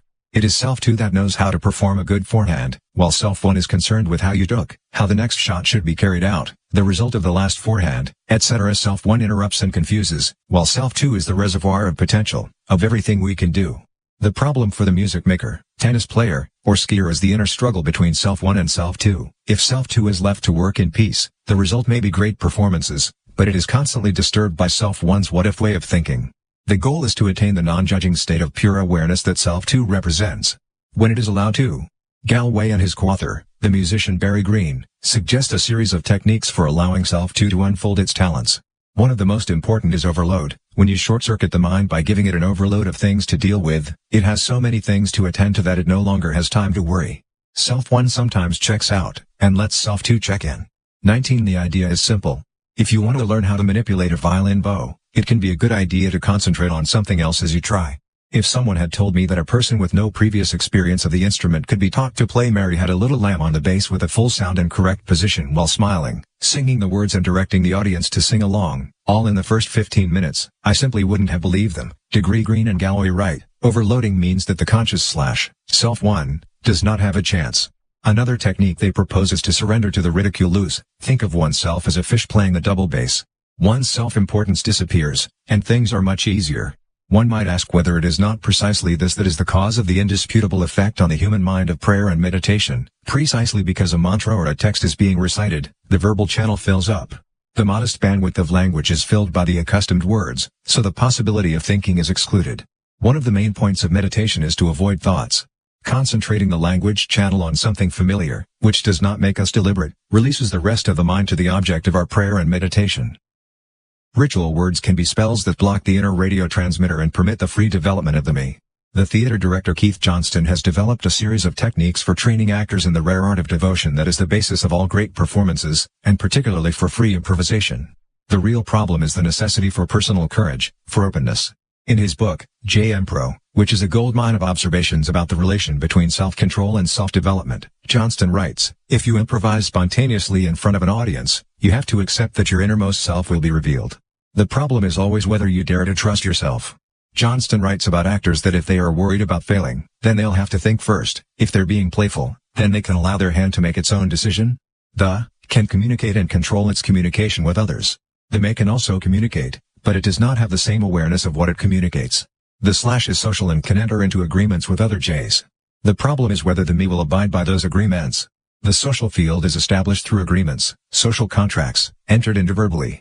So the cohesive force in our social life is something with a very low capacity or bandwidth. There is not much information on the bandwidth of language, yet it has to direct our entire social life. The problem of being social creatures who turn up for appointments and abide by the rules is also an individual problem, the relationship between the J who makes the appointments and the me who has to initiate the actions. To put it another way, as people mainly function non-consciously, whereas our social life is arranged through agreements made consciously, the problem is getting the non-consciousness to abide by the agreements entered into by the consciousness. The relationship between you and me thus becomes an internal relationship between J and me. Much of the drama that is played out between human beings is really a drama that is played out inside the individual person between the J and the me. The J represents the social side of things in me. The relationship between me and slash is not easy. But it is a central theme in everybody's life. Professionals in music and the theater are not the only ones familiar with the problem. It is a basic theme in much of life. The thing is that the J has to have faith in the me's ability to cope. Let us look at a few typical themes in modern life. The dominant issue when one thinks about free will is one of legal the social tree. Two me's operating at a very high bandwidth have to keep to agreements entered into at the very low bandwidth of the ones. Philosophy, if there is just the slightest problem in ascribing free will to people, and thus free control of their actions, much of the basis for justice as we know it disappears. How can we punish people for what they have done if they themselves did not decide to do it? Won't any idea of a regulated society disappear if free will does? This book does not assert that free will has disappeared. Instead it maintains that free will is exercised by the me rather than the J, in the sense that it is the me that determines which of the two is to make a decision. But it is the that enters into social contracts and knows the limits for what is socially acceptable, and the has only its wretched veto to work with. The problem for the individual is therefore that the me acts, while the J is accountable to society. The has to take responsibility for things it is not fully in charge of. The law prescribes that the individual must learn the important lesson: I take the responsibility for my me. Psychotherapy has become an important component of modern society. It is becoming increasingly difficult for the individual to administer the forces at work inside him. It is hard to accept all the hatred and anxiety that can well up from the subconscious. All the urges to act that appear. All the love we want to give but cannot unburden because others do not want it. Or all the antipathy to people around us. The theme of psychotherapy can be formulated as the acceptance of the me, the I's acceptance of the fact that it cannot control the real subject of an act, even though our entire culture tells us we can if only we try to be a bit pious and holy. The point of psychotherapy for the individual is the lesson J accept my me. Spiritual traditions, not necessarily religious or therapeutic, have emerged in the last few decades. One thing they have in common is the effort to get to know the essence of a person, the essence of oneself in all its complexity, ranging across the spectrum from divinity to senseless animal willfulness. In a sense, spirituality merely involves taking your own life seriously by getting to know yourself and your potential. This is no trivia matter, for there are quite a few unpleasant surprises in most of us. Great spiritual personalities are characterized by an aura of experience, self-knowledge, and acceptance. The highest ideal for Buddhists is that nothing can surprise them. The point of spirituality can be said to be to get to know the terrifying truth, know my me. The problem of daring, even though almost forgotten in modern culture, is self-confidence as J trust my me. The list can be continued. The relationship between the J and the me also appears in contexts where they are less prominent. In medical care, for example, it is the general experience of qualified doctors that most pharmaceuticals are of dubious therapeutic value. The major infectious diseases were eradicated not by pharmaceuticals but by improved hygiene and living conditions. Better diets, housing, and sanitation eliminated diseases such as tuberculosis. But that does not mean that medical treatment does not work. It merely means that it is not necessarily the medicine that works. By far the most effective pharmaceutical known is the placebo, from the Latin for I want to please. Placebos work, but not because of the pills or the placebo tree. Clinical contact between doctor and patient, at the high bandwidths, secures the patient me's faith in its self-healing abilities. The patient's I is given a placebo in some medical Latin so the me can be left to heal itself in peace. Potions prescribed. They are effective because the patient believes they will work. The good carer knows the value of clinical contact. The understanding and sympathy of a good doctor or nurse can inspire the belief that a patient will get better. In this context, it is less important which pharmaceuticals are employed, even though for many patients it is vital that a pharmaceutical be used. What can happen when such a pharmaceutical is employed is that the J again begins to trust the ability of the me to heal itself. Disease often involves crises in which we lose faith in our own abilities. Overwork, disappointments, and unhappiness make the body say stop, and send us to bed with a cold, say. This crisis-imbued starting point means that we no longer believe that we can cope with the situation and recover. The does not want to let the me have its way by giving in to the urge to go to bed and eat candy while we watch soap operas and read magazines.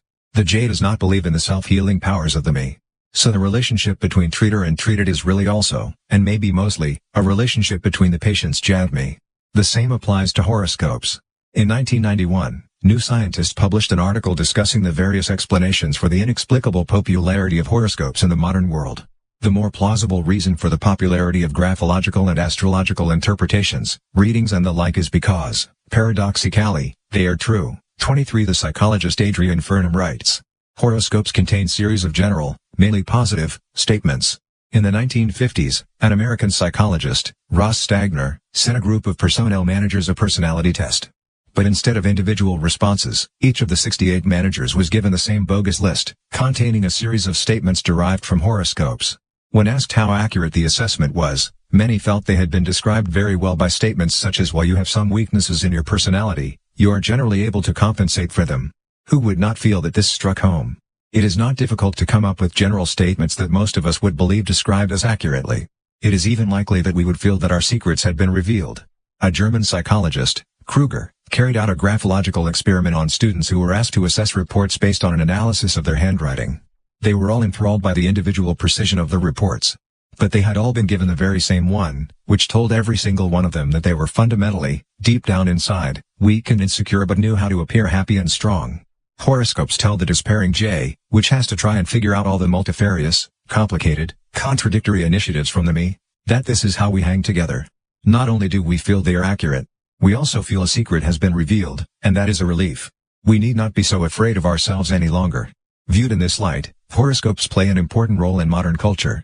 They give the trust in the me. What matters is not that there is no good reason to believe horoscopes provide any basis for this trust, but that there are other reasons for this trust.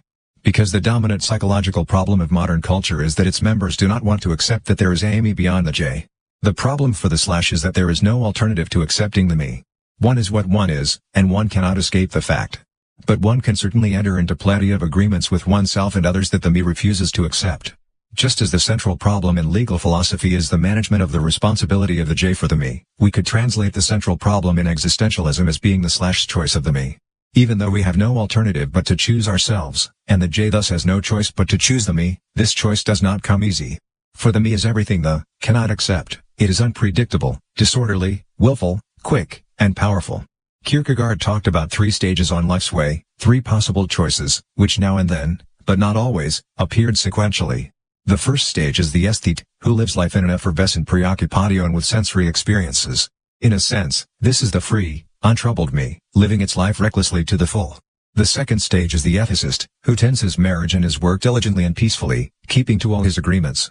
In a sense, this is the pure J. Kierkegaard's third stage is the religious one, which unifies the other stages in humility to God. In Kierkegaard's successors, many of the same themes recur. Sartre emphasized the importance of seeing oneself from within.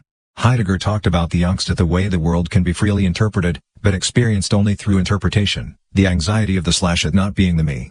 Existentialism is a grandiose attempt to put the fundamental problem of the J's acceptance of the me into words.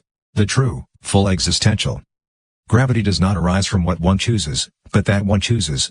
It is not the reflection by the J over which option is the right one. What is vital is that the dare choose one option and stand by it as its own, even if it is not. Angst, nausea, alienation, dislocation, Unheimlichkeit, all the discomforting experiences of existentialism can be interpreted as the slash's lack of contact with the me. This was perhaps expressed most dialectically by Kierkegaard, who talks of angst as a mixture of attraction and repulsion. Angst is a sympathetic antipathy and antipathetic sympathy. For one of his examples is a walk along a North Zealand cliff top. You may fear tripping over a stone and falling off, but angst comes from a sudden urge to leap off. This is the kind of thing the me can come up with. In The Sickness Unto Death, Kierkegaard describes the feeling of despair, which comes at 3 levels, all concerned with the situation of the self, where the self is the spirit or consciousness, the relating of oneself to oneself. Relating to oneself can lead to despair in 3 ways: the despair of not being conscious that one has a self, the despair of not wishing to be oneself, the despair at wishing to be oneself. 5. There may be sense in translating this trinity in terms of the I/me distinction, even though a translation reproduces only one aspect of what is translated. The first form of despair relates to the fact that there is no relation between slash and me, the slash is adrift. The second form of despair involves an that does not accept the me-itis /for. The holds back but loses every time and so despairs. I don't want to be me. The third level of despair in Kierkegaard involves a J who would like to be me but cannot let go, abandon itself, and accept the me, despite all its good intentions. I would so much like to be me. But I don't dare. Of course, the me does not contain only beautiful, wondrous dance steps and superb soccer passes. The me contains large quantities of markedly negative characteristics, as psychoanalysis, by no means least, has made very clear. Similarly, the J contains not only vetoes and controls but also the ability to communicate and maintain thoughts through our lives and among friends. The 2 sides of man are definitely richer in things good and bad than the phenomenological analyses above would seem to indicate. But before we throw ourselves into a closer study of just what the and the me are, there may be reason to point out that we have solved one problem along the way: Boltzmann's question as to who wrote Maxwell's equations. You will recall that when James Maxwell lay on his deathbed, he said to his friend Professor Hort, "What is done by what is called myself is, I feel, done by something greater than myself and me." It was not intended as such, but it was the answer to his fellow physicist Ludwig Boltzmann, who had asked in awe as to the origins of Maxwell's wonderful equations. Boltzmann: was it a God that wrote these signs? Maxwell: no, it was me. Something greater than myself and me. Chapter 11 The User Illusion. 2,000 years of Western thought has urged the view that our actions are the product of a unitary conscious system, writes the neuroscientist Michael Gazzaniga, from Cornell University. This represents a rather substantive body of opinion, and there are many institutions and scientific beliefs built up around this assumption. To effectively challenge this view takes time, great effort, and always more supporting data. Through studying patients whose brains are split into 2 halves, Gazzaniga and his colleagues present a multitude of observations which will astonish anybody who thinks that consciousness is a single phenomenon in us. Probably most dramatic is a series of studies involving a patient known as PSPS was a 16-year-old boy who suffered from such incapacitating epilepsy that drastic steps were necessary. Medical treatment had not helped, so in January 1975, American neurologists decided to split surgically the two hemispheres of the brain. This operation had been in use since 1940, when it became clear that epileptic seizures can spread from one hemisphere to the other. It was a drastic procedure, but the result was a considerable improvement in quality of life, and astonishingly few side effects, which, however, were of considerable scientific interest. Like anybody else, PS had a certain division of labor between the two halves of his brain, so that they performed different tasks. The American neuroscientist Roger Sperry discovered in the 1960s that the two hemispheres are good at widely differing things. The left hemisphere is linguistic, analytical, and rational, some would say masculine, while the right is more spatial, holistic, and intuitive, some would say feminine. This division of the brain soon became the object of a succession of myths about the western and the eastern brain hemispheres, myths that have a grain of truth in them, though the picture is not as black and white as they indicate.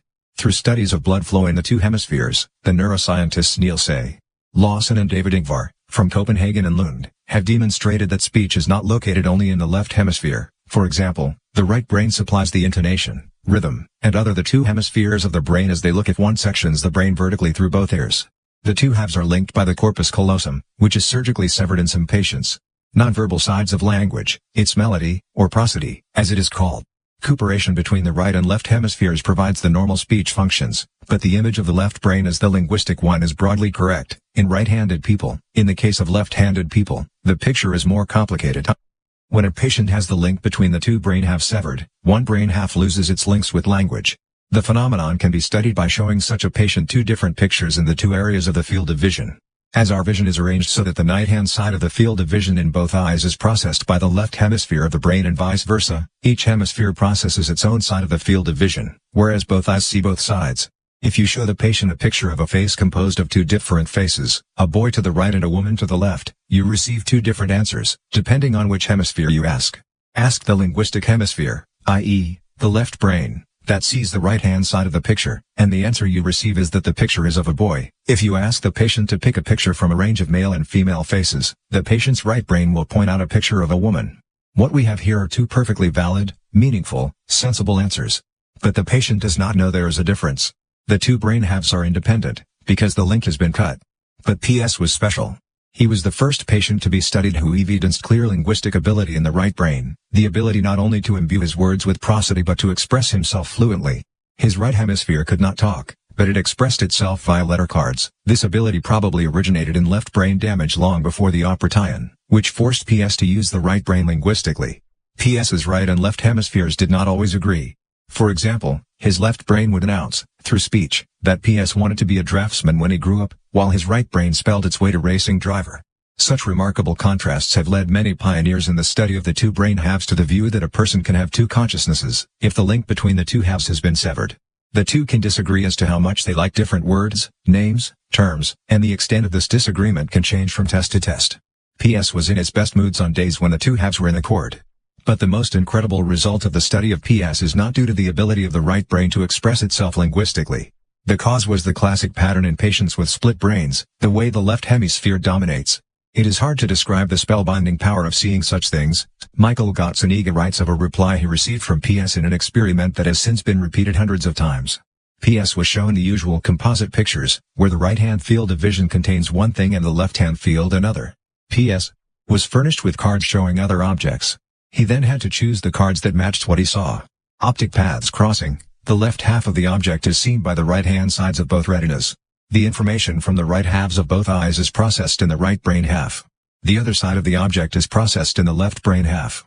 The right brain saw a snow scene, while the left brain saw a chicken claw. With his left hand, corresponding to his right brain, PS pointed at a shovel, while his right hand pointed at a chicken. This is very logical, of course, for the right hand is directed by the brain half that sees something related to chickens, while the left hand is directed by the brain half that sees snow, which is removed by a shovel. But then something happened that astounded Gazzaniga. After his response I asked him, "Paul, why did you do that?" Paul looked up and a patient with separated brain half sees two different images, one with each brain half. He has to point at the relevant pictures below. But one hand does not know what the other is doing. The result is a verbal explanation that spellbound researchers. After Gazzaniga and Ledoux, without a moment's hesitation said from his left hemisphere, "Oh, that's easy. The chicken claw goes with the chicken and you need a shovel to clean out the chicken shed." 3. The left brain has heard and seen nothing to do with snow. It knows only about chickens. But it can see that the left hand, corresponding to the right brain, is pointing at the shovel. So the left brain readily, without hesitating, came up with an answer as to what PS's left hand was doing. One hand does not know what the other is doing, but the brain has an explanation ready. Gazzaniga writes, the left brain is not privy to what the right brain saw because of the brain disconnection. Yet the patient's very own body was doing something. Why was it doing that? Why was the left hand pointing to the shovel? The left brain's cognitive system needed a theory and instantly supplied one that made sense given the information it had on this particular task.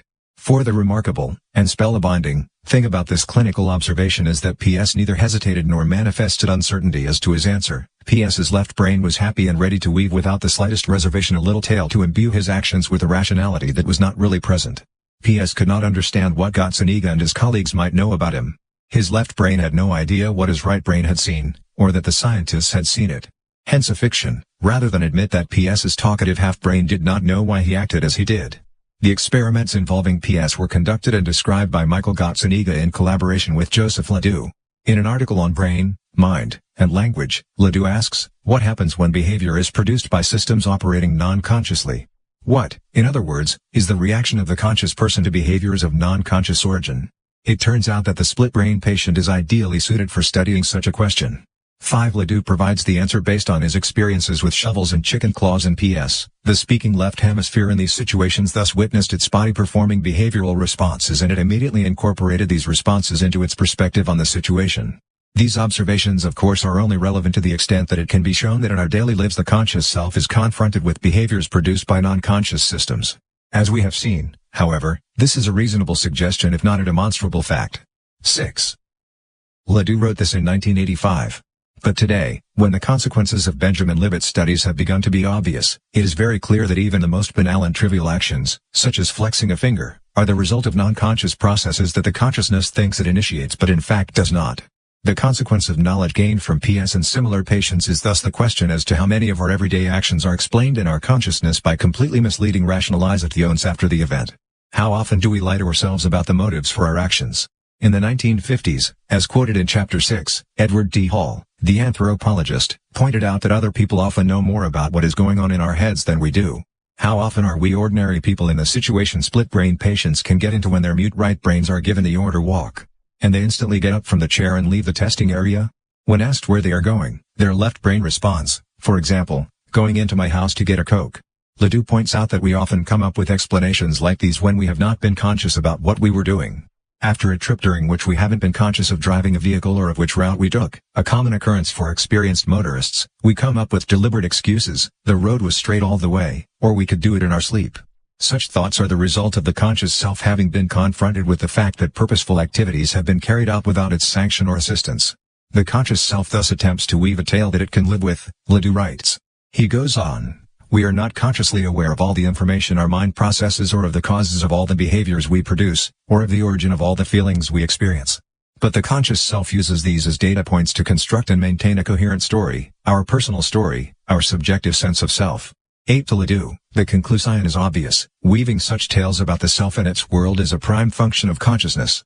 The lesson we learn from studies of split-brain patients is that the self, or the, as we call it in this book, lies like crazy to create a coherent picture of something it does not understand in the slightest.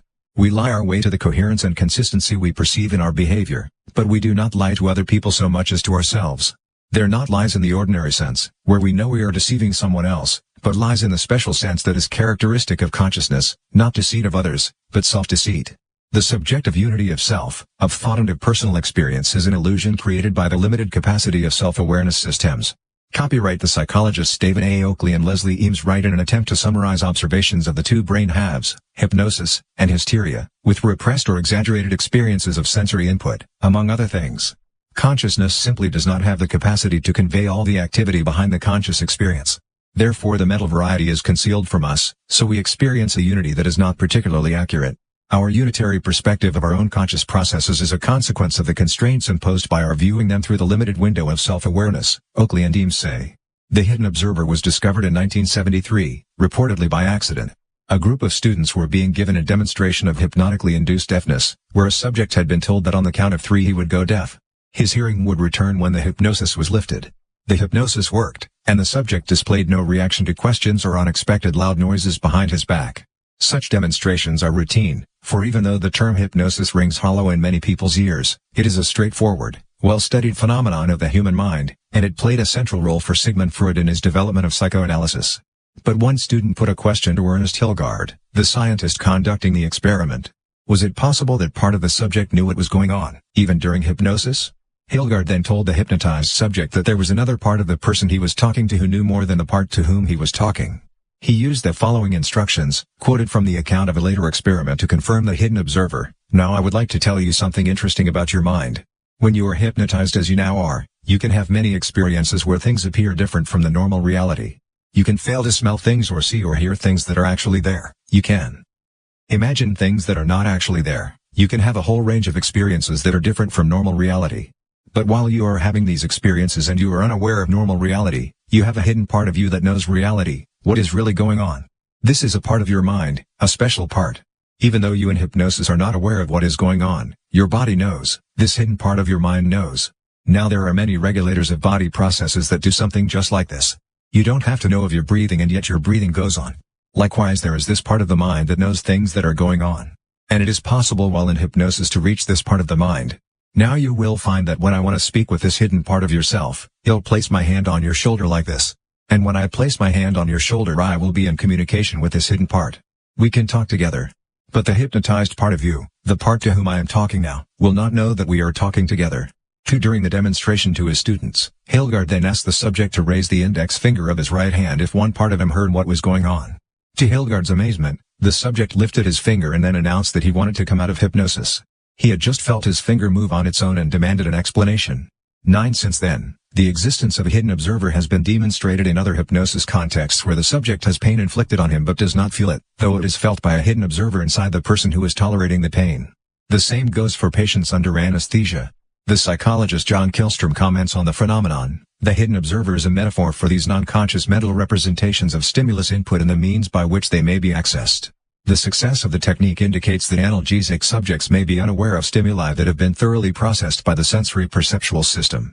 For the phenomenon also shows us how little we really know about what consciousness is. Even under anesthesia, we can sense and process the pain in such a way that the hidden observer feels it, even though we do not.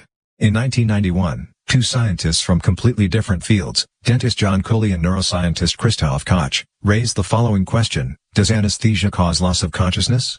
They introduce an article on the subject with this comment: although about 30 million operations carried out under general anesthetic are routinely performed each year in the USA alone, it is not possible to determine reliably whether or not a given anesthetized patient is conscious during surgery. As a result, some patients may be either partially aware during the operation or may be able to recall some aspects of it afterwards. It is therefore crucial to develop some experimental means to evaluate the state of consciousness of the anesthetized patient. Coley and Koch cite a number of terrifying cases where things were not as the anesthetists believed. The feeling of helplessness was terrifying. I tried to let the staff know I was conscious but I couldn't move even a finger nor eyelid. It was like being held in a vice, and gradually I realized that I was in a situation from which there was no way out, began to feel that breathing was impossible, and I just resigned myself to dying. 6. The patient did survive to tell the tale. But the account indicates that consciousness is a phenomenon we know far too little about. This does not mean, of course, that we would be able to define consciousness if only we knew what anesthesia was. We could not deduce from a rat's not being anesthetized that it possesses consciousness in the human sense. But it is nevertheless extraordinary that so many surgeries are carried out without our really being in control of whether patients are conscious or not. Consciousness is a peculiar phenomenon. It is riddled with deceit and self-deception. There can be consciousness of something we were sure had been erased by an anesthetic. The conscious J is happy to lie uphill and down dale to achieve a rational explanation for what the body is up to. Sensual perception is the result of a devious relocation of sensory input in time. When the consciousness thinks it determines to act, the brain is already working on it. There appears to be more than one sign of consciousness present in the brain. Our conscious awareness contains almost no information but is perceived as if it were vastly rich in information. Consciousness is peculiar. But Benjamin Libet's studies have furnished us with half a second in which to produce all these peculiarities. If we take as our point of departure Libet's discovery of the temporal backward shift of conscious awareness, the following picture emerges. An external stimulus such as a skin prick is reported to the brain by two means: the rapid, specific nerve system, which does not trigger conscious awareness but date stamps conscious awareness when ill appears, and the slow, non-specific system, which leads to half a second of activity that leads to conscious awareness. If we think about a skin prick, it cannot be experienced without a context. Is it a mosquito or a caress? Is it a thumbtack we are about to sit on, or a poke on the shoulder by somebody who wants to whisper a message? Are we doing the moving, or is the surrounding world moving in on us? A skin prick is experienced in context. It is not experienced first as a skin prick and then interpreted. When we experience something consciously, we have already interpreted it, and perhaps already reacted by getting up off the tack on the chair. It was late in the evening, and his stream of consciousness was running along somewhere there among a bunch of highly abstract problems. His thought process had been in operation for ages, and he was in a kind of introverted daze on the sofa, awake but distant. His arm jerked as if he wanted to protect himself, but its movement was instantly halted by the awareness that it doesn't matter if the table gives a bit. Only then did he hear the sound, a tiny creak from the table as it settled in the cool evening air in a completely undramatic fashion. The sequence of experiences, then, is, 1. He reacts. 2. There was no reason to. 3. He hears the sound that triggered. 1, and 2. I have had similar experiences on the 4th of July, says Benjamin Libet. I sometimes jump before I hear the fireworks go off. A novel exercise that demonstrates dramatically how we fail to experience a sound until it has been interpreted can be carried out using a TV and a pair of headphones. It is a simple exercise. Watch and listen to the news or another program featuring people talking.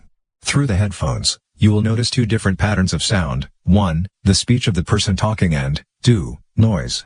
The interesting thing is to ask yourself where the sound is coming from, or more accurately, because of course it is coming from your headphones, where you experience it as coming from. Quite obviously it is coming from the box in which a man is sitting and talking. The sound is coming from the TV picture. But the noise is coming from your headphones. The sound of the noise is attributed not to the talking man on screen but to the headphones you are wearing. The hearing experience automatically interprets and sorts the input contained into signal and noise, shape and background. The sound shape is attributed to the place where the corresponding visual shapes are experienced, whereas the noise does not get attributed but is experienced as coming from where the physical effect comes from.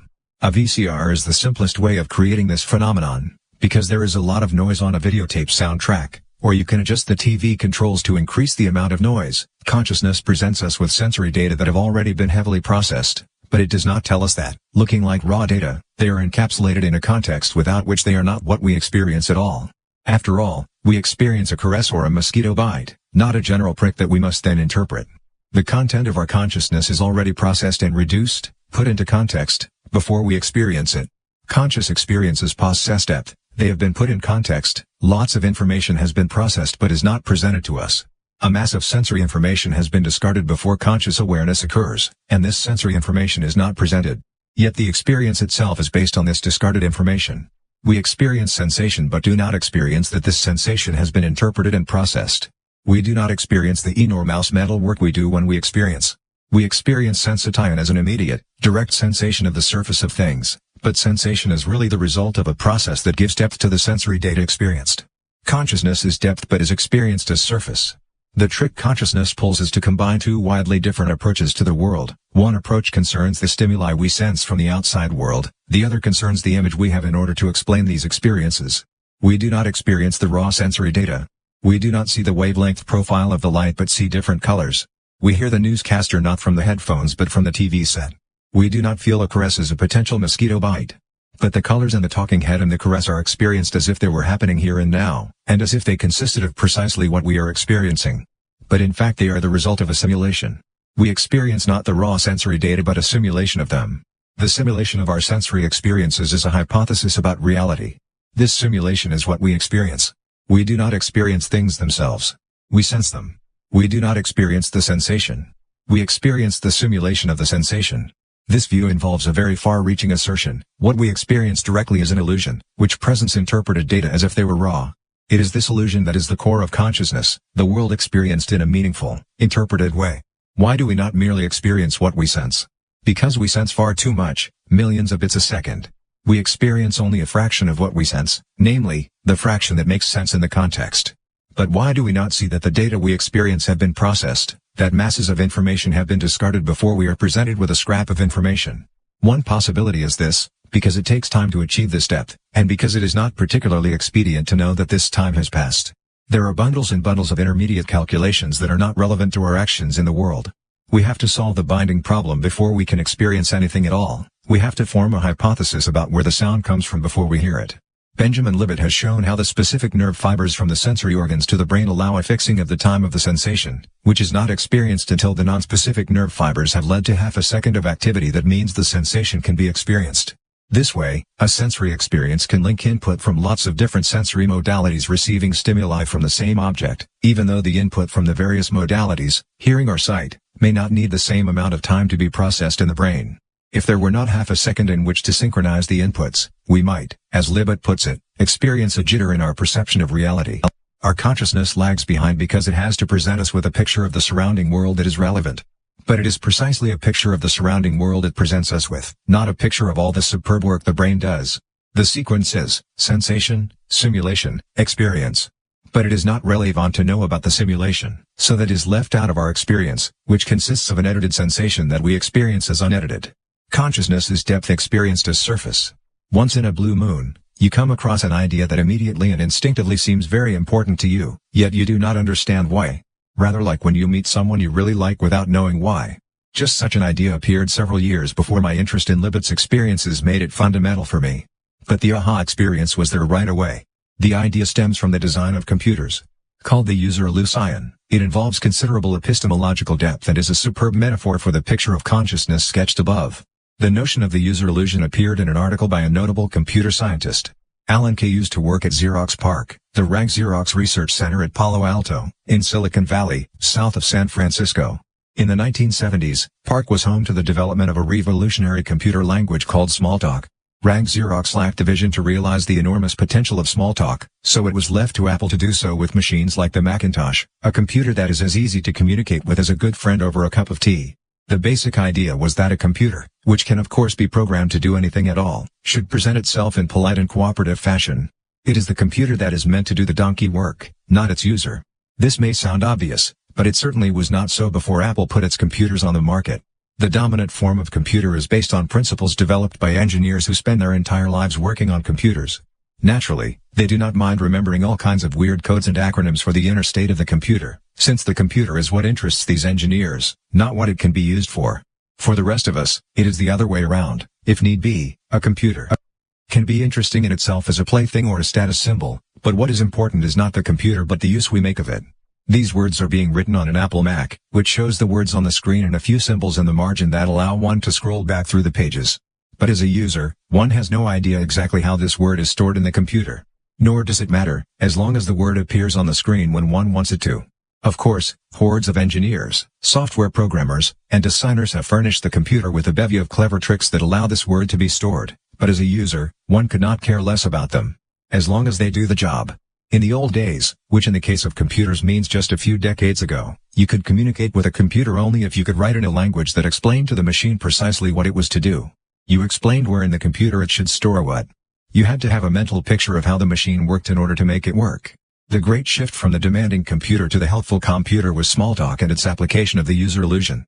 This notion implies a radical change in the user interface, i.e., the part of the computer we communicate with, monitor, keyboard, etc. The engineers who developed the first computers did not put much thought into the user interface because all the users were professionals. So the computer looked cryptic and clumsy. Alan Kay writes, the user interface was once the last part of a system to be designed. Now it is the first. It is recognized as being primary because, to novices and professionals alike, what is presented to one's senses is one's computer. The user illusion, as my colleagues and I called it at the Xerox Palo Alto Research Center, is the simplified myth everyone builds to explain, and make guesses about, the system's actions and what should be done next. 18. The user illusion, then, is the picture the user has of the machine.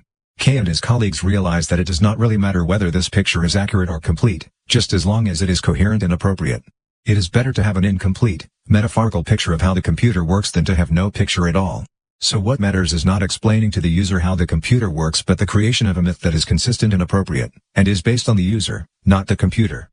The computer currently recording this word presents the user with a sequence of texts organized into folders on a desktop.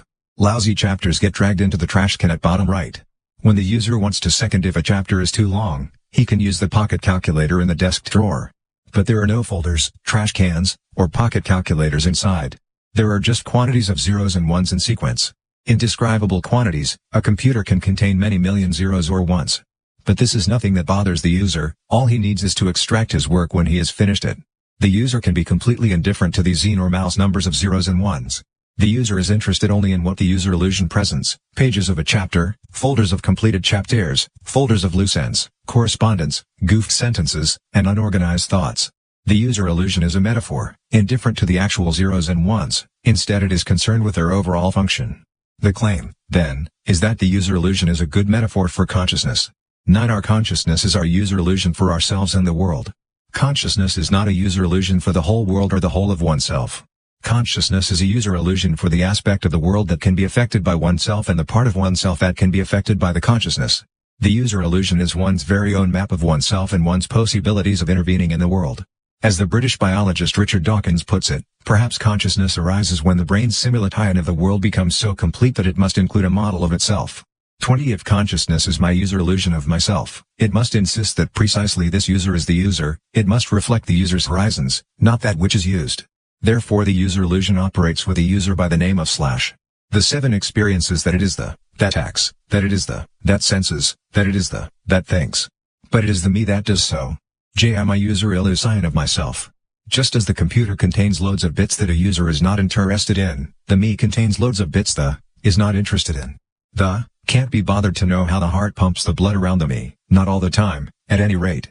Nor can the, be bothered to know how an association occurs in the me. The J would much rather know what it involves. But it is not only the J experienced as our personal identity and active subject that is an illusion. Even what we actually experience is a user illusion. The world we see, mark, feel, and experience is an illusion. There are no colors, sounds, or smells out there in the world. They are things we experience. This does not mean that there is no world, for indeed there is, the world just is.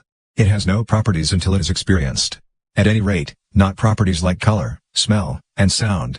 I see a panorama, a field of vision, but it is not identical with what arrives at my senses. It is a reconstruction, a simulation, a presentation of what my senses receive. An interpretation, a hypothesis. What would happen if we could experience the world directly, without simulating it first, without requiring half a second to digest the experience, which is then presented as if it were contemporaneous with the materia, being experienced? Aldous Huxley described such an experience in his Doors of Perception, 1954, which became a kind of omen for the massive upheaval in the perception of reality that has affected Western culture since the 1960s. Huxley, who had taken mescaline, gave the following account: I took my pill at 11. An hour and a half later I was sitting in my study, looking intently at a small glass vase.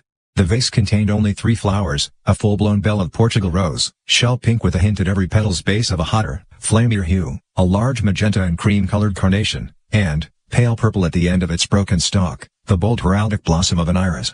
Fortuitous and provisional, the little nosegay broke all the rules of traditional good taste. At breakfast that morning I had been struck by the lively dissonance of its colors. But that was no longer the point. I was not looking now at an unusual flower arrangement. I was seeing what Adam had seen on the morning of his creation, the miracle, moment by moment, of naked existence. Huxley goes on, I continued to look at the flowers, and in their living light I seemed to detect the qualitative equivalent of breathing, but of a breathing without returns to a starting point, with no recurrent ebbs but only a repeated flow from beauty to heightened beauty, from deeper to ever deeper meaning. Words like grace and transfiguration came to my mind, and this of course was what, among other things, they stood for. 2. During his mescaline trip, Huxley repeated again and again, this is how one ought to see, when, for example, he looked at the creases in his trousers or the spines of books on the shelves. This experience led him to the following comments on what is here called consciousness as the result of the discarding of information. Reflecting on my experience, I find myself agreeing with the eminent Cambridge philosopher Dr. C.D. Broad that we should do well to consider much more seriously than we have hitherto been inclined to do the type of theory which, the French philosopher Henri Bergson put forward in connection with memory and sense perception. The suggestion is that the function of the brain and nervous system and sense organs is in the main eliminative and not productive. Each person is at each moment capable of remembering all that has ever happened to him and of perceiving everything that is happening everywhere in the universe. The function of the brain and nervous system is to protect us from being overwhelmed and confused by this mass of largely useless and irrelevant knowledge, by shutting out most of what we should otherwise perceive or remember at any moment, and leaving only that very small and special selection which is likely to be practically useful. According to such a theory, each one of us is potentially mind at large. But insofar as we are animals, our business is at all costs to survive. To make biological survival possible, mind at large has to be funneled through the reducing valve of the brain and nervous system. What comes out at the other end is a measly trickle of the kind of consciousness which will help us to stay alive on the surface of this particular planet. 22. But experiences like these are not reserved for the users of drugs. The American philosopher Charles Sanders Peirce, who anticipated at the end of the 19th century many of the new ideas of the 20th, talks about a direct perception of the world as he see it, thisness. The Danish purse expert, the physicist Peter Voetman Christensen, describes heat-seeity as follows: it is a direct, shocking experience of an object which causes language to evaporate like a drop of water on a glowing sheet of metal. All we can do is point our index finger and say that. 25. Voetman Christensen illustrates Peirce's point of view by referring to a passage from anthropologist Carlos Castaneda's celebrated series of books about the South American sorcerer Don Juan and his teachings. Just think, he said, the world does not give itself to us directly. The description of the world stands in between. So really we are always a step away, and our experience of the world is always a recall of the experience. We recall all the time the instant that has just been, has just passed. We recall everything. 25 years ago, the American psychologist Roger Shepard dreamed up a famous experiment one morning just before he woke up. An object turned over. After Shepard and Metzler, Shepard saw some pictures in front of him, which he then recreated on his computer monitor. Simple pictures of little blocks put together in simple shapes like an unfinished Lego model. In 1971, Shepard, with his colleague Jacqueline Metzler, published a study of pictures of such objects in Science. A series of subjects were asked to compare pictures of these constructions pair by pair. The two sets of blocks of which the subjects were shown pictures had been rotated so they were apparently not identical. The subjects were then asked whether the sets of blocks were identical or not. What was interesting was how long it took people to answer. It turned out that the more the two sets of blocks had been rotated in relation to each other, the longer it took to figure out whether they were identical, or whether, for example, they were reflections of each other. The conclusion was that humans actually carry out a rotation in their head when two objects are to be compared. Or they imagine a rotation. The image that is seen and experienced can be manipulated and handled in the head via mental rotation. People do not merely see. We simulate, make models so that we can compare. The idea for my original experiment with Jackie Metzler on mental rotation came to me, in the form of a dynamic hypnopompic, waking up, image of three-dimensional objects majestically turning in space, Roger Shepard writes in his book Mind Sights. Shepard thinks it is no accident that it occurred just before waking up. Many scientists and creative thinkers have noted that the mind's best work is sometimes done without conscious direction, during receptive states of reverie, idle meditation, dreaming, or transition between sleep and wakefulness. 25 But what about dreams, seen in relation to the user illusion and simulations? One factor springs to mind: when we dream, we may well be carrying out a simulation. We visualize something and understand, often weird, connections in it. But we do not use this stimulation while we are experiencing it. In the dream state, so-called REM sleep, our limbs are locked, because the motor areas of the brain that control movement are inhibited. Dream sleep is a state where there is no user but there are masses of illusion. In the light of how unexplained the functime of dream sleep is, it is not unreasonable to suggest that dreams are a kind of simulation test bed. The brain tests its simulation of reality by trying out new connections or by integrating new, or very old, memories and experiences. But the precondition for being able to test out crazy possibilities is precisely that they do not get used. So movement is specifically blocked during dream sleep while our other body functions run full steam ahead. Our pulse rises, our breathing increases, our eyes move, and oxygen metabolism in our brains is as it is when we are awake. 26 If dreams are trial runs for peculiar new simulations, this is an example of a situation where there is consciousness but the is kept outside. We cannot act with our bodies, nor can we influence our dreams with our but we are fully conscious when we dream. A user illusion without a user. Conversely, we can describe a sleepwalker as a user devoid of illusion. As he sleepwalks he acts, but the actor has no awareness of doing so. We can carry the poetic possibilities inherent in the term user further. Hypnosis is an illusion with another user, meditation is a state with neither user nor illusion. In December 1958, a 52-year-old man received new corneas in a transplant operation at the Royal Birmingham Hospital in England. An eye infection had destroyed his own corneas when he was only 10 months old. Since then, he had been completely blind. The operation was seen as a great success and received considerable publicity in England. A series of articles in the Daily Telegraph reported on how the man's newly recovered sight started working only a few hours after the surgery.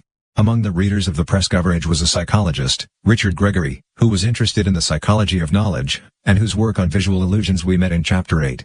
With his colleague Gene Wallace, Gregory began studying what the world looked like to the patient, whom they dubbed SB in the scientific literature. Prior to the operation, SB was an active, happy man, who had mastered many activities we do not normally associate with blind people. He could ride a bicycle, with a sighted assistant holding his shoulder, and use tools, and he'd walk without a white stick. SB felt his way around and enjoyed washing his brother-in-law's car while imagining its shape. Gregory reports what happened after the operation. When bandages were first removed from his eyes, so that he was no longer blind, he heard the voice of the surgeon. He turned to the voice, and saw nothing but a blur. He realized that this must be a face, because of the voice, but he could not see it. He did not suddenly see the world of objects as we do when we open our eyes. 2. But when SB recovered his sight over the next few days, he had no trouble recognizing many objects once familiar to him only through touch: animals, cars, letters, clock hands. He quickly acquired the knack of drawing but made quaint mistakes. He gave a bus spoked wheels, even though buses did not have spokes at the beginning of the 1960s. He did so because as a child he had been allowed to feel a bus, which did have spoked wheels. One of the only things that really astonished SB was the moon. He saw a quarter moon in the sky and asked what it was. He puzzled over the answer, because he had always thought a quarter moon looked like a quarter of a sponge cake. SB drew on his recollections of touches with, and if there is anything we cannot touch, it is the moon. One of the things SB had always dreamed of using was a lathe. Gregory and Wallace showed him a lathe in a glass case at the Science Museum in London, but SB said he could not see it.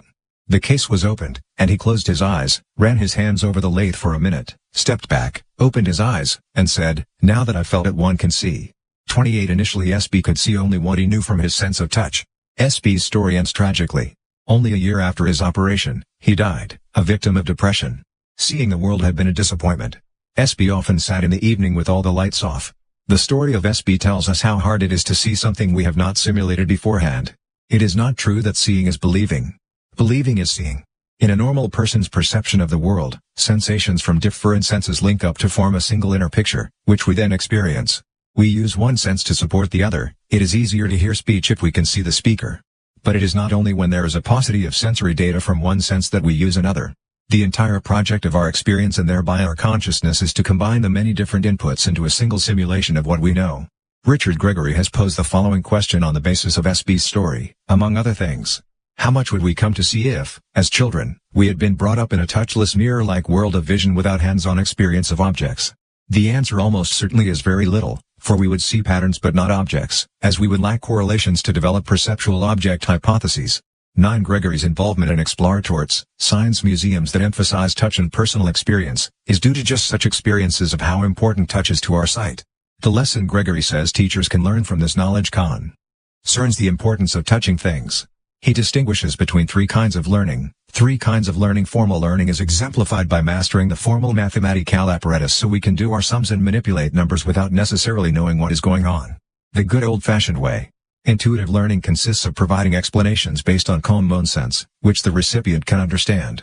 It is not the language or the symbols that convey the message, as is the case in formal learning. Understanding is conveyed by an intuitive sense, which is put across by the teacher's use of gesture. Interactive learning, where we touch objects, involves investigating them for ourselves, testing them in practice and getting our hands dirty. The idea of the exploratories, but not of the many copies that have sprung up all over the world, is precisely this: to provide adults and children with a chance to play their way to knowledge through the physical manipulation of an experimental apparatus. The foundations of this strategy are not just that it is desperately boring to learn by the formal method, where one arrives at the correct result without knowing why, nor that in the long run it is dissatisfying to learn through the intuitive method, where it is the understanding of the teacher that is put across through nonverbal signals in particular. The hands-on strategy is important because it tells us that we do not learn only with our consciousness. The first strategy, the formal, is pure consciousness, pure information. We learn codes, but not what they are codes for. There are nothing but explicit symbols. The second strategy, the intuitive, is both consciousness and, particularly, non-consciousness, both information and exformation. The learner acquires the teacher's simulation, recreates it based on the arguments and states of mind conveyed by the teacher's words and gestures. Communication takes place at a higher bandwidth, because not only the verbal, symbolic bandwidth is used but also the visual bandwidth. The third strategy, the interactive, implies a far higher bandwidth than purely formal learning. But there is no teacher, the learner has to take in the information and discard it by himself. However, the intelligently designed experimental apparatus enables the learner to alter his simulation, his perception of the aspect of reality the apparatus is about. If we learn only with our consciousness, and it was thus that was responsible for all the knowledge we contain, however would we learn to ride a bike, dance, or think? There are lots of skills we can use but not account for. In fact, more often than not, we cannot account for them.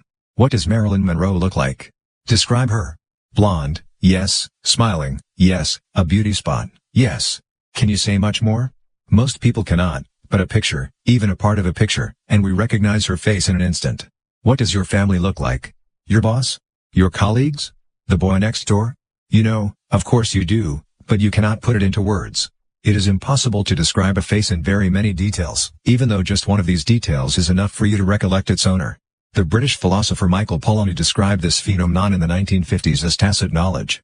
Most of what we know cannot be stated. The example of the faces is Polanyi's, whose view has been summarized by the Swedish philosopher Ingvar Johansson. Polanyi says that when we direct our attention at, attend to, a face, for example, at the same time we direct our attention away from, attend from, the details of that face. What we attend from is what we have tacit knowledge of. It may be said that we are always attending to something or other when we possess knowledge, but if so, we must also be attending away from something. Tacit knowledge is essential if there is to be any knowledge at all. The vital aspect of the idea of tacit knowledge is that a skill, for example, that of a craftsman, contains more knowledge than can be described. Green thumb, having a way with plants, cannot be conveyed by a description. You can acquire green thumbs only by getting them dirty, and some of us never acquire them. Everyday life contains countless examples like this, but they are just as common in science, the activity that perhaps more than any other is supposed to be based on stated, explicit knowledge. But in 1962, in the wake of Polanyi's insights, the American science historian Thomas Kuhn formulated his celebrated theory of the paradigms of science. A fundamental idea for Kuhn was precisely that a scientific field cannot account for its own values and norms, not even for its own theories. The way one becomes a scientist is by learning a few examples, which one repeats. One calculates one's way through Newtonian physics to learn tacit knowledge. One experiments one's way through Mendelian genetics by repeating a few examples. One learns things by doing them, i.e., one learns by repeated actions, not words, even though learning parrot fashion rewards just those people who are good at repeating words without investigating whether they can repeat what the words mean. In modern scientific philosophy, the term paradigm means something other than it meant to Kuhn when he introduced it. Today a paradigm signifies something along the lines of picture of the world, and many people are talking about a new paradigm, by which they mean a new picture of the world, whatever they mean by that.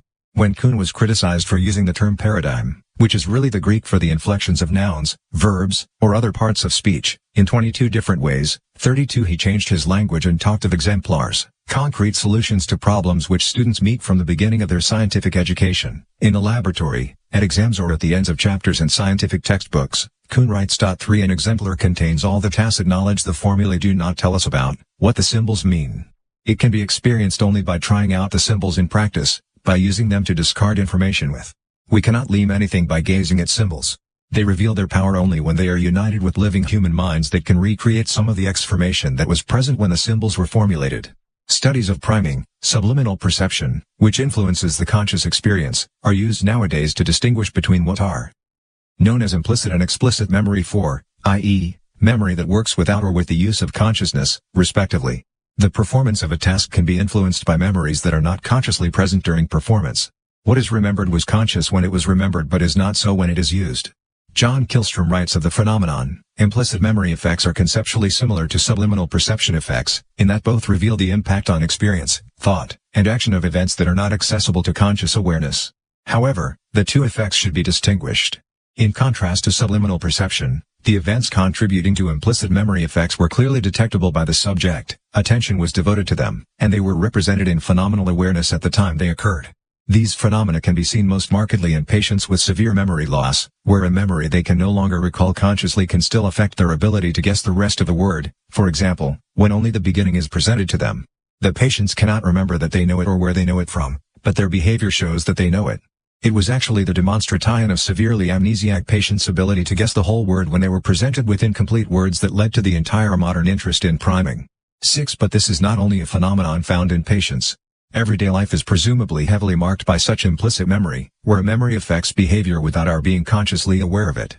Recognition of faces is based on knowledge we cannot describe. This point of Michael Polanyi's has been drastically confirmed by studies of patients with severe memory loss as regards precisely their ability to recognize faces. Prosopagnosia, the Greek prosopon means face and agnosia means not knowing. 2 patients with prosopagnosia were shown 50 black and white photographs of faces. 42 of the people pictured were completely unknown to the patients, while the final 8 were familiar, being either close relatives or in the public eye. The patients were unable to recognize the faces they already knew, nor could they distinguish between the known and unknown faces. Not with their consciousness. But they could with their bodies. Daniel Tranel and Antonio Damasio, from the University of Iowa, did not only ask whether the patients could recall the faces, they also measured the electrical conductivity of the skin to see if there was a reaction. This method is known as a lie detector, even though measuring the electrical properties of the skin is a far more valuable scientific method than the somewhat dubious praxis hinted at by the term.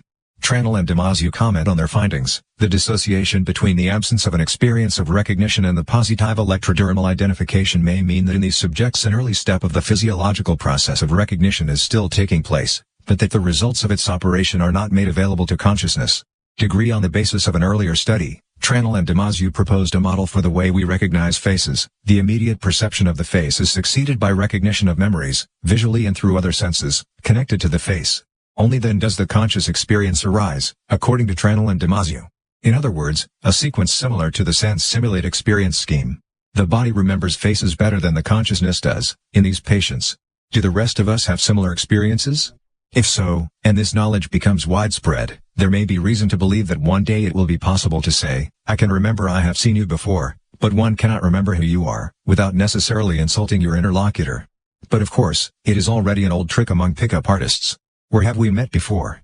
Is a line that can be employed even though the pickup artist probably experiences a characteristic change in the electrical conductivity of his skin rather than remembers the face he is looking at. In the light of this knowledge, one may ask what significance, if any, the conscious has for learning and skills. Does it play any role at all, when cycling, scientific experiments, and the completion of the washing up are based on routines that are not conscious? The role of the jinn learning is precisely to force the non-conscious, the me, to practice, rehearse, or just attend. The slash is a kind of boss who tells the me what it must practice. The slash is the me's secretary. During an controlled learning session, performance is not very good. It is quite hard to learn to ride a bike or speak a new language. But it does not get any easier if you are aware of it while you are trying to learn it, not to mention if you are aware that other people are aware that you are trying to learn it, because then you have not just your own but also other people's eyes upon you. Our consciousness is disturbing during both learning and exercising skills. That is precisely why overload and mantras, described in the previous chapter, can be useful. But the consciousness and the slash are useful because they can perceive a context and see a purpose in things one does not feel like doing, for example, practicing. The J can cause great pleasure in the me when one is undertaking something one feels confident about. Because, of course, the confidence comes from achievement in situations where one had not been confident. The affords discipline, even though it can hold very few bits per second. But the real strength of the J appears only when it displays humility toward the me, which is capable of so much more because the bandwidth is so much higher. The consciousness is a wonderful entity when it knows its own limitations. As a rule it does so. We have already seen how AT&T engineer John Pierce was shocked in the early 1960s when he realized that the capacity of the human consciousness was as low as 50 bits a second at most. As he asked, why bother, then, to transmit TV at millions of bits a second? The answer, of course, is that it is not only the consciousness that watches television. The conscious does not perceive very much of what happens in a television program or a movie. Nor can it, for the bandwidth of the slash is far too low. Far more information is transmitted, in principle, than we can grasp. In practice, this phenomenon manifests itself in the fact that a film or a videotape editor, along with the person artistically responsible for a movie or TV program, spends hours editing every minute of the final sequence of moving images. Sometimes a whole day is spent on a single sequence lasting just a few seconds. There is loads of information to be decided on, the individual edits, the rhythm of the edits, text and graphics, the music and effects, often several layers at a time. But before the film reaches the editing table, a vast number of decisions have already been made. How should the lighting be arranged during shooting? Sharp or soft, warm or cold? Is an actor or a scene to be shot close up or in long shot? Up or down? Will the camera move? Will the focus change? What will the ratio of foreground to background noise be? And so forth. One who works with moving images often spends days on details the audience will not be aware of. Indeed, the whole point is that they should not be aware of them. But they know. A ravishing production is imbued with profound love of detail. Every single camera angle, every single edit, every single sound, is deliberate and slots harmoniously into the whole. From start to finish, the moving images are experienced as a smooth flow of narrative that expresses things at lots of different levels. Quality in moving images is a matter of details the audience does not experience consciously but nevertheless notes non-consciously. You can tell by gut reaction if a program is good television. But only if you make the program yourself can you describe in words what makes it good. This applies in principle to every craft and skill, only if you have tried it for yourself, i.e., only if you have spent many years of consciousness on it, can you put into words and be conscious of what quality is. But it is very important to insist that the criterion for the experience of quality is not whether it is conscious. Most people think that Bach, the Beatles, and Bob Dylan are quality. But that does not mean they can give a lecture on the mathematical structure of Bach's works for organ. Some of those who can do so have trouble actually experiencing the music.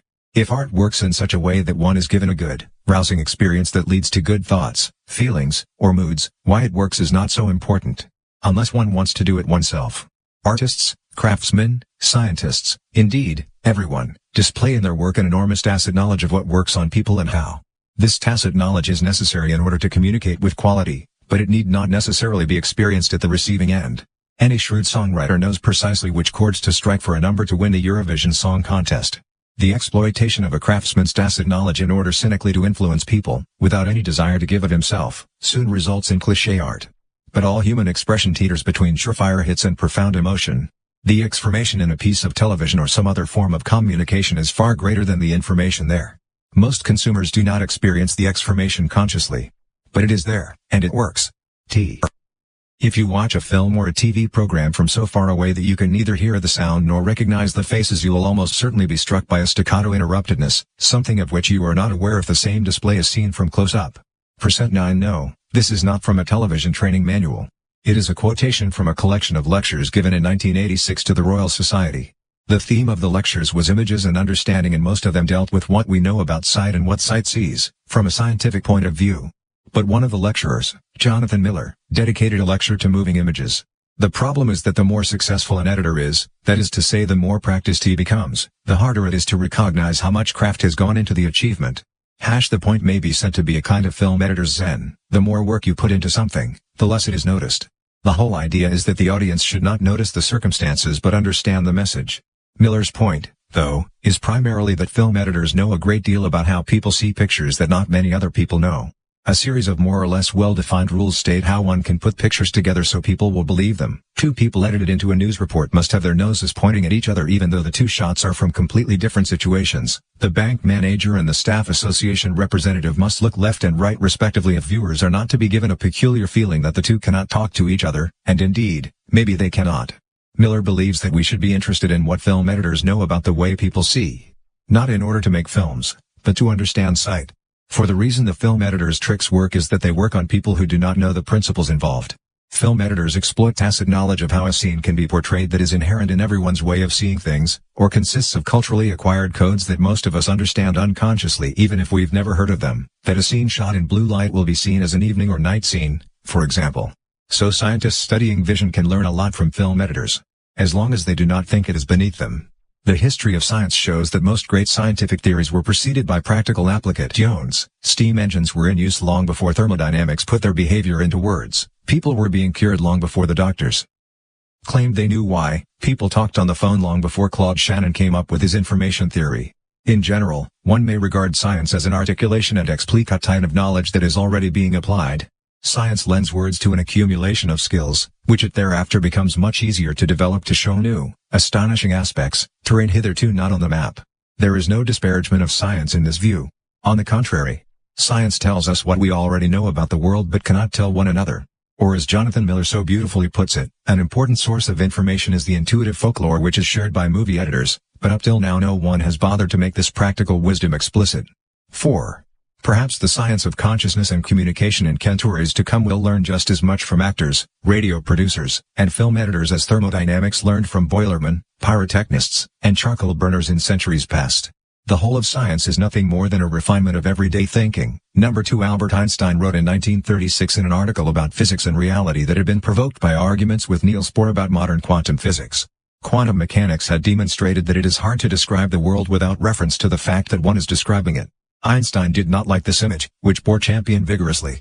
Einstein's point was that the physicist absolutely cannot think about his physics without considering critically a much more difficult problem, the problem of analyzing the nature of everyday thinking.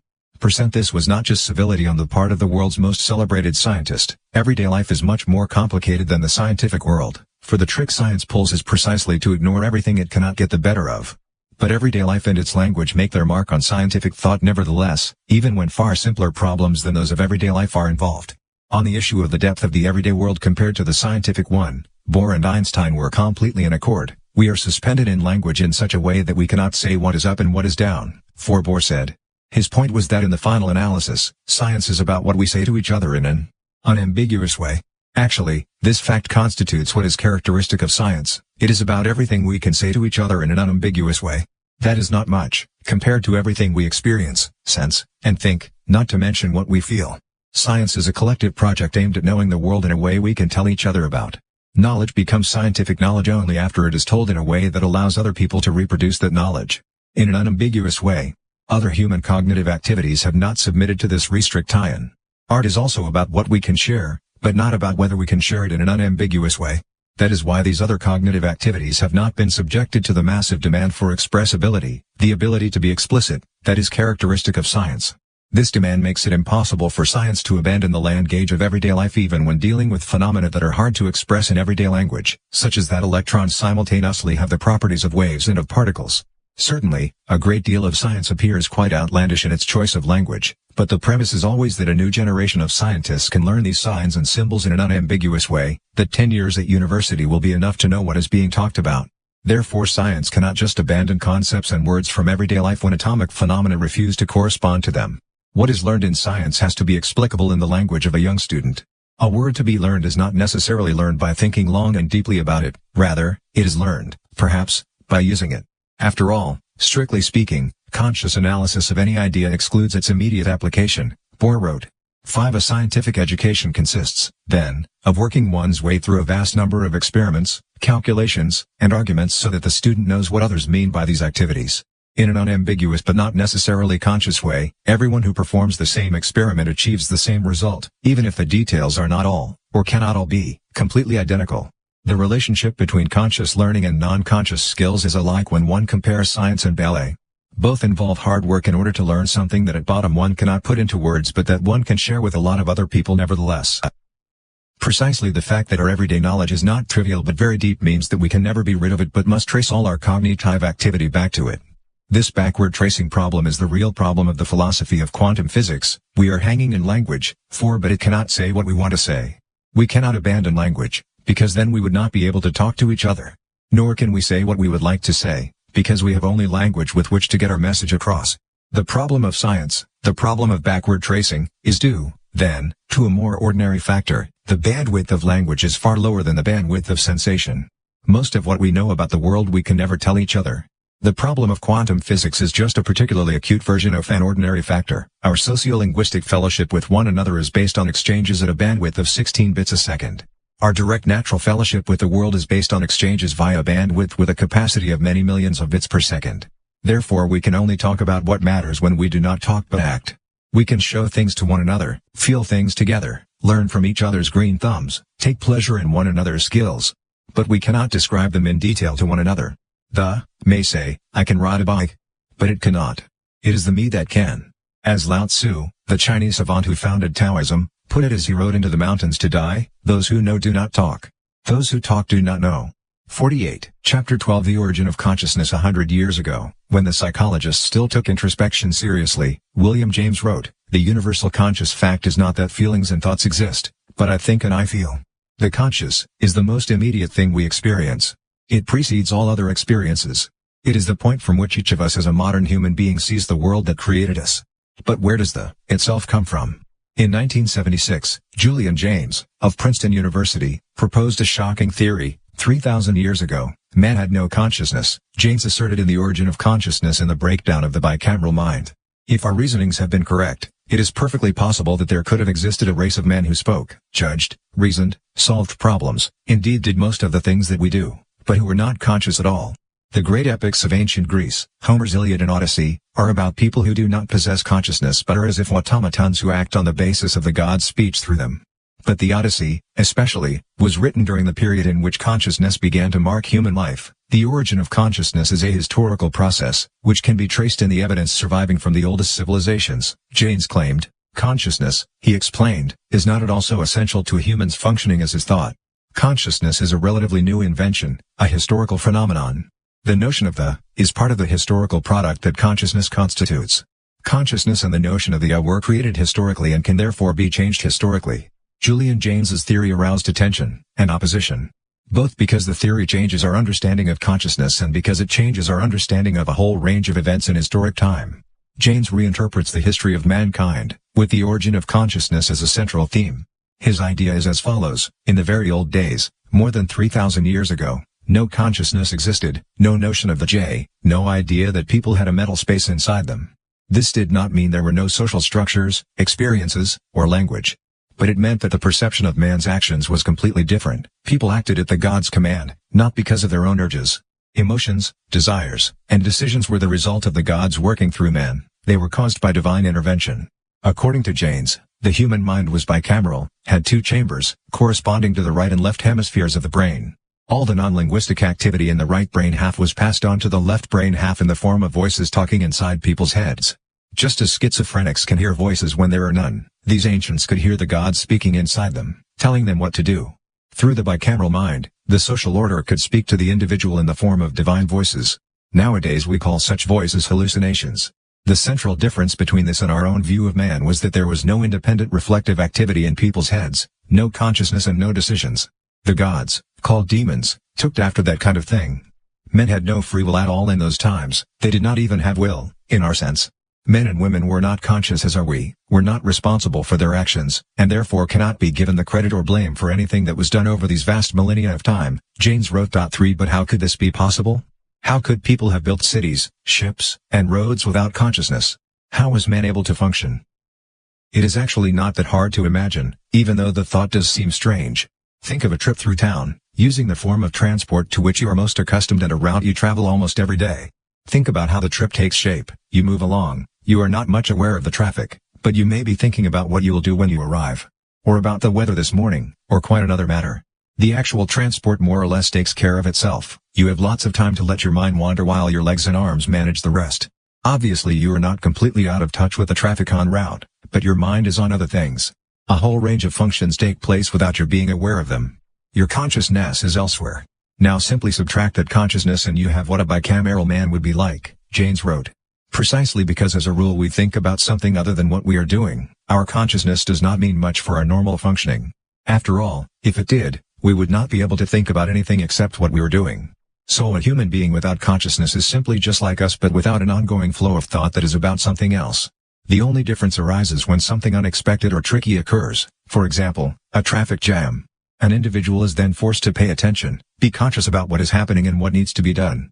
Conversely, a human being with a bicameral mind has to wait for instructions from the gods, an inner voice that tells him what to do. His experience of life will be expressed not in the form of conscious recollection and reflection but through the voices of the gods from his non-conscious. One can certainly function without consciousness. In fact, most of us function most of the time without consciousness. We just do not know it, because we are not conscious of it while we do so. For if we were, we would not be without consciousness of it. We cannot be conscious of not being conscious. Only the conscious is conscious. The gods were at the same time a mere side effect of language evolution and the most remarkable feature of evolution of life since the development of Homo sapiens himself. I do not mean this simply as poetry, Janes wrote. The gods were in no sense figments of the imagination of anyone. They were man's volition. 5 But in the long run it did not work.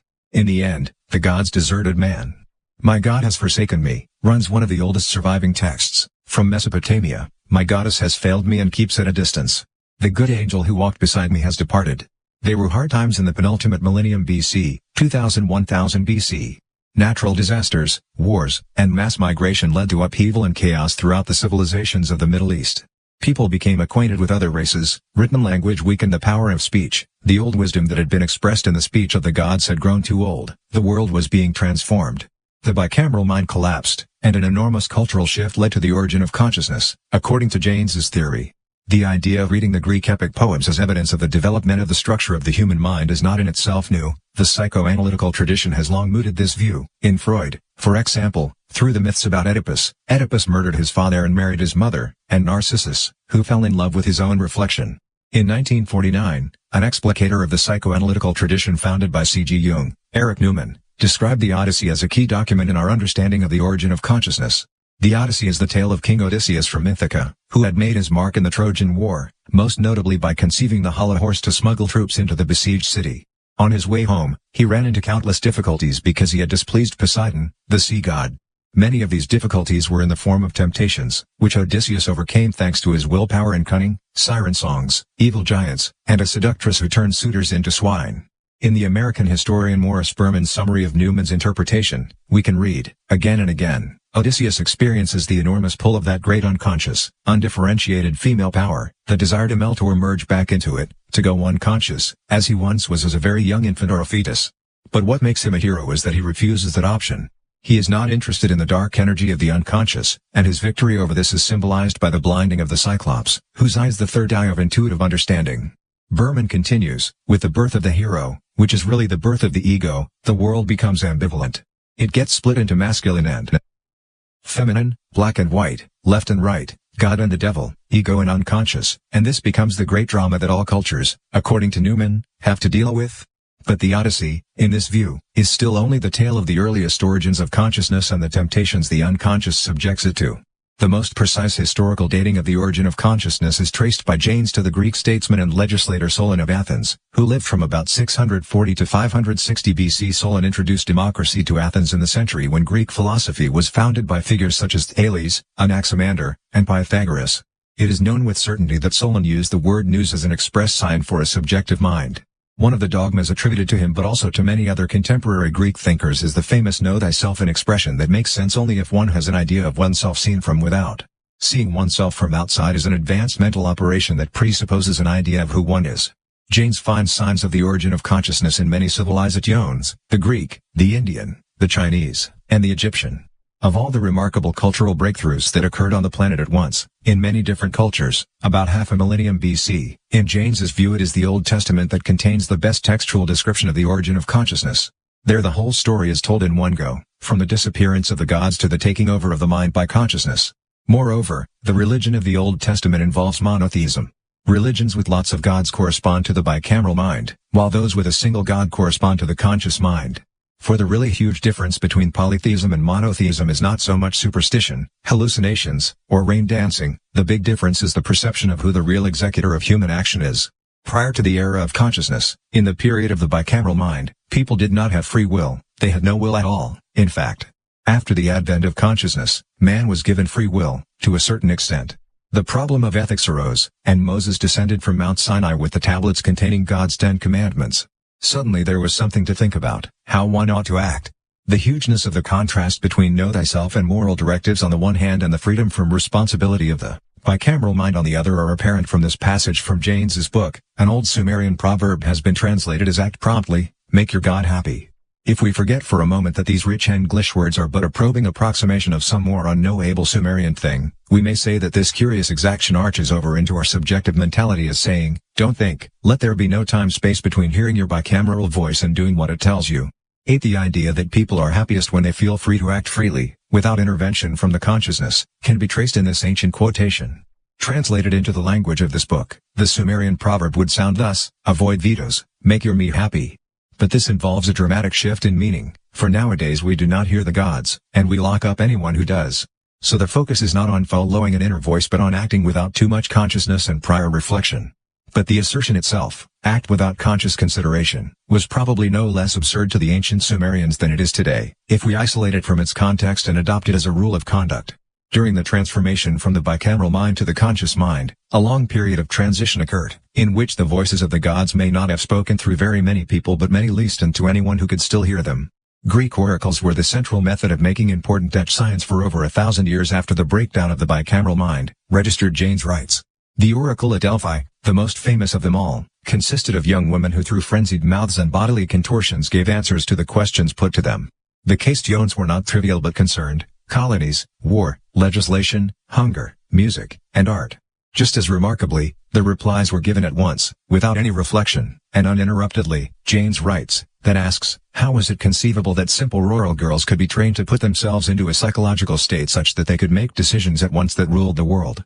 1 may wonder how unschooled the priestesses at Delphi really were.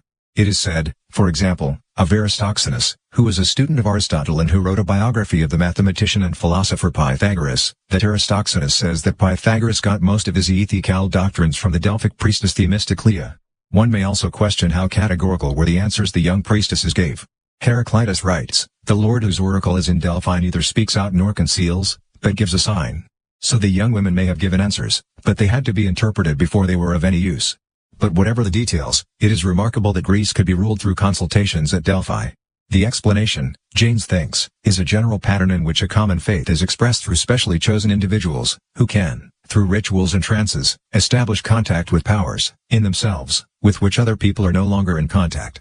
The whole range of sorcerers, medicine men, Oracles, witches, fortune tellers, and their modern successors express a longing for the contact the bicameral mind had with the gods. As history unfolds, mankind is losing his faith in the chosen few who can still sense the will of the gods.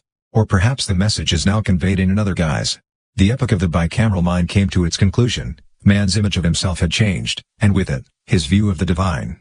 The panoply of Greek deities gave way to Christianity, which is the religion of consciousness. A full discussion here would specify how the attempted reformation of Judaism by Jesus can be construed as a necessarily new religion for conscious men rather than bicameral men, writes Janes. Behavior now must be changed from within the new consciousness rather than from Mosaic laws carving behavior from without. Sin and penance are now within conscious desire and conscious contrition, rather than in the external behaviors of the Decalogue and the penances of temple sacrifice and community punishment. Janes does not pursue these considerations of religious history, but the fundamental point is the same as that which arose from a comparison of Judaism and Christianity based on Benjamin Libet's veto principle, where Judaism affects man's mind from without, through social ceremonies and moral prohibitions. Christianity tries to change the mind from within, by demanding that people have a disposition that is itself capable of exercising the controls formerly located outside the mind, in the social fellowship. Christianity is the religion of consciousness because it makes consciousness, instead of something from outside, the regulator of human behavior. This suggests a tripartite division of the historical process. First, there is a pre-conscious phase, where people do not possess free will but act directly and without reflection upon the God's commands. A socially conscious phase follows, in which free will is regulated via social contract, the Ten Commandments, pronounced by a human being. Moses, with special abilities to hear God, focuses on the community and ceremonies. In the third phase, a personally conscious phase, the relationship between man and God is again internal, as in the pre-conscious phase, but now is conscious. Free will implies the possibility of sin in mind as well as deed. Polytheistic religions all belong in the first phase, while Judaism and, in part, Roman Catholicism belong to the second. Protestantism is a pure cultivation of the third phase. The question, though, is whether the attempts by the Christian tradition to render man totally conscious and transparent can succeed. If Benjamin Libet is right, and consciousness can veto non-conscious urges so they are not implemented in real life but it can never control the origin of urges, man is quite simply not so transparent as Western philosophy and religion since the Renaissance have made out. From the total absence of consciousness in times of yore, the modern era has been an attempt to insist on the absence of non-consciousness. Two very important concepts in Janes's analysis of the origin of consciousness are those of I and me. An I rises at the same time as the idea of a world. When you have a picture of an outside world that you can think about, you can also think about yourself in that world. You can see yourself from without. You can think your way into situations and ask how you would react.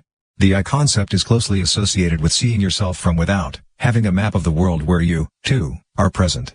The me concept, which Janes himself admits is unclear compared to the I concept, !4 also in Janes involves the self seen from without. In the light of the // me distinction, we could put things another way. A pre-conscious person is only a me, whereas a conscious person believes he is only an /.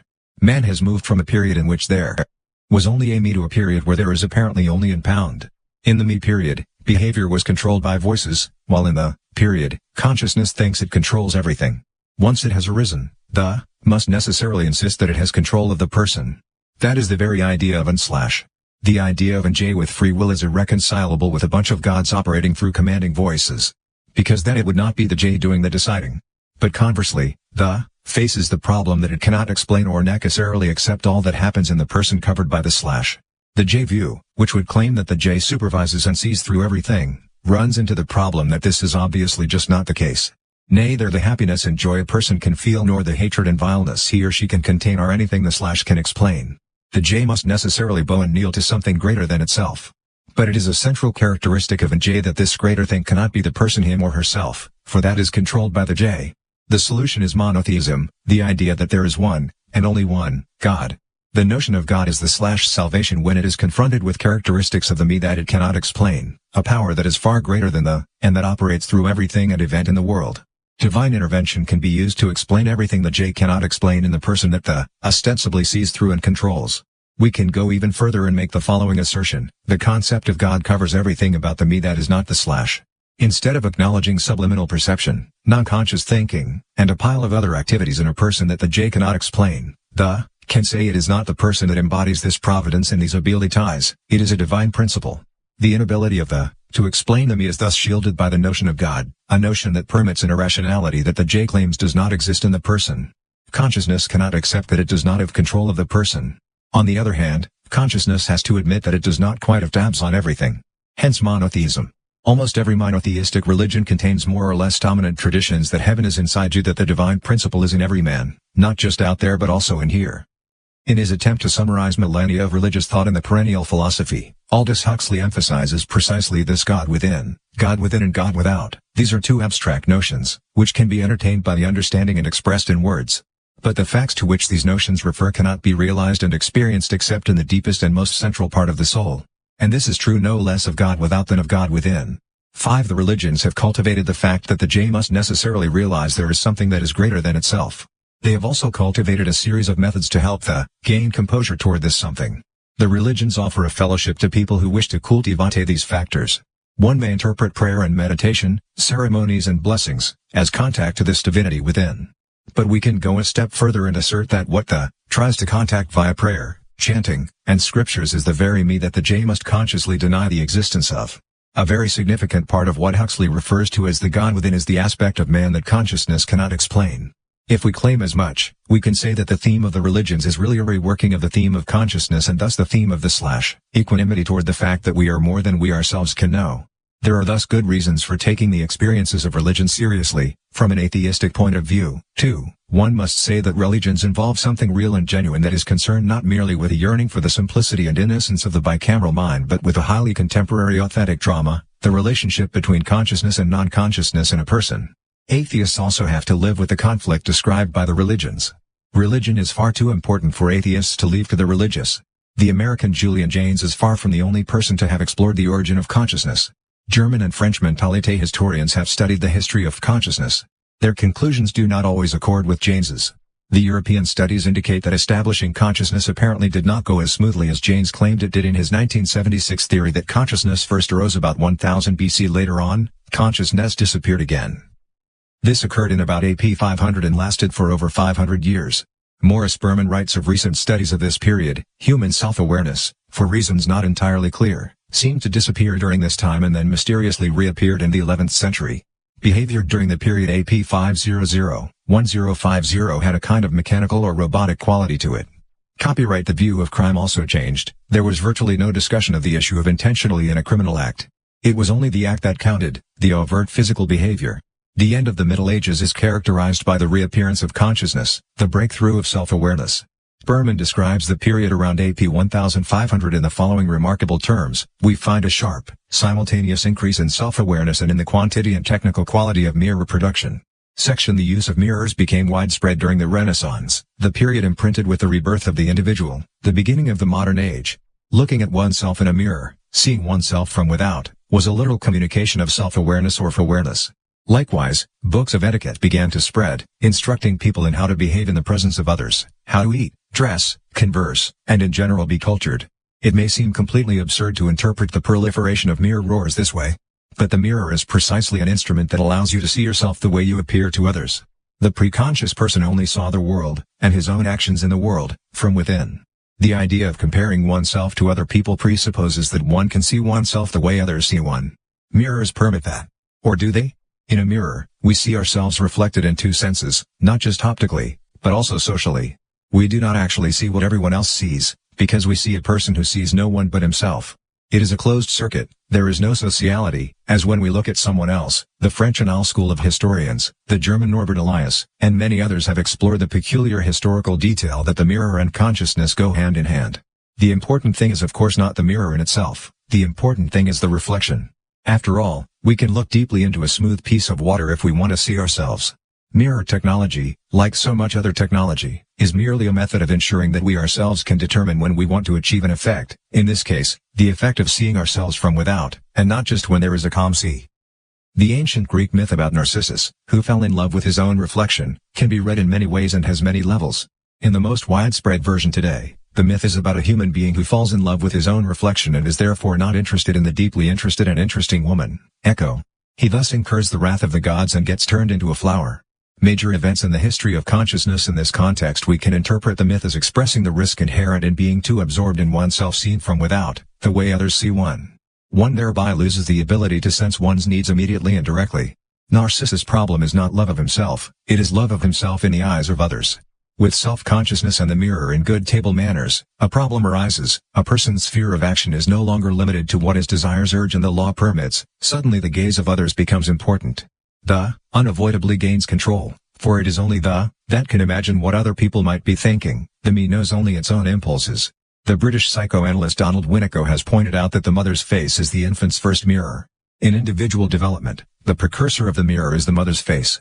9. Winnicott wrote, "Studies reveal that the infant's expression becomes hectic and disorganized unless the mother's face registers emotion when she looks at her baby. But the infant has no sense of itself. There is no such thing as an infant," Winnicott asserts in a famous remark. The infant exists only together with the mother or other people. The notion of an I, an identity, does not appear until the 3rd year of life. The original state of the infant is an experience of non-separation, non-identity. Morris Berman labels this learning of the difference between oneself and other people as the basic fault in modern man's view of the world.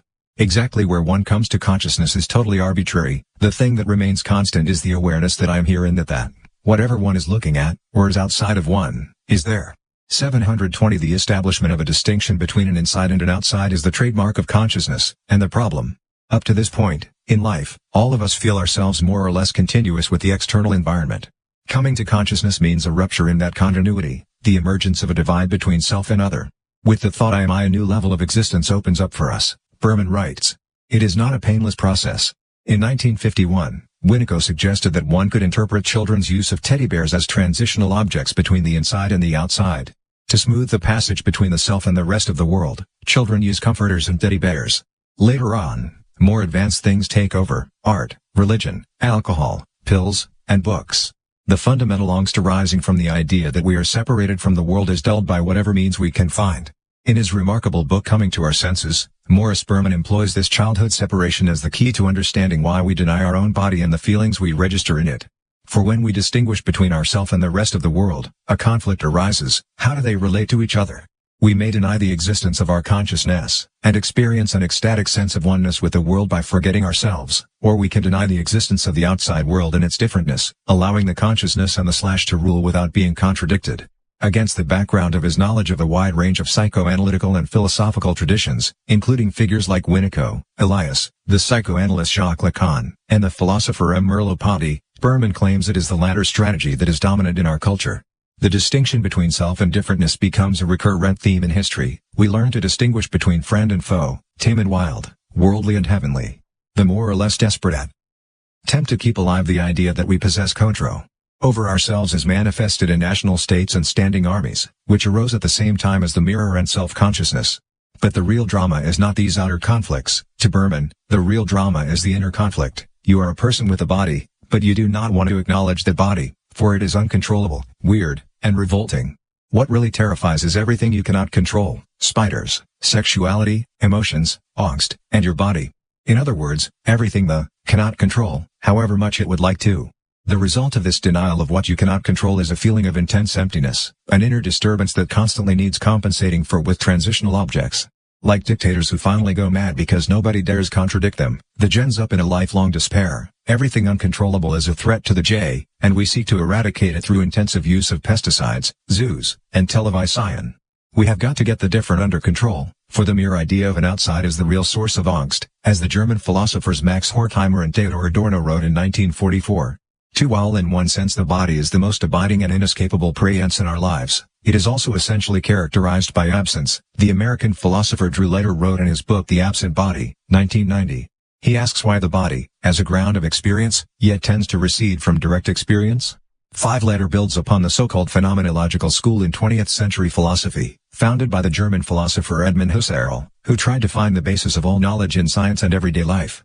Husserl started by studying the phenomena what we experience immediately. In about 1913, he began to describe all experiences from the basis of a transcendental I.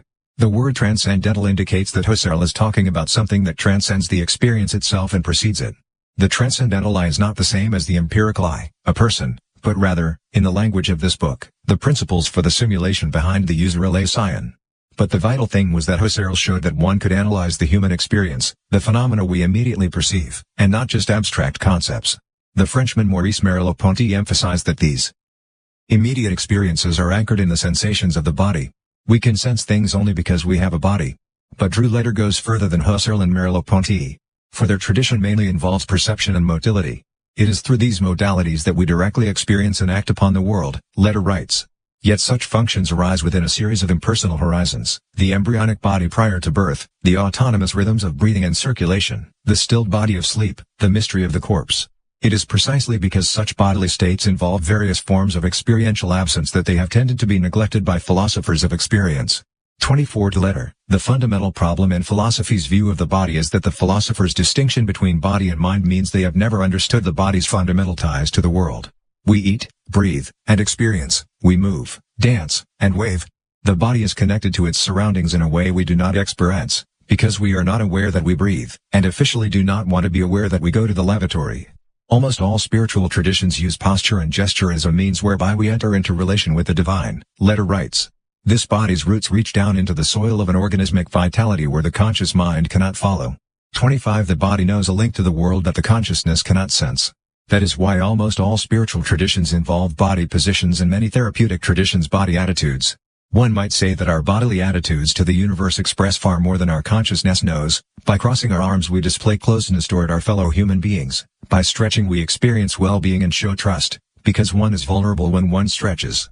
In 1981, the Danish psychologist Olav Storm Jensen formulated a theory of the two bodies, which expresses many of the same points as letter.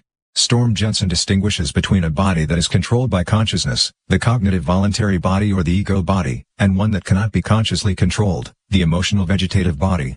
Percent 6 The consciously controlled body deals with everything to do with willpower and thinking, everything one can do with one's body if one wants. The other body does everything one cannot control. It deals with the circulation, the reflexes, digestion, sexuality, and emotional reactions. The most important bridge between the two bodies is respiration. Normally, this is controlled totally by the non-conscious body. We do not think about the fact that we are breathing. We do not even think about the fact that we sometimes hold our breath in excitement or surprise. Indeed, we do not even think about the fact that breathing is a very important part of a telephone conversation. But we can control our breathing consciously. Many mental and spiritual techniques are based on just this, developing our breathing. Another important bridge is sexuality, which cannot be controlled by the conscious body alone but has a tendency to go off on its own. Frigidity, impotence, neurotic fear of the body, and other dysfunctions. But characteristically, the conscious body cannot prevent the non-conscious body from carrying out its functions. We cannot hold our breath for more than a minute or so. We cannot hold water for more than a few hours. We cannot halt the sexual functions, whether we want to or not. We can express this fact in another, rather macabre way. It is very difficult to commit suicide. In the final analysis, the part of the body not regulated by the consciousness does not allow us to hold our breath long enough to kill ourselves. Similarly, it is hard to refrain from bodily contact and sexuality, eating and drinking, going to the toilet, and sleeping. Consciousness, then, has only limited control of the person. The other body lives its own life, which consciousness cannot control. The I cannot get the me to do whatever it wants it to do. A vast number of processes take place that handle a vast amount of information the consciousness never hears about. To some extent we can control whether the consciousness is to know what is going on. We can, if we direct our attention there, feel that we have clothes on our bodies or that we are sitting in a chair. But we cannot feel the way our immune defenses are routing an ordinary virus this very minute. We feel it only when there are such major problems that steps are taken to reinforce the immune defenses, such as by raising our body temperature. Nor do we feel the way the blood moves through our left thigh. Some people, who have worked on it for a very long time, using Eastern concentration techniques, for example, can bring vital body functions, blood pressure, body temperature, etc. under the control of the consciousness to a certain extent. Western techniques such as visualization and biofeedback have been introduced to the treatment of disease in recent years and have yielded promising results. Directing his attention to parts of the body that are seats of disease or unbalance, the sufferer imagines the healing function of the body and so is aware of the abilities of the body to heal itself. In recent years, the study of the link between the psyche and the immune defenses has become an important area of medical research, psychoneuroimmunology. But fundamentally, the non-conscious body is not under the control of consciousness, whether we want it that way or not. The body is part of a biological metabolism with a living system on the planet, and this participation is not subject to the power of the consciousness. We do not have access, via the body's own means, to changing the role each of us plays on Earth. We are part of a living system to which we are so adapted that there is no freedom to get off. As the Chinese savant Lin Yutang put it, even the most spiritually dedicated man cannot help thinking about food for more than 4 or 5 hours. 2. The body is in a state of interaction with the world. We eat, drink, and dispatch matter back into the cycle of nature. In no more than 5 years, practically every atom in the organism gets replaced. The vast majority of atoms are replaced far more often. Identity, body structure, appearance, and consciousness are preserved, but the atoms have gone. 28 The feeling of individual continuity is real enough, but it has no material foundation. Material continuity is to be found only in a greater cycle. In 1955, the American physicist Richard Feynman put it thus: the atoms that are in the brain are being replaced, the ones that were there before have gone away. So what is this mind of ours? What are these atoms with consciousness? Last week's potatoes. They now can remember what was going on in my mind a year ago. 9 The memory, the personality and individuality, are a dance, a pattern, a whirl in the world, a pattern in a stream of matter. All bodies are in a state of perpetual flux like rivers, and the parts are continually entering in and passing out, wrote the visionary German philosopher Gottfried Wilhelm Leibniz in 1714. At the end of the 17th century, Leibniz formulated a number of contributions to mathematics, physics, and philosophy. A recurrent theme was his study of the significance of tiny differences, stemming from his view that every change in nature takes place smoothly and not in abrupt movements. The study of the human mind also concerned Leibniz. As the Danish philosopher Harold Hofting relates, Leibniz was the first to draw attention to the importance of infinitesimal elements in psychology, as he did in mathematics and physics. Using the unconscious elements, which he calls petites perceptions, he explains the individual's connection with the whole universe, to which the individual is far more profoundly related than he is conscious of. 3. Subliminal perception and non-conscious mental activity mean that man's link to the world is far stronger than consciousness suspects. Leibniz knew this, and psychology knew it at the end of the 19th century. But the 20th century has been a story of forgetting this link, of regarding consciousness as the whole story of man's connection with the world. Now the wind is changing, and people are again realizing that they are far more than they themselves can know. The beauty of science has often filled scientists with wonder. But the scientific tradition was founded in the attempt to understand the divine principles behind the world. As Julian Jaynes sees it, the origin of science lies in the study of omens, which started in Assyria during the breakdown of the bicameral mind. In ancient Greece, Pythagoras studied mathematics because he wanted to find the divine principle expressed in the world of numbers. The great figures of modern science were often deeply motivated religiously: Kepler, Newton, Einstein. As Jaynes put it, Galileo calls mathematics the speech of God. 32 Thought is not conscious. Scientific thought is not conscious either, but our concept of consciousness encompasses everything we human beings are proud of in ourselves, which means, not least, science. But perhaps it is not so strange that Bury can play such an enormous role in scientific work. For it is not the conscious that thinks at all, but the non-conscious me. Everything that Jay cannot explain. So we can continue the exchange at the end of chapter 10. Boltzmann: was it a God that wrote these signs? Maxwell: no, it was me. God: yes, it was me. Part 4 Eoi Composure. Chapter 13 Inside Nothing. Once a photograph of the Earth taken from the outside is available, a new idea as powerful as any other in history will be let loose, wrote the British astronomer Fred Hoyle. That was in 1948. Just 2 decades later, the whole world was given the opportunity to see such a photograph, when the U.S. spaceship Apollo 8 orbited the Moon at Christmas 1968 with 3 men on board and sent the captivating photograph of the Earth above the lunar horizon back to the Earth. We saw ourselves from without, even though we were not in the photograph, because we are so small. For the first time ever, the planet saw itself in the mirror. It revolutionized our image of ourselves. Previously we had viewed the stars and the other planets from without, as they appeared in the heavens. We already knew our own planet, but only from its own surface. We distinguished between heaven and earth. What we knew of the skies we knew only from here. What we knew of the earth we knew only from here. But suddenly the earth had become a heavenly body. The space program was based on the defense and industry interests of a superpower rather than on those of science, let alone the Earth's environment. But its consequence was the peculiar fact that only after we had set out did we discover the place from which we had set out. We peered over our shoulders, and saw an abyss of beauty. An indescribably beautiful azure blue planet suspended in the middle of infinity, an orgy of color, a place unlike any other celestial body man had ever seen. The surface of the moon is a desert of craters, a dead sphere of random, untidy remnants of collisions between a dead lump of rock and loose flying fragments of stone in the solar system. The space program also showed that our closest neighbors in space, the planets Venus and Mars, are similarly barren, crater-pocked deserts. When it became possible to compare heaven and earth, it became obvious that we know of no other place in outer space even remotely resembling the Earth. Our planet is quite unique. When scientists began pondering why this was so, it became clear that there was a reason for the fact that we know of nowhere else in space even remotely like the Earth. We know of no other place in space that hosts life. It is life on Earth that makes it completely different from anything we know in space. Not that there cannot be other places in space where there is life, we just have not found them yet. In the wake of this shocking sight of the planet from without followed a consciousness raising no less powerful than that which happened to mankind when we started looking at ourselves in the mirror. Environmental awareness and knowledge of the planet as our dwelling place spread at a dramatic pace across the globe, and by the end of the 1980s it was common property. In the industrialized countries, the rich and technically habituated populations slowly began to realize that the pre-industrial civilizations contain a wealth of experience about the living environment on the planet from which the scientific civilizations can learn plenty. In the United States, on television news programs on annual Earth Days, prominent cultural figures could be heard proclaiming that it was fortunate that we could still learn from the culture of the Indians before it disappeared for good. In the USSR, there was a slowly growing realization that the suppressed Buddhist and shamanic cultures of Siberia might possess valuable knowledge from which centrally planned industrialism could learn a great deal about nature. The cultures that manifested a culture of consciousness and science began to see that man had in fact been capable of other, and perhaps, more important things in the days before he started looking at himself in the mirror. All because our own planet, thanks to the people who had seen themselves in the mirror, was for the first time given the chance to see itself from without. The space flights provided us with a perspective of the Earth as a planet. In the 1960s, NASA set a task for a number of scientists, including the British atmospheric chemist James Lovelock. The task was this: how would we find out whether there was life on Mars once we had landed a space probe there? Lovelock's response was simple: even though it took him some years to arrive at the result, we do not need to go to Mars to see if there is life there. We can see from the Earth that there is no life on Mars. A rather inconvenient answer for an organization that was working on sending a spaceship there and was using the question of life or no life as a major argument in its efforts to procure funds.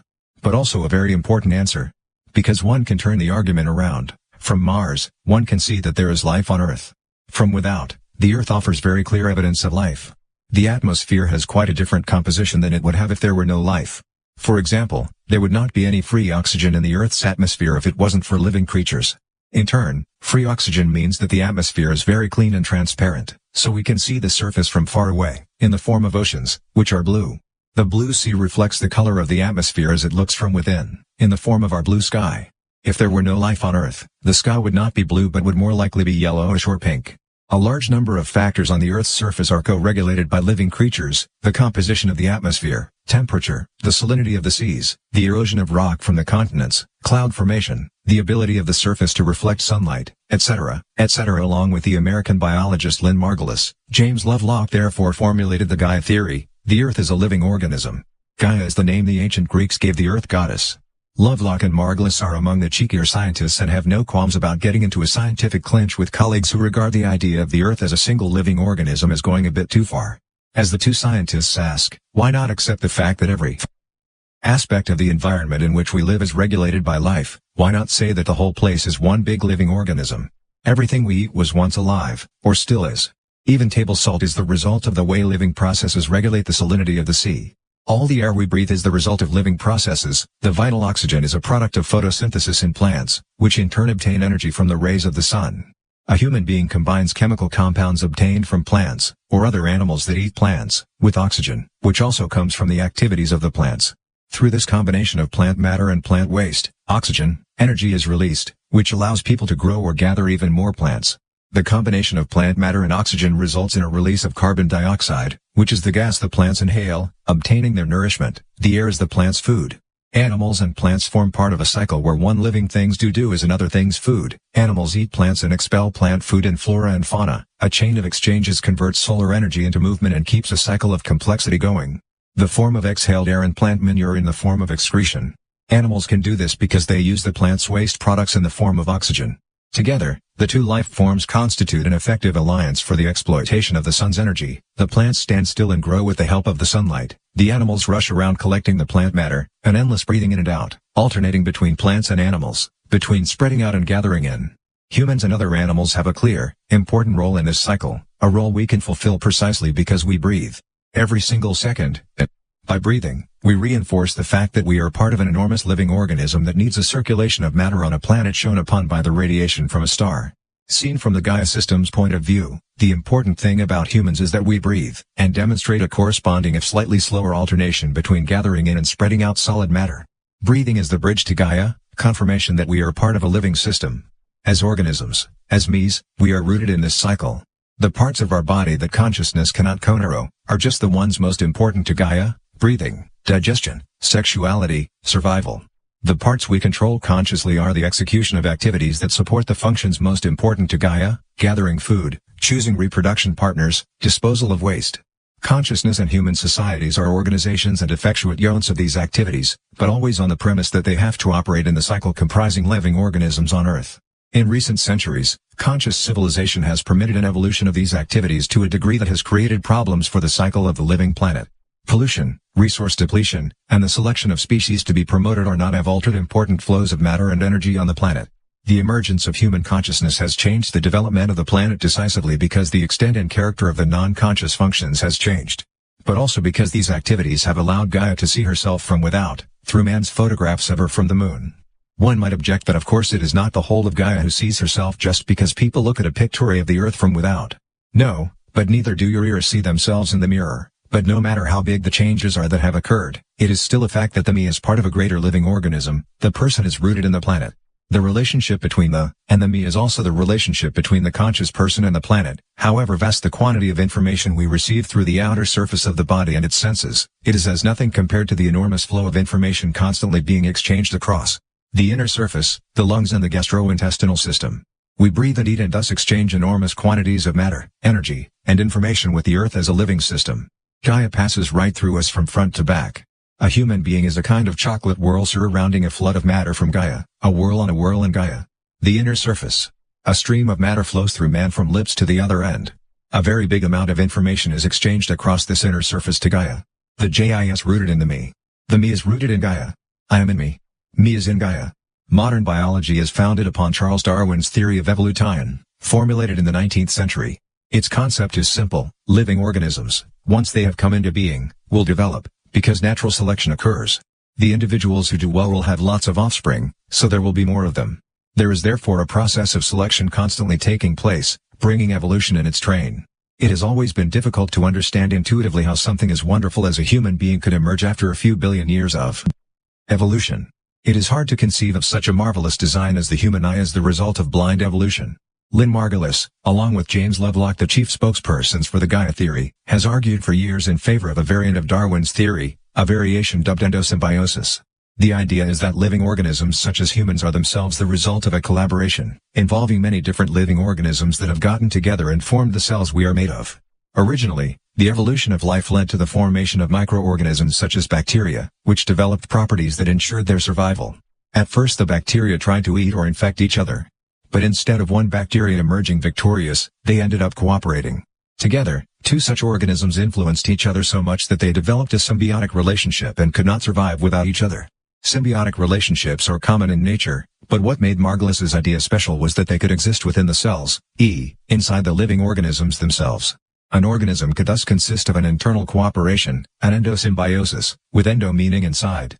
The elegance of the theory is that it explains how evolution can happen in great leaps. Suddenly two properties that gain great benefits from each other are combined, the ability to move and the ability to burn oxygen, for example. This causes a dramatic improvement, which in turn changes the living environment of other organisms, which are then forced to alter, perhaps through cooperation. Margulis's theory was highly controversial when she proposed it in the 1960s, but since then it has made considerable headway. Because scientists have now proved that some of the most important parts of animal cells were once independent living creatures, bacteria that survived by becoming part of something greater. This goes for such vital components of animal cells as the mitochondria, responsible for oxygen metabolism, and such vital components of plant cells as the plastids, responsible for photosynthesis. This means that precisely those parts of animal and plant cells that promote the great cycle were originally independent microorganisms, which then opted for teamwork. We may therefore regard a plant as a platform for bacteria, which are raised into the light by being plastids in the leaves of the plant. We may regard an animal as a heat tank that carns bacteria around to places with plant food, which can be combined with the oxygen of the air.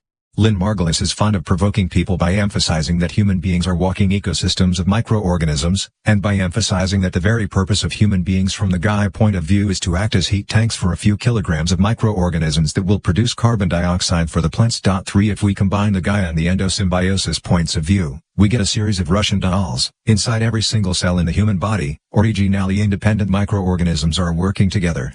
This teamwork itself constitutes a walking ecosystem that is part of a much bigger ecosystem, which eventually embraces the entire planet. There is teamwork within teamwork, and the only question is where we should draw the line. What is an individual? If there is teamwork inside me, and me is part of another team effort, where all the other team-working animal and plant species are made up of the same microbiological building blocks that work together inside me, what is the sense of insisting that me is so distinct and special? Further, if all our atoms are replaced within 5 years and the body is merely a pattern in a greater flow, what is the sense of distinguishing so sharply between oneself and the rest of this living organism? Would there not be more sense in seeing the whole as an intricate system of endosymbioses within endosymbioses within endosymbioses? This does not exclude the sense of drawing a line between two organisms, even though they consist of atoms that are constantly being replaced. But it does underline that the individual and the organism compose merely one way of regarding the living cycle. One may point out the analogy with the human mind, which apparently consists of many different layers and elements of personality, quite happy to argue about which is to answer the experimenter's questions. One might formulate a theory of the endosymbiotic I, consciousness. The user illusion is merely one mental symbiont, one point of view, which has taken control of a piece of teamwork and refuses to acknowledge that others are involved in the team as well. Without coworkers, this endosymbiotic J would be utterly incapable of survival. It may even be a good thing that the symbiont that has won the struggle for consciousness refuses to listen to the others. If all the bacteria inside us had to vote on where we were to go when we were hungry, we might never make a move at all. But in the final analysis, the living system on the Earth is a giant organism, in turn consisting of an enormous system of Russian dolls, one inside another. Where the line is drawn is not so important, even though our normal perspective on ourselves may be said to be a trifle narrow. We may regard ourselves as symbionts within an organism whose outer membrane is the blue sky stretched out above us. It may seem absurd to describe the Earth as a living organism. After all, most of our planet consists of dead rock deep beneath the surface. James Lovelock's answer to this objection is the analogy that a big tree is alive only on the surface. But one could conceive another answer, based on the image of the Earth's ties with the rest of the solar system that has emerged in recent years. Earth as a planet consists of two different layers, formed at two different times. One of them, which makes up the bulk of the planet, was formed when the solar system was formed 4.6 billion years ago, when a huge cloud of matter between the stars of the Milky Way contracted and formed a star surrounded by a disk of matter that later became the planets. The Earth's outer layer, especially the oceans, came later. The reason is that the solar system was split into two layers. In the inner solar system, where the Earth is located, the heavy elements dominated, because more volatile matter evaporated in the heat of the newborn sun. In the outer layer of the solar system, the more volatile matter was able to congregate into big planets like Jupiter and Saturn, and even farther out the comets could hold sway, mighty snowballs of light, volatile matter that froze to ice far from the mother star. But the comets are the vagabonds of the solar system. They exist in enormous numbers, and some of them move into the inner solar system, where they strike the tiny conglomerations of heavy matter that make up the planets. There is much that indicates that it was such comet strikes that formed the outer, lighter layers of the Earth, especially the oceans.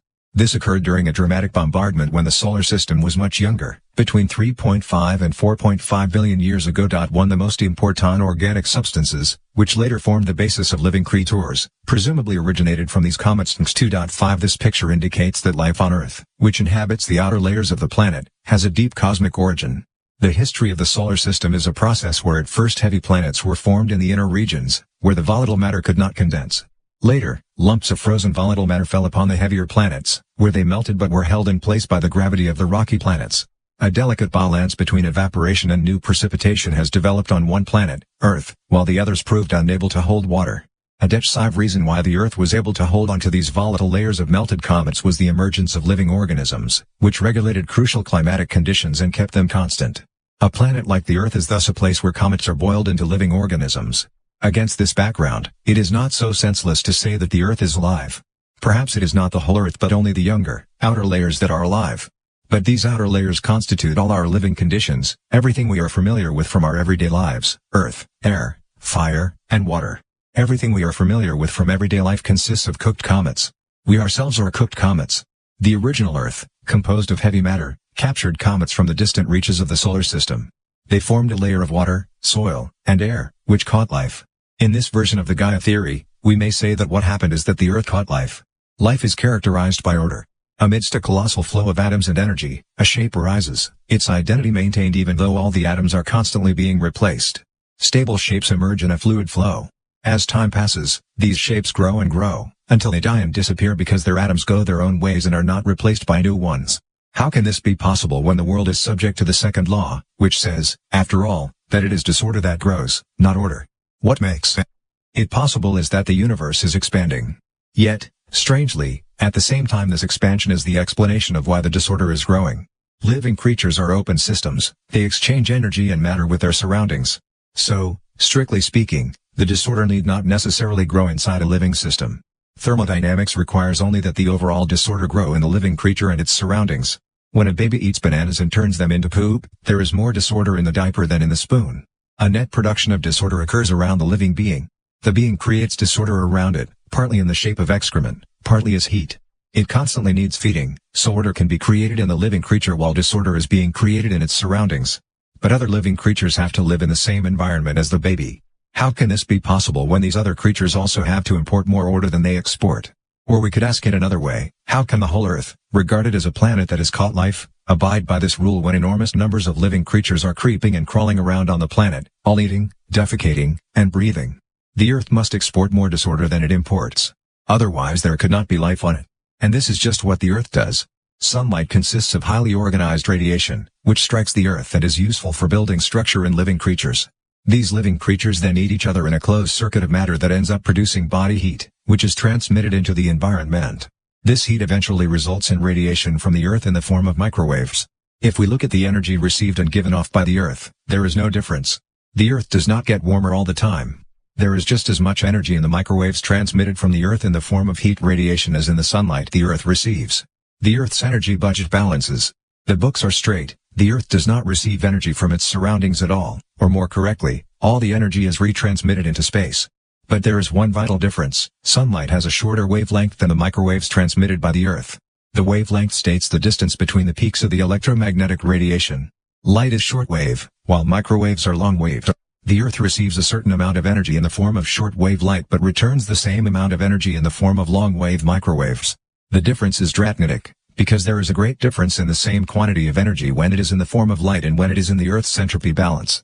Highly organized sunlight is received, and lowly organized heat radiation is returned. The energy in the two forms of radiation is the same, but there is more entropy in the heat radiation. The form of microwaves. Quantum mechanics has shown that all radiant energy appears in the form of quanta, tiny packages that constitute a kind of lowest unit of currency for radiation at a given wavelength. But there is a difference. Light appears in quanta that each contain more energy than the quanta microwaves appear in. So the same amount of energy must appear in the form of far more quanta when it exists as microwaves than when it exists as light. The Earth thus gives off more quanta than it receives from the Sun.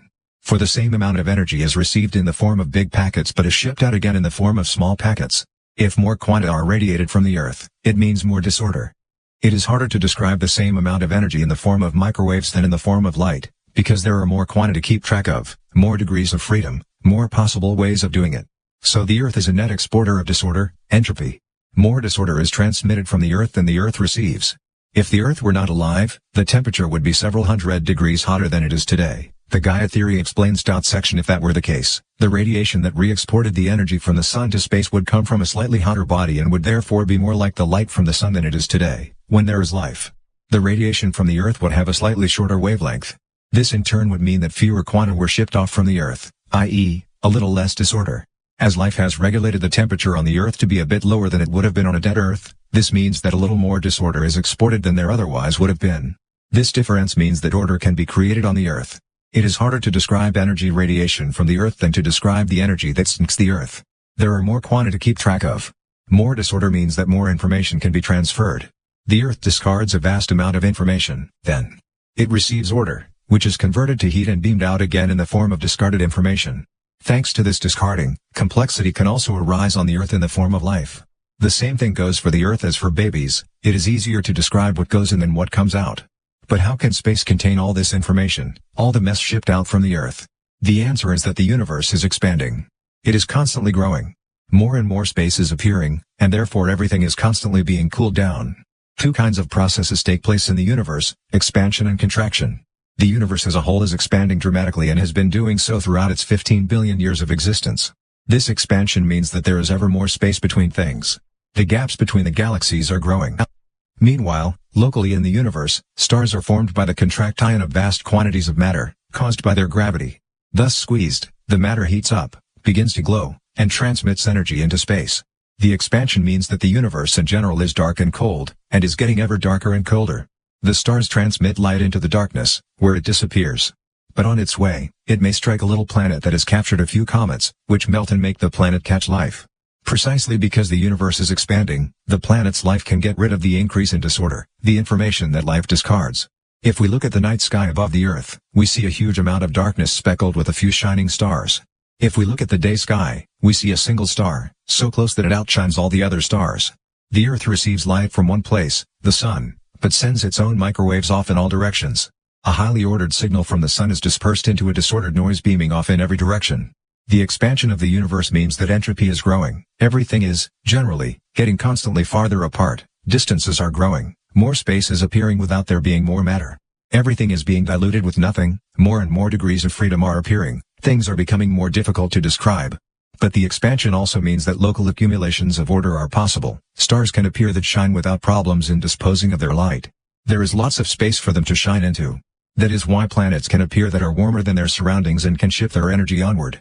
The expansion ensures in one go that entropy can grow globally and yet fall locally, into the living world. There is somewhere into which all that information can be pitched. On the overall it's nothing. Locally it's very active, said the American cosmologist James Peebles in 1979 when he was asked to describe the results of his investigations into the large-scale structure of the universe. On the overall, the matter and radiation of the universe are equally distributed, with no structure or direction. But locally there are piles of Milky Ways populated with stars orbited by planets which in turn, in one case, at any rate, are populated by wonderful little creatures who bustle around in the starlight. On the overall, the universe is just a smooth soup of matter that is constantly expanding. Everything is alike, but there is constantly more nothing. Everything is distributed evenly and is forever being diluted with nothing. But locally there is structure, locally there are differences, and these differences do not disappear. They merely get diluted. And while they are being diluted, complexity can arise. The complexity can arise because the dilution permits information to be discarded, disorder exported, from the local units limited by cell walls, skin surfaces, and blue skies. In behind these limits, in behind the membranes encompassing living beings, the order arises that does not contain masses of information but is the result of colossal amounts of information that have passed through the area defined by the membranes, the cell walls, skin surfaces, and blue skies. Because the universe is expanding, complexity can grow on the other side of the membranes. Because the universe is expanding, differences can flood out through the membranes that differentiate it from the surroundings and can create order inside it. This local order apparently contradicts the expansion's creation of even more disorder, ever more degrees of freedom in the universe as a whole. But there is no conflict. On the overall, disorder is growing, and for precisely that reason, order can arise locally through the export of disorder. The expansion of the universe means that there is space for such exportation. Because the universe on the overall is nothing, locally there may be activity that leads to everything we are familiar with as living organisms, and because such living organisms constantly export disorder, information, inside them, locally, a consciousness can arise that is itself the result of an enormous discarding of information, a dramatic export of disorder. Because everything is constantly being diluted by nothing, we can experience it as everything. The expansion started 15 billion years ago with the Big Bang, observable today in the way the galaxies fly apart in the sky. Distant accumulations of ancient stars are receding from us faster than close accumulations of younger stars. The farther away something is, the faster it is receding. This is known as the Hubble expansion, discovered at the end of the 1920s by the American astronomer Edwin Hubble. It does not imply that it is from us everything is receding. It implies that from any viewpoint in the universe you would see every other viewpoint receding from you. Rather like the way ants would see each other along the surface of a balloon that is being inflated, every ant will feel that every other ant is on its way away from it. Perhaps none of the ants will figure out that things look like this because the balloon is expanding. Today the Big Bang theory is the dominant view in cosmology, the science of the universe as a whole. If we calculate backward from the expansion Hubble discovered, we can conclude that the expansion started somewhere between 10 and 20 billion years ago. As the oldest clusters of stars in the universe are about 12 billion years old, the expansion must be at least as old. So 15 billion years is a very good figure to use. The picture astronomers and cosmologists have of what has happened during this 15 billion year period is becoming clearer and clearer, even though there are difficulties in completing the jigsaw puzzle. Degree, from an evenly distributed state, of which we still find remnants in the radiation that permeates the universe, whole clusters of galaxies crystallized out, which led to star formation and solar systems. We do not know how the smooth distribution of matter led to the coarseness we see in matter today, thus we do not understand why there are stars in a dark sky, rather than just a thin cloud of matter. But perhaps that is not the most important question anyway. The most pressing question is how everything began when the expansion began. The expansion consists of everything being diluted by nothing. If we go back in time, everything is still there, but there is less nothing. Distances shrink, the world gets smaller back in time. The matter exists, but space is smaller. If we go all the way back, 15 billion years, there is almost nothing of space but lots of matter and radiation. The density grows massively back toward time zero. The cosmologists have provided a very good description of the universe back to the very first seconds of its existence. Indeed, we have an idea of the very first fractions of a second in the history of the universe, in fact, right back to a time known as the Planck time, after the German physicist Max Planck, who discovered the quantum in 1900 and sparked the whole branch of physics that became known as quantum mechanics, which describes atoms and other particles. The Planck time covers the first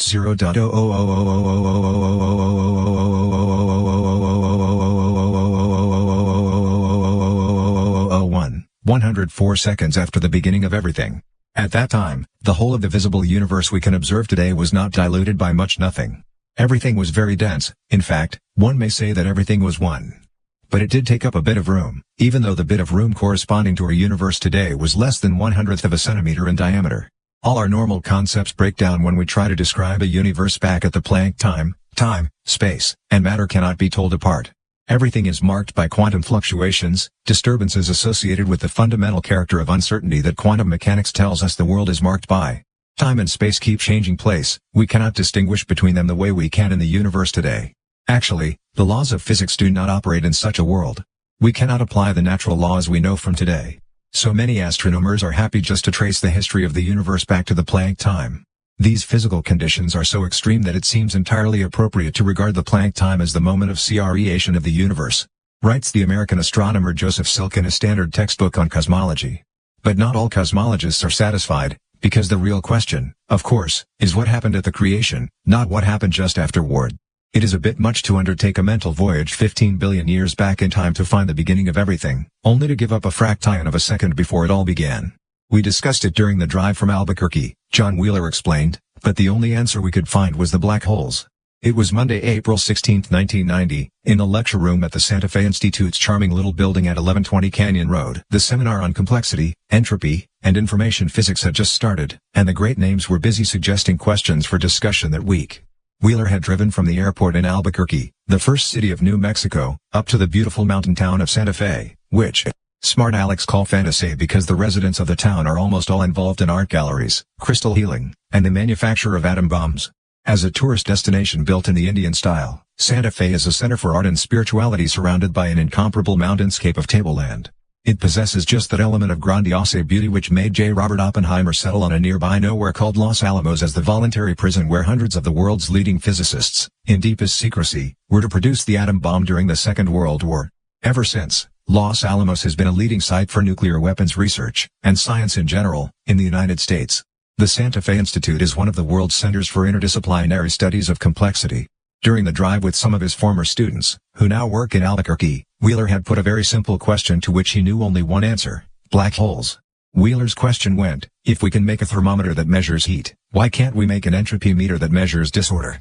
Why can we not design a piece of apparatus capable of telling us unambiguously how much entropy there is in a physical system? The initial answer is that entropy is a quantity that always requires you to define your microstates and macrostates. You have to refer to an observer before you can speak of entropy. For only when you know the observer's abilities can you say how much of the energy present in the system cannot be used for anything. Only when you know how coarse the observer's description, and thereby his skills, are can you say what he can get out of the system. Entropy, just like information, is therefore defined only when you specify how coarse your analysis is, when you announce the size of the holes in the net you want to go fishing with. So you cannot make an entropy meter that measures the quantity of disorder or entropy in a system. Except for black holes. Black holes are a fascinating consequence of the theory of gravity, the theories of relativity, in which Einstein's student John Wheeler is a leading expert. In fact, it was Wheeler who dubbed these peculiar phenomena black holes, in 1968. A black hole is a volume of space where gravity is so powerful that nothing can escape from it. All matter is held in place by the powerful gravitational field, all light likewise. To escape from a black hole, you would have to be traveling faster than the speed of light, and nothing can do that. So a black hole is surrounded by a membrane that permits passage only one way, into the hole. Such black holes can arise as the final phase in the life of a star, when there is no more radiation energy to keep the star going and it simply collapses under the enormous force exerted by its gravity. Black holes can also be created in the center of young galaxies, where a number of stars have come together. In the 1960s, black holes were explored along theoretical lines, and during the 1970s it became clear that they do exist in the universe. Today we may assume that they play a very big role in many of the phenomena of the cosmos. but in a sense it does not matter in the slightest what a black hole is made of. It is just black. All we can say about a black hole is how much mass there is inside it. Everything else is utterly inaccessible to outsiders. All that is left is the field of gravity. The rest has gone to oblivion. Away. What is inside a black hole is in a sense outside our universe, inaccessible to the rest of us. The black hole membrane has a surface that defines a limit, a point from which there is no return. Once you are in, you do not come out again. So the surface area of a black hole can only grow. It can suck in new matter, never release anything. The greater the mass, the greater the surface of the membrane, and the mass is always growing. So the surface area of a black hole is always growing too. It cannot decrease. If two holes combine and absorb each other, we get a surface area that is at least twice that of the two original holes together. This law was discovered by Roger Penrose, along with R. M. Floyd, Stephen Hawking, and others. In 1970, one of Wheeler's students at Princeton, Jacob Bekenstein, made a remarkable observation. The ever-increasing surface of a black hole resembles another quantity, from quite a different end of physics, which also only grows and can never decrease, entropy. Bekenstein decided to explore the analogy between black holes and thermodynamics, and he arrived at an epoch-making conclusion: black holes have entropy. Their entropy is simply expressed by the surface of the one-way membrane surrounding the hole. The bigger the hole, the greater the entropy. And it can only grow. The explanation is precisely that we cannot know what the hole is made of. A vast amount of matter has collapsed, so we cannot see it but can see only its field of gravity. We have lost the knowledge of what made the hole. No matter what is inside it, we can never know more about it than the fact that it is there, and producing a field of gravity. From without, what is within does not matter. The world without has simply lost the information. No matter what microstate led to the whole thing is expressed by the same macrostate, in the form of a field of gravity. A black hole represents a load of information that is not accessible to the outside world. Hidden history. We have come to realize in this century that entropy represents unavailable information. 3. John Wheeler writes in a poetic overview of modern knowledge of gravity and spacetime. A realization physicists have attained not least through theoretical studies of black holes on the basis of Bekenstein's idea. The entropy of a black hole is expressed through its size. But size is a purely geometric property, which involves the structure of space. Astonishingly, something involving space has a property obtained from thermodynamics that is about the rules for building steam engines. Even more interestingly, black holes possess unequivocally defined entropy. We do not need to ask who is asking about their entropy in order to define it. There is no need to ask about the observer's coarse graining, for the simple reason that all observers outside the hole are in utterly the same position. Nobody can know what is inside a black hole without being there himself. So a black hole has a well-defined entropy to anyone who observes it from without. The amount of missing knowledge is equally great no matter how one investigates the hole. Historically, Bekenstein's idea led to the important result that black holes also possess temperature, which means that through quantum mechanical processes they can in fact radiate into their surroundings. But this radiation, which was discovered by Stephen Hawking, is not related in any way to what created the hole. It depends only on the surface of the hole. The history is still forgotten, the information still lost. The most important thing about Bekenstein's idea was that it led to the first entropy meter, the first system for which we can unequivocally define the entropy and ask, how much information has gotten lost here? For example, we can take a black hole with the mass of the visible universe at the beginning, at the Planck time, and ask, how much entropy did the universe have then? How much information is there in such a universe? This question is the same as asking the number of ways this young universe could have been composed. How many microstates correspond to the macrostate described as a newborn universe? Today the visible universe has a very large information content, a very large entropy. We calculate the entropy of the universe as the entropy in the background radiation that fills the universe, a smoothly distributed echo of the Big Bang. The amount of entropy is very great in the universe today. It takes colossal amounts of information to describe the universe in every detail. After all, the second law of thermodynamics has applied for 15 million years, so an enormous amount of mess has been created to keep track of. The integer that describes the entropy of the visible universe, the number of bits in the universe, is written as a 1 followed by 88 zeros, 1088. If we compress the entire universe into a black hole, the entropy would be somewhat greater. The number of bits would be represented by A, followed by 120 zeros, 10. 2 degrees. But how big was the entropy at the Planck time? The question was posed at the end of the 1980s. The answer was shocking, even when one remembers that the second law of thermodynamics at the Planck time had only just started making entropy, the description of which requires information. If we regard this completely newborn universe as a black hole, its entropy, i.e., its hidden information content, is equal to 1 bit. The world began as something that can be described using just one single bit. That is the only hidden information it contains. The rest of the disorder came later. In principle, the astronomers managed to describe the universe back to the very first bit but no further. Then the laws break down. One bit is enough information to answer yes or no to a question, but not to ask it. What was the question? In 1973, the American physicist Edward Tryon launched a peculiar idea: such a tiny early universe as the one existing at the Planck time could perhaps have arisen from nothing, ex nihilo.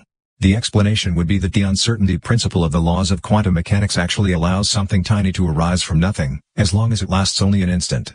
The smaller it is, the longer it can last. Tryon pointed out that if everything in the universe was added together, matter, energy, gravity, rate of expansion, and all the intermediate calculations, the sum would actually be zero. There are equal amounts of positive and negative energy in the universe, just as much energy bound in matter and in the moving of the matter caused by the expansion. In strictly technical terms, the sum of everything is nothing. 5. This presupposes certain theoretical assumptions, but since 1973 they have become increasingly well-founded.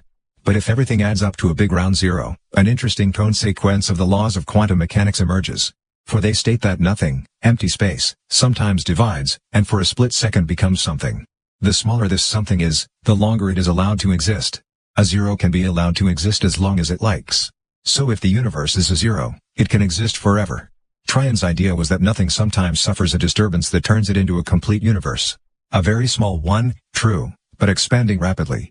Technically speaking, this universe constitutes one big zero, but does that matter, as long as it lasts forever? Since then, the cosmologist Alexander Vilenkin has refined Tryon's theory, which is nowadays taken perfectly seriously: the universe arose ex nihilo. Studies in the last few years as to how we can derive a theory of gravity from quantum mechanics have also focused on ideas about everything being one big zero. Registered, so there are grounds for taking Tryon's idea seriously. Everything emerged from nothing thanks to a chance disturbance that has since inflated into a universe that may be a zero but, conversely, can last forever. Nothing is quaking in an eternity. In the 19th century, the German philosopher G.W.F. Hegel proposed ideas on being and nothing, which are also found in numerous Eastern philosophies and in early Greek philosophers such as Heraclitus. Hegel wrote, "Formation is the vanishing of being into nothing and the vanishing of nothing into being." This made Søren Kierkegaard, who was highly critical of Hegel's concept-juggling style of philosophy, describe the idea of everything beginning in nothing as Spice Seller's explanations. The idea of beginning with nothing is no more and no less than a new rewriting of the very dialectics of the beginning, he wrote. The beginning begins with nothing.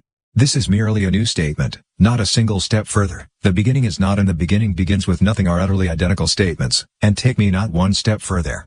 Kierkegaard immediately moots his own proposal. What if, instead of talking or dreaming of an absolute beginning, we talked of a leap? A leap. In his concluding unscientific postscript, 1846, Kierkegaard anticipates, at any rate, viewed with the benefit of hindsight, Tryon and Vilenkin's theory that the universe began as a quantum fluctuation, a disturbance of nothing, a quantum leap. In 1983, the physicist Peter Voetman Christensen showed how Niels Bohr's formulation of the quantum leap smacked of inspiration from Kierkegaard. 9. But the cosmologists can hardly have read Kierkegaard. Nor was it a physical leap the philosopher was hinting at, but an act of will, an existential choice. His point is one of conceptual analysis, and he emphasizes that saying everything began with nothing tells us nothing. For what else could it have done? And what would we have thereby said at all, apart from nothing? But Kierkegaard's point is nevertheless interesting in relation to the idea of a creation ex nihilo. What do we really achieve by saying that everything started with nothing? As a disturbance in nothing, a leap? Perhaps it would be better to say that it was precisely that, a disturbance in nothing, in nihilo, degree rather than ex nihilo. The universe did not arise out of nothing, the universe arose inside nothing. Everything is nothing, seen from the inside. The world without is really nothing seen from within. We are inside nothing. Seen from without, there is zilch, nothing. Seen from within, there is everything we know. The whole universe. But we might ask how we can know that it is possible to get inside nothing? Technically, the answer is very simple, as everything we see around us adds up to one big round zero. The world is nothing. The question as to whether we can get inside it is not very meaningful, for as soon as we ask it, we already know the answer.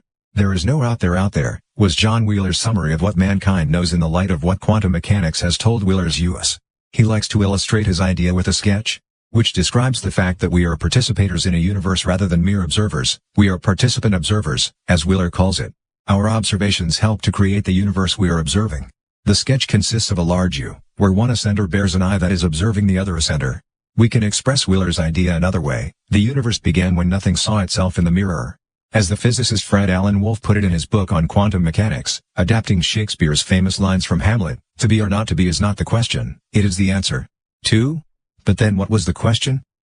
Chapter 14 On the Edge of Chaos More is Different was the title of a 1972 article in Science, in which the American solid-phase physicist and Nobel laureate P.W. Anderson punctured what, in the 1980s, was to become the controversy of holism versus reductionism in the scientific worldview. Holism is the view that the world consists of wholes that cannot be described solely in terms of their component parts, while reductionism, the dominant view among the practitioners of the natural sciences, holds that the many-sided phenomena of the universe can best be described by reducing them to a small number of component parts, which one may then study separately. Through the 1980s, the view spread that reductionism was bankrupt, because its focus on individual components and separated aspects of reality had driven the world into the environmental crisis that has increasingly become the dominant problem for modern civilization. Holism was even promoted as a new paradigm in science, a new scientific view of the world that emphasized wholes and connections, as opposed to the obsession of established science with component parts.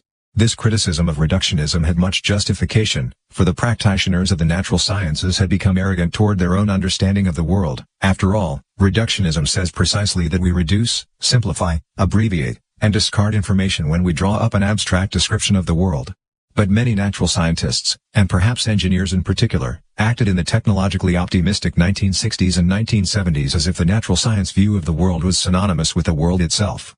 Since then, a great deal of experience in technologies such as nuclear power has made natural scientists and laymen rather wiser.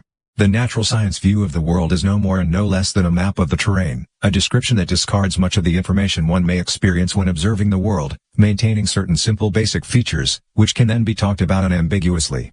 Holism, on the other hand, emphasizes hunches and associations, which are hard to talk about, the interplay with the universe when it is so rich in information that it cannot be made an object of conversation over the low bandwidth of language.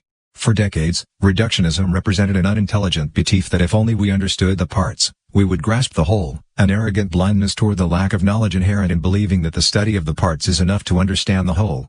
As research ideology, forget the wider contexts, reductionism has been reactionary and uncurious. But that does not alter the fact that the holism contra reductionism controversy today is a debate that may be said to be passé, false opposites. Actually, none of the parties to this debate had grasped the real point, which P.W. Anderson had already formulated in his slogan "More is Different," which originates from a lecture he gave in 1967. The ability to reduce everything to simple fundamental laws does not imply the ability to start from those laws and reconstruct the universe. Greater than Anderson, then employed at the Bell Telephone Laboratories, confessed to reductionism from the very start of his lecture. Everything is composed of the same fundamental elements, each of which can be studied separately. But he added a criticism of another viewpoint often reckoned to be part of reductionism, constructionism. This is the notion that knowledge of the fundamental particles and fundamental laws means that we can work out how the world is arranged. But we cannot do so, because we moon into two decisive problems, scale and complexity. Everything may indeed consist of atoms, but that does not mean that knowledge of their construction and behavior enables us to work out how an elephant drinks water. When we put lots of atoms together, phenomena arise that do not exist when there are only a few atoms present. And most of the phenomena that interest us in our everyday lives contain considerably more atoms than any nuclear physicist has ever studied in his laboratory. Anderson's point, therefore, is that reductionism does not necessarily conflict with the view that complexity exists and new natural phenomena arise every time we step up the scale and study new layers of the universe. Just because we know the fundamental laws and particles of nature does not mean that we necessarily know very much about the world. For many atoms may behave quite differently from few atoms. More is different. The levels of science. At each level a new complexity arises. Even though the higher levels consist of elements from the lower ones, you cannot construct the higher levels just because you know the lower ones. The use of computers has dramatically demonstrated Anderson's point. For centuries, physicists had believed they knew a vast amount about the world because they knew Newton's laws of gravity and motion. Children at school and students in university learned that they had a grip on the universe because they knew Newton's equations. So they did, too. After all, they could do all the sums in the textbooks and see that indeed they could work out how a system functioned if they knew the right equations. However, it turned out that the physicists had never done their sums. Most of what we learned at school is simply not correct. The textbook examples were no more than that, cunning special cases, designed to allow us to ignore friction and other confusions that occur in the real world. The real phenomena are so complicated that they cannot be solved at all, so they were ignored, to allow us to concentrate on a few textbook examples so simple they could be worked out and put in examination papers. Not until we had computers to do all the laborious calculations for, Instead we realized that we did not know Newton's laws after all. We had no idea of the confusion, untidiness, disorder, and incalculability they contained. Through the 1980s, terms like complexity, chaos, and fractals became key words in our dawning understanding of the fact that just because we know the laws of the world does not mean we know the world. We may well know the formulae, perhaps we have even learned them by heart. But it makes no difference, for very extensive computations are required in order to arrive at the real world. Scientists could not be bothered to perform them, so they simply ignored the world and delighted in their simple formulae. A simple rule can easily make a system of highly complex behavior. All that is required is that we do our sums properly, i.e., that we perform a massive calculations, a massive discarding of information. When we have done that, and applied the simple rule to discard masses of information, we can harvest rich, complex, and unpredictable behavior out of even the simplest recipes. This is the lesson to be learned from the theory of chaos, which is in turn the lesson from the computer, for computers were built by the very people who thought they could so easily work out the world.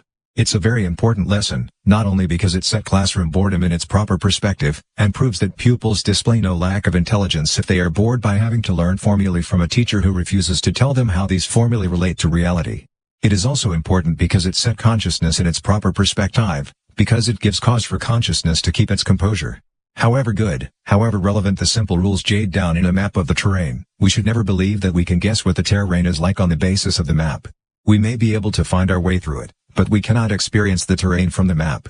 The contemporary philosophical controversy on holism contra reductionism reflects a controversy between two fundamental views, which can be expressed in the spirit of P.W. Anderson. The first of them is the belief that there are wholes that can be apprehended and permit us to understand everything in simple but holistic terms. In fact, the belief that consciousness can comprehend the world because the world consists of wholes and guiding principles that can be comprehended. The second is the belief that the world consists of lots of individual components that can be described separately but, collectively, display a behavior that is quite different from when we study them on their own. In fact, the belief that consciousness will never be able to comprehend the world, because the world consists of a mass of tiny elements, which behave quite capriciously and differently when there are enough of them. Holism is an attempt to say that there is a whole we can apprehend. Non-constructionist reductionism is an attempt to appreciate that we can never describe the world exhaustively, either in its parts or as a whole. At each new layer of description, new forms of behavior will emerge with the addition of nothing but a few of the particles from the level below, but now enough to form a flock. The dominant theme of our times, in the terms used in this book, is consciousness regaining composure through the recognition of the non-conscious, computer formalism regaining composure through the recognition of unpredictability, descriptions regaining composure through the recognition of what is being described, the low bandwidth regaining composure through the recognition of the high bandwidths. The point being that we can never understand the world exhaustively without understanding the whole world exhaustively, that is, every single element of the world. Everything is connected, so we cannot comprehend anything exhaustively at all unless we comprehend everything exhaustively. But this raises the problem that such a totally exhaustive description necessarily contains just as much information as what it describes. A complete description of the world takes up just as much room as the world itself. So it is not accessible to a subject, a consciousness that is describing the environment. The only map that displays every detail of the terrain is the terrain itself. But then, that is not a map. Holism insists that we can understand the world as a whole. So as a worldview, holism is profoundly reactionary. A more composed view is that we cannot understand the world at all. But we can describe it, and every description will have to accept that it is a description, i.e., something is missing, information has been discarded. It is not the terrain, it is a map. The reactionary aspect of holism is its belief that one can describe the world meaningfully by understanding a few general principles. The dramatic breakthrough in the wake of computers and chaos theory is that even the simple fundamental laws of nature we have learned over the last few centuries are infinitely inscrutable when they are allowed to exert themselves in practice. They are computationally irreducible, to use Stephen Wolfram's expression, mentioned in Chapter 4. We are entering the gray zone. The physicist Chris Langton responded cautiously to the question as to how far we have already crossed the line. It will happen anyway, he added. We might as well study it, in order to influence the way it develops. 5. The scene possessed almost overwhelming symbolic force. The young, long-haired American was standing in the parking lot outside the modest barracks housing CNLS, the Center for Nonlinear Studies, at Los Alamos National Laboratory in New Mexico. Langton was on his way to his office at the Theory Division, Department 13, in another building on the lot. Between the two buildings is the museum, where one can inspect relics, photographs, and flickering displays explaining why Los Alamos was home to the development of the atom bombs dropped on Hiroshima and Nagasaki in August 1945, putting an end to the war in the Pacific. The subject of Langton's remarks was artificial life, a new field of research that had been born at a workshop in Los Alamos in September 1987, chaired by Chris Langton. What he meant was that a development had been set in motion, whether we liked it or not, the development of artificial life forms on Earth, life forms that live in the technology that man has created but can no longer control. When we had discussed the topic in Langton's office the same morning, he replied as scientists so often do, "It will happen anyway." But for once it was not just an excuse to develop a technology containing great risks, but a corresponding fascination. It was a simple, factual observation that computer networks on Earth have now become such extensive interconnected circuits of flowing information that we no longer have a free choice. We have created the seedbed for artificial life, and a handful of teenagers have sparked it off. Evolution possesses its own remorseless logic. When the conditions are present, living creatures arise to exploit them. Whether these conditions are created by incognizant biological processes or incognizant technological processes, life exploits them. Chris Langton has a profound sense of responsibility. He convened a workshop on artificial life for precisely that reason. An evolution is beginning to take place. There are ethical and moral issues that need debating. Such issues must be discussed before we go much further down the road to creating life artificially, he wrote in his preface to the proceedings from the first conference on artificial life. 6 It is, perhaps, not coincidental that the first workshop on artificial life was held at Los Alamos, site of the mastery of atomic fission and fusion. It began as a pest, quietly, persistently, irritatingly, but just as a pest. Computer viruses, fragments of programs capable of moving into computer memory, where they immediately order the computer to make copies of themselves. They were originally created by mischievous programmers who wanted to tease one another, then their employers, and finally vast networks of communicating computers. Then teenagers, so-called hackers, started playing hide-and-seek with technological and defense colossi by infecting their computer networks with pranks. The idea is that a short length of program code inserted in a computer propagates as a virus, infecting the host computer and any other computer the infected host is in contact with. On the face of it, an apparently innocent, harmless game, which merely goes to show that there is not much security surrounding computers, that computers all over the world chattering away together make it possible to spread messages never meant to be spread. The problem is just that we have not yet succeeded in eradicating such viruses. Computers can be sanitized individually. But that does not mean a virus has disappeared. According to many of the criteria we could list, a computer virus is alive, and cannot be killed. Or at least, it's as alive as the viruses we know from biological organisms. Artificial life is the greatest challenge facing mankind, wrote the American physicist Owen Farmer when he was head of the Complex Systems Study Group from the Theory Division at Los Alamos. In a treatise, Farmer and Aletida Ballon propose a number of criteria of being alive. Life is a pattern in space and time rather than a material object. After all, atoms keep getting replaced. Life can replicate. Life contains information about itself and its genes. Life metabolizes. Life interrelates with its surroundings. Life can mutate, etc. Look for these properties in computer viruses, and it is hard to see why they should not be alive. True, they are just short fragments of computer code, and just as dependent on the existence of the computer as many parasites are on the existence of their hosts or as man is on Gaia's. Such viruses can spread only because the computer is powered up, but similarly, no living creature could survive on Earth if the sun was switched off. Computer viruses can replicate and leap from host to host. They can change their host's metabolism of electrical signals, they contain information about themselves, they interrelate to their surroundings, and they mutate. Computer viruses are just as alive as biology's viruses, which similarly exist on the edge between the living and the dead. The analogy is a strong one, writes the robot scientist Hans Moravec, because today's million-bit computer programs have about the same information content as the genetic codes of bacteria, and the few thousand bits of a typical computer virus is a good match for the small genetic code of a biological virus. Moravec has no doubt that computer viruses will gain in strength. Today's computer systems are like bodies with skin, but without immune defenses. Owen Farmer writes, it seems that whenever there is a medium capable of supporting large amounts of specific information, organizational patterns emerge that propagate themselves by taking over the resources of this medium. Man has created a vast flow of information in the global computer networks. They are about to catch life. Started as japes and pranks, they are now impossible to eradicate. An autonomous organization is proliferating, with its own logic beyond our intentions. As soon as there are sufficient resources, something or someone will exploit them. Our bodies have developed immune defenses and self-recognition in order to keep viruses and bacteria out. But computers do not yet have an image of themselves as different from other things, which would allow them to remain clean as regards infections from outside. We have constructed machines but not equipped them with the ability to distinguish themselves from the world. So new life forms are spreading inside them uninhibitedly. We shall not try to judge whether the cooperative structures we have evolved in the core are alive or not, write 4 Danish physicists in a paper. Degree on Core World, a kind of battleship's game for the computer, which they have developed to a degree of complexity that means they can no longer ascertain whether the system they are studying is alive. Their statement is a touch coquettish, because the system is clearly not alive, but it is nevertheless peculiar that such simple systems display characteristics such as cooperation and evolution to a degree reminiscent of living beings. Research into artificial life has explored numerous examples of the way simple recipes can lead to complicated behavior as long as there is enough time. Computation time. Chris Langton has created artificial ants on a computer monitor, tiny creatures that follow simple patterns but together display a general behavior as complicated as that of the anthill. The moral is not that real ants are as simple as Langton's artificial ones. The moral is that simple rules can lead to complicated behavior as long as there is enough computation time, as long as loads of information is discarded in the process.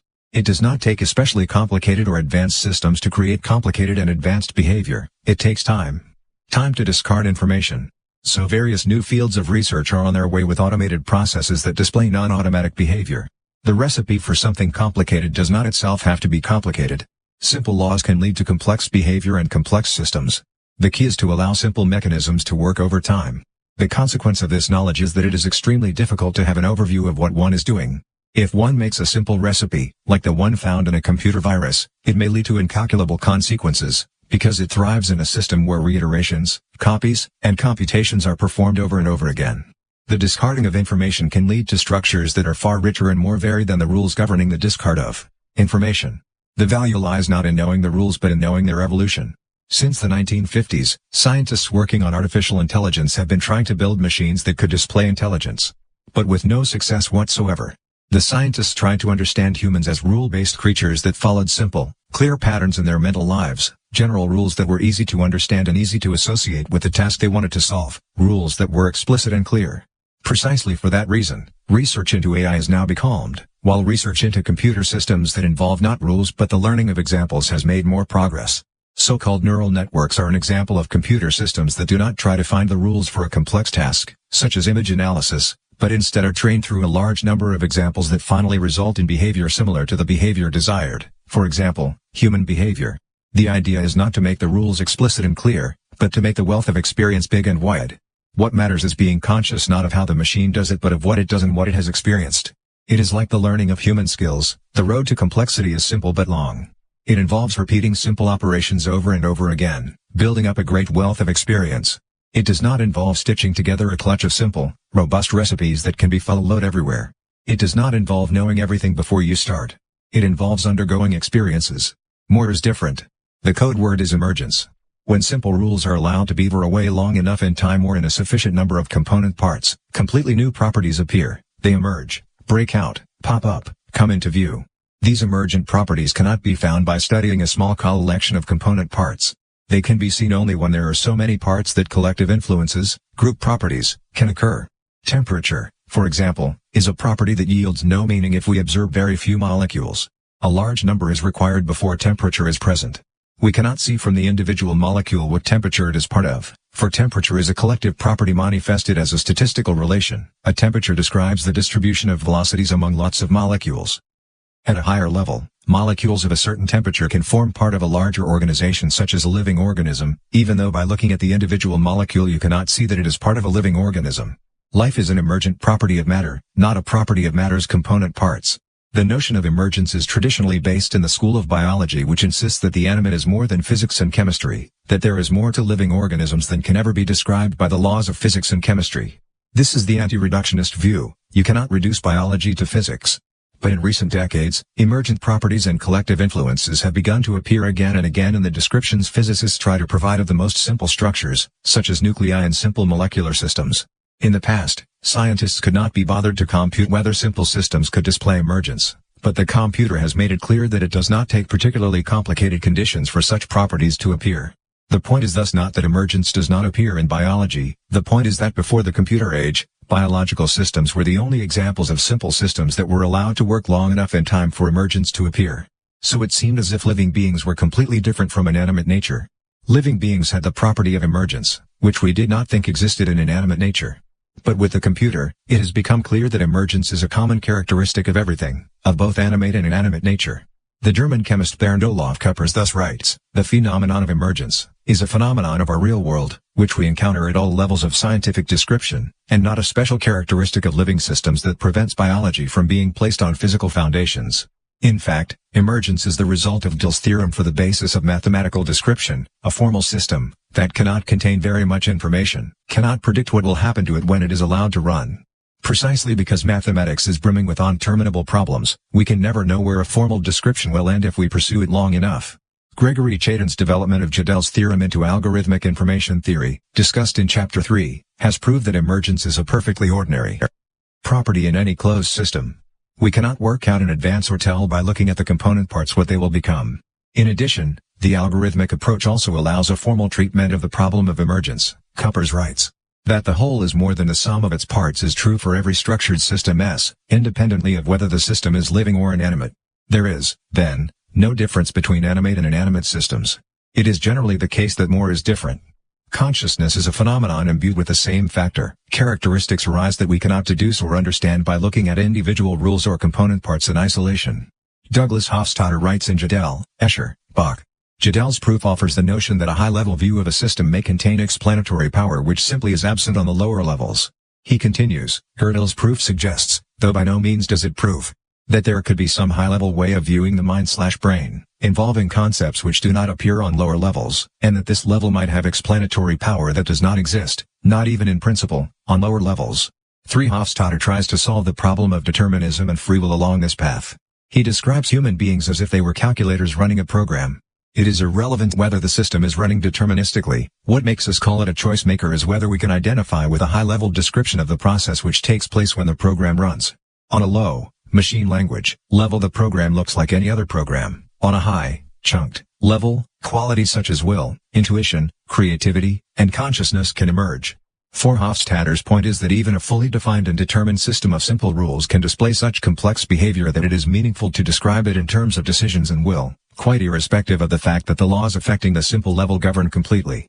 A completely implemented version of a set of simple rules can display properties we cannot find in the rules themselves. The reason we cannot find the properties in the rules is a general condition of the world that is described in Gödel's theorem and Chaitin's extension of it. Precisely because we can never decide whether a computation will halt or not, as Turing proved, we can never know in advance what laws will lead to. In a sense, it is quite irrelevant whether man possesses free will or not. There may well be simple laws that, in the final analysis, determine what we do, laws we can know and the initial conditions of which we can know, enabling us in principle to compute what a human being will do in a given situation. But these laws will most probably be computationally irreducible, so that we can compute these consequences only by having all the information these laws handle. In other words, we have to know everything a person has learned, and undergo all the experiences a person has undergone, before we have enough information to compute what that person will do. Everywhere that person has been, we must have been. Everywhere that person has acted, we must have acted. But in that case we must necessarily be that person ourselves. You can never predict what a person will do, because it would require all the information that person has and has had, but the person does not even have that himself, for most of a human's experiences and operations are non-conscious. Neither the individual nor anybody outside him can know what that individual is destined to do, even though it may be fully determined by laws and initial conditions. Chaos theory has demonstrated a perfectly analogous situation for even the simplest physical systems. According to the theory of deterministic chaos, even fully determined systems are unpredictable. The point is that even if the laws for a system are simple and known, the system is very sensitive to its initial conditions. If we want to know exactly how the weather is going to develop just a few weeks into the future, we must know the current weather situation on Earth in every detail. The reason for this is that most physical systems, apart from textbook cases, have the characteristic that they display chaos. This means that even the teeniest mistake in our knowledge of the initial conditions for the system will grow explosively, indeed, exponentially, in time. In practice, this means that it is quite impossible to know how the phase of the atmosphere will develop a mere few weeks into the future, unless we know the position and speed of every single molecule in the atmosphere with perfect precision. And we shall never know, for practical reasons. The world is unpredictable, not because it does not have laws or that they are not known, but because the world is not known with complete accuracy. And we shall never know it, precisely because we are subjects in this world of ours. We are cognizers without full knowledge. If we want complete knowledge of what is happening to a system, we must be the system itself and undergo its evolution in its own time. We cannot take any shortcuts or compress matters into approximate, manageable models. Only the world knows what it will do, and we are not the world. Thermodynamics describes the world's fundamental character of irreversibility, irrevocability, and inconvertibility in time. For more than 100 years, physicists have wondered how Newton's laws, which are so beautiful and reversible in time, can live side by side with the picture presented by thermodynamics of a messier world imbued with irreversibility and statistics. Dissatisfaction with this discord in physics world picture has led many physicists to object to either thermodynamics or Newtonian laws. The most famous modern representative of the view that there is something wrong with Newton's world picture because it fails to include irreversibility is the Belgian physicist and Nobel laureate Ilya Prigogine. As one of the gurus of the holistic movement, Prigogine is well known for his poetic, captivating philosophy of the necessity of time and irreversibility in the modern cosmography. Prigogine has made huge contributions to the development of thermodynamics, but his philosophy is more respected among laymen than among his colleagues. The reason for this is that he refuses to respect the law that more is different. Prigogine wants irreversibility built in at the microscopic level. Irreversibility is either true on all levels or on none. 5. Prigogine writes in his extensive work Order Out of Chaos, in which he and Isabel Stengers try to formulate a theory that irreversibility is not an effect of our level of description but is true at the microscopic level too. To him, irreversibility is a deficiency in Newton's laws rather than an emergent property that appears when the simple, time-reversible laws work for long enough on sufficiently large systems. Prigogine's view is criticized by both friends and adversaries. Among physicists, there is no particular basis in physical theories for the view that Prigogine succeeded in formulating a theory of microscopic irreversibility. The question is also whether such a theory is required. Perhaps it is precisely the fact that there are different levels at which we can describe the world that is interesting. We lose knowledge of the world when we approach it from one level rather than from another. It is precisely the fact that we want to describe not everything at once, but only whatever it is about the world that interests us, that gives rise to irreversibility. The physicist Rolf Landauer, who is highly critical of Prigogine, has tried to formulate a solution to the problem of irreversibility by insisting that there will always be physical limits to our capacities to carry out calculations. No matter how big a computer we may build, it will always be smaller than the universe.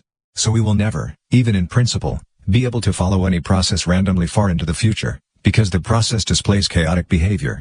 In the final analysis, this chaotic quality the world possesses means that we cannot pursue all molecules randomly far into the future. Even if we had control of the world, we would not continue to have it. Things escape our grasp and do so in an irreversible way. While chaos, by itself, is not a source of unpredictability or irreversibility, it obviously does cause the need for computation to grow very rapidly with elapsed time.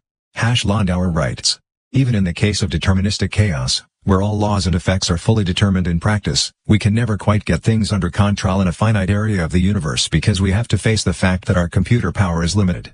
For any limited observer, the world must, then, be imbued with irreversibility, even if the laws for that world are not. Landauer describes his solution as speculative, but his point is clear enough. It is only because we have gotten used to believing that in principle we have infinite computing power available that we believe that deterministic laws must lead to behavior we can understand in practice as reversible. But we do not have all the computer power in the universe at our disposal, and even if we did, we would not be able to compute the future of the world faster than the world itself does. In contrast to this physical situation, mathematics has taught us to think in terms of an unlimited sequence of operations. Landauer writes in an article entitled Information is Physical. 9. And that is an unrealistic situation. Computations are physical processes that take place in a physical universe, where our resources are limited. We cannot grasp the world because more is different, and even more is even more different. In the final analysis, our difficulties in describing the world derive from our trying to compress an infinite universe into a finite description. That cannot be done. Not even if we did as mathematics and the natural sciences do, and claim that in principle our description is infinite. The only way forward is to face the fact that we cannot describe everything as long as we want to be us. Rolf Landauer sees irreversibility as a measure of the fact that we can never keep hold of all the details of the systems we try to describe, and so we must accept that the world is constantly slipping away from us as time passes, getting harder and harder to describe. He concludes his discussion of irreversibility by quoting James Clerk Maxwell, "Dissipated energy is energy which we cannot lay hold of and direct at pleasure, such as the energy of the confused agitation of molecules which we call heat." Now, confusion, like the correlative term order, is not a property of material things in themselves, but only in relation to the mind which perceives them. Landauer does not like the reference to the mind in this passage, which also appeared in the very first chapter of this book. For what matters is not the subjective experience in the mind but the coarse graining that we approach the world with. At our level of description, on the scale at which we describe the world, there is lots of energy present that we cannot exploit. Maxwell's demon taught us that we cannot exploit the enormous kinetic energy to be found in molecular motion in hot matter. This is not a subjective condition in any sense other than the fact that it reveals something about the level at which we describe the world. With our coarse graining, with the size of the holes in our physical fishing net, the energy irrevocably becomes increasingly more difficult to gain access to. Irreversibility is an effect of our possibilities for interaction with the world. even if the rules for this interaction are themselves reversible laws. If we put an ice cube in our drink, it can remember its correct temperature, 0 degrees centigrade. A mixture of ice and water will keep itself at freezing point until there is no more ice, because the hot afternoon keeps trying to create equilibrium by making the drink as warm as the air. Ice, water, and steam. 3 states with different properties, even though all that has changed is the temperature. But as long as there is an ice cube in the glass, the drink remains at a constant temperature. It does not merely react passively to the temperature of the surroundings, it maintains its own. The reason why the drink can remember its temperature is that it contains a mixture of 2 phases of water, its solid phase, ice, and its liquid phase, water. The transition between the 2 phases is known as melting, or freezing, if the transition is in the other direction. These are phase transitions. The other important phase transition for water is evaporation/boiling or condensation/dew. Phase transitions are very important phenomena in the physical world. A system that contains 2 phases can maintain such a mixed phase even when it is far from an equilibrium in which it has the same temperature as its surroundings. The difference between the liquid and the solid phases of water can be explained by the molecular theory of matter. Ice consists of water molecules that maintain their relative positions, while water consists of molecules that can circulate freely among one another, rather like marbles in a bag. The gaseous phase of water, steam, consists of molecules that can circulate among one another with complete freedom. The molecular situation corresponds completely to the way the 3 phases behave on our level. Ice keeps its shape, irrespective of its container. Water takes the shape of the bottom of its container, while steam fills the whole container. The 3 phases of water are an example that more is different. All that happens when we heat water is that the temperature rises and the molecules accelerate. We change one factor, but more suddenly becomes different. Warmer ice melts to water, warmer water evaporates into air. Many of the words we use in everyday language, not least for psychological phenomena, involve such phase transitions: freeze, melt, stiffen, thaw, evaporate, condense. The 2 fundamental movements pop up everywhere in our everyday speech. Things can float, drift, blow, evaporate, let go, thaw, boil, or coagulate, freeze, condense, hold tight, chill out, seal off. Of course, it is not so strange, because the 3 phases of water, solid, liquid, and gaseous, are among the most important experiences we have of the world. And the phenomenon has in recent years proved far more universal than one might think. We propose that the solid and fluid phases of matter, with which we are so familiar from everyday experience, are much more fundamental aspects of nature than we have supposed them to be. Rather than merely being possible phases of matter, they constitute 2 fundamental universality classes of dynamical behavior. Chris Langton writes from Los Alamos in an article on Computation at the Edge of Chaos, an article that encompasses some of the most auspicious research of recent years. 2 degrees. The idea is as simple as it is refreshing. Langton not only conducts research into artificial life but explores the more general theoretical problem of how information handling systems such as living organisms occur spontaneously in nature at all. How can physical systems assume the ability to handle information? How can the ability to compute arise as an emergent property in inanimate systems? In other words, issues that actually form a general version of the question, what is the origin of life? Formulated in relation to how physical systems can acquire the ability to compute, i.e., handle information. This is a very difficult problem. So Langton has translated it into the question, when will simple computer versions of physical systems themselves develop the ability to compute? Specifically, the problem is expressed in a mathematical language known as cellular automata. It uses very simple models in which lots of local units each follow very elementary rules. Picture a chessboard system. The local rule might be that all squares surrounded by 3 black neighboring squares must be white, while all the other squares must remain black. Such simple recipes can lead to astonishingly rich and varied behavior. More than anything else, it was the young physicist Stephen Wolfram's studies of the unpredictable behavior of such cellular automata that made it clear that many of reality's systems are computationally irreducible. Even a very simple recipe for cellular automata can lead to behavior that is quite impossible to predict. By translating his problem into the language of cellular automata, Langton was able to attack it on the computer. What is necessary for cellular automata to develop the ability to handle information and create complexity? Some cellular automata perish very rapidly. Their recipe does not lead to interesting behavior. Others live for a long time and could perhaps continue to infinity. This corresponds exactly to the situation with ordinary calculations on computers. Some arrive quickly at an answer, 2 plus 2 equals 4, others go on forever, 10/3 equals 3.33333333, while still others can be harder to guess at. Turing's halting problem tells us that in general we can never know whether a computation will halt until it halts. Langton's cellular automata display the same 3 possible outcomes. 1. They perish. 2. They continue infinitely. 3. They are on the borderline, and it is hard to tell what will happen. Computations that perish correspond to ice. You get your answer, and that's that. There is total order. The situation is frozen solid, and in the long term it is not especially interesting. Computations that go on forever are like water, everything is kept fluid. There is chaos, lack of clarity. It can be interesting for a while, but in the long term it's rather trivial, because nothing ever comes of it. The really interesting computations are balanced between the frozen and the ever-liquid. We do not know if they will ever come to an end. Such computations often take place on the brink of the solid and the liquid, close to the transition between ice and water. It is therefore in such borderline situations that interesting things happen. An interesting computational process capable of handling information has to be able to do two things: store information and erase information. Unless one can store, one cannot accumulate information. Unless one can erase, one cannot perform computations by composing the information in new ways. A system capable of doing anything interesting must therefore be capable of storing and erasing, remembering and moving, keeping and letting go, freezing and flowing. The system must also permit these processes to occur near each other. Langton's idea was that there were only these two basic forms, freezing and liquid, in any dynamical system that could be emulated by cellular automata. In practice, this means that any physical system will be characterized by one of the two basic forms, solid or liquid. Ultimately, there are only these two basic states or basic phases, and everything of interest takes place on the boundary between them, on the boundary between chaos and order, on the boundary between water and ice, on the boundary between the finite and the infinite computation process. Right where we cannot know whether it all ends or not. Computation may emerge spontaneously and come to dominate the dynamics of physical systems when those systems are at or near a transition between their solid and fluid phases, writes Langton, adding, perhaps the most exciting implication is the possibility that life had its origin in the vicinity of a phase transition. 2. Other researchers, especially James Crutchfield, from Berkeley, California, though critical of Langton's speculation, have come to the same conclusion, using similar methods. It is on the boundary between order and chaos that the really interesting things happen.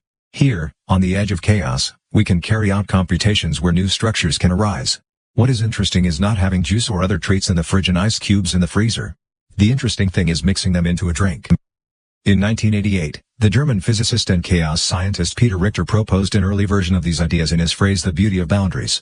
23 By observing computer images of phenomena from chaos theory and fractals, Richter had come to an analysis of where human beings settle on the earth: coasts, rivers, mountain chains, mountain passes. Near boundaries. Near the transition from one element to another. The beauty of boundaries comes about because the boundary between sea and land is where something complicated and interesting takes place. Sea is trivial in the long term, just as land easily becomes so. But when the two principles meet at a coast or the mouth of a river, astonishing things may happen, just as most of life on Earth is to be found at the boundary between sea and air or the boundary between land and air. The same goes for our lives. If we are only in one domain, our lives are not as interesting as they would be if we lived on the boundary between different domains, where more factors tug at us and the result is therefore uncertain. The natural sciences tend to be interested either in order or in chaos, either Newtonian reversibility or thermodynamic irreversibility, either simplicity or confusion. The study of complexity really took shape when Bernardo Huberman and Tad Hogg pointed out in 1986 that the complex is precisely to be found midway between chaos and order. A few years later, Chris Langton, James Crutchfield, and others were able to show that the interesting things happen when and where order meets chaos. Complexity grows on the edge of chaos. In the final analysis, this is why knowing the simple equations and a series of textbook cases is not enough.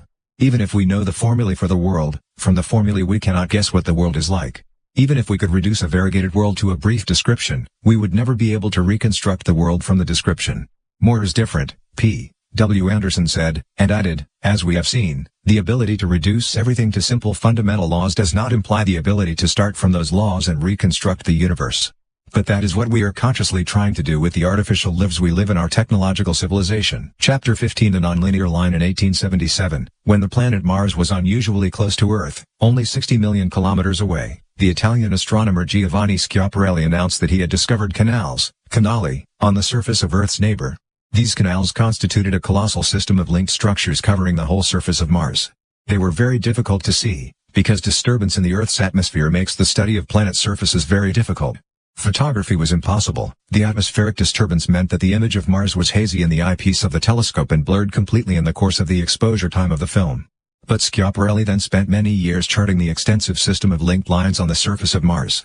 In 1892, when Schiaparelli announced that his fading sight was forcing him to give up his studies, the enormously wealthy American diplomat Percival Lowell decided to build an observatory in an area with unusually little atmospheric disturbance, Flagstaff, Arizona, so that study of the canals could continue. Percival Lowell's studies of the planets proved very important, not least because he launched a search for the ninth and remotest of the planets in the solar system. His search was crowned with success in 1930, when Lowell's successor at the observatory, Clyde Tombaugh, discovered the planet, which was dubbed Pluto, not only because it is the name of the god of Death's dark realm, but also because it started with Lowell's initials.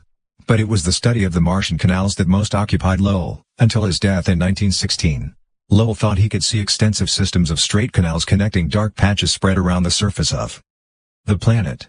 This intricate system of straight lines was thought to constitute a planetary irrigation system, which collected water from the Martian ice caps and carried it to the dry areas closer to the equator.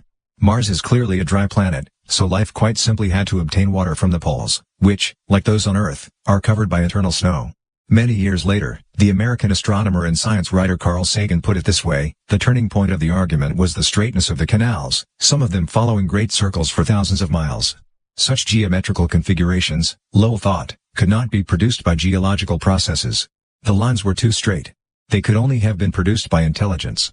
Lowell's conclusion was therefore the controversial one that Mars was not only the home of living creatures but also a completely civilized planet, shaped and regulated so the meager fluid could be spread across the whole globe.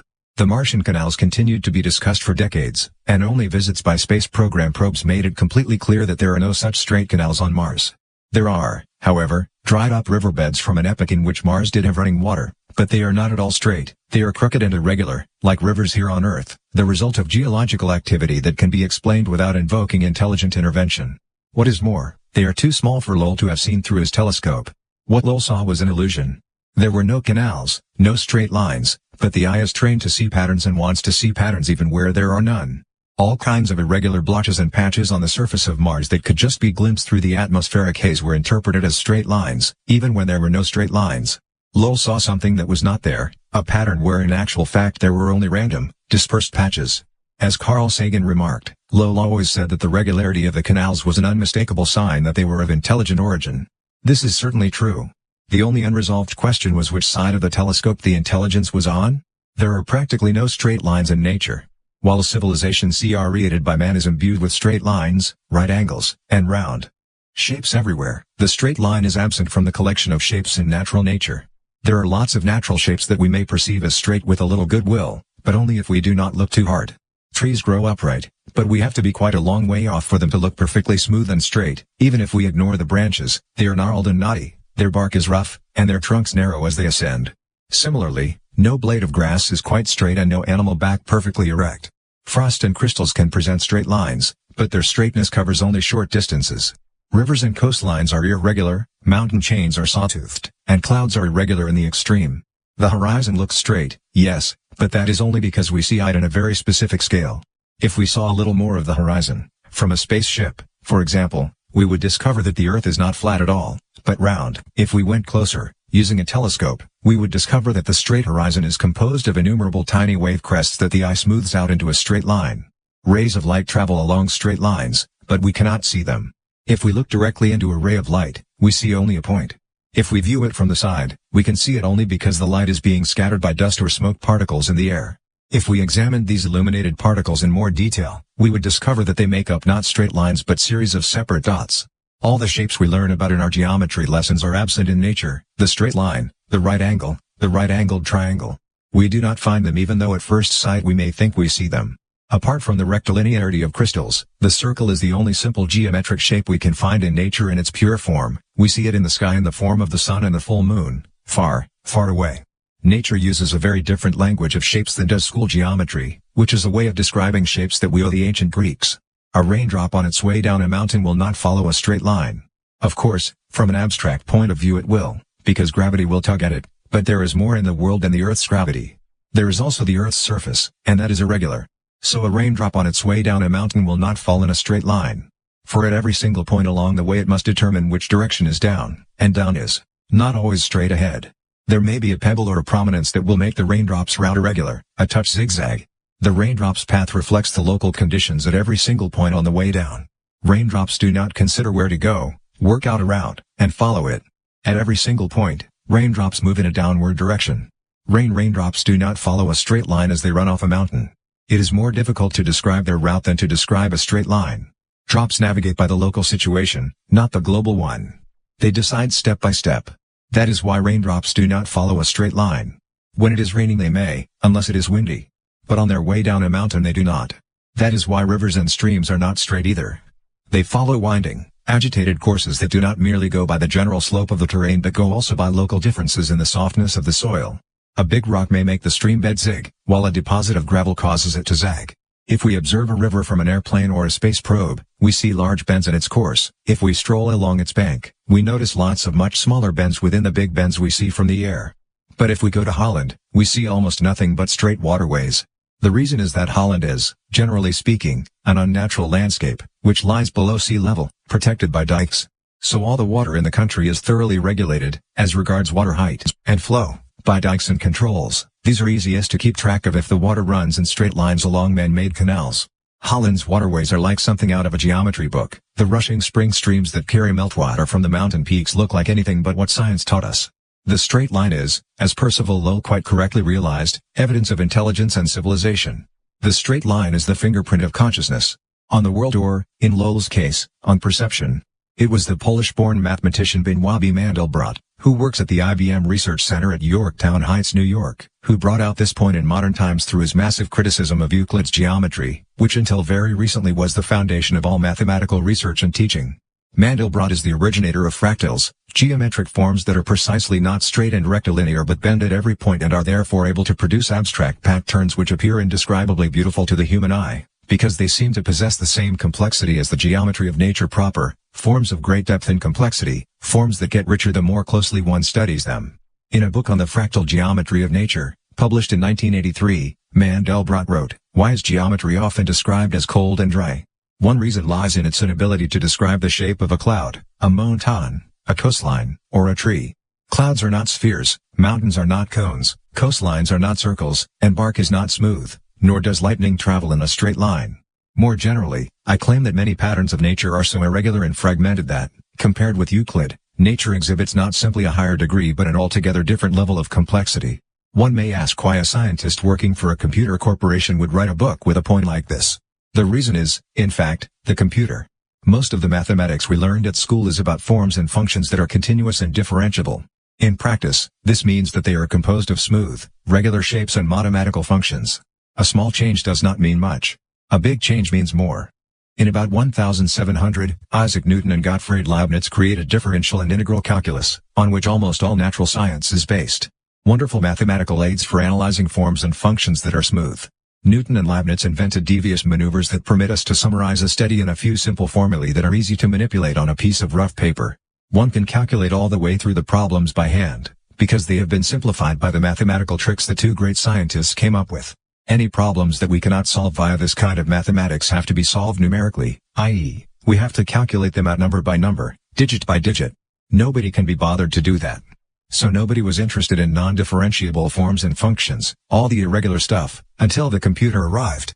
With the computer, it suddenly became possible to calculate all the way through all kinds of problems that could be described by other forms of mathematics than well-behaved differential and integral calculus, that is to say, all the forms that cannot be described through simple geometric figures and all the functions that cannot be described by methods that are easy to calculate to the end.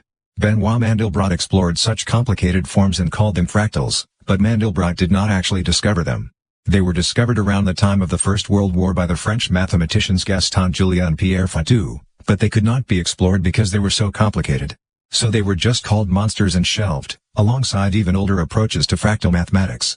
By the 1990s, any child was familiar with their beauty, thanks to the computer, which does not mind calculating its way through the innumerable tiny decisions that have to be made when one builds up a fractal image. The fractals are not based on really complicated mathematics, even though they form highly complex patterns. Many fractals can be defined by extremely simple formulae, repeated again and again in a process known as iteration. One takes a formula and calculates a number by using the formula. Then one takes the result and puts it into the formula again, yielding a new result, which in turn gets put into the formula. The result is an iteration, an endless repetition that leads to highly complex patterns from very simple rules. The secret is the repetition. They are the kinds of repetitions human beings cannot be bothered to perform. But computers do not mind, and nature is also happy to perform them. Many of the recipes in the genes of living creatures, Mandelbrot points out, possess precisely the character of recipes for a process that has to be repeated again and again, so that, for example, one slowly builds up a tree by repeating the same form again and again, inside itself. Take a cauliflower, separate it into florets. They can be divided again into even smaller florets. In the end, they are far smaller than the nail on your little finger. The same basic form, repeated again and again inside itself. Access to computers convinced scientists that linear mathematics could describe only a special case from the world. A very tiny corner. Most of the world has to be described through nonlinear mathematics, i.e., formulae and forms that are not regular and smooth but marked by the fact that the tiniest change can lead to a huge difference, because things bend and break everywhere. The phenomenon of chaos is a nonlinear effect, just as fractals are. In the 1980s, the computer led to the nonlinear revolution in the natural sciences, a revolution that seriously opened our eyes to the fact that our civilization is completely different from nature. When, in 1986, the two German fractal scientists Heinz Otto Peitgen and Peter Richter wrote the foreword to their beautiful and now world-famous landmark book, The Beauty of Fractals, they quoted the Austrian artist Friedensreich Hundertwasser. In 1953 I realized that the straight line leads to the downfall of mankind. But the straight line has become an absolute tyranny. The straight line is something cowardly drawn with a ruler, without thought or feeling. It is the line which does not exist in nature. And that line is the rotten foundation of our doomed civilization. Even if there are places where it is recognized that this line is rapidly leading to perdition, its course continues to be plotted. Any design undertaken with the straight line will be stillborn. Today we are witnessing the triumph of rationalist know-how, and yet, at the same time, we find ourselves confronted with emptiness. An aesthetic void, a desert of uniformity, criminal sterility, loss of creative power. Even creativity is prefabricated. We have become impotent. We are no longer able to create. That is our real illiteracy. 4. But what is the problem of living in a civilization based on the straight line? That it contains very little information. There is almost nothing to sense. A raindrop's path down a mountain is very difficult to describe. There are all kinds of detours that require detailed explanations. A length of string stretched between the starting point and the destination of the raindrop is in principle far easier to describe. It is enough to specify the 2 points at which the string is attached, and that it is taut. Then you have said all there is to say about that line. A straight line does not require much information before it is settled. However, a nonlinear line that bends and turns requires a great deal of information before it is described. It is very easy to describe a modern concrete apartment tower, compared to an old-fashioned house where artisans laid the bricks one by one, not to mention a completely old-fashioned thatched cottage. Linear civilization is easy to describe and thus easy to predict. There is far less information in a beautifully smooth highway than in a cobbled alley. When we asphalt a town square, we discard the information from the terrain that used to be there, and make it easier to describe that particular area of the Earth's surface than it was before we flattened it. Civilization is about attaining predictability, and predictability is the opposite of information, because information is a measure of the surprise value of a message, the astoundment it unleashes. There's a hole in the road, we say, and this is useful information to the traveler. There is information in the statement, precisely because it is a road and not just a potholed strip of land. Civilization keeps information out of our lives, information about the terrain we are passing through, information about precipitation while we sleep, information about air temperature fluctuations throughout the day, information about the bacteria content of the water before treatment, information about the form of the wood our floor is covered in, information about what we spilled on the floor before we did the cleaning. We straighten and clean in order to avoid knowing what the world is like. A good thing too. If we want to ride our bikes, it is a good thing the road is smooth. If we want to sleep, it is a good thing we can keep the rain out. If we want to avoid diarrhea, it is a good thing the water has been treated. If we want to dance, it is a good thing the floor is level. If we want to get on with life, it is a good thing to tidy up. Yet there's a limit. Linear civilization is very boring to look at. Its cities easily become sterile, empty settings, which do not supply the eye with any experiences or the mind with any relief. So we go on holiday, to places overgrown by nature, and enjoy chopping firewood and wielding the sickle. We love spending a whole day simply ensuring the sustenance of life and the refreshment of the body. We enjoy being forced to receive information about just how many biting insects nature actually has to offer. But meanwhile we cannot work. At any rate, not in the contemporary sense of the word. Civilization is about removing information about our surroundings, discarding information about nature so our senses are not burdened with all that information and our consciousness can concentrate on other matters. We cut away loads of information from our surroundings in order to devote ourselves to the inner lives inside our heads and in society. The relationship between human beings and their inner lives becomes more important and takes up more room in our awareness, precisely because we do not have to spend all our time thinking about the weather. Instead we can think about one another. Technology is about making things predictable and repeatable so we do not need to devote so much time and attention to them. Oil furnaces are fueled with something that requires much less attention than if we all had to go out and chop firewood. The fridge has turned obtaining and storing food into a chore that requires much less attention. The road network and our bicycles make reaching a distant point much more predictable and much quicker. Technology aims to make perception and attention superfluous, allowing us to perceive and attend to something other than the things we use technology to help us with. But technology is therefore dull too. In itself, it aims to remove us from the process we are carrying out, to make our attention superfluous by removing the need to crunch a quantity of information. A typewriter or a typesetting machine removes information from the process of writing. There is far more information in handwriting's agitated characters that reveal the writer's state of mind than in the predefined characters of a computer. A telephone conversation contains far less information than a conversation face-to-face, but more than a letter. A handwritten letter contains more information than the same letter produced on a typewriter or word processor. Civilization removes naturally grown information from our lives to leave room for other information, work, private lives, culture, television, entertainment. We do not constantly need to use our entire sensory apparatus on rain and snakes. Instead we can talk to each other. Our surroundings become so little of a burden to us that we can certainly allow ourselves to relocate consciousness half a second behind reality so we can talk about it. When we are bored by technology, in a sense we are bored by our own perception of the world. Technology can be defined as objectified simulations. Our experience of the world is based on the sense-simulate experience sequence, as discussed earlier. We form a hypothesis about what we are sensing. We simulate the surroundings that are filling us with sensory data. Only then do we experience this simulation. We do not see the spectrum of electromagnetic waves. We see a red fire engine. Our brain apprehends something that resembles what it has already experienced. This simulation is normally not at all conscious, but science is about making the rules for this simulation explicit and conscious. Science summarizes the part of our simulation of the world that we can talk to each other about because we can express it unambiguously. When we know the way we simulate something, we can reconstruct it. We can build another one, because we know the principles behind it. We can simulate it in our minds and convert this simulation into an object the principles of which we understand. We can objectify our simulation. We know the principles of flight, so we can build a flying machine. Actually, in practice it is more the other way around. We start building a flying machine, but cannot. Then we look at the birds and everything we know about the air, and a few hundred years later we build a flying machine. The problem is then that we simulate the world as if it consisted of straight lines and other tidy shapes. All our terms for describing the world are linear and tidy, so all we can build are things that are linear and tidy. This perception is ingrained right down into our nervous system. The straight line is built into the functions of our nerve cells. We therefore build a linear world when we objectify our understanding of the world in the form of technology. Our concepts are linear, and often in ways we do not even realize. Tilda, how long is the coast of Britain? Benoit Mandelbrot asked in the first article in which he mentioned fractals, a revolutionary treatise in science in 1967. The point was the simple one that the length of a coastline is not a well-defined term, even though we all learned at school how long various coastlines and rivers are. The Danish coastline, for example, is said to be 7,474 kilometers long. Section, but strictly speaking, this is nonsense. Because it all depends on how many of the little curves in the coastline you include. If you take an aerial photograph of Denmark, you can see a certain degree of detail and measure how long the coast is. But if you walk along the coastline, you will see more small curves inside the bigger curves, and this means that the coastline gets longer the more details you include. So when we say that the coastline is 7,474 kilometers long, we do so because we have tacitly defined a particular yardstick, a particular degree of coarseness that we use to see how long various coastlines are. But strictly speaking, every coastline is infinitely long. The more details we include, the longer the coastline, until we could start going around every single grain of sand. Similarly, rivers are infinitely long if we count all the tiny bends. But of course the Nile is still longer than the Udina at any given scale. We can pose the problem in another way. If we have a stretch of coastline between two piers 167 meters apart, how long is that stretch? In principle, there is an endless piece of coastline between the two piers. But if we skip all the tiny curves along the coast, it assumes a well-defined length. If we just draw the line of sight between the two piers, skipping all the irregular details, the coastline becomes just 167 meters long.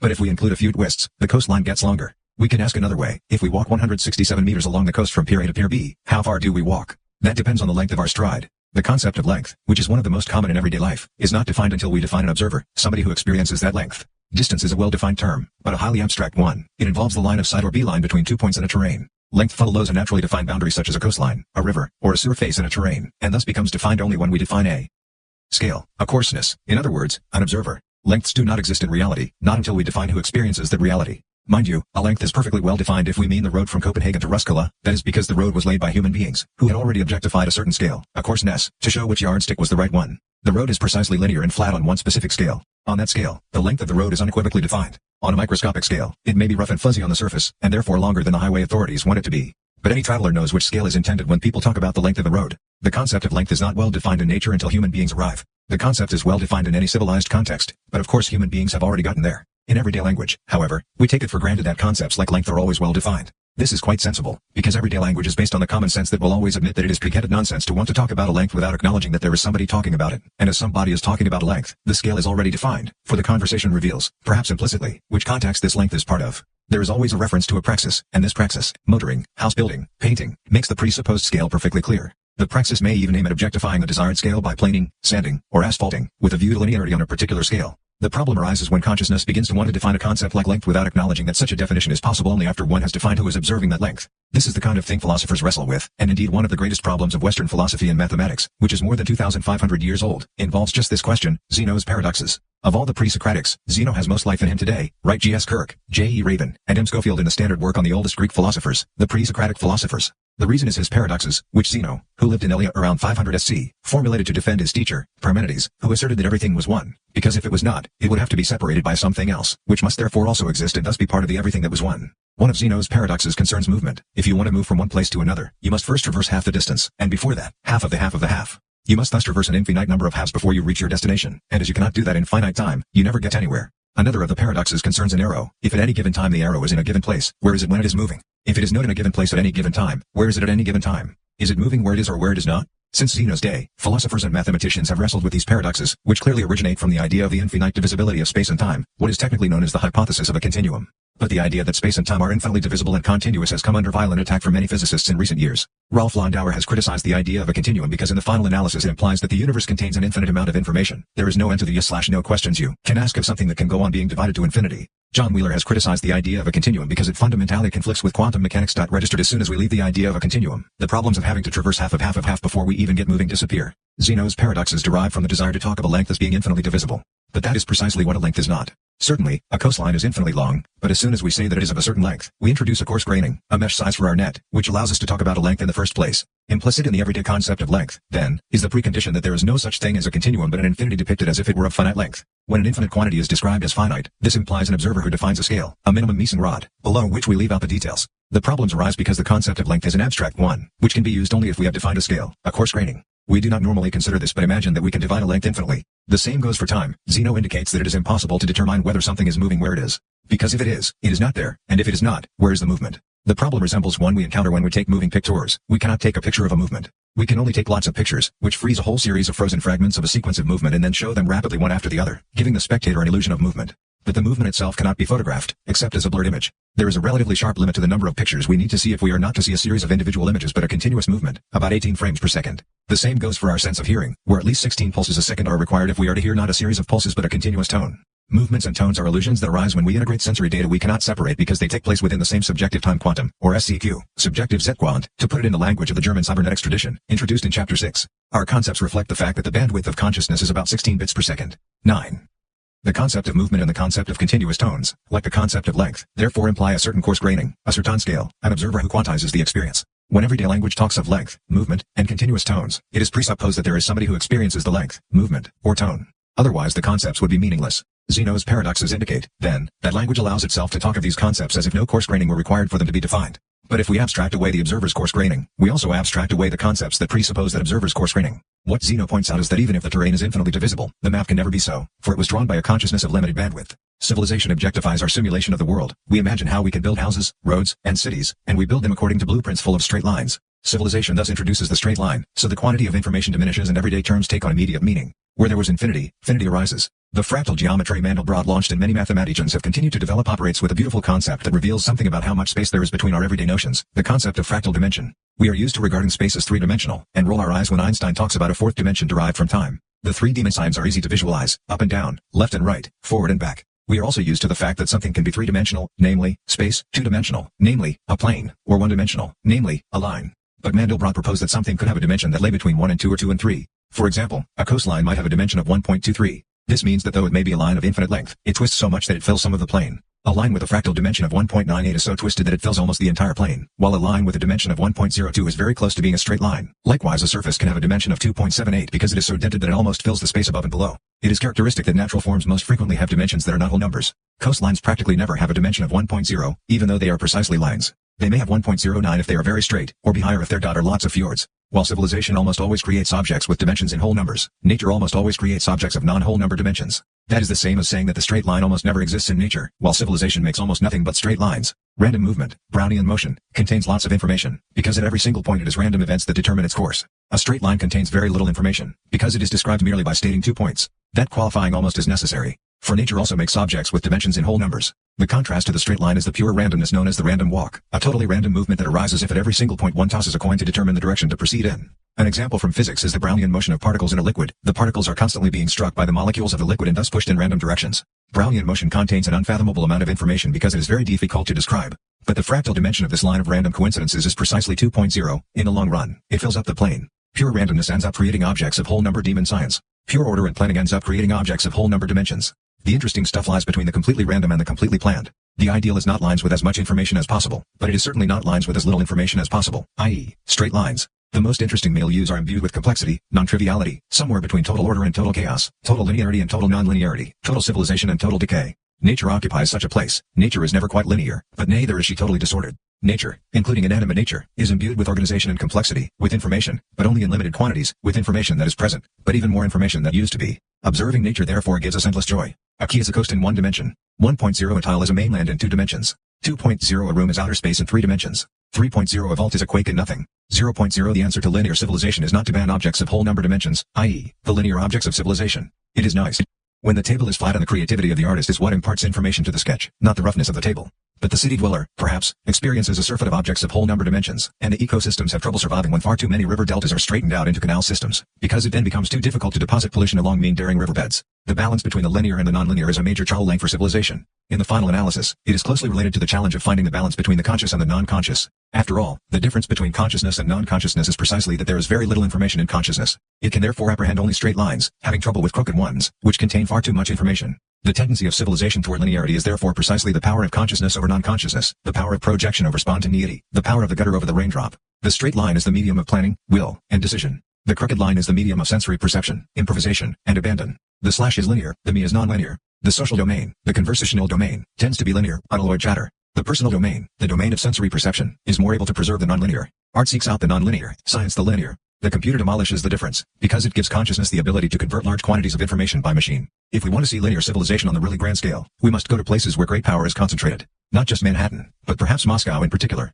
The now collapsed communism of the planned economy created a civilization with an utterly inconceivable number of straight lines in the form of vast boulevards and apartment blocks, which look like an architect stream from the air but are devoid of habitability. The absurd illusions of grandeur in Stalinist architecture are a measure of consciousness's unopposed imposition of drawing board designs. Ultimately, an absurdity inherent in the very notion of the planned economy is that a central consciousness can know how many shoes are required on the other side of a continent. The problem of communism is that where the decisions are made, there is not enough information about the situation in society. The same problem arises in the very large capitalist monopolies, where market domination is so great that no real feedback comes from consumers, because the price mechanism has been disabled. The market mechanism is the only known mechanism for creating feedback from consumer to producer in industrialized society. In pre-industrial economies, social units were so small and production so simple that individuals could agree on how production should be arranged, even though as a rule it ended with a king or a great landowner deciding everything. During industrialism, communities have become so integrated that it is no longer possible for a single subject to monitor all of society's needs. But through supply and demand, the market mechanism ensures a flow of information from society about the needs out there, so that the people in charge of the means of production know something about the market. The individual consumer in the marketplace makes a yes/no det sign. Do I want that ware at that price or not? The consumer does not decide what she would like. There is not full awareness of a need. There is only a decision in relation to a particular product at a particular price. The planned economy presupposes that in principle people can formulate their needs consciously. I want this and that, and I am prepared to pay so much for it. So I will vote for this person or that person, who will then ensure that the decision to produce what I want is made. Communism with a planned economy presupposes that society can formulate its needs. The market economy presupposes only that consumers can choose among various options with which they are presented. For a planned economy to work, people must be transparently conscious and know what they want. This is not realistic. For a market economy to function as a need fulfiller, man would have to be autonomously self-managing and able to say no to anything he did not want. This is not realistic either. But it is less unrealistic than the idea that people can actively formulate and table their needs and thus facilitate central planning. The collapse of communism is a manifestation of the low bandwidth of the social domain, the low capacity of language compared to the actual wealth of information in our needs. Feedback from society to the planners cannot take place efficiently enough over the conscious linguistic bandwidth. Supply and demand are better at returning this information. This is ironic, for the whole idea of socialism is that barter and the market economy discard too much information.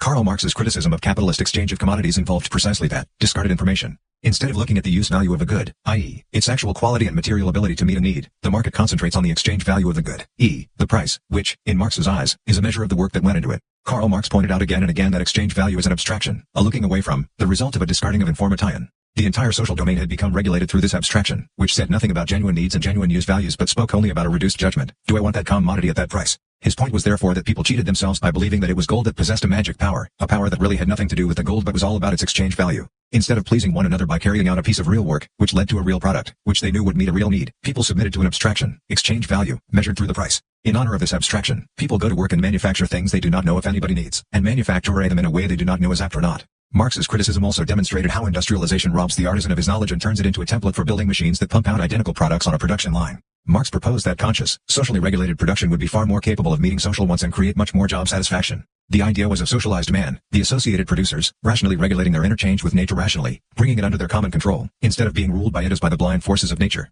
The collapse of communism has demonstrated that there is no alternative to the market mechanism when it comes to the feedback of information from society to the powers that control the means of production. The market alone has proved effective at communicating whether a product meets a need. The conscious conversation cannot communicate sufficient information in a reliable fashion. It is ironic, because Marx's criticism was precisely that too much information about needs was discarded when goods were produced for a market. It is no coincidence that Karl Marx's criticism of the capitalist economy was rooted in a suggestion that too much information was being discarded. Marx's entire work is based on Hegel's philosophy, which is concerned, by and large, precisely with the discarding of information. Hegel stressed the importance of dialectic in contrast to classical logic. Dialectic is a method of logical discourse which emphasizes that entities are defined through a conflict of opposites, and one must think in opposites in order to understand things. Where classical Aristotelian logic is based on black and white opposites, dialectic stresses that one always loses knowledge when one thinks in abstract concepts. One must necessarily discard information when one creates a concept. If we say that a person is a bank clerk, there is a great deal that we do not say but which would be just as true of that person: gender, religion, hobbies, marital status, political observance, cosmic interests, upbringing, etc. So dialectics stresses the conflict of opposites. If we bring out one aspect, the other will appear, in the form of secret associations and inner contradictions.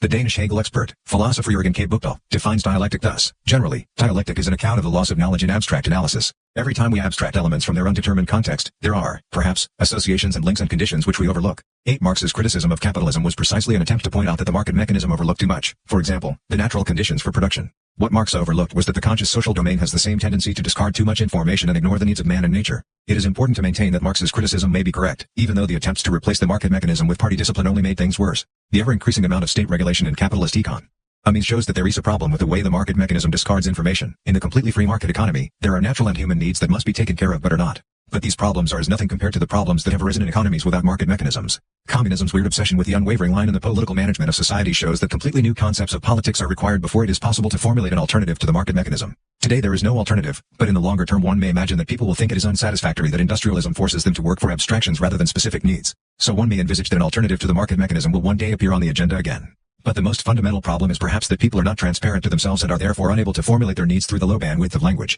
Information society is at the door and promises to alleviate many of the pains capitalism has inflicted on man: unhealthy work processes, repetitive strain injuries, and environmental destruction. But information society presents another danger: a lack of information. For just as there is far too little information in a linear city, there is far too little information in information society, a society where most people's jobs are performed body, mind, and soul via the low bandwidth of language. Granted, many people are already complaining that information society means far too much information. But the opposite is true. Where man is equipped to manage millions of bits per second in a meaningful way, he now processes only a few bits a second from the computer monitor. The sensuality of material processing has been stripped from the work process, and consciousness must make do with very few bits per second for nourishment. It is like fast food: there is almost nothing to digest, no bones and fiber to discard during and afterward. Where artisans in the past used to possess vast tacit knowledge of materials and processes and crops, they now have to relate to consciously designed technical solutions presented via computer monitor. The computer has an enormous ability to handle information, which has enabled scientists to study complexity. But it also has the ability to present its user with very little information. In its user interface, it makes use mainly of the bandwidth of language. Information society can seem stressful because it contains not too much information but too little. So in information society, people have to excite colossal amounts of information in order to do their jobs. Meaning has to be read into a few numbers on a computer monitor.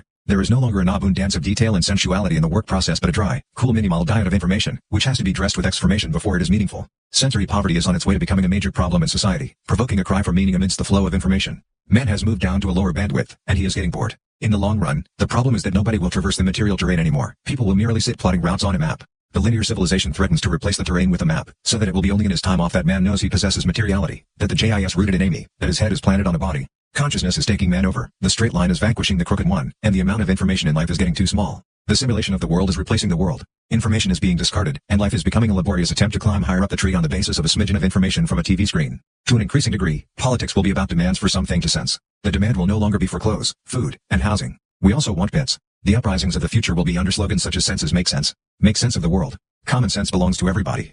Out of the boredom of artificial civilized life, new technologies are being introduced under the banner of virtual reality. One simply replaces the experience of 11 million bits a second from a beautiful forest with a corresponding 11 million bits a second from the same forest, or from the inside of a lobster pot, so we can feel what it is like to be a lobster. A TV over our eyes, headphones on our ears, and sensory gloves on our hands, and in the long run our whole bodies. We are in virtual reality, getting the bits we lack from the real, artificially created reality. We are even being offered virtual sex, guaranteed free of HIV and any other differentness. The author of Alice in Wonderland, the mathematician Lewis Carroll, predicted this development 100 years ago when he wrote the story of Sylvie and Bruno concluded. At one point, the narrator meets a figure by the name of Meinherr, with whom he exchanges the following remarks. Meinherr looked so thoroughly bewildered that I thought it best to change the subject. What a useful thing a pocket map is, I remarked. That's another thing we've learned from your nation, said Meinherr, map making. But we've carried it much further than you. What do you consider the largest map that would be really useful? About 6 inches to the mile. Only 6 inches, exclaimed Meinherr. We very soon got to 6 yards to the mile. Then we tried 100 yards to the mile. And then came the grandest idea of all. We actually made a map of the country, on the scale of a mile to the mile. Have you used it much? I inquired. It has never been spread out, yet, said Meinherr. The farmers objected. They said it would cover the whole country, and shut out the sunlight.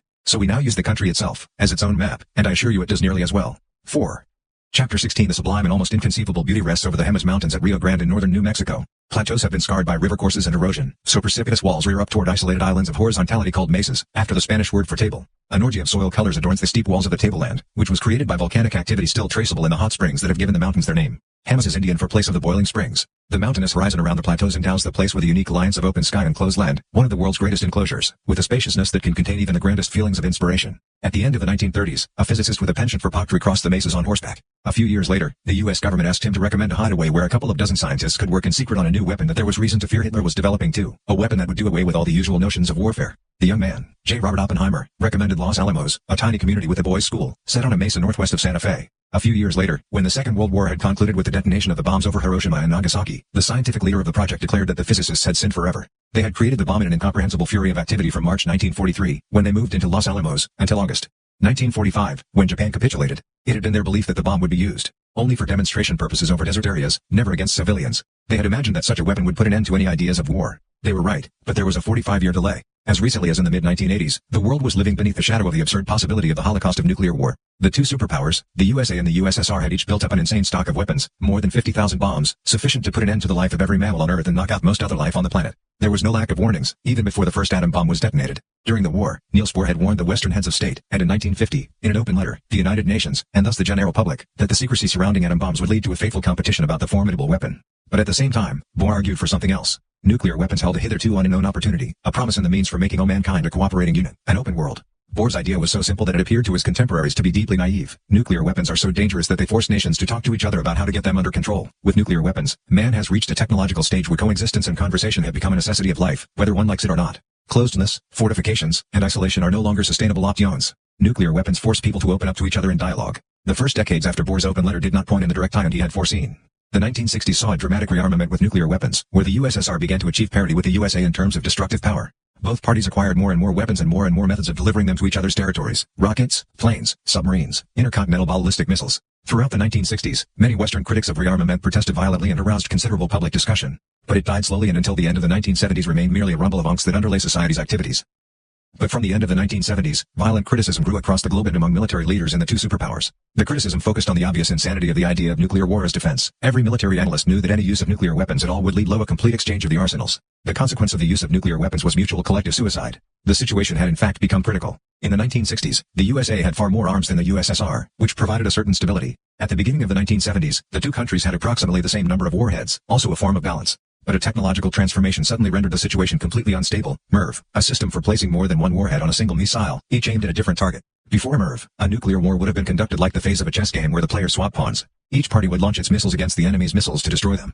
Each missile would use its payload to destroy one of the enemy's missiles and its payload. The atom bomb would be used to destroy the opposition's atom bombs on a one-to-one basis. This kind of pawn exchange meant that there was no real advantage in using one's nuclear weapons before the opposition did so. The situation, however absurd it may seem, was fundamentally stable. A first strike did not pay. But MIRV changed the picture. With MIRV, multiple individually targeted re-entry vehicles, once the missile approached the enemy it dispatched each warhead to its own target. This changed the game completely. If each missile carried 10 warheads, each capable of hitting one of the enemy's missiles, there was a major advantage in striking first. One missile takes out 10 enemy missiles, each carrying 10 warheads. Just one of your missiles can destroy 100 of the enemy's warheads. As soon as you had a well-founded suspicion that the enemy was going to use his weapons, you had better launch your own missiles to prevent him from launching his arsenal. For once he did so, you would not have many missiles of your own left. MIRV rendered the nuclear balance of power unstable. Even military leaders of the highest rank began to be really afraid, on both sides. Dramatic popular and political attention flared up through the first half of the 1980s, and after the middle of the decade, the situation suddenly changed drastically. Both superpowers showed an interest not only in stopping the arms race but also in genuine disarmament. The security of a superpower was suddenly inversely proportional to the number of nuclear weapons on the ground, for they were merely inducements to an enemy first strike. In 1985, when the University of Copenhagen invited a large number of the world's worried nuclear weapons experts to a conference in connection with the 100th anniversary of the birth of Niels Bohr, there was very great concern among the scientists. Just 4 years later, when the same university invited the same participants to continue the debate, the mood had been transformed fundamentally. Optimism and relief ran through the otherwise professionally concerned scientists. This total change of mood occurred not just because the superpowers had begun to talk seriously about disarmament. Primarily, the world realized that nuclear war was not a sensible military option. It had become clear that nuclear weapons simply cannot be used for defense. The peculiar thing about this development is how people reacted to it. In the early 1980s, the threat of nuclear war was in the foreground of most people's consciousness. Almost everyone expressed views on the problem, through discussions or activities. Some thought that nuclear weapons were necessary to defend the West/the East, others believed they were absurd and a problem in themselves. But nobody was neutral or untouched. Today it is as if the problem has disappeared. The weapons are mostly all still there, but there is practically nobody who imagines they will ever be employed in full-scale nuclear war, though there is fear of their use in local conflicts in the Third World. The situation is radically different from a decade ago. What has happened? Few people have learned all the details of MIRV. There are actually very few treaties and pieces of legislation resulting in the scrapping of weapons. Few weapons have actually been physically scrapped. But the mood is totally transformed. So transformed that it no longer appears on the political agenda, nor does it dominate discussion in the social sciences. Considering that nuclear weapons were, with Good reason, regarded a decade ago as humanity's greatest problem but are forgotten today. One must ask why nobody discusses just why they have been forgotten. Of course, one can claim that it is simply because the enemy has disappeared. The collapse of world communism and the upheavals in Eastern Europe have led to the end of the Cold War. Capitalism has won, as they say. But as yet no situation has become established that is markedly stable. The army of the former USSR is strongly opposed to what is happening in the now dissolved superpower, and it still has inconceivable stocks of nuclear weapons at its disposal. In fact, the breakup of the Eastern Bloc is more the result of the reduced tension in the nuclear arms field than a contributing factor to it. The end of the mutual paranoia preceded a thaw. The security advantages of scrapping one's arsenal were emphasized by the late peace specialist Anders Bozerup, for example, before Gorbachev arrived and unleashed the dissolution of the Eastern Bloc. For what has happened is perhaps precisely what Niels Bohr dreamed about. The nuclear menace became so imminent and ominous that it forced the two superpowers to talk to each other, and when they began to do so, their leaders and their peoples, who became acquainted in various ways, realized that the others were not so hostile after all. People began to understand each other's concerns and troubles, and realize the rather comical situation they were both in. Just like two people who, having gotten off on the wrong foot, feel hatred or fear for each other. When they meet and have a good talk, all their paranoia and all the ghosts vanish like dew before the sun. Nuclear weapons were created to defend the national state and defend the borders between peoples, but precisely because these weapons are so destructive, they are breaking down the closedness and national states they were created to defend. Nuclear weapons were made to defend closedness but have led to openness. Nuclear weapons have utterly transcended the horizon within which they were created, the horizon of the national state. They have shown the world that national states are meaningless when weapons of ultimate destruction are available. Nuclear weapons are an example of the way science and technology can transcend their own horizon of origin and lead to precisely the opposite of what they were intended for when they were created. Other technologies, too, have transcended their horizon of origin. For example, the technology for conquering space led to the understanding of the life on our planet, and the technology for carrying out computations led to the knowledge that we cannot compute everything. The history of nuclear weapons is an example of what one might call emergent politics. A transformation has taken place without anybody really noticing or any legislation passing through a parliament. In the early 1980s, everyone was concerned by the problem of nuclear weapons, and practically everybody did something about it. Not many of us felt we were doing enough, but almost all of us did something, warned the children, went to meetings, supported movements, discussed it during the lunch hour, read a book about it, or asked about it at the sports club. Everybody did something that appeared completely insubstantial, indifferent, and insignificant, and was certainly not the reason why the problem suddenly began to thaw out and give way to our efforts. But perhaps that was the reason. Perhaps it was precisely because an incredible number of people took up the issue at once, and all in their own way tried to do something, that an enormous phase transition suddenly took place and everybody suddenly saw that nuclear weapons are pretty odd things, which make no military sense. Perhaps it was simply because enough individuals did what they could to improve the situation that the situation became improved. Even though we cannot trace the causal chain and identify the links, perhaps it was the sum of incomprehensibly many tiny actions that made the difference. Many tiny activities in the right direction led to an enormous emergent transformation. Suddenly we all dared to believe that nuclear war was unthinkable. And it became so. The above is naive. Very naive. But not necessarily wrong. There is a very long tradition in the social sciences of understanding changes and structures in society through concepts of collective behavior, laws and developments that gain sway behind the individual's back, circumventing or even spiting our conscious perception of what we are up to. Especially, but not exclusively, the Marxist tradition has emphasized that man's consciousness of what he does as part of society is not reliable. The effect of our actions can be quite different from what we believe. We can have a false consciousness about what we do. The individual conscious experience is not necessarily the valid one. This means that it is not necessarily acts of parliament or ballots that determine the path of developments. Rather, they seem like tardy rationalizations of what has already taken place. The most important changes in society occur as emergent effects of actions the original intentions of which were not their final results. Society can change overnight, not due to violent revolutions but due to the effect of accumulated trifles. By and large, people cannot supervise what they do. What is the consequence of this naive view? That we should leave well enough alone and forget all the conscious attempts to influence the development of society? Lean back and wail like babies in the expectation that some kind of emergent effect will surely occur to solve the problem in ways we cannot foresee? Definitely not, not at all, precisely not. Even if we assume that just as, in the naive analysis above, the nuclear weapon problem disappeared due to a sudden emergent transformation, this does not mean it could have happened without an abundance of tiny events. Niels Bohr's point was not that we should sit with our hands in our laps. His point was that the talks between nations forced on them by nuclear weapons would themselves pave the way for an open world. The disappearance of the nuclear weapon problem does not make single one of those pamphlets, mass meetings, discussions at work, and dialogues between peace activists and military leaders redundant. On the contrary, the emergent change was precisely the result of a whole army of parents discussing the problem at nursery school, of politicians changing their minds, of proponents of nuclear weapons entering into dialogue, of the horrors of nuclear war being depicted in works of art, and of scientists computing the impossibility of treating the casualties. Emergent politics does not consist of leaving well enough alone. It consists of acting according to one's convictions even when doing so seems completely useless. Emergent politics consists of doing something one is completely convinced is good for oneself and the people one knows, even if it seems naive. Emergent politics is an acceptance of naivete, not an acceptance of passiveness. Emergent politics consists of doing what one feels is right there on the spot, and of changing if necessary. It is an acceptance that the most important thing one can do is to do something, to act and change in a way that is good as far as one can tell. It is an acceptance, too, of the fact that because people know far more about each other than their consciousness knows, and because people do far more to each other than their consciousness knows about, it is not enough to decide on the right point of view and then convey it via the low bandwidth of language. One must simply do something that one believes is right to the depths of one's organism. Because the effects are greater than we are conscious of. Consciousness must not direct our actions in the sense that we should do only what we realize consciously, and on-reflection is the most appropriate thing. We should do what our gut feeling tells us. We must take our own lives seriously, and thereby everybody else's. We must have the courage to believe that life is greater than we know. As Niels Bohr did, we must have the courage to say naive things, do naive things, persistently and amicably over the decades, simply because we believe they are right and feel they are right and are conscious that they are right. Then we are entitled to believe that we are doing our best. After all, we can do no more than that. The touching naivete of these views can be defended in only one way, by the question, how else can we explain that the nuclear weapons problem disappeared, that a whole world became aware of environmental problems at the end of the 1980s, that the populations of the wealthy nations are slowly realizing the necessity of solidarity with the poor ones? How else can we explain that we are still here?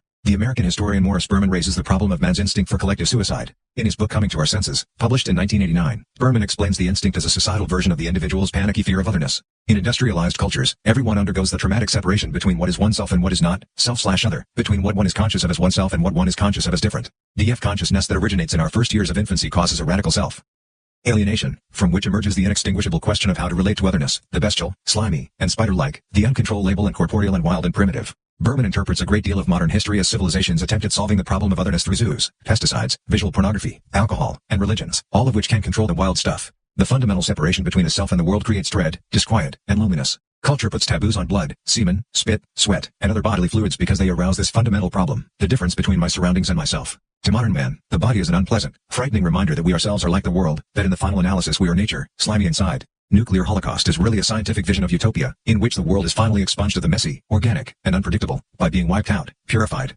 Suicide, whether on the political, environmental, or personal level, is the ultimate, and most effective, solution to the problem of otherness, Berman writes. Examples include not only nuclear war but extermination of the Jews, homosexuals, and other minorities by the Nazis, the way modern households exterminate spiders and tame wild animals as pets. Berman continues, we shall solve it all, destroy any vestige of wild, disorganized other entirely, so that self now reigns supreme in a pure, dead and totally predictable world. 5 Morris Berman's words seem strangely obsolescent, even though they are only a decade old. Oddly enough, the panicky dread and the feeling of imminent doom have vanished. Since nuclear war according to Berman is an attempt to solve the fundamental impotence of consciousness vis-à-vis both the world without and that within oneself, we may ask what it means that the danger of nuclear war has passed and the environmental crisis is something people are beginning to dare to face up to. Does it mean that our relationship to ourselves has in fact fundamentally changed? That a fundamental shift has occurred in man's balance between conscious and non-conscious in recent years? My thoughts turned to the hot springs of the Hemis Mountains when the Siberian fishermen refused to sail out into the fog on open Lake Baikal. We changed course and camped for the night on a tiny beach beside the mighty central Siberian Lake, which is the size of an ocean and contains 23% of all the planet's fresh water. Local biologists and environmentalists had invited Western theater people, musicians, and researchers to an environmental and cultural festival to draw attention to the pollution problems afflicting Lake Baikal.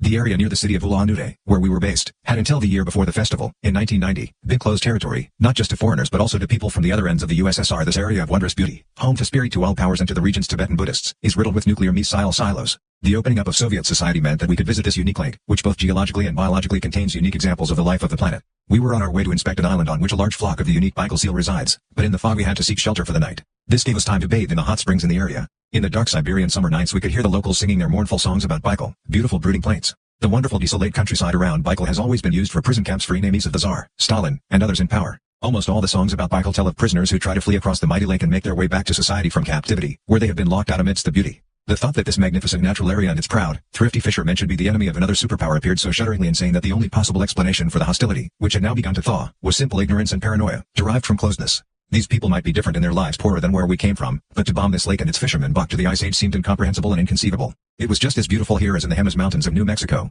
In one place, the atom bomb had been invented. In the other, people had been ordered to shut the rest of the world out because the bomb was present here. The spiritual and temporal leader of the Buddhists, the Dalai Lama, has declared both landscapes sacred. In neither place did it seem that the beauty was quite bearable. In both places, 1990 was the year in which the industrial culture began to invite the people's culture to participate in a dialogue about how we manage nature. In New Mexico, it was the Indians, in Siberia, the Mongolian tribesfolk, who were invited down from the mountains to sing and dance and talk of a cleaner lake. When the turn came for us Western Europeans to explain why we had come all this way to attend a festival for a lake, no lengthy speech proved necessary. The interpreter listened to my draft for the address and said, Dostoevsky says the same thing, beauty will save the world. 6 Information is a measure of unpredictability, disorder, mess, chaos, amazement, indescribability, surprise, otherness. Order is a measure of the opposite. Consciousness does not consist of very much information and regards itself as order. It is proud that by discarding information it can reduce all the disorder and confusion around it to simple, predictable laws for the origin of phenomena. Civilization consists of social and technological organization that rids our lives of information. As civilization has progressed, it has enabled the withdrawal of consciousness from the world. It has enabled a worldview in which the acknowledged picture of the world is identified with the world, where the map is identified with the terrain, where the denies the existence of the me, where all otherness is disclaimed, except in the form of a divine principle, where man can live only if he believes that the otherness is also good. But consciousness has also reached the age of composure. Through conscious studies of man and his consciousness, it has become clear that man is much more than his consciousness. It has become clear that people perceive far more than consciousness knows, that people do far more than their consciousness knows. The simulation of the world about us, which we experience and believe is the world itself, is made possible only through systematic illusions and reductions that result from discarding most of the unpredictable otherness that imbues the world outside us. The conscious must realize that it cannot account for the world out there. The formal and unequivocal description we can give of the world will never ever be able to predict or even describe that world exhaustively. The richness of a simplified formal description that can be contained in a consciousness with a bandwidth as low as ours will never be sufficient to describe the richness of what is different and outside us. Inside us, in the person who carries consciousness around, cognitive and mental processes take place that are far richer than consciousness can know or describe. Our bodies contain a fellowship with a surrounding world that passes right through us, in through our mouths, and out the other end, but is hidden from our consciousness. The body is part of a mighty living system, which totally forms and manages a planet that is called life. The conscious J can account for neither the world without nor the world within, and not, therefore, for the link between the world without and the world within. The religious philosopher Martin Buber belongs to the Hasidic movement that arose among Polish Jews in the 1700s. Its point is that union with the divinity is attained not by turning one's back on the world but by going out into the world with one's whole being, right in the middle of things. What is sacred is the enjoyment of life here and now. In his famous book Ich und Du, I and Thou, from 1923, Buber writes of God as the holy other but also as the holy same, the holy present. God changes and transforms, but is also the mystery of the self-evident, nearer to me than my eye. Both the world without and the world within are closer to my me than to my f-pound. The world without and the world within are more closely related to each other than to my slash. In 1930, Kurt Gödel described how a limited formal system could never be complete and free of contradiction at once. How a finite description would never be able to describe an infinite world. Consciousness will never be able to describe the world, neither within nor without itself. Both the person who is within and the world that is without are richer than consciousness can know. They each constitute a depth that can be charted and described, but not exhaustively known. They have links that consciousness cannot know about. Together, these depths, the inner and the outer, could be called Gödel's deep, and we could say that consciousness floats in Gödel's deep, floats in Gödel's deep. Gödel's theorem is based on a motor version of the liar paradox, which was discovered in ancient Greece when consciousness made its breakthrough. Am a liar. The simplest version runs, all Cretans lie is a version from antiquity formulated by Epimenides of Crete. Consciousness gave man the faculty of lying, of making assertions that are not true, of maintaining a gap between what is said and what is meant. The content of the modern version, Gödel's theorem, has been formulated by the Polish philosopher Alfred Tarski as the knowledge that it is impossible for a statement to prove about itself whether it is true or false. What is characteristic of the statement I am a liar is therefore not the word liar, even though it gave the paradox its name. What is characteristic is the word I, a speaker speaking about his own speech. It is self-reference that is the problem. The body cannot lie. Its bandwidth is too high for that. But the J can. In fact, the can do nothing else. The refers to itself as if it were the me. But it is not. The J simulates being the me, having control of the me. But the slash is just a map of the me. A map can lie. A terrain cannot. I am a liar is no the liar paradox. It is the truth about consciousness. Consciousness is a wonderful creation, brought about by biological evolution on Earth. An eternal awareness, a bold interpretation, a life-giving measure. But consciousness is about to retain composure by appreciating that it does not master the world, that an understanding of simple rules and principles of predictability in the world does not provide the possibility of guessing what the world is like. Consciousness is not very old, but it has changed our world in the course of the few thousand years it has dominated human life. It has brought about so much change that it is falling victim to the mechanisms that created it. Consciousness pretends that the simulation of the world it experiences is the actual sensation of the world, that what people consciously experience is what they sense, and that what they sense is the world itself. A consciousness that is not conscious that it is just consciousness, and not the world as it really is, has therefore become a danger to itself. Man can perceive and become aware of rapid changes in his surroundings. Consciousness has developed in order for us to be aware of certain forms of change in our surroundings. It seeks out rapid shifts, flashing lights, and known dangers. But the civilization that consciousness has created is now creating a completely new form of change, slow change, insidious change, global change, the extinction of species and the erosion of the terrestrial environment. The environmental crisis is exposing mankind to dangers and challenges toward which our attention is not automatically directed. As a species, we have learned to be aware of factors in our surroundings that no longer represent the true dangers. The world that made us is now gone, and the world we made is a new world, one that we have developed little capacity to comprehend. Write cognitive scientist Robert Ornstein and biologist Paul Erdős in their book New World, New Mind. Register. The two scientists argue that we human beings will have to change our way of perceiving the world. Civilization is threatened by changes taking place over years and decades, but changes over a few years or decades are too slow for us to perceive readily. Registered. We must therefore, they argue, create a new evolutionary process, a process of conscious evolution. We need to replace our old minds with new ones. Degree. A new form of education and training must help new generations to learn to apprehend the world in a way that is relevant to the problems the world is facing. Schools and universities will have to tell students about visual illusions, unconscious experiences, and how to adapt to change, for the only thing constant in life is change itself. Ornstein and Ehrlich, then, suggest a consciously trained change in consciousness as the answer to the problems consciousness has created. We must learn to know what we do not know, learn to be aware of the fact that we are not aware of everything, learn to be conscious that consciousness is limited. A genuine, necessary strategy, certainly, which corresponds completely to the fact that the scientific technological tradition is an absolute necessity if we are to solve the pollution problems created by the scientific technological tradition. But the question is whether more is required than a change in the way we teach future generations, more than a change in our consciousness. The question is whether there must be a change in the way we live, in the values we set for what it means to be human and to live a good life, a reassessment of the role of consciousness in our existence. There is one value that almost everybody seeks out and sets store by, a value that concerns the utmost and most wonderful thing about being human. A word we use for describing actions and thoughts, landscapes and scenes, experiences and intercourse, exertions and achievements when they are most entrancing, the sublime. When a ballet dancer, a singer, or an instrumentalist pull our attention toward them and make us quiver with presence, when a sudden remark refines weeks of argument to a simple idea that suddenly grasps everything that is positive about a situation, when a piece of carpentry executed with incomparable beauty testifies to total artisanal devotion, when a session with friends is imbued with total openness and ebullient feelings of togetherness, we talk of the sublime. The word possesses the dull ring of intellectual snobbery and sophistication, yet still it is susceptible to the idiom. From the sublime to the ridiculous there is only one step. The word sublime comes from Latin and means elevated, raised above the ordinary and humdrum. More precisely, sublime derives from two words, sub, under, and limen, roof, threshold, or lintel. The sublime is something that rises toward an upper limit. Actually, what rises up in an oblique line. 3. The word shares the same root as subliminal, described in Chapter 7, which in psychology refers to perception beneath the threshold that applies to conscious awareness.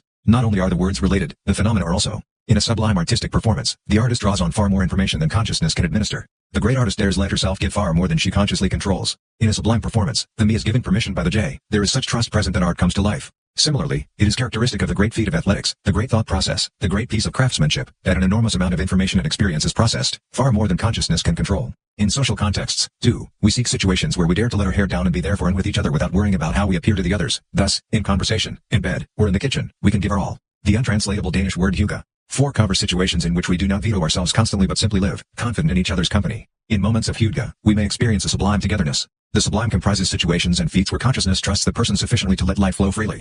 Seeking the sublime is not the same as seeking the absence of consciousness. It is seeking such well-prepared, familiar confidence in tasks and surroundings that one may give one's all. The weight of this confidence in hygge does in fact pass through the J, for it is the discipline in life and its social relationships, and the discipline in acquiring a skill that is the domain of the J, which provide access to the confidence and familiarity that allow them to be given a chance of practicing the skill to the full. There is no real conflict between consciousness and the sublime, for consciousness is the way to the sublime, discipline is the way to improvisation, stability is the way to surprise, cohesion is the way to openness. But consciousness is only the servant of the sublime, the method by which we may attain the feeling of familiarity, confidence, and closeness that means we dare to give. Consciousness is not a goal in itself, it is a means to being here now. Without consciousness, experience can be more than subliminal, it can also be sublime. The sublime experience is the one where we draw on our entire apparatus for experiencing and dare to mark the world as it really is, chaotic and contradictory, dread-provoking and menacing, painful and merry. Experiencing the state of the planet can generate angst and disquiet, because there are problems on the globe. But perhaps precisely this is the way to getting something done about the problems. Trust that we dare take our own experience seriously as the way to daring to experience what is, even if it is unpleasant. Theodore Rothschild claimed in 1979 that there was a close relationship between the needs of a planet and the needs of a person. That the environmental crisis manifests itself in our minds as a personal problem. That we can understand the state of the globe from our own bodies and from our own dread. The road to a more sustainable civilization is therefore through our willingness to dare to take note of ourselves. Only when we dare to do so can we take care of our own world, the planet we are so related to. We must learn to dare to be persons. Rothschild wrote in his book Person/Planet. 5 The sublime as a value is the emphasis on the value of consciousness when it is in equilibrium with the non-conscious interaction with the world, which is so much richer in information, otherness, surprises, slime, spiders, and snubs than our consciousness can ever be.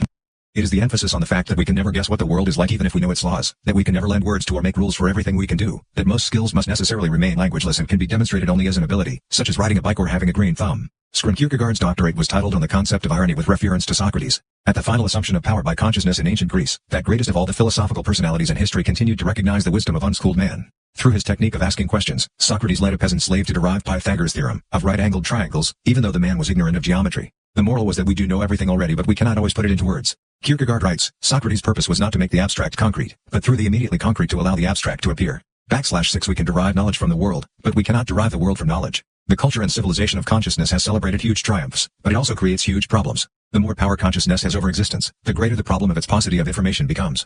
Civilization fills people with lack of otherness and contradiction, which leads to the same kind of insanity we find in dictators surrounded by yes men. It is important to dare to be pleased that we are not in full control, are not conscious all the time, to enjoy the liveliness of non-consciousness and combine it with the discipline and reliability of consciousness. Life is really more fun when you are not conscious of it.